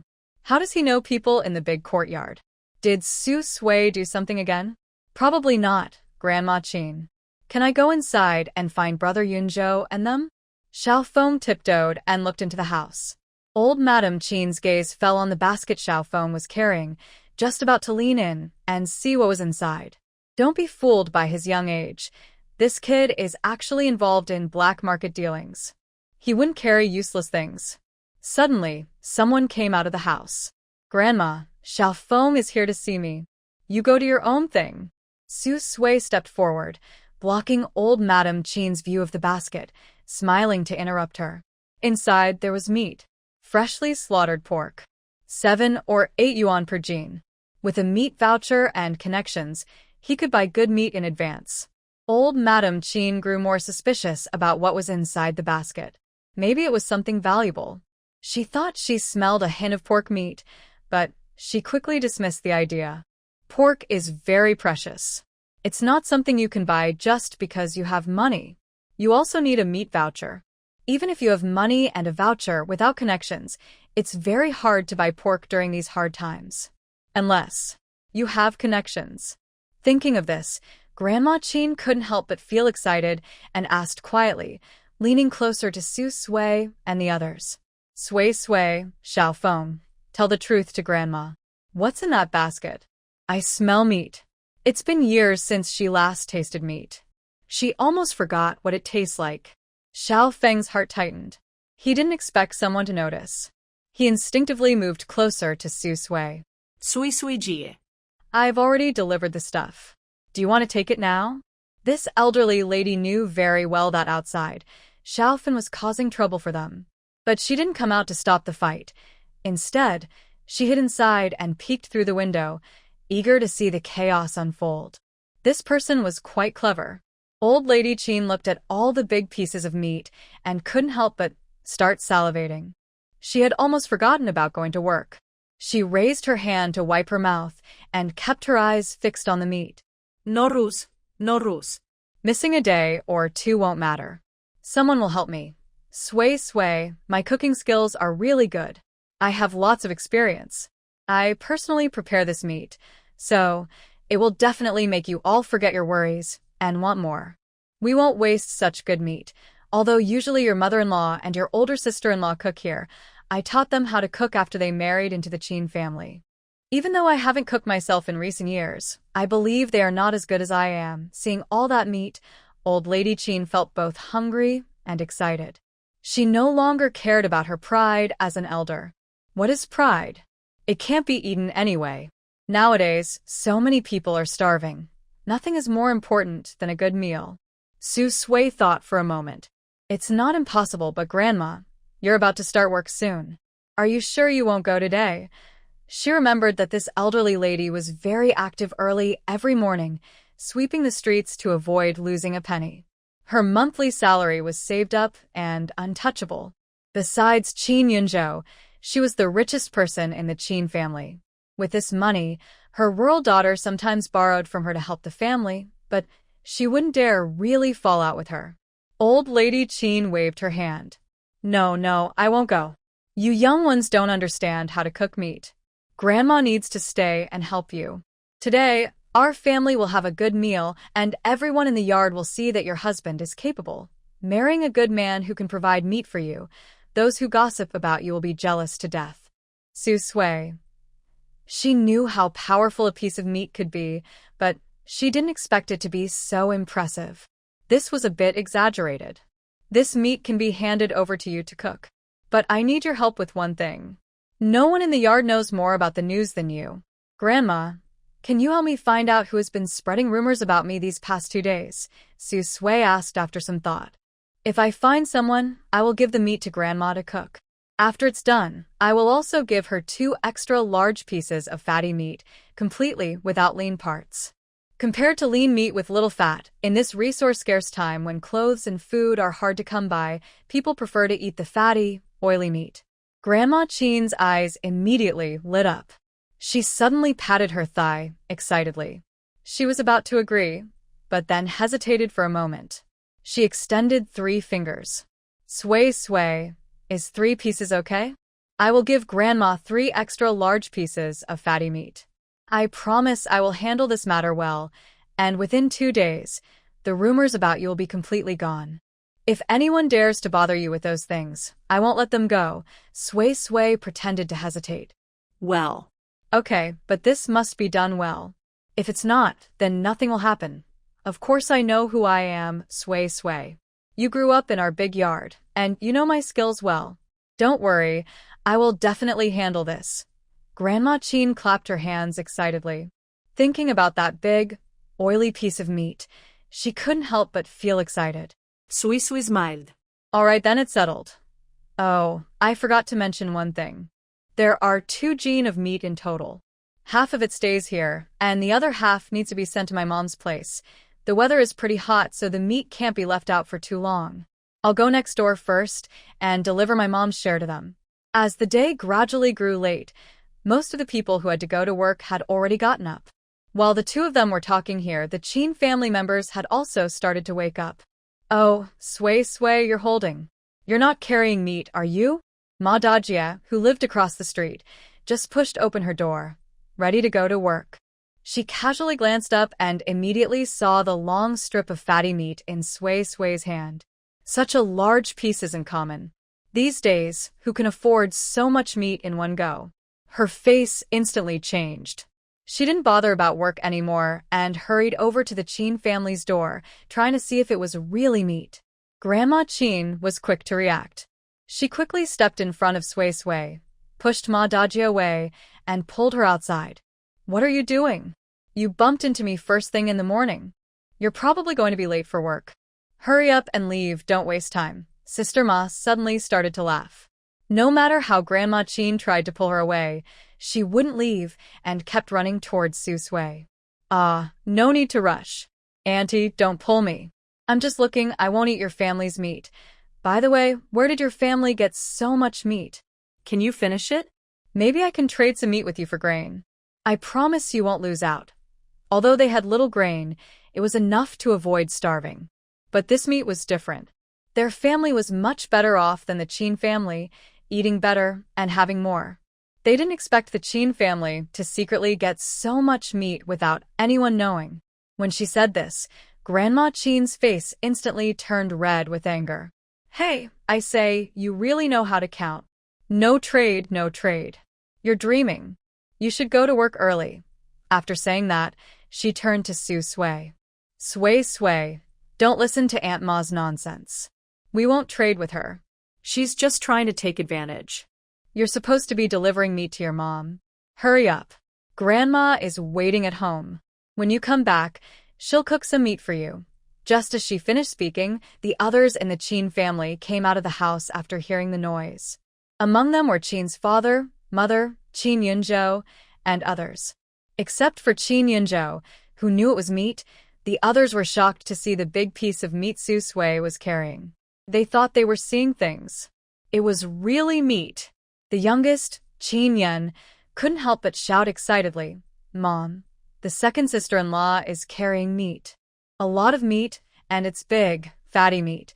Chin Hai also couldn't hold back and called out, running in front of Sway. "Second sister-in-law, can we eat meat at home today?" He hadn't eaten meat in a long time and almost forgot what it tasted like. Tian Hua and Chin Yu Tian hurried over, staring at the meat with wide eyes and drooling. Sway, could this be from you and Yunzhou? Only the couple who just returned from the army had the ability to get meat tickets. Even Xiao Fun, who had argued with Sway yesterday, looked surprised. Her face changed as she stared at the piece of meat in Sway's hand, almost drooling. She felt regretful inside, wishing she could go back and scold herself yesterday. This is meat, real meat. If I had known earlier, I wouldn't have argued with Sway and Chin Yunzhou so soon. Sway looked around at everyone in the Chin family, then finally focused on Chin Yunzhou, who was walking out with a cane to wash his face. She paused for a moment, then looked away and nodded to her parents-in-law. Yes, there are 2 of meat in total. Half is for our family to improve the meals, and the other half is for my mother and the others over there. I'll go over now. After saying that, she went to the stove, picked up a knife, and quickly divided the meat into 2 equal parts. She took one part and left the yard, heading to the neighbor's house. This was the plan she agreed on with Chin Yunjo yesterday. The meat arrived this morning, and the Chin and Su families each got half. It was like a first visit, showing respect to both sets of elders. Of course, meat coupons are rare. The reason for such a generous gesture this time was mainly because Chin Yunjo was returning home for the first time. Since he would be recovering here for a while, it was important to show proper manners so that no one could use this against them later. As soon as Su Sui left, almost the entire Chin family gathered around Chin Yunjo.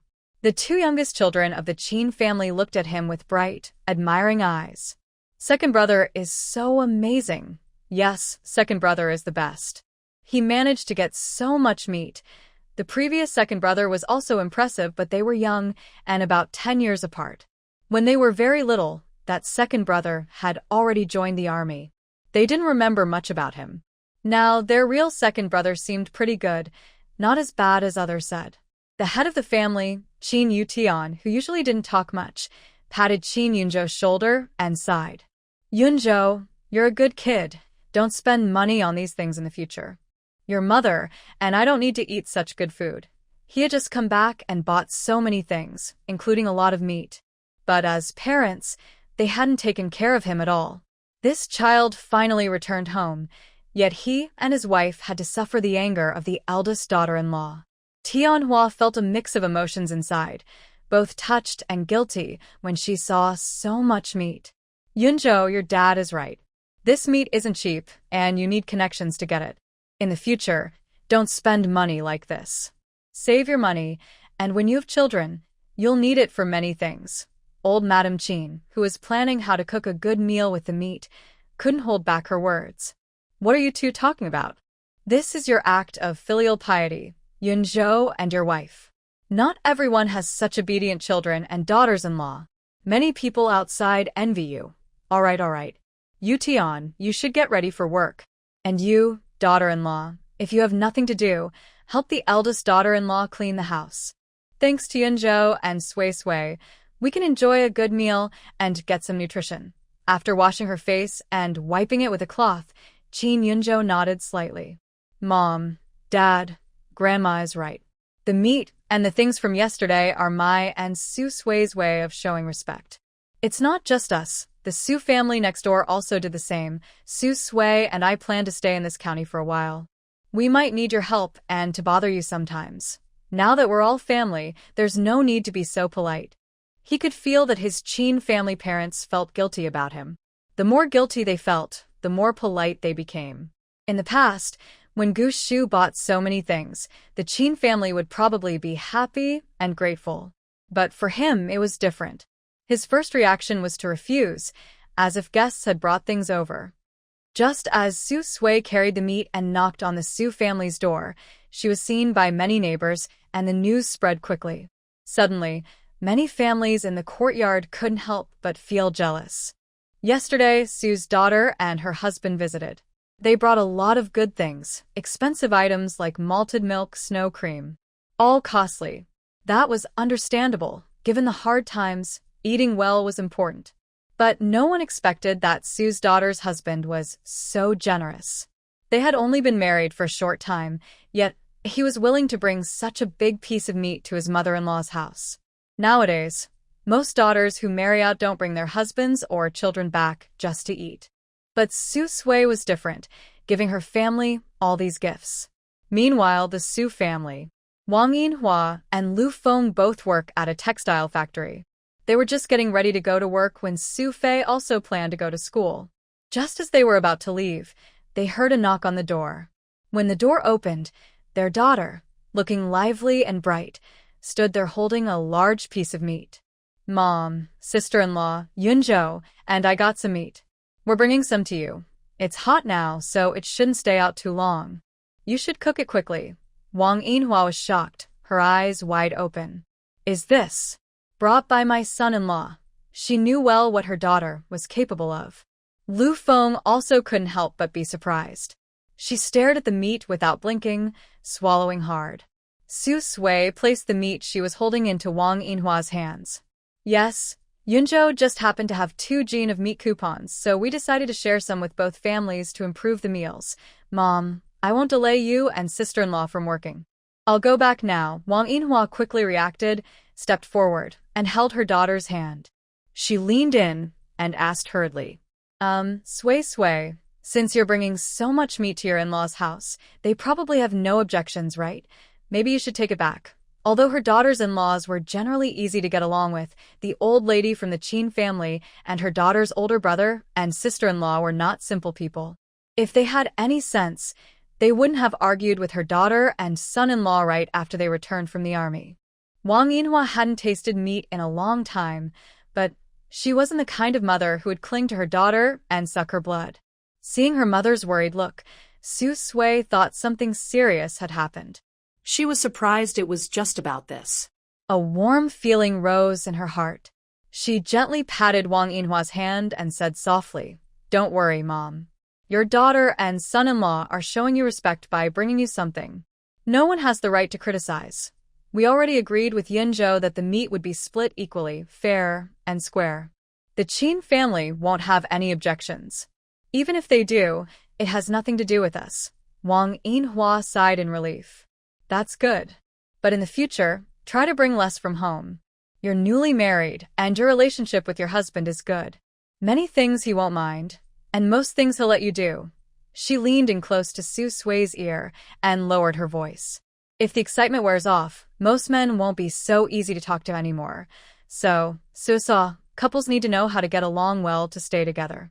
If you want to get something from a man, you have to give something in return. For example, if a man likes to hear certain things, you should say them to him. Of course, we shouldn't be at a disadvantage. Those words are just to make him happy, not for you to actually do. Women are soft like water, men are stiff like steel. As the saying goes, softness can overcome hardness. Most of the time, you can't fight a man head-on. Mom has experience. After I divorced, I used this trick to catch your dad. At that time, your dad was a few years younger than me, married for the first time, with good family conditions and his own skills. He was a technician at a textile factory, earning a good salary, handsome, and many young women wanted to date him. Why did he end up marrying me, a woman with a second marriage and a child? Because I understand men's minds." Su Sui was slightly stunned, noticing a different look in her mother's eyes. "Wow, Mom, you and Dad have such a past." In her memory, her dad's face was indeed handsome, looking fair and tender.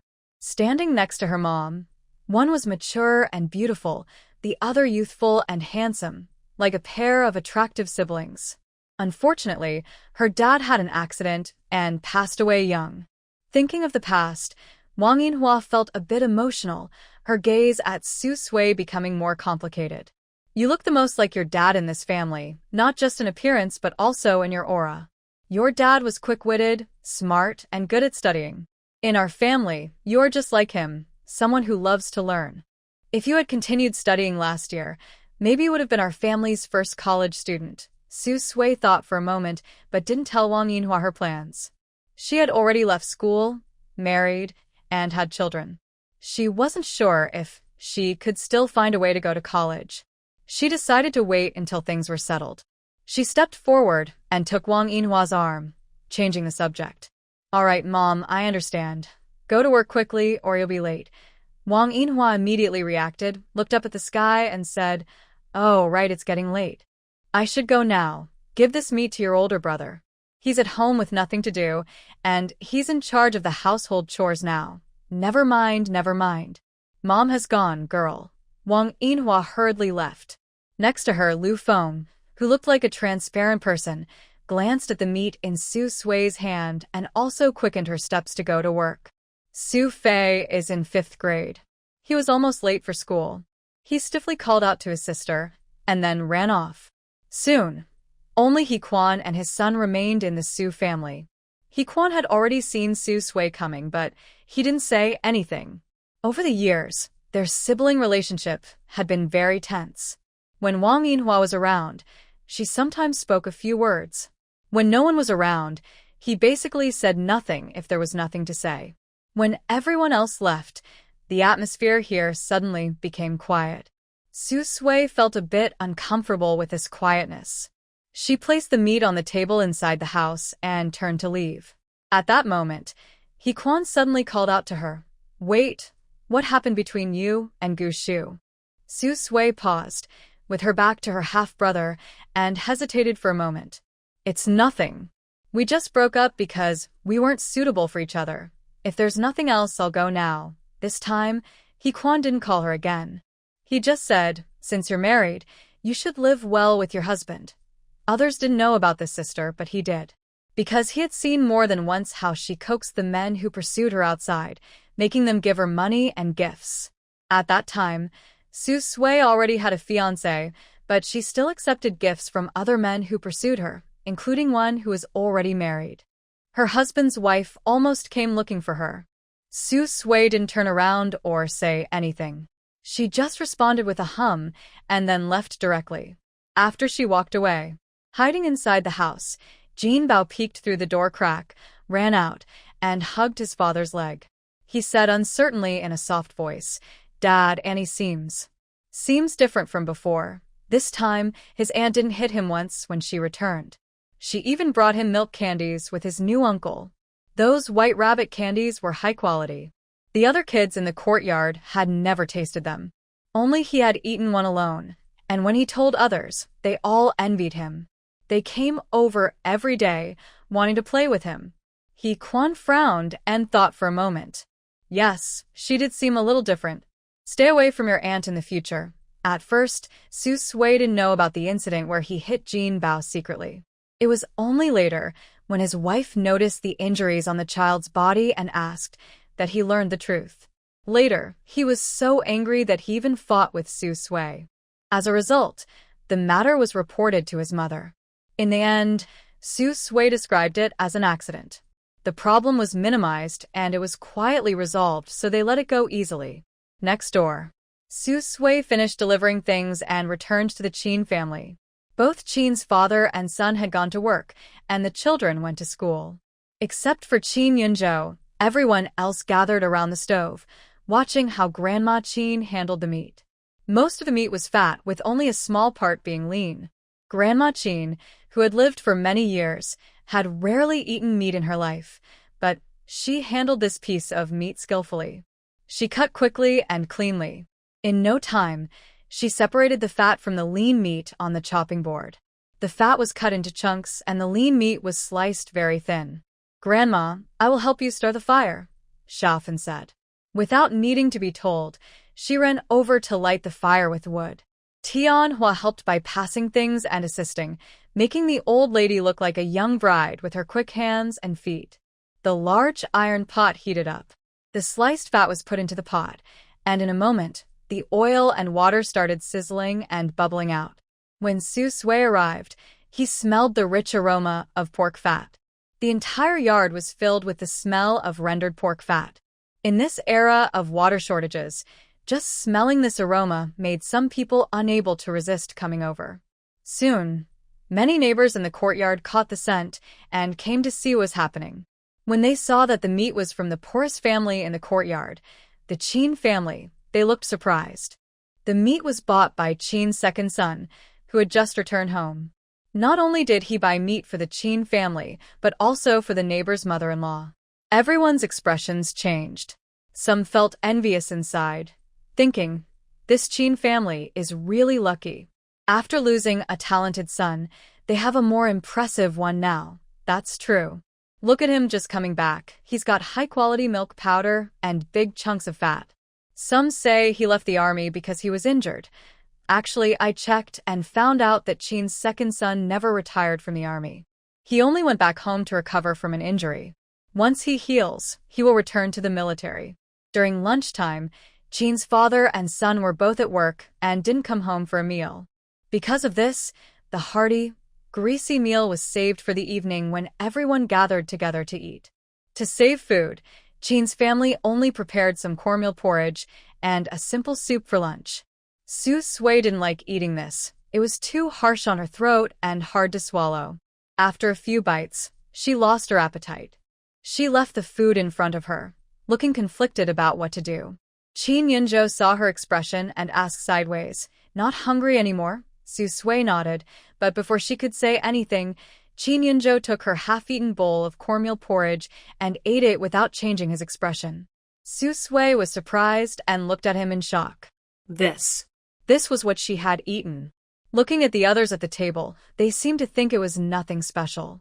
Soon, Qin Yunzhou finished the leftover food on her plate and then leaned on his crutches to leave.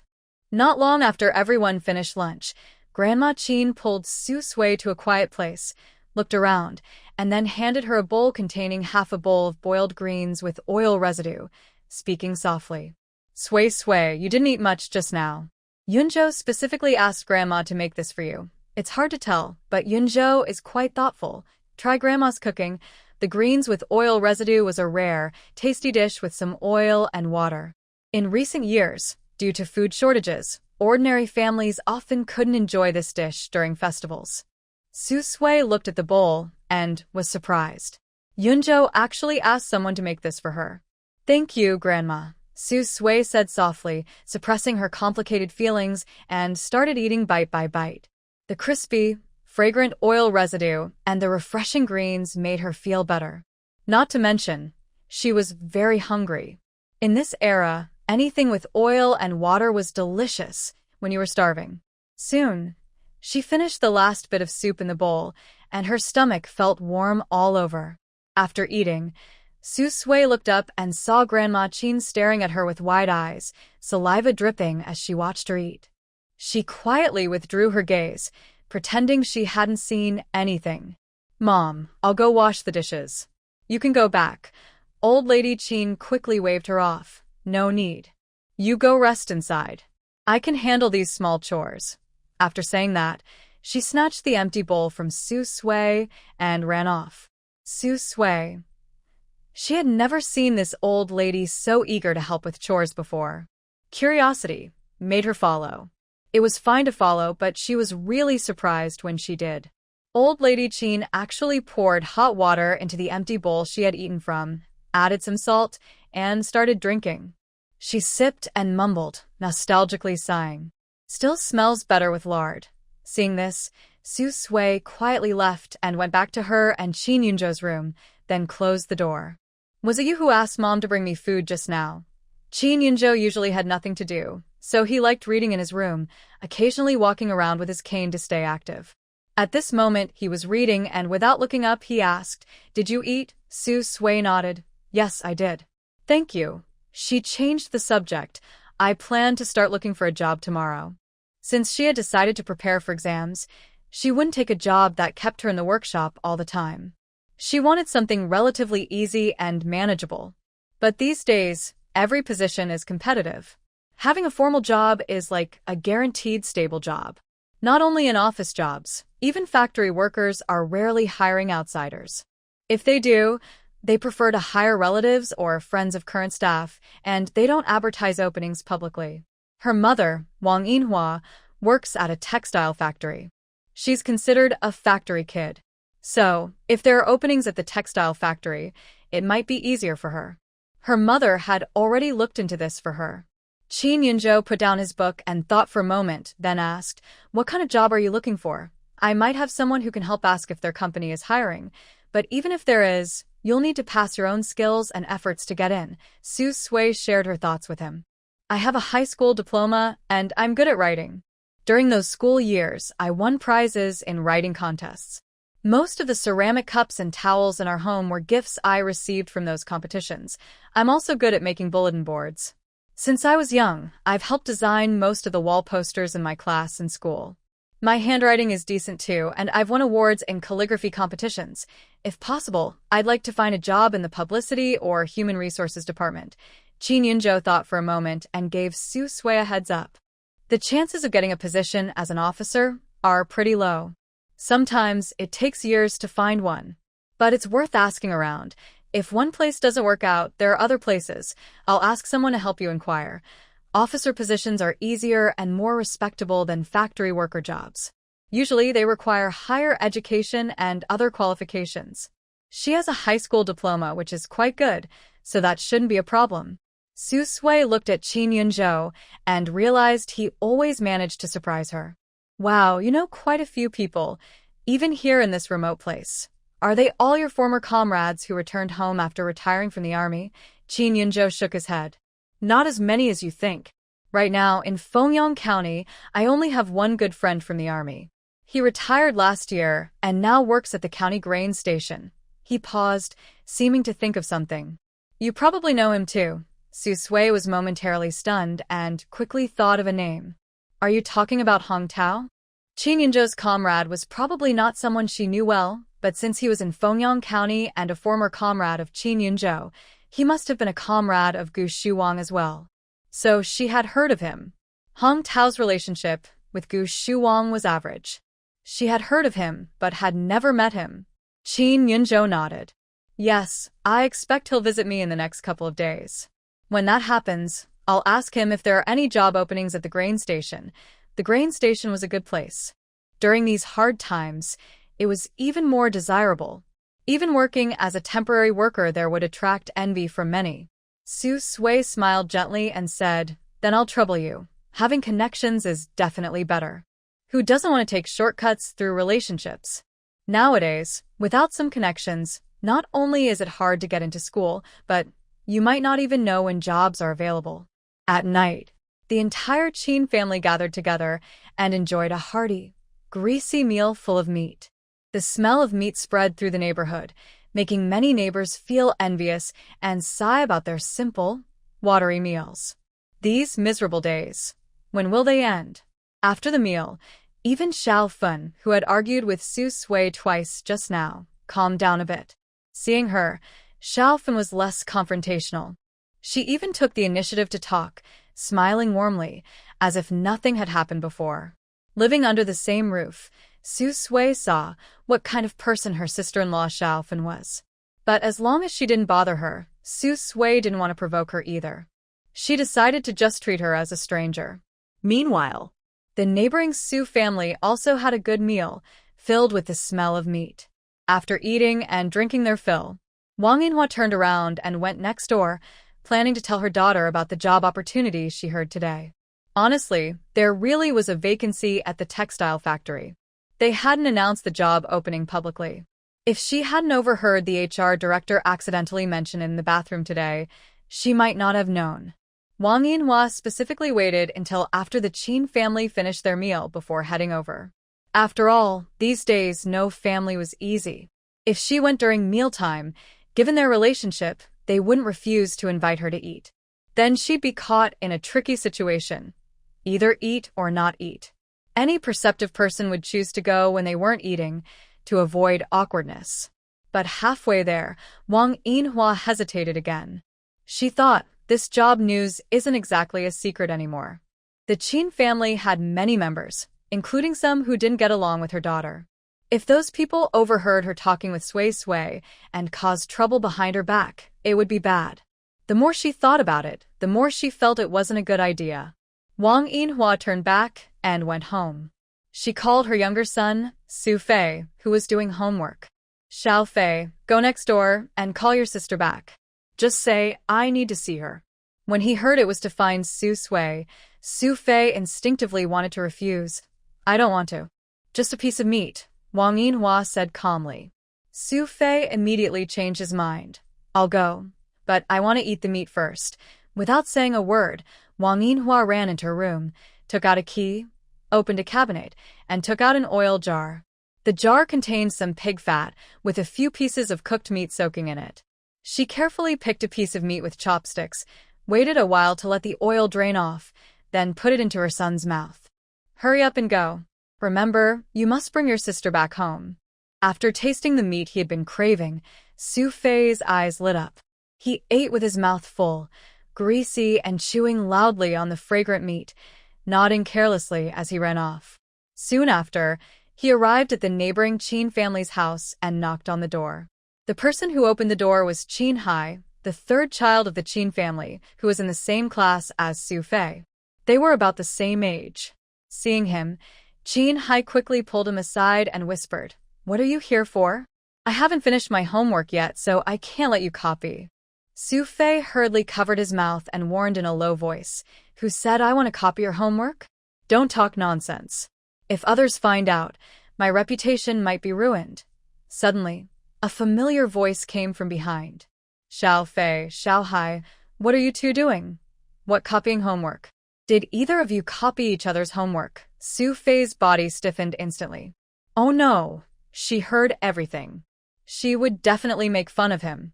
He instinctively wanted to run, but someone grabbed him. When he looked up, he saw her face, beautiful but intimidating enough to make him afraid to look directly at her. "Sister, I was wrong." Su Fei covered his face, choosing to admit defeat and soften, his voice weak as a mosquito. Su Sui looked at her obedient brother and guessed why he was here. Considering their current relationship, she didn't say much about what just happened. "Mom asked you to come and call me back?" "Yes. Mom is waiting for you at home."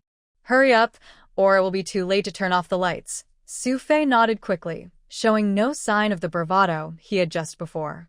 Jean Hai, standing nearby, had long since become used to this. Two families are neighbors and they grew up together since childhood.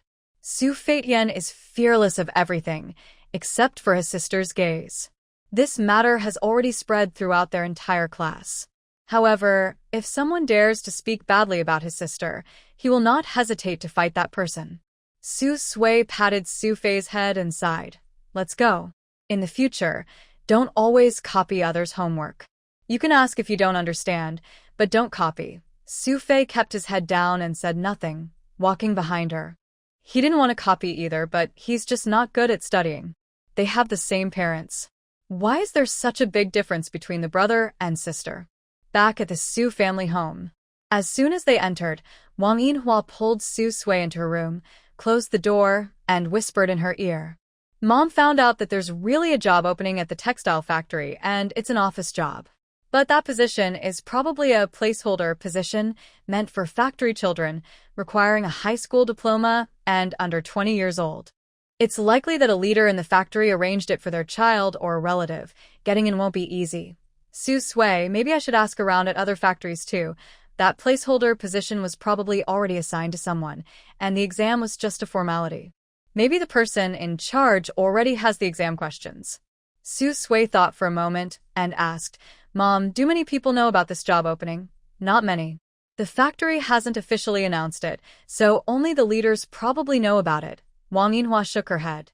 She had deliberately inquired, and only after talking to the personnel department did she realize something was off. Su Sui already had an idea. "I meet all the requirements.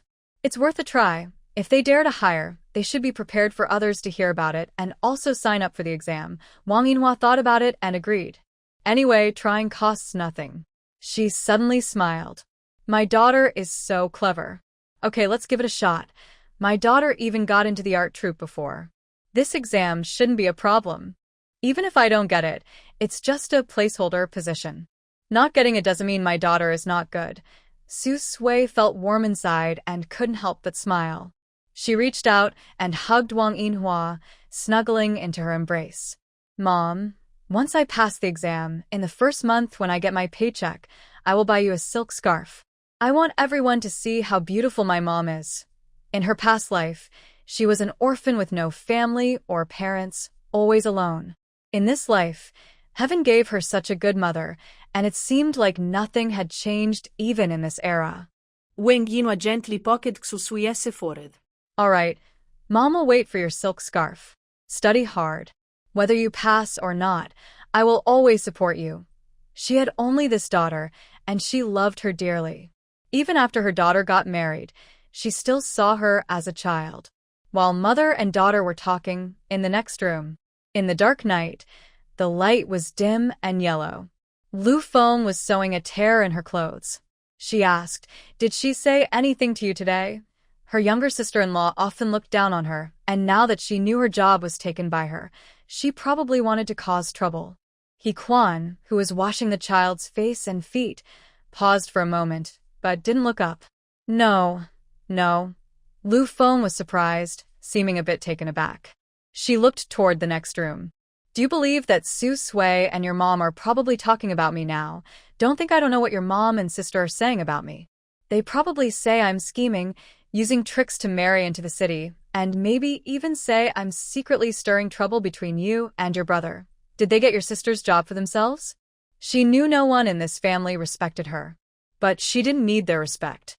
Still, both her mother-in-law and sister-in-law didn't want her to have a good life.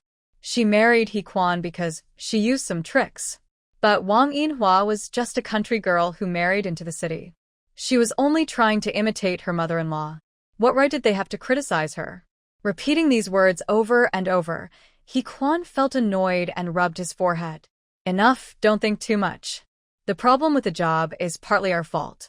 Don't keep arguing with Mom. Find a good time to talk gently with her and this will pass eventually. As for Su Sui, if she comes to trouble you, I will handle it. Lu Feng's nose twitched, almost crying. Your mom wouldn't do that. She only cares about her daughter, not her eldest son. Even though she gave birth to both of us, she thinks paying for Su Sui's job is only right. Why does it seem like we owe her now? If you want to go, go. I won't. Getting a job at the textile factory was hard to come by. Now that Su Sui is back without work, she might try to take this job again. Her mother-in-law's heart is very biased, completely unfair. Who knows if she would force her to give up this job just for her daughter. Lu Feng didn't want to make a big fuss at first, but her emotions kept breaking down. She was worried and scared. She raised her voice, speaking louder and louder. The room, which wasn't soundproof, soon carried her words to the next door, where Wang Yinhua and Su Sui heard everything. He Quan's face changed. He quickly stood up to try to cover Lu Feng's mouth. But it was too late. At that moment, the door opened from outside. Su Sui stood at the door, glancing inside to see what was happening. She didn't say anything. He Quan instinctively stepped in front of Lu Feng, showing his stance and attitude, and spoke with an unnatural look. Your sister-in-law. She didn't mean to. She's been under a lot of emotional pressure these days. Su Sui didn't argue with them. She decided to be clear about everything, so no one would think she was just wasting time. Big brother, I need to clarify some things today. First, I gave you the job at the textile factory because you are my real brother. We share the same mother, so I unconditionally transferred the job to you, hoping your family can have a better life. Second, I admit Mom favors me, but she isn't unfair to you and your wife. Over the years, she has been supporting all the household expenses by herself. You are married and have children. My mother not only supports you both, but also takes care of your children and the house you live in. Actually, it was left to us by my own father. Third, since I gave the textile factory job to your older brother, I won't suddenly take it back. You can be sure of that. He Quan was stunned for a moment and didn't respond for a while, seeming surprised that she said these things. This was very different from the selfish sister he remembered. Lu Feng ran out from behind He Quan. She took a deep breath, wiped her red, swollen eyes, and stared hard at Su Sui. You said you wouldn't ask us for a job, right? Don't just talk big. Soon, you'll go back to your mother's house to cause trouble again. After all the fuss, her mother-in-law's heart softened and favored her younger sister, forcing her to give up her temporary job at the textile factory. She just couldn't understand it. When her mother-in-law gets old, she'll still rely on her son for support. Why is she so biased toward her younger sister? It's almost to the point of being unfair. Su Sui's gaze fell on He Quan, who hadn't spoken.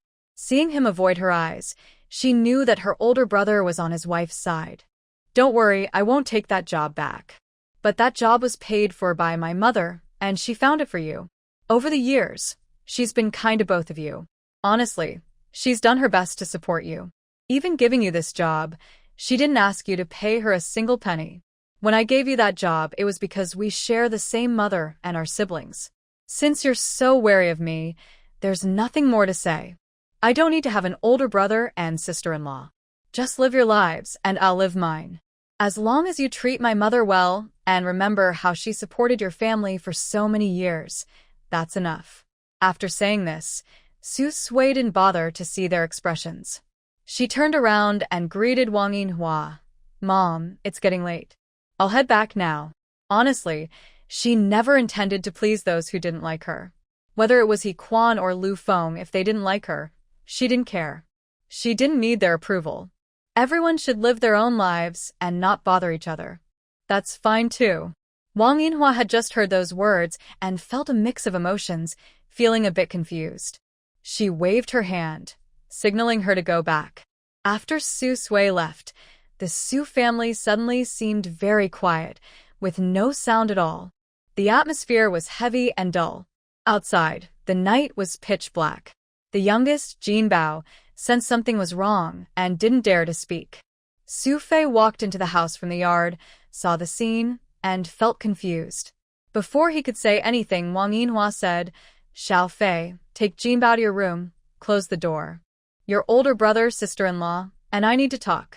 Whatever you hear, don't come out." Su Fei wanted to ask what was happening, but he didn't dare. When his mother was angry, no one in the family dared to upset her. He could tell she was really angry tonight. So, he quickly ran into He Quan and Lu Feng's room, picked up his little nephew sitting on a small stool, and hurried back to his own room, closing the door behind him. As soon as the door was shut, Wang Yinhua entered her eldest son and daughter-in-law's room. She looked up at them, her gaze sweeping from their faces to finally rest on her son's slightly uncomfortable face.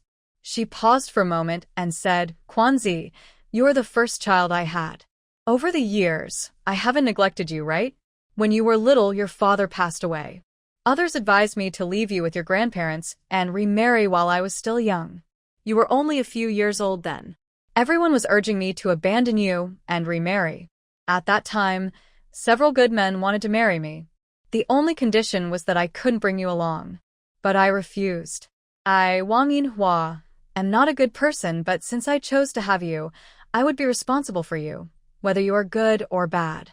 So I told those who advised me to leave you and remarry to go away, and I chose to raise you alone." He Quan was silent for a moment and said, "Mom, I know all this. I remember everything." Wang Yinhua nodded and continued, "After your father died, I, a woman, had to raise a young child alone. Life was hard, but no matter how tough it was, I never thought of abandoning you and remarrying. Later, Uncle Su met you. He treated you kindly, like his own child. When he gained your trust, I decided to give him a try. Later, Sui Sui was born. Uncle Su didn't favor Sui Sui. Instead, he worried about your young age and sensitive feelings, so he paid more attention to you than to Sui Sui. In a family with 2 children, it's impossible for parents to favor only one. Uncle Su loves you, and I love your sister. I admit I do favor your sister more. But as a mother, I treat both you and Xiao Fei equally. I gave you what you needed, food, clothes, everything." He Quan's head slowly lowered. He bit his lip and couldn't speak for a long time. Lu Feng couldn't stand it anymore. "Mom, I know you have your reasons, but don't you see what kind of person your daughter is? It's all because you spoiled her. She disrespects me, her sister-in-law, and even bullies Jin Bao, who is only a few years old. She even shamelessly takes Jin Bao's food, threatens him, hits him. Jin Bao is less than 5 years old, so small. Is this something a real aunt should do? No mother should let her precious child be treated like that. Jin Bao is so young, and he's already been hit so badly. Sometimes I really hate it. Hate the favoritism of the mother-in-law, hate the cruelty of the sister-in-law. I wish I could personally seek justice for my son." Wang Yinhua looked at her eldest daughter-in-law with a cold smile. "Sui Sui doesn't treat Jin Bao well. It's all because you, as a mother, caused this. You used Sui Sui to marry Quanzi behind her back. Your tricks worked well, fooling everyone. Back then, Sui Sui trusted you and saw you as her sister. She sent you things from the countryside, cloth, food, everything. And you? How did you treat her? You only approached her to deceive her, to get close to her older brother, hiding your relationship with him. You never treated her as a friend." Lu Feng's face stiffened for a moment. But no matter what, she shouldn't bully Jin Bao. Jin Bao is her own nephew. That was a mistake she made. But she has apologized. She wasn't intentionally doing anything wrong. If she didn't plan for herself, her parents would have married her off to an old bachelor in the village for bride price. If Su Sui truly saw her as a sister, she wouldn't oppose her marrying her older brother. It shows that Su Sui wasn't that kind to her back then. Wang Yinhua couldn't help but sneer again. You, a mother, are not good to your own child, and yet you have the nerve to criticize others for not being good to your child. Jin Bao is afraid of Sui Sui, but he's also afraid of you, his real mother, who might hit him. Some things she didn't say didn't mean she didn't know. Wang Yinhua looked at her eldest son and scolded him harshly. And you, as a father, are not a good person either. When Sui Sui hit the child, you went to trouble her. When your wife hit the child, you didn't even try to protect him. It's a pity Sui Sui still thought of you as her big brother and left her work for you. Do you only know how to bully the weak and fear the strong? After returning to the Qin family, Su Sui had already put all her unhappy feelings behind her. Now it was already very late, and it wouldn't be long before the lights went out for bed. Almost everyone in the Qin family had gone back to their own beds. When Su Sui pushed the door open and returned to her room, as soon as the door opened, she saw the man lying on the bed reading a book. Under the dim yellow light, the man had very handsome features, sharp and defined, with a high nose bridge. His white shirt was buttoned up neatly to the top, looking meticulous. He appeared refined and handsome, with a touch of dignity and nobility. His fingers were slender and fair, holding a book, and he looked very focused. Hearing the door open, he looked up. Their eyes met, and it seemed like they could see each other's reflection in each other's eyes. For a moment, the air seemed to grow warmer and more intimate. Su Sui's eyelashes fluttered lightly, but she quickly regained her composure. She looked away from Qin Yunzhou on the bed, walked to her desk, and started undoing her braid in front of the mirror, carefully combing her hair. On the bed, Qin Yunzhou, who was reading, found it hard to concentrate on his book. His gaze fell on Su Sui's back. Su Sui has long, shiny black hair.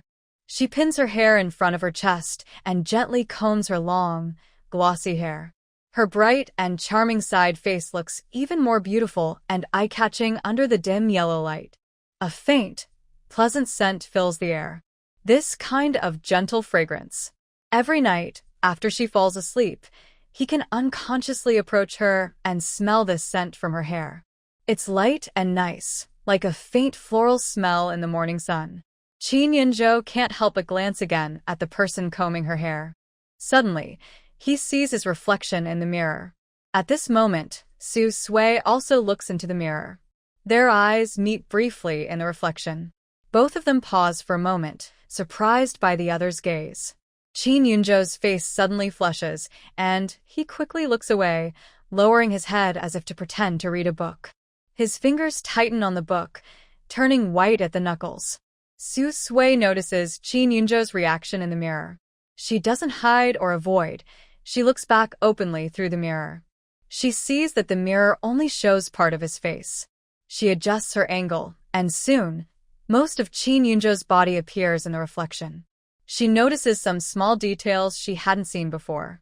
Her gaze falls on the mirror, observing that the man seems to be reading seriously or perhaps distracted, with his finger resting on the page for a long time without turning it. She can't help but look a little longer. Is he really distracted? Since she started combing her hair, she noticed from the mirror that Qin Yunzhou seemed to be watching her. At first, she was unsure, but now she feels more certain. Seeing that he isn't making any move, Su Sui focuses on tidying herself up, combing her hair, washing her face. When she's almost done and about to turn off the light to sleep, she changes into her pajamas and pulls back the blanket to lie down. In the next moment, every household turns off the power and lights, and everyone begins to sleep. The house falls into silence. Thinking about what just happened, Su Sui lies in her bed, turns her head to look at the man beside her. She's not sneaking a look but looking openly. It's just darkness, so she can't see clearly. She can only barely make out his sharp side profile by the moonlight outside. Before long, the other person noticed something was wrong and looked over. The gentle, pleasant voice of the man asked slowly, "Is something the matter?" Su Sui shook her head. No, nothing. Qin Yunzhou felt something was off.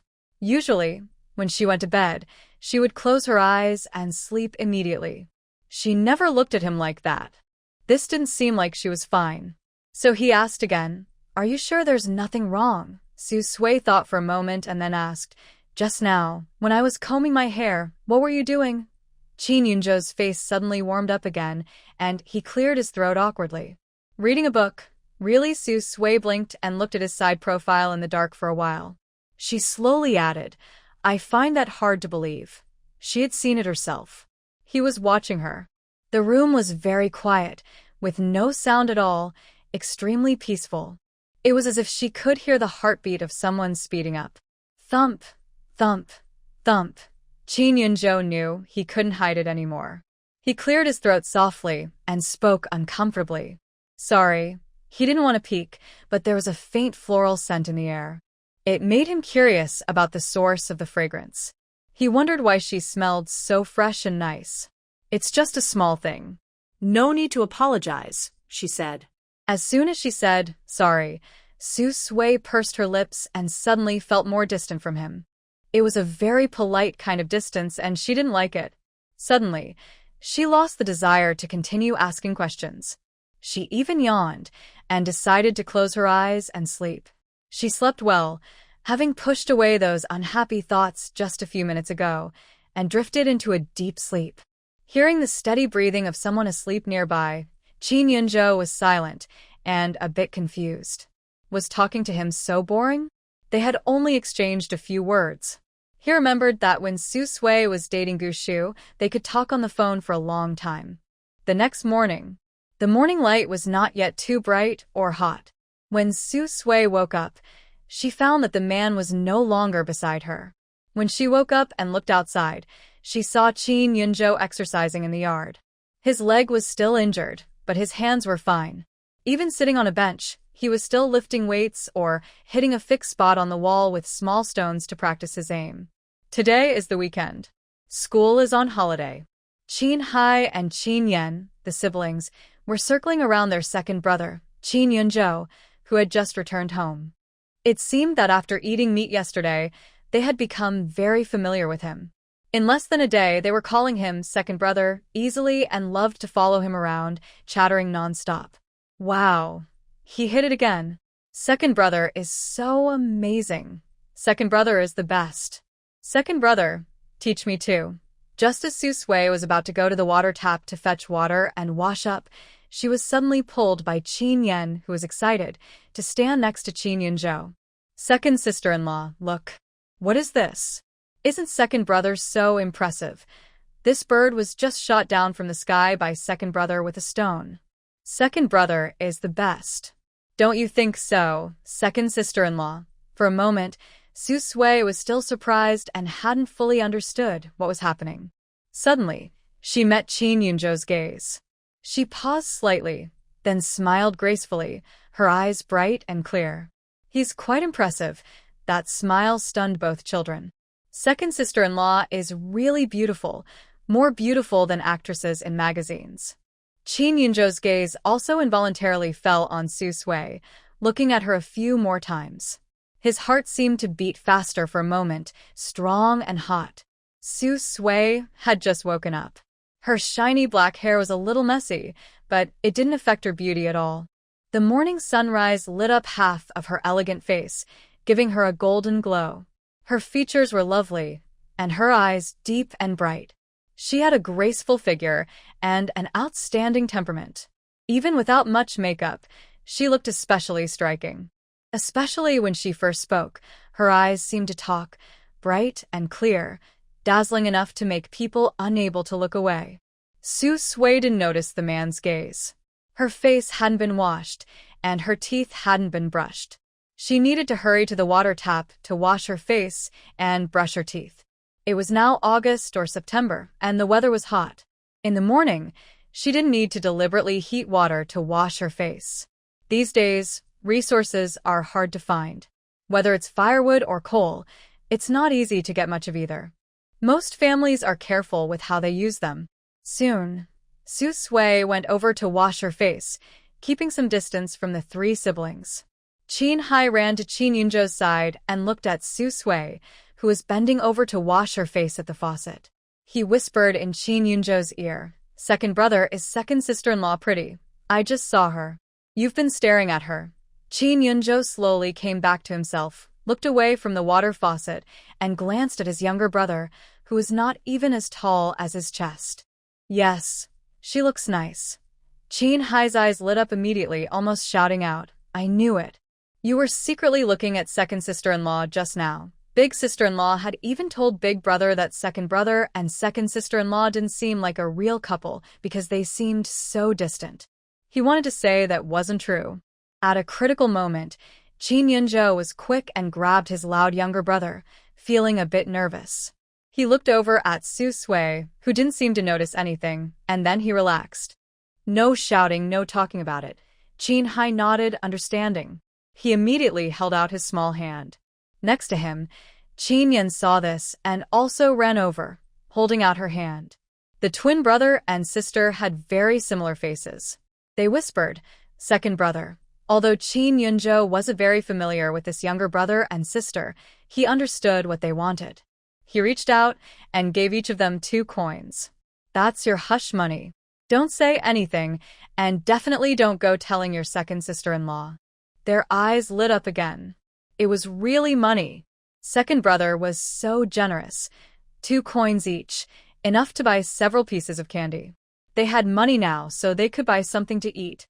"Thank you, second brother." "Don't worry, we won't say anything," they said happily, then ran out of the house quickly. Over there, Su Sui had just finished washing up. When she looked up, she saw the excited figures of Qin Hai and Qin Yan running away. She took another look. They had just been circling around Qin Yunzhou, so why did they suddenly run off? Feeling curious, she instinctively looked back toward Qin Yunzhou. The man was bending over, bloodletting and plucking feathers from a bird he had just caught. After a while, he finished processing the bird. He stood up and carried the prepared bird over to the stove. The bird is actually very thin and small, almost without any meat. But after cooking it into soup and adding some vegetables, it has a little bit of oil and flavor. Tianhua has no job. She is cleaning in front of the stove. Seeing the cleaned bird, she can't help but feel happy and quickly asks, "Yunzhou, where did you get this?" "Just saw it in the yard and caught it," Qin Yunzhou says, placing the bird on the stove. Although the bird is small and very thin, Tianhua is also happy. She quickly starts to prepare. "Yunzhou, you're so lucky. These years, there's been a famine and you can't see these things in the sky anymore. I didn't expect that sitting in our own yard, you could catch meat. Later, for lunch, Mom will make a soup for you and Sui to help strengthen your bodies." Qin Yunzhou shakes his head. "Mom, there's no need to do anything special for us.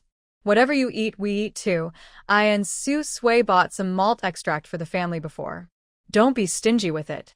It's bought specifically to help the family stay healthy. If you don't eat it, it's just a waste."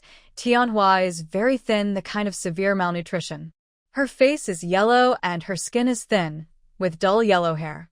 She is actually quite tall, close to 1.7 meters, but the taller a person is in such a condition, the more they seem thin and weak. The Qin family has many members. Before, only Qin Yutian worked to support the family, earning less than 20 yuan a month, to feed everyone. Now, the eldest son Qin Min also has a job, and life has slightly improved. But food problems are still hard to solve. Money can't fix this. Tianhua's eyes turn red, and her heart is full of mixed feelings. She raises her hand to wipe her tears. Mom knows you and Sui are good children. But in the future, don't spend that money. Mom's health is fine, and there's nothing wrong. Qin Yunzhou's voice becomes a little more serious. "Mom, I have eyes. I can see how you are. That jar of malt extract isn't just bought for the family. It's mainly for you. Grandma is older than you, but her health is much better. You are the one who needs to recover the most. Su Sui gave you that jar of malt extract because of this. Don't always share it with Grandma and others. You need to learn to think about yourself. Old Grandma Qin is very clever. She saves her 13 yuan and 50 cents each month, and no one knows how much she has saved over the years. She lives in this house without spending a penny and doesn't ask anyone for money. Even if the family is struggling and someone asks to borrow money for a while, she won't lend it. In fact, no one can borrow money from her, not even her own daughter. Grandma Chin has her own savings and sometimes secretly buys things from the black market to treat herself, keeping herself well. Overall, in the Chin family, only Grandma Chin and Chin Yunjo and Su Sui seem normal. She hasn't lost much weight. Tianhua paused and pressed her lips together. Mom knows. Mom will handle it. Suddenly, someone knocked on the courtyard door. Su Sui, who was washing clothes outside, looked up. Standing at the door was a tall, thin middle-aged man carrying several bags. When he saw her look over, he smiled brightly and said clearly, "Comrade, hello. I'm looking for Chin Yunjo. Is he here?" Next to the man was a slightly plump woman. They looked like a couple, and she also smiled at Su Sui. "He's here. Who are you?" Su Sui put down the clothes she was washing, wiped her hands, and asked curiously. Hong Tao, carrying his wife and holding large bags, entered the yard and smiled. "I'm his old comrade. My name is Hong Tao. This is my wife, Li Xiao." When Su Sui heard the name, she remembered. This man was Chin Yunjo's former comrade from the grain station. She was about to invite them inside when suddenly Chin Yunjo, hearing the familiar voice, came over leaning on his crutches. When he saw the visitors, he couldn't help but feel happy, and his voice became more excited. "Big brother Hong, sister-in-law, why are you bringing so many things? Come inside and sit." Hong Tao's eyes immediately focused on Chin Yunjo's leg. He stepped forward quickly, looking worried. "Yunjo, is your leg okay? What did the military hospital say? When will it heal?" This was a rare talent in the army.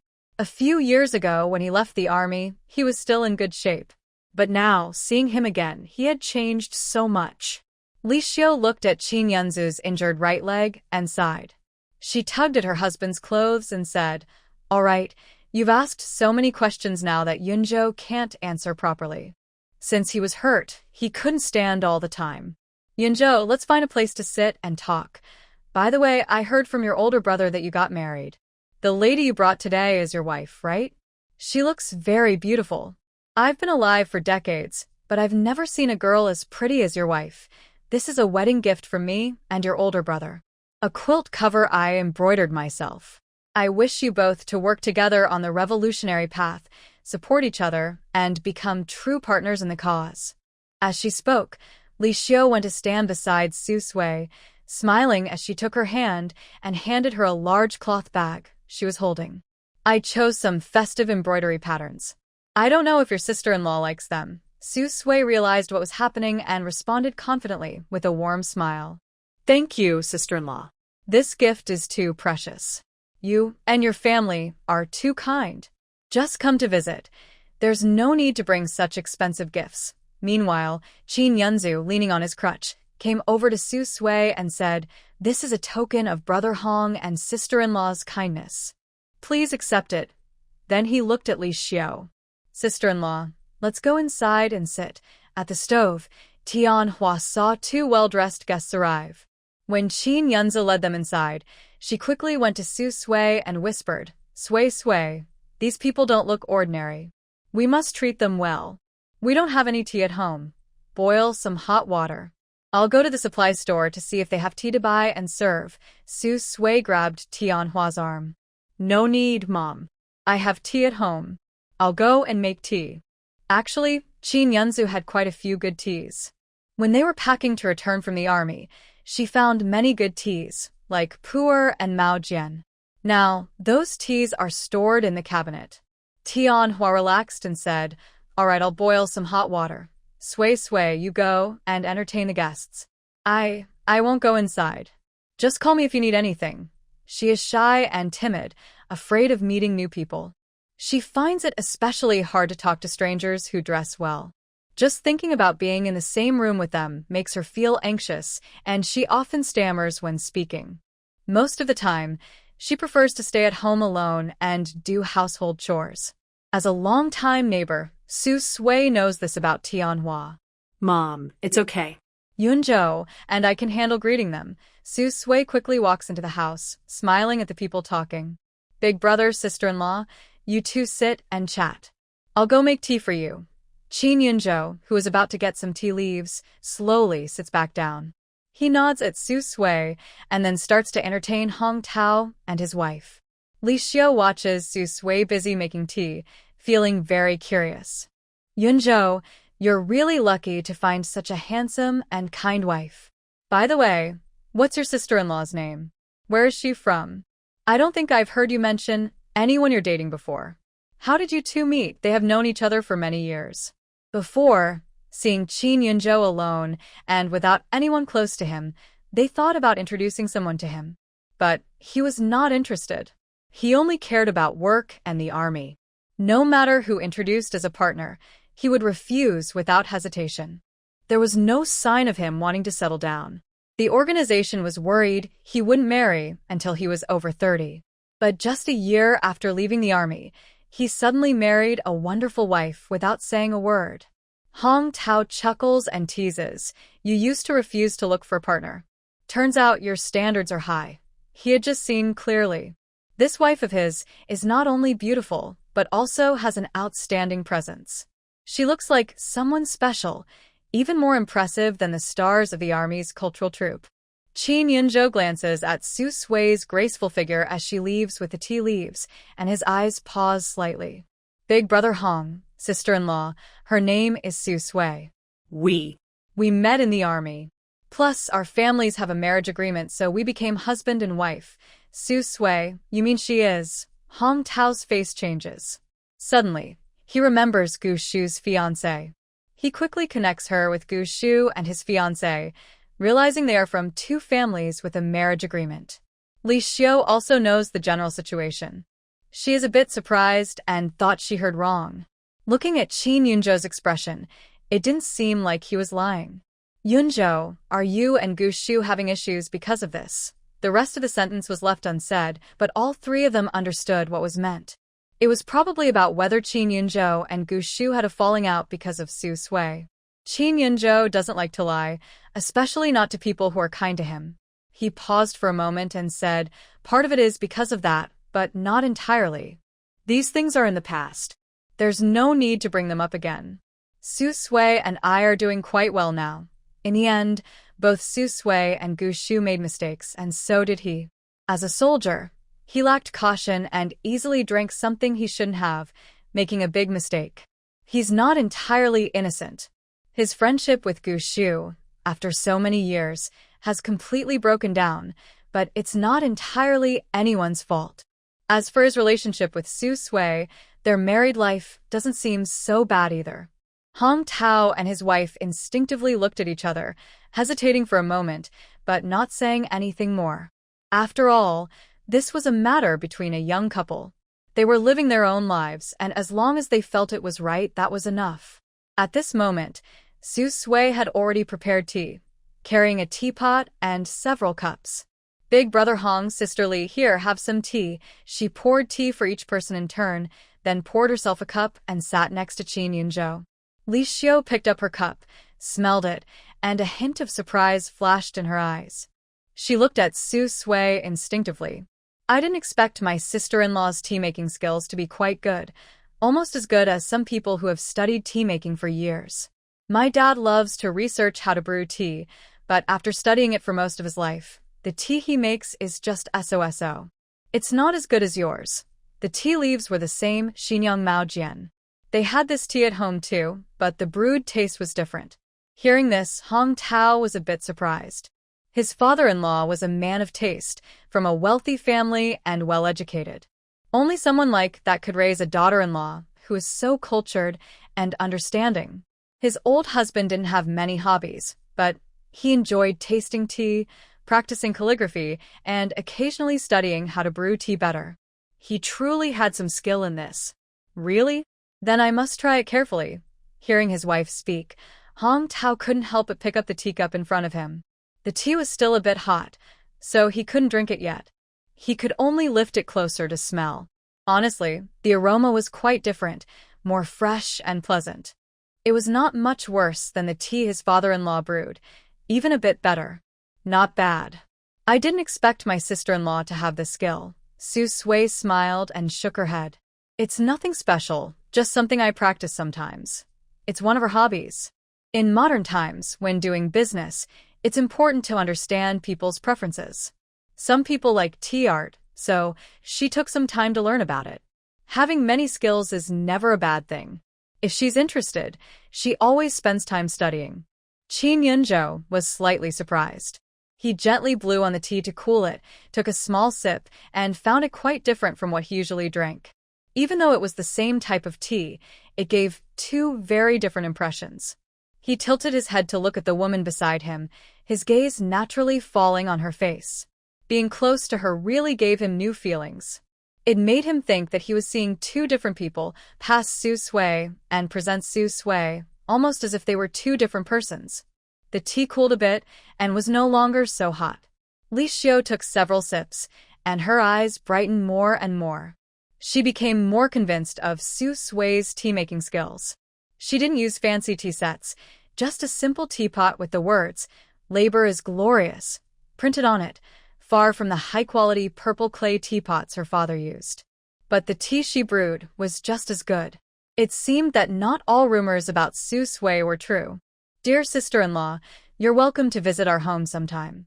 It's fate that brought us together. Your Yunzhou and our Laohong were in the army together. Although they were superior and subordinate, their relationship was like that of brothers.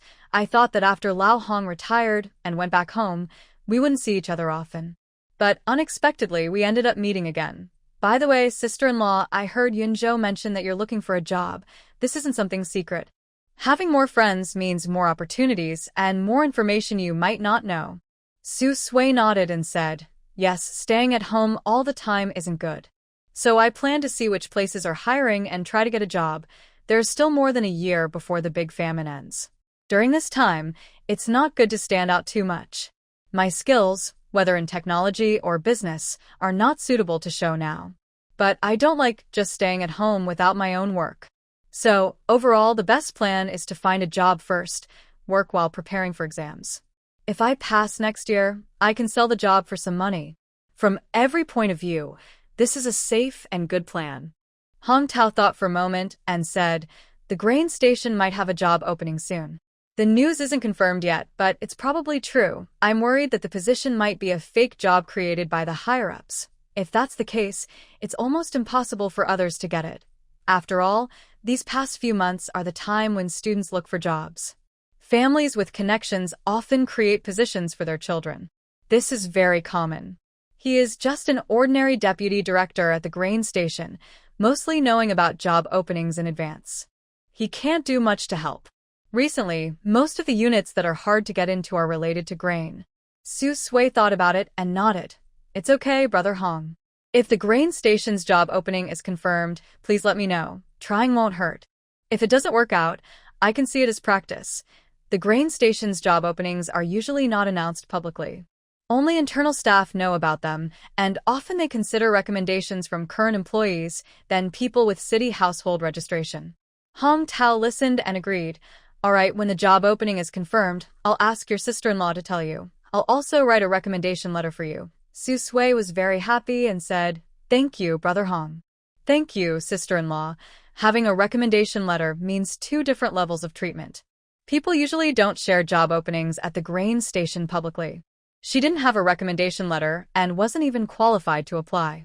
She simply went around asking at the grain station, but they would prefer their own people to get the job and wouldn't tell outsiders about the openings.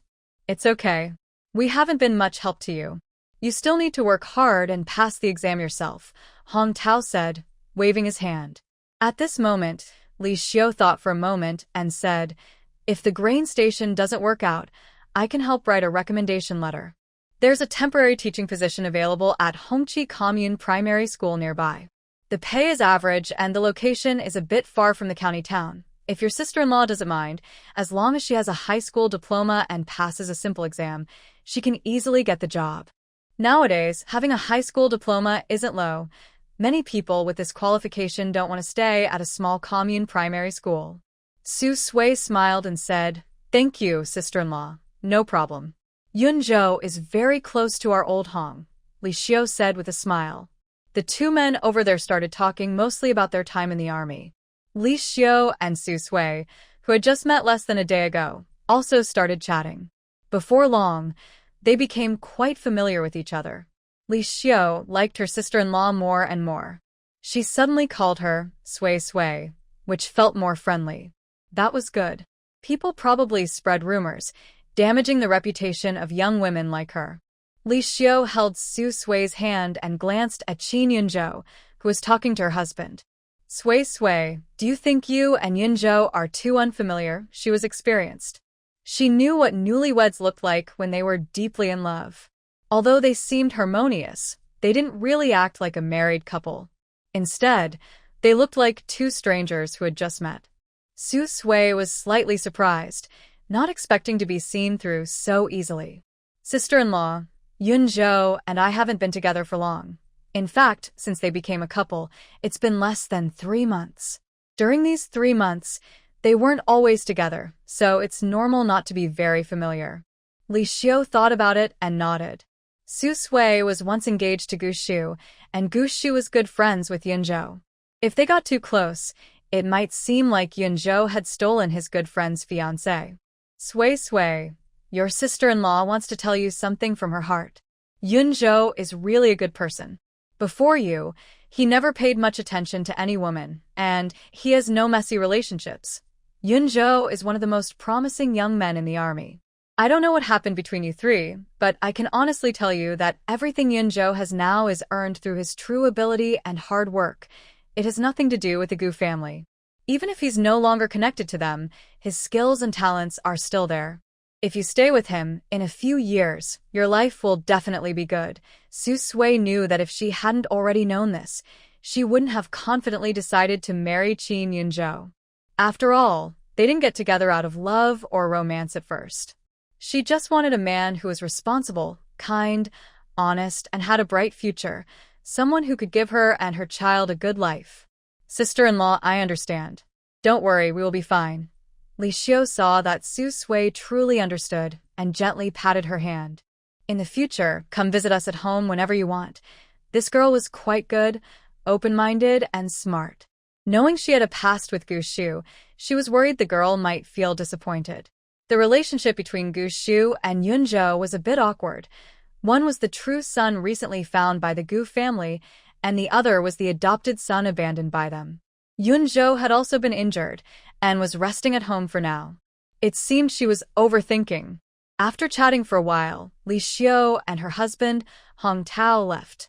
Before leaving, they gave them their phone number and address. After they left, Su Sui realized that Li Xiu and Hong Tao not only brought a quilt but also some food, a can of malted milk, a few eggs, and 2 ounces of brown sugar. All 3 items were quite expensive, especially the 2 ounces of brown sugar. You needed a special ticket to buy it, and it was hard to get. Most people couldn't get it easily. She was a bit surprised that they brought so many expensive things this time. Qin Yunzhou, leaning on his cane, came over and saw the items. Don't worry, just put everything away. I once saved Brother Hong's life. Since then, we've kept in touch and our relationship is good. Su Sui understood clearly. She nodded and said, All right, I've received everything in our house. Since they returned, they had bought quite a few things for the family. There should be a limit to giving things, or it might backfire and encourage bad habits. Yes, just handle it. Qin Yunzhou had no objections. Time quickly passed, and half a month went by. The schedule for the textile factory's official position exams had been set, including registration and testing times. Su Sui, being from a family connected to the textile factory, knew about it. Wang Yinhua, though not a high-ranking leader, was a small team leader in the factory's workshop and enjoyed talking to people. Although there were many who didn't get along with her at the factory, she also had many friends. Even though this was a secret recruitment at Luobua Gang, not publicly announced, Wang Yinhua used her connections to help Su Sui register. Next was the grain station. Li Xiu also brought news. The grain station's recruitment was also secret for a logistics officer responsible for procurement. Luobua Gang was a strong possibility, but passing the exam wasn't impossible. Rumors said that Luobwa wasn't paying much attention to the exam because he was busy dating. Even if he knew the questions in advance, he might not have memorized all the answers. So, there was a chance others could get lucky. Su Sui was advised to prepare well. The exam was in 2 weeks, and coincidentally, both the textile factory and the grain station exams were on the same day. One in the morning, the other in the afternoon. Both were official positions with good pay, especially the logistics procurement role at the grain station. Nowadays, procurement jobs were quite lucrative. Everyone was eager to get these positions. The fact that the recruitment wasn't public showed how desirable they were, especially the procurement role at the grain station. Su Sui received these 2 recruitment notices, but didn't tell anyone except Qin Yunju. Before things were settled, she didn't plan to reveal it. It wasn't because she doubted anyone, but because caution was necessary. When Wang Yinhua helped her find out about the recruitment and register her, it was all done quietly, without telling others. After receiving the notices, Su Sui started studying every day. The Qin family was too crowded, and she didn't want others to notice. She stayed in her room reading and studying, and Qin Yunju would help cover for her. For several days, no one noticed anything unusual about Su Sui. However, the room was small, and in less than a week, it became obvious something was wrong. Old Lady Qin and Xiao Fun, among others, sensed that something was off. After more than 3 months, Su Sui, who was preparing for exams, also noticed her appetite was a bit different. She couldn't eat many things anymore. One evening, just before dinner, Old Lady Qin looked at the door of the young couple's room, which was still closed. She wondered what they were doing inside, and almost forgot about dinner. Could anything be more important than eating? She couldn't help but quietly walk over and listen carefully at the door.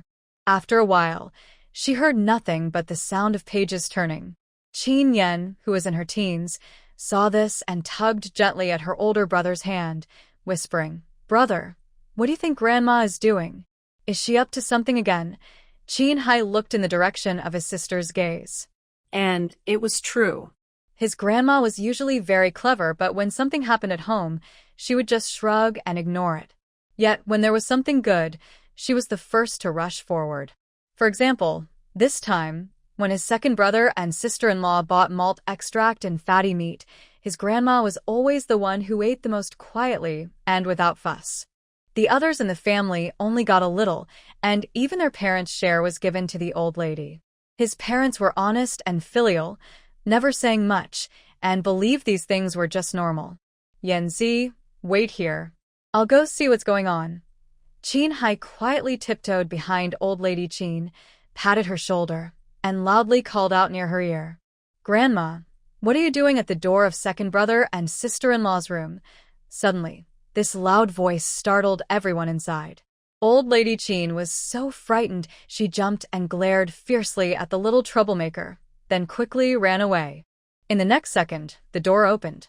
Qin Yunzhou, leaning on his cane, came out. His expression was stern, and he looked at Old Lady Qin, who was about to run off.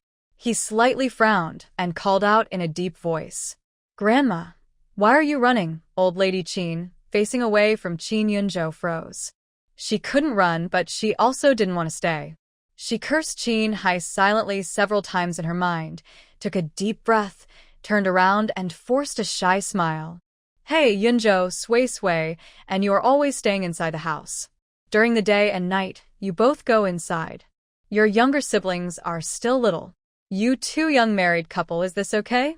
Could it be affecting them badly?" Qin Yunzhou paused for a moment, sounding a bit helpless. "Grandma, you misunderstood. It's not what you think. Actually, he and Su Sui haven't done much besides that one accidental moment before their wedding. First, his leg was injured, and he's still recovering. Second, they aren't very close yet. They used to have a different kind of relationship. He really saw Su Sui as a good friend's wife. Now that they are married, the change feels too quick, and he's not quite used to it. As for other things, he can tell that since they got married, Su Sui hasn't shown any interest in that area. She probably feels the same. Neither of them is thinking about that for now." Grandma Qin looked up the stairs and quickly stretched her neck to peek into the young couple's room. "It's not like that." "What is it then?" "But you stay in that room every day." Why is there no sound? Our house isn't soundproof. The newlyweds have been staying in the same room since they got married. Besides that matter, what else could there be? Even though she's now an old lady, she was young once. When she was a new bride, her husband couldn't get enough of her, always sticking close. Later, she married Chin Yution, her second husband, who was a widower in his 60s. When she first moved in, he still clung to her as well. The young couple has been living together in one room for over half a month. She lives next door, but hasn't heard a thing. Could there be a problem between them? Yunjo leaned on his cane and moved a few steps to the right.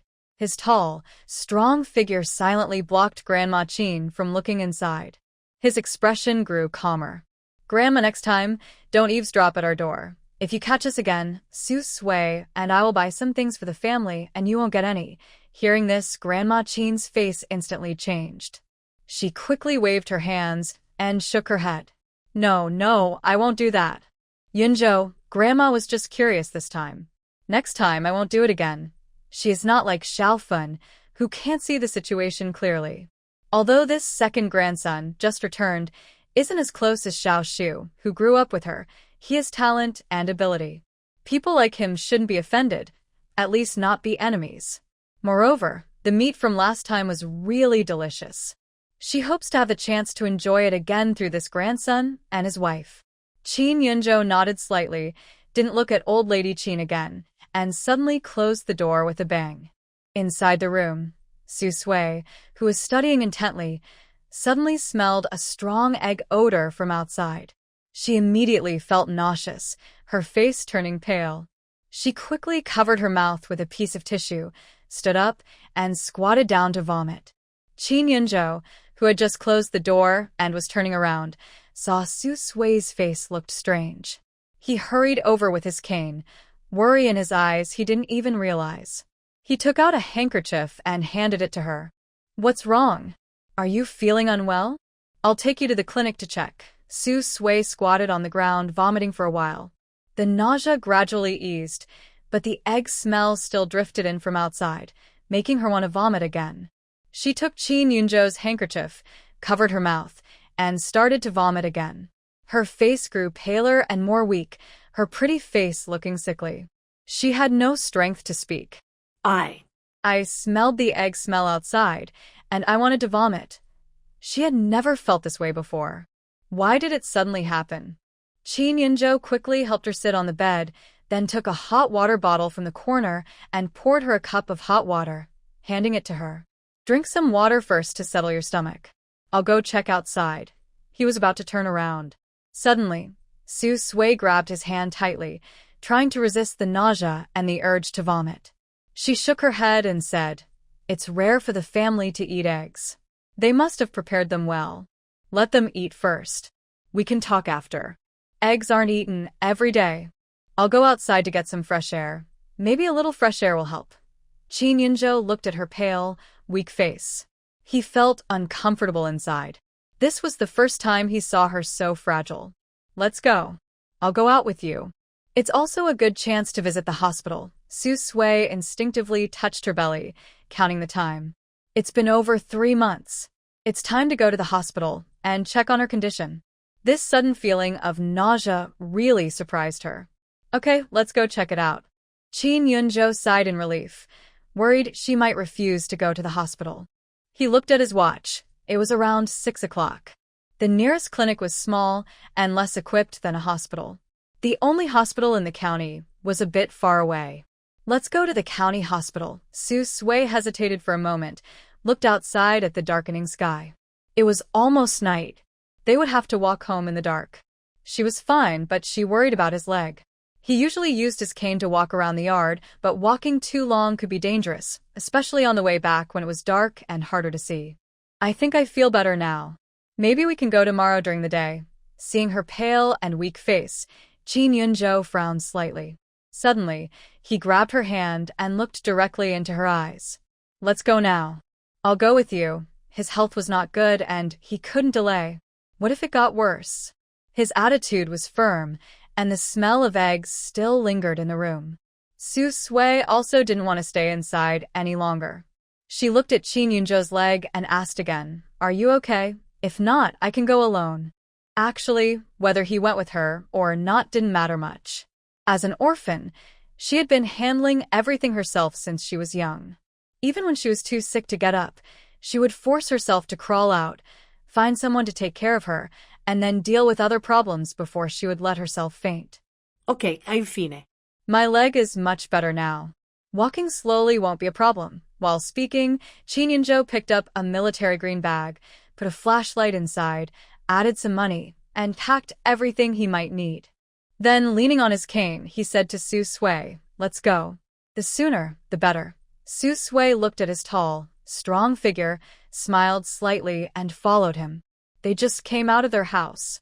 As soon as the door opened, the eggy smell in the room grew even stronger. Su Sui couldn't hold back and quickly covered her mouth as she ran into the yard, squatting down to vomit violently. Qin Yunzhu's face changed. He leaned on his cane and hurried after her. At this time of day, most of the Qin family was home from work. Seeing Su Sui like this, everyone was stunned for a moment. The first to react was Tianhua, who was making egg soup. She had 4 children and was experienced in women's post-marriage nausea and vomiting. She immediately put down her work at the stove and ran over to Su Sui. "Oh, Sui, do you think you might be pregnant?" Old Madame Qin and Xiaofan, also women, quickly noticed and looked at Su Sui's belly. Old Madame Qin didn't have any particular thoughts. She just felt that the timing wasn't right. During these years of severe famine, every family was struggling to eat, and having a baby could be very dangerous. Xiaofan looked down at her own belly and fell silent. The couple had been married for many years, but there had been no news or signs. Unexpectedly, Su Sui and Qin Yunzhu had only been together for a short time, yet she, the older sister-in-law who had been married for several years, was the first to get pregnant. In the yard, Tianhua's sudden words made Qin Yunzhu, who was walking quickly with his cane towards Su Sui, stiffen. He suddenly looked up at Su Sui's back, crouched in the corner, vomiting. She might be pregnant. It was very likely. This was something he had never considered. Tianhua, already patting her thigh, excitedly ran to Su Sui's side, still holding a cup of warm water. "Come on, Sui, drink some water first, rinse your mouth, and relax." She suppressed her excitement, leaned close to Su Sui's ear, and whispered, "Sui, did you have bad luck this month?" Su Sui, who had just almost vomited bile, had just recovered and hadn't fully reacted to her mother-in-law's words. "Bad luck? What do you mean?" "Bad luck." She thought more and more about it, and suddenly understood. Her mother-in-law was asking about her period.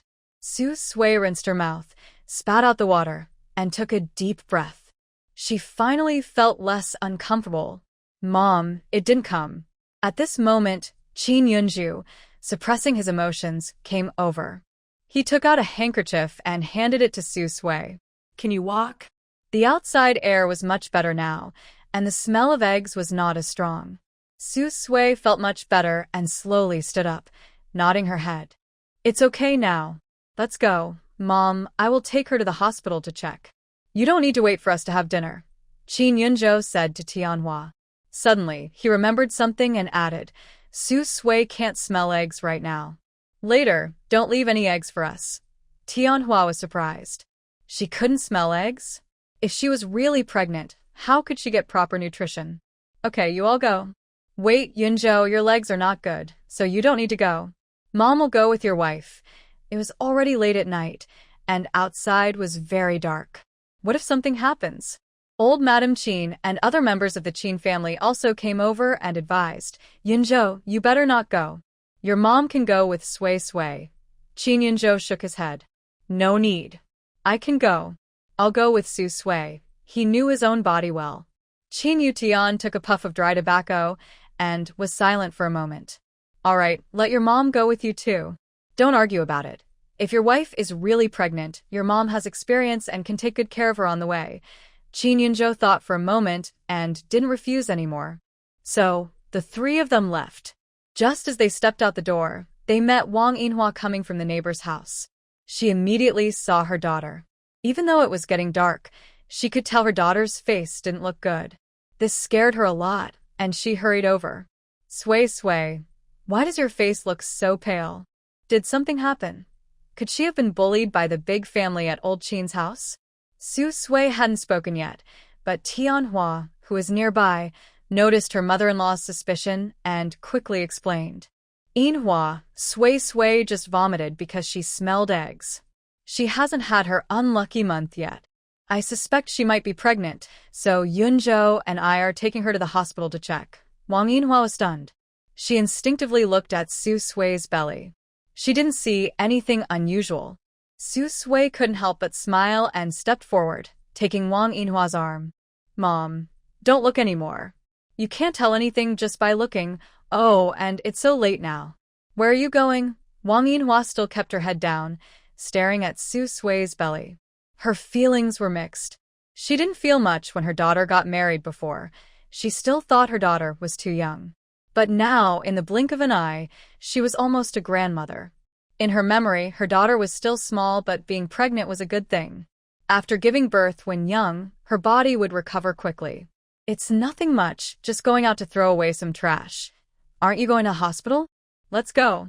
Mom is free now, so I'll go with you. After saying that, she looked at Qin Yunzhou and Tianhua nearby. Yunzhou, future mother-in-law, let's go. Soon, Su Sui was escorted by the three of them to the hospital. On the way, they hadn't reached the hospital yet, and the results still hadn't come out. All three carefully watched her, afraid she might trip or have an accident. Even Qin Yunzhou, who had difficulty walking, was not given this special treatment. Inside the doctor's office, several people suddenly arrived. The small office space became even more cramped. The senior doctor looked up when he saw so many family members coming together. The office was already small, and with the hot weather lately even cooler at night, it was still very stuffy. It was impossible to have so many family members crowded in here. Only one family member can stay inside, the others should wait outside. Tianhua and Wang Yinhua hesitated, exchanging glances. Both wanted to stay and speak first, but they couldn't keep up with Qin Yunzhou's speed. Mom, you two go outside and wait. I'll stay here with Su Sui. They had nothing to say. Either of them could stay, but if it were Qin Yunzhou, there would be no argument. All right, then we'll go outside and wait, Wang Yinhua said, pulling Tianhua out and closing the door. Inside the doctor's office, the senior doctor asked about the general situation, from the last time they had sex, to her period, and then a series of other questions. Su Sui answered each one, and finally, he performed an examination. After the checkup, the senior doctor looked at the test results and nodded. Based on the results, your baby is over 3 months old. Congratulations to both of you. Su Sui wasn't too surprised, as she already knew the story. But when the doctor said this, she instinctively lowered her head and touched her belly. Qin Yunzhou listened to the doctor and was suddenly stunned. He involuntarily looked at Su Sui beside him, then at her belly. She was over 3 months pregnant, just like the night before their wedding. He never expected that just one night could lead to this. She was pregnant with his child. After a moment, Qin Yunzhou gradually calmed down. He forced himself to suppress his emotions and asked, "Doctor, is everything okay with the mother and the baby? She feels like vomiting whenever she smells eggs. Is there any way to help her?" The old doctor shook his head. "Both mother and baby are fine for now. In the future, remember to go to the hospital for checkups. As for her feeling like vomiting at the smell of eggs, the best you can do is try to reduce her contact with eggs and lessen her pregnancy reactions." When they left the doctor's office, Wang Yinhua and Tianhua immediately came over, hurriedly asking, Sui, Yunzhou, what did the doctor say? Is she pregnant? Su Sui secretly glanced at the man beside her and nodded slightly. Yes, I am pregnant. Wang Yinhua and Tianhua were instantly excited. They looked at Su Sui's belly as if it was something precious, carefully avoiding touching it. Oh, I knew it. Sui's reactions definitely mean she's pregnant, Tianhua said, the most excited among them. It wasn't just for anything. This was the first grandson in the Qin family. The older couple had been married for many years but hadn't been able to have children. As parents-in-law, They didn't rush her, but seeing other daughters-in-law get pregnant within a year or two of marriage made them anxious. They never expected that the news of the first grandson in the Qin family would come from the second son's newly married couple. Wang Yinhua was also happy for her daughter. No matter if it's a boy or girl, this is the first grandson in the Qin family, and it would bring them honor in the future. Sui, are you feeling okay? There's still a jar of malted milk drink at home, barely used. I'll bring it to you. Now that you're pregnant, you need to take good care of yourself, understand? Tianhua quickly added, we still have some malted milk drink left from last time. I'll brew some for you when we get home. It's a good thing, but since there are many people in the Qin family, the old lady often brought bowls to ask for some. Over time, there wasn't much left. If Sui cannot tolerate the smell of eggs, it would be better to prepare some eggs to help her recover. During hard times, eggs are hard to find, but with some effort, they can still be obtained. However, now it seems that buying supplements is the only option. Hearing this, Sui immediately shook her head and refused. No need, Mom. Those are for you and Dad. If we want to eat, we can buy them ourselves. After coming out of the doctor's office, Qin Yunzhou, who had hardly spoken, looked again at Sui's belly and calmly said, Mom, those things are originally bought for you and Dad. I will take care of providing nutrition for Sui and the baby. You don't need to worry. This time, he and Sui returned from the army because of an injury that took some time to heal. And it's uncertain when they can go back. Their food supplies were temporarily transferred back from the army and will be transferred again when they return. They are now listed separately on their household registration, with separate accounts for food and other documents. His monthly allowance is several times that of an ordinary worker, and he still receives other subsidies, adding up to a significant amount each month. He also has some savings. Overall, given his situation, raising a child is not too difficult, even if Sui doesn't work. Hearing this, Wang Yinhua, his mother-in-law, immediately relaxed. That's good. Yunzhou, Sui is a bit spoiled because I've been taking care of her, and with her being pregnant, she sometimes feels anxious and has mood swings. Please be more understanding. If you and Sui have any disagreements that can't be resolved, just come to me. When the young couple came out of the doctor's office, she accidentally caught a glimpse of the pregnancy test report. It scared her quite a bit. The couple had only been married for less than 3 months, but their daughter was already over 3 months pregnant. Having a baby out of wedlock doesn't look good. If she hadn't quickly blocked her mother-in-law's view, this would have come out today. Once it spread, no matter what the situation with the baby was, her daughter's reputation would be ruined. Qin Yunzhou nodded. Mom, we're doing well. You don't need to worry. Seeing Gu Yunzhou's attitude, Wang Yinhua remembered that Sui had told her that they were together because they had slept together before marriage. Calculating the time, the baby in Sui's belly should have been conceived then. A big weight in her heart eased a little. Good, as long as you two are happy. Tianhua looked at Sui's belly and smiled. Yinhua, don't worry. Our two families are just separated by a wall. You can watch over her yourself. Qin's family and I are here. Since Sui married into our Qin family, we won't let her be wronged. When the baby in her belly is born, I will personally take care of her postpartum and help raise the children. This is the first grandson in their old Qin family. Whether it's a boy or girl, it's the first. On the way home, it was already very dark. Sui, slow down. The road is difficult to walk. Mom will shine a flashlight for you. Tianhua and Wang Yinhua were so focused on Sui's belly that they forgot about Qin Yunzhou, who was limping with a cane. They pushed Qin Yunzhou aside, one on each side, blocking him from walking with them. They only had one flashlight, so the light was limited.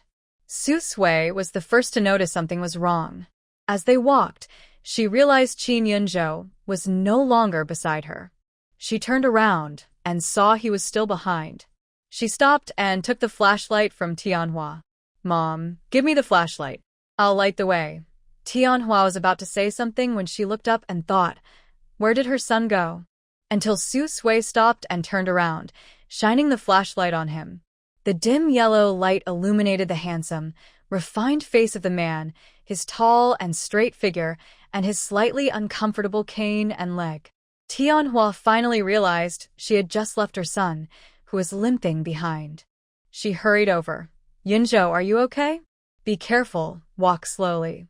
Qin Yunzhou looked up at Su Sui, who was shining the light on him. He paused for a moment.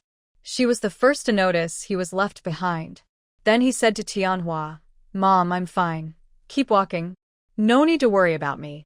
I can walk now, just need to be careful. It's really not a big problem. Wang Yinhua felt a bit embarrassed, but luckily her son-in-law quickly caught up and nothing serious happened.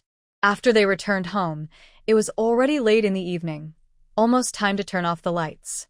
The family had prepared meals for the three of them. This time, there was no egg smell. The smell of eggs in the house had completely disappeared. The food on the table was simple. Each person had half a bowl of thin porridge made from large corn kernels. In recent years, food supplies had been tight. Usually, they ate slightly drier meals at noon to have enough energy for work, and lighter, more watery food in the morning and evening just to fill their stomachs. Seeing the porridge was mostly water with corn kernels, Tianhua shook her head and thought for a moment, then said, Sui Sui, wait a moment. Mom will cook you a new bowl with the little bit of white rice we have at home. After saying that, she turned around to get the key, opened the cabinet, and took out the remaining fine grains. Su Sui called out to her, Mom, the power will go out soon, so don't bother. I'll do it myself. Having been busy all day, she was indeed hungry and didn't like drinking the watery corn porridge. Tianhua shook her head and was about to say something. Qin Yunzhou, leaning on his cane, walked over and took the white rice from her hand. Mom, sit down. I'll make the porridge. It's okay, I can do it. He wasn't someone who couldn't cook. In fact, he could do many household chores. His cooking skills weren't excellent, but they were decent. Su Sui was a bit surprised. Not many men in this era were willing to cook. Mom, go eat. After you're done, rest in your room. Yunzhou will take care of everything. In the Qin family, Tianhua was the most malnourished. She didn't have a job and always hid her fatigue, working hard and eating less than everyone else. She had just finished running around with them. Her voice was a little hoarse, and she was walking unsteadily, clearly tired. Without saying a word, Qin Yunzhou took the white rice from Tianhua's hand, leaned on his cane, and went outside to the stove, where he skillfully started a fire to cook the porridge. In the dark night, a kerosene lamp on the stove cast a warm glow, illuminating the man's sharp features and his precise, neat movements as he rinsed rice and cooked. It seemed that his leg injury didn't affect him much. Instead, it made him more calm, steady, and dependable. Seeing that his son was truly capable, Tianhua didn't say anything else. She was exhausted, both tired and hungry. Su Sui gave her mother-in-law a bowl of cornmeal porridge, then went inside to open a can of malted milk powder that Hong Tao and his wife had brought last time. She scooped 2 big spoonfuls, mixed it with hot water, and handed it to her mother-in-law. Mom, eat this. Tianhua hadn't yet seen what Su Sui was offering, but she smelled a sweet, milky aroma that made her swallow hard. This isn't really good. Sui Sui, you and Yunzhou keep it for yourselves. I don't like this kind of thing.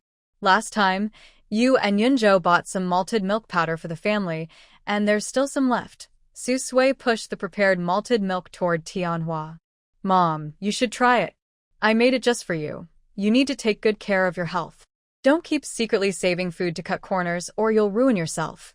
The things I bought for the family last time, you shouldn't always be reluctant to eat them. If you keep doing this, something might go wrong.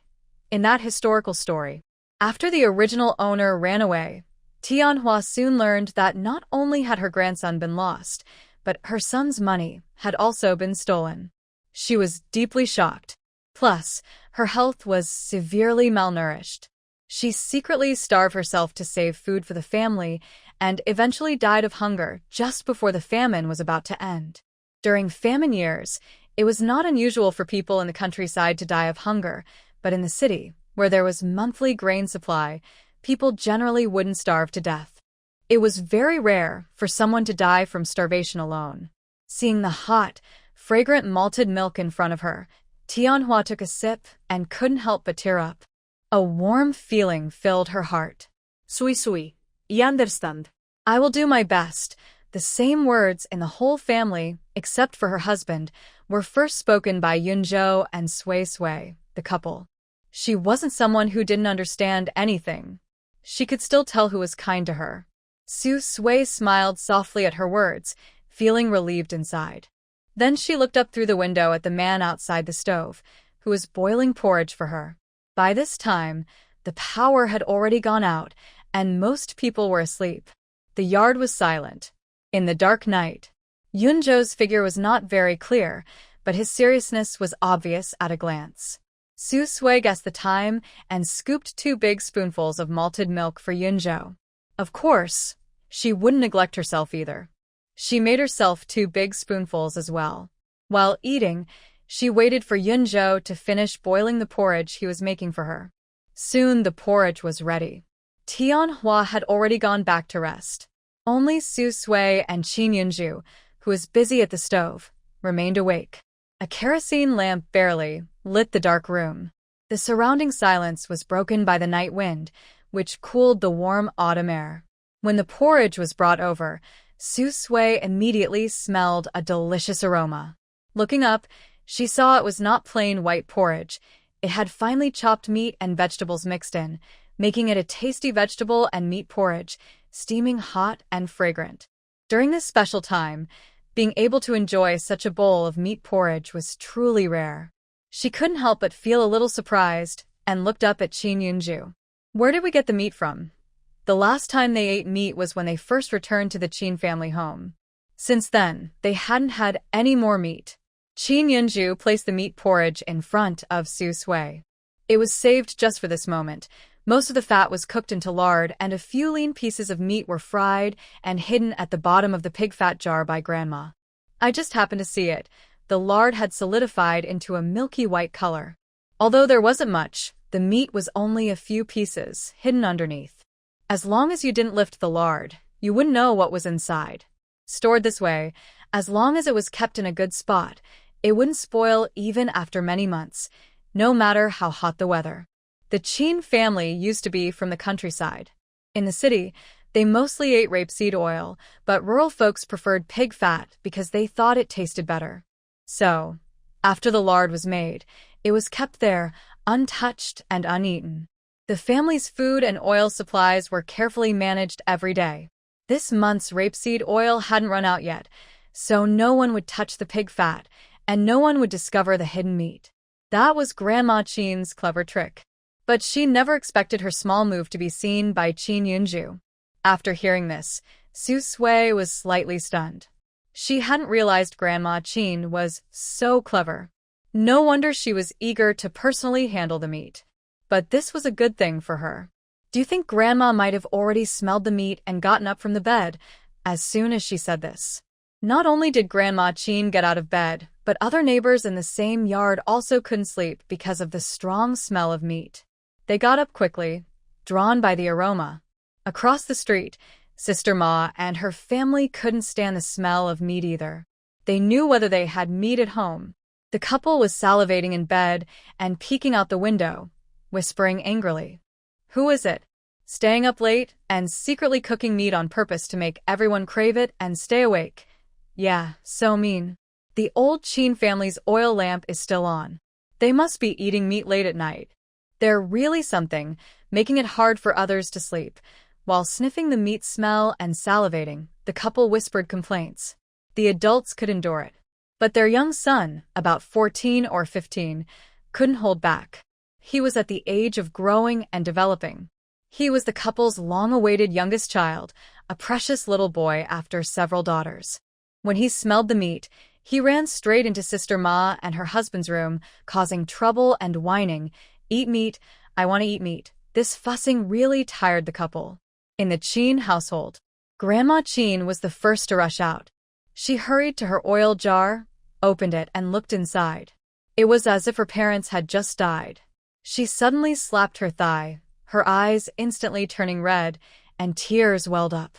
Her meat was gone. All gone.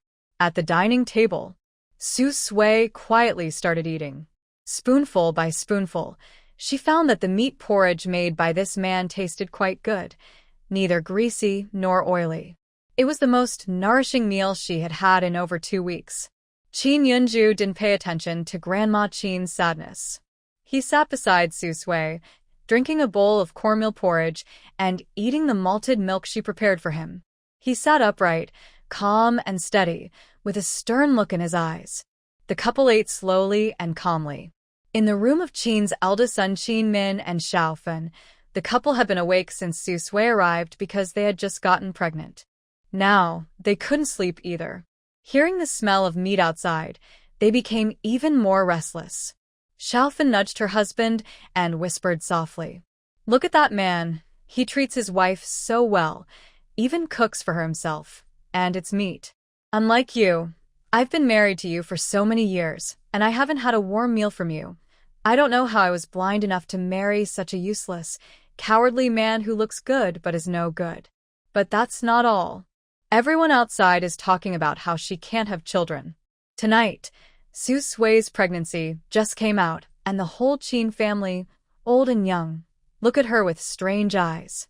Don't think I don't know what they're thinking.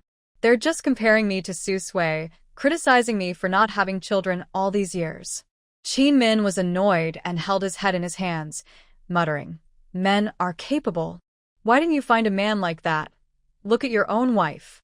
What kind of person are you? She just got married not long ago, and she's already pregnant. Can you do that? You've been married for so many years. Am I not good enough to you? Have I ever said a bad word to you?" In the big courtyard, there are several men around his age with children. But he not only has no children, but no achievements at all, and people look down on him, saying he's worse than other men. Xiaofen's face darkened, and she glared at Qin Min angrily. "Are these your true feelings? Don't think only you envy others for having children. I envy too. You refuse to go to the hospital for a checkup. Why should it all be my fault if we can't have children? Maybe it's because you're useless, not capable of making me pregnant." Hearing this, Qin Min immediately lost his temper. "It's you who can't have children, not me. Why don't you go to the hospital for a checkup? Why should I go? Do I have no shame?" Xiaofen kicked him hard off the bed. "What's wrong? If a man gets checked, it's embarrassing? Then why should I go? Anyway, that's the point. Either you go alone or we go together. Otherwise, let's just leave it. If we can have children, fine. If not, so be it. At most, we'll divorce. I can't stand this life anymore." Qin Min got up from the ground, silent and gloomy. He raised his hand and slapped Xiaofen hard across the face. Bang! For a moment, the air seemed to fall silent. Feng Xiao, who had fallen onto the bed, covered her swollen face and nose, which was bleeding warm blood. She looked up at the man in front of her with disbelief, her chest heaving heavily. "Did you hit me?" Qin Min pursed his lips tightly, seeming stunned and frozen in place. It took him a long time to react, but he didn't seem to regret it all. His voice was very calm. "Yes, I hit you. If you dare to say another word of nonsense, I will hit you again." Feng Xiao was about to go crazy with anger. She got up from the bed, hurriedly wiped the blood from her face, and sneered. Without caring, she rushed forward, scratching Qin Min's face with her nails, pulling his hair, biting his ears, and grabbing whatever she could find to throw hard at him. "Let's see who can hit whom first. At worst, we can die together." At the dining table, Su Sui was eating when she heard the noise from Feng Xiao and her husband's room. She looked up at the closed door, finished her porridge, and quickly put down her bowl and chopsticks, then took out a handkerchief to wipe her mouth. "Are my older brother and sister-in-law fighting?" Qin Yunzhou also heard the commotion. He looked toward Qin Min and Feng Zhao's room with a slight frown.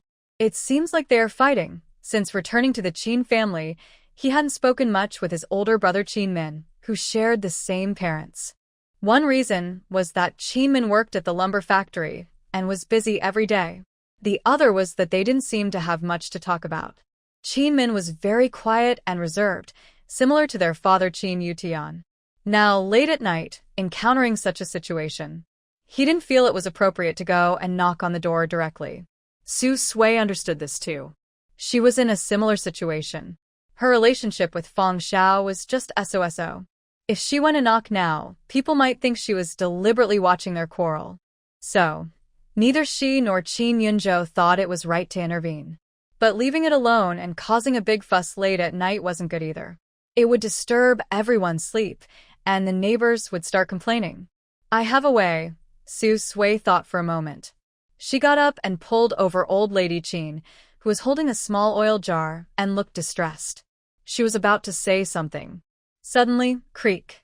The doors of Qin Yutian and Tian Hua's room opened. There are also the brother and sister who have school tomorrow.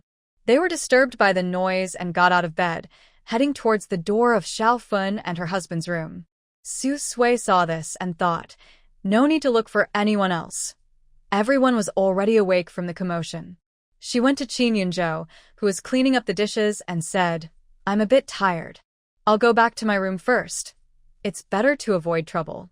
At night, perhaps because she was pregnant or for some other reason, Su Sui felt very sleepy at her usual bedtime and couldn't get enough sleep no matter how she tried.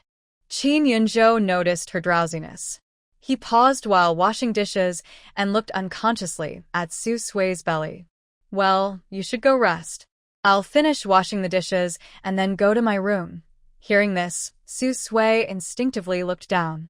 There was only one dish left in his hand, and he was about to finish. Then I'll wait for you. We'll go back to our room together. As soon as she said that, both of them froze for a moment. They looked at each other in the dark night. A strange atmosphere quietly appeared between them but quickly faded away with the noise inside the house. For a moment, Qin Yunzhou seemed to hear his own heartbeat. His face flushed, and he hurriedly washed the last dish. In no time, he finished cleaning everything. He cleared his throat and coughed lightly. Let's go. We'll go back to our room. Su Sui tilted her head to glance at his sharp side profile and smiled. Okay. As soon as they returned to their room and covered themselves with the quilt, lying down comfortably. In the next room, Xiao Fun and her husband's noise grew even louder. Because the walls weren't soundproof, it was easy to hear their arguments clearly. The neighbors in the courtyard had already been awakened and were shouting at Qin Min and Xiao Fun. Late at night, are you crazy? Can't you let people sleep? I have to get up early for work tomorrow. Yeah, late at night. What's all the fuss about? There's no need to fight. Are you sick? Su Sui originally thought she wouldn't be involved in tonight's drama. Just as she was about to close her eyes and sleep peacefully, the quarrel between Xiao Fun and Qin Min suddenly brought up her recent pregnancy. Xiao Fun and her husband had been married for many years, but still had no children. Xiao Fun was definitely a woman who couldn't lay eggs. Su Sui suddenly couldn't sleep. Why, out of nowhere, did this involve her? Fortunately, the noise from the next room finally stopped, and they didn't argue anymore.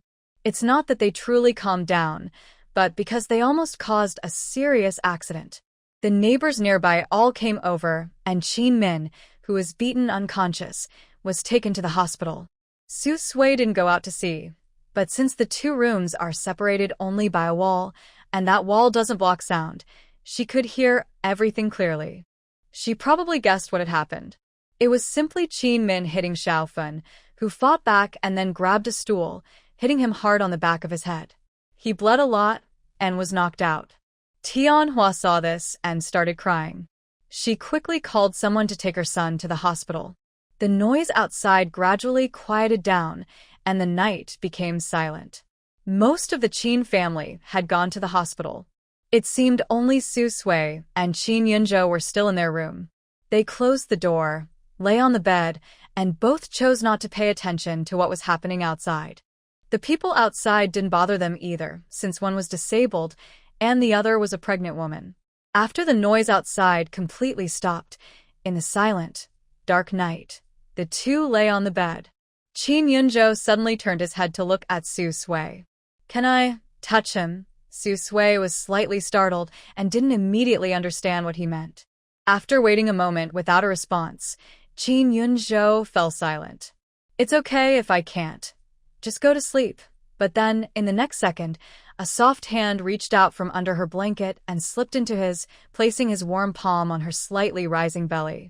"You're the child's father, of course you can." Chin Yunjo's body suddenly stiffened. Feeling the soft skin under his palm, he, usually calm and composed, suddenly felt a bit helpless. He was cautious, afraid of applying too much force and hurting the baby. No one knew that in the dark night, the man's eyes subtly reddened, and his voice became a little hoarse. "Thank you, Su Sui."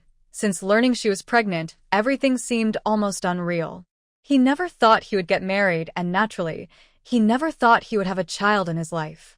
"I didn't expect that." Su Sui didn't seem to mind being pregnant with their child. I thought Su Sui only married me because of our relationship, which caused some trouble. Once the fuss died down, people would forget about it. Su Sui would eventually divorce me. But now it seems that's not the case. At least, she didn't show obvious happiness about the baby, but she wasn't strongly against it either. Su Sui didn't understand why he said thank you again, but seeing his unusual mood today, she didn't ask further. She thought for a moment and decided to share her feelings directly. "Actually, you don't have to be so polite to me. It's too formal. I always feel like we're very distant, not like a married couple, but more like strangers lying in the same bed. I don't like this feeling."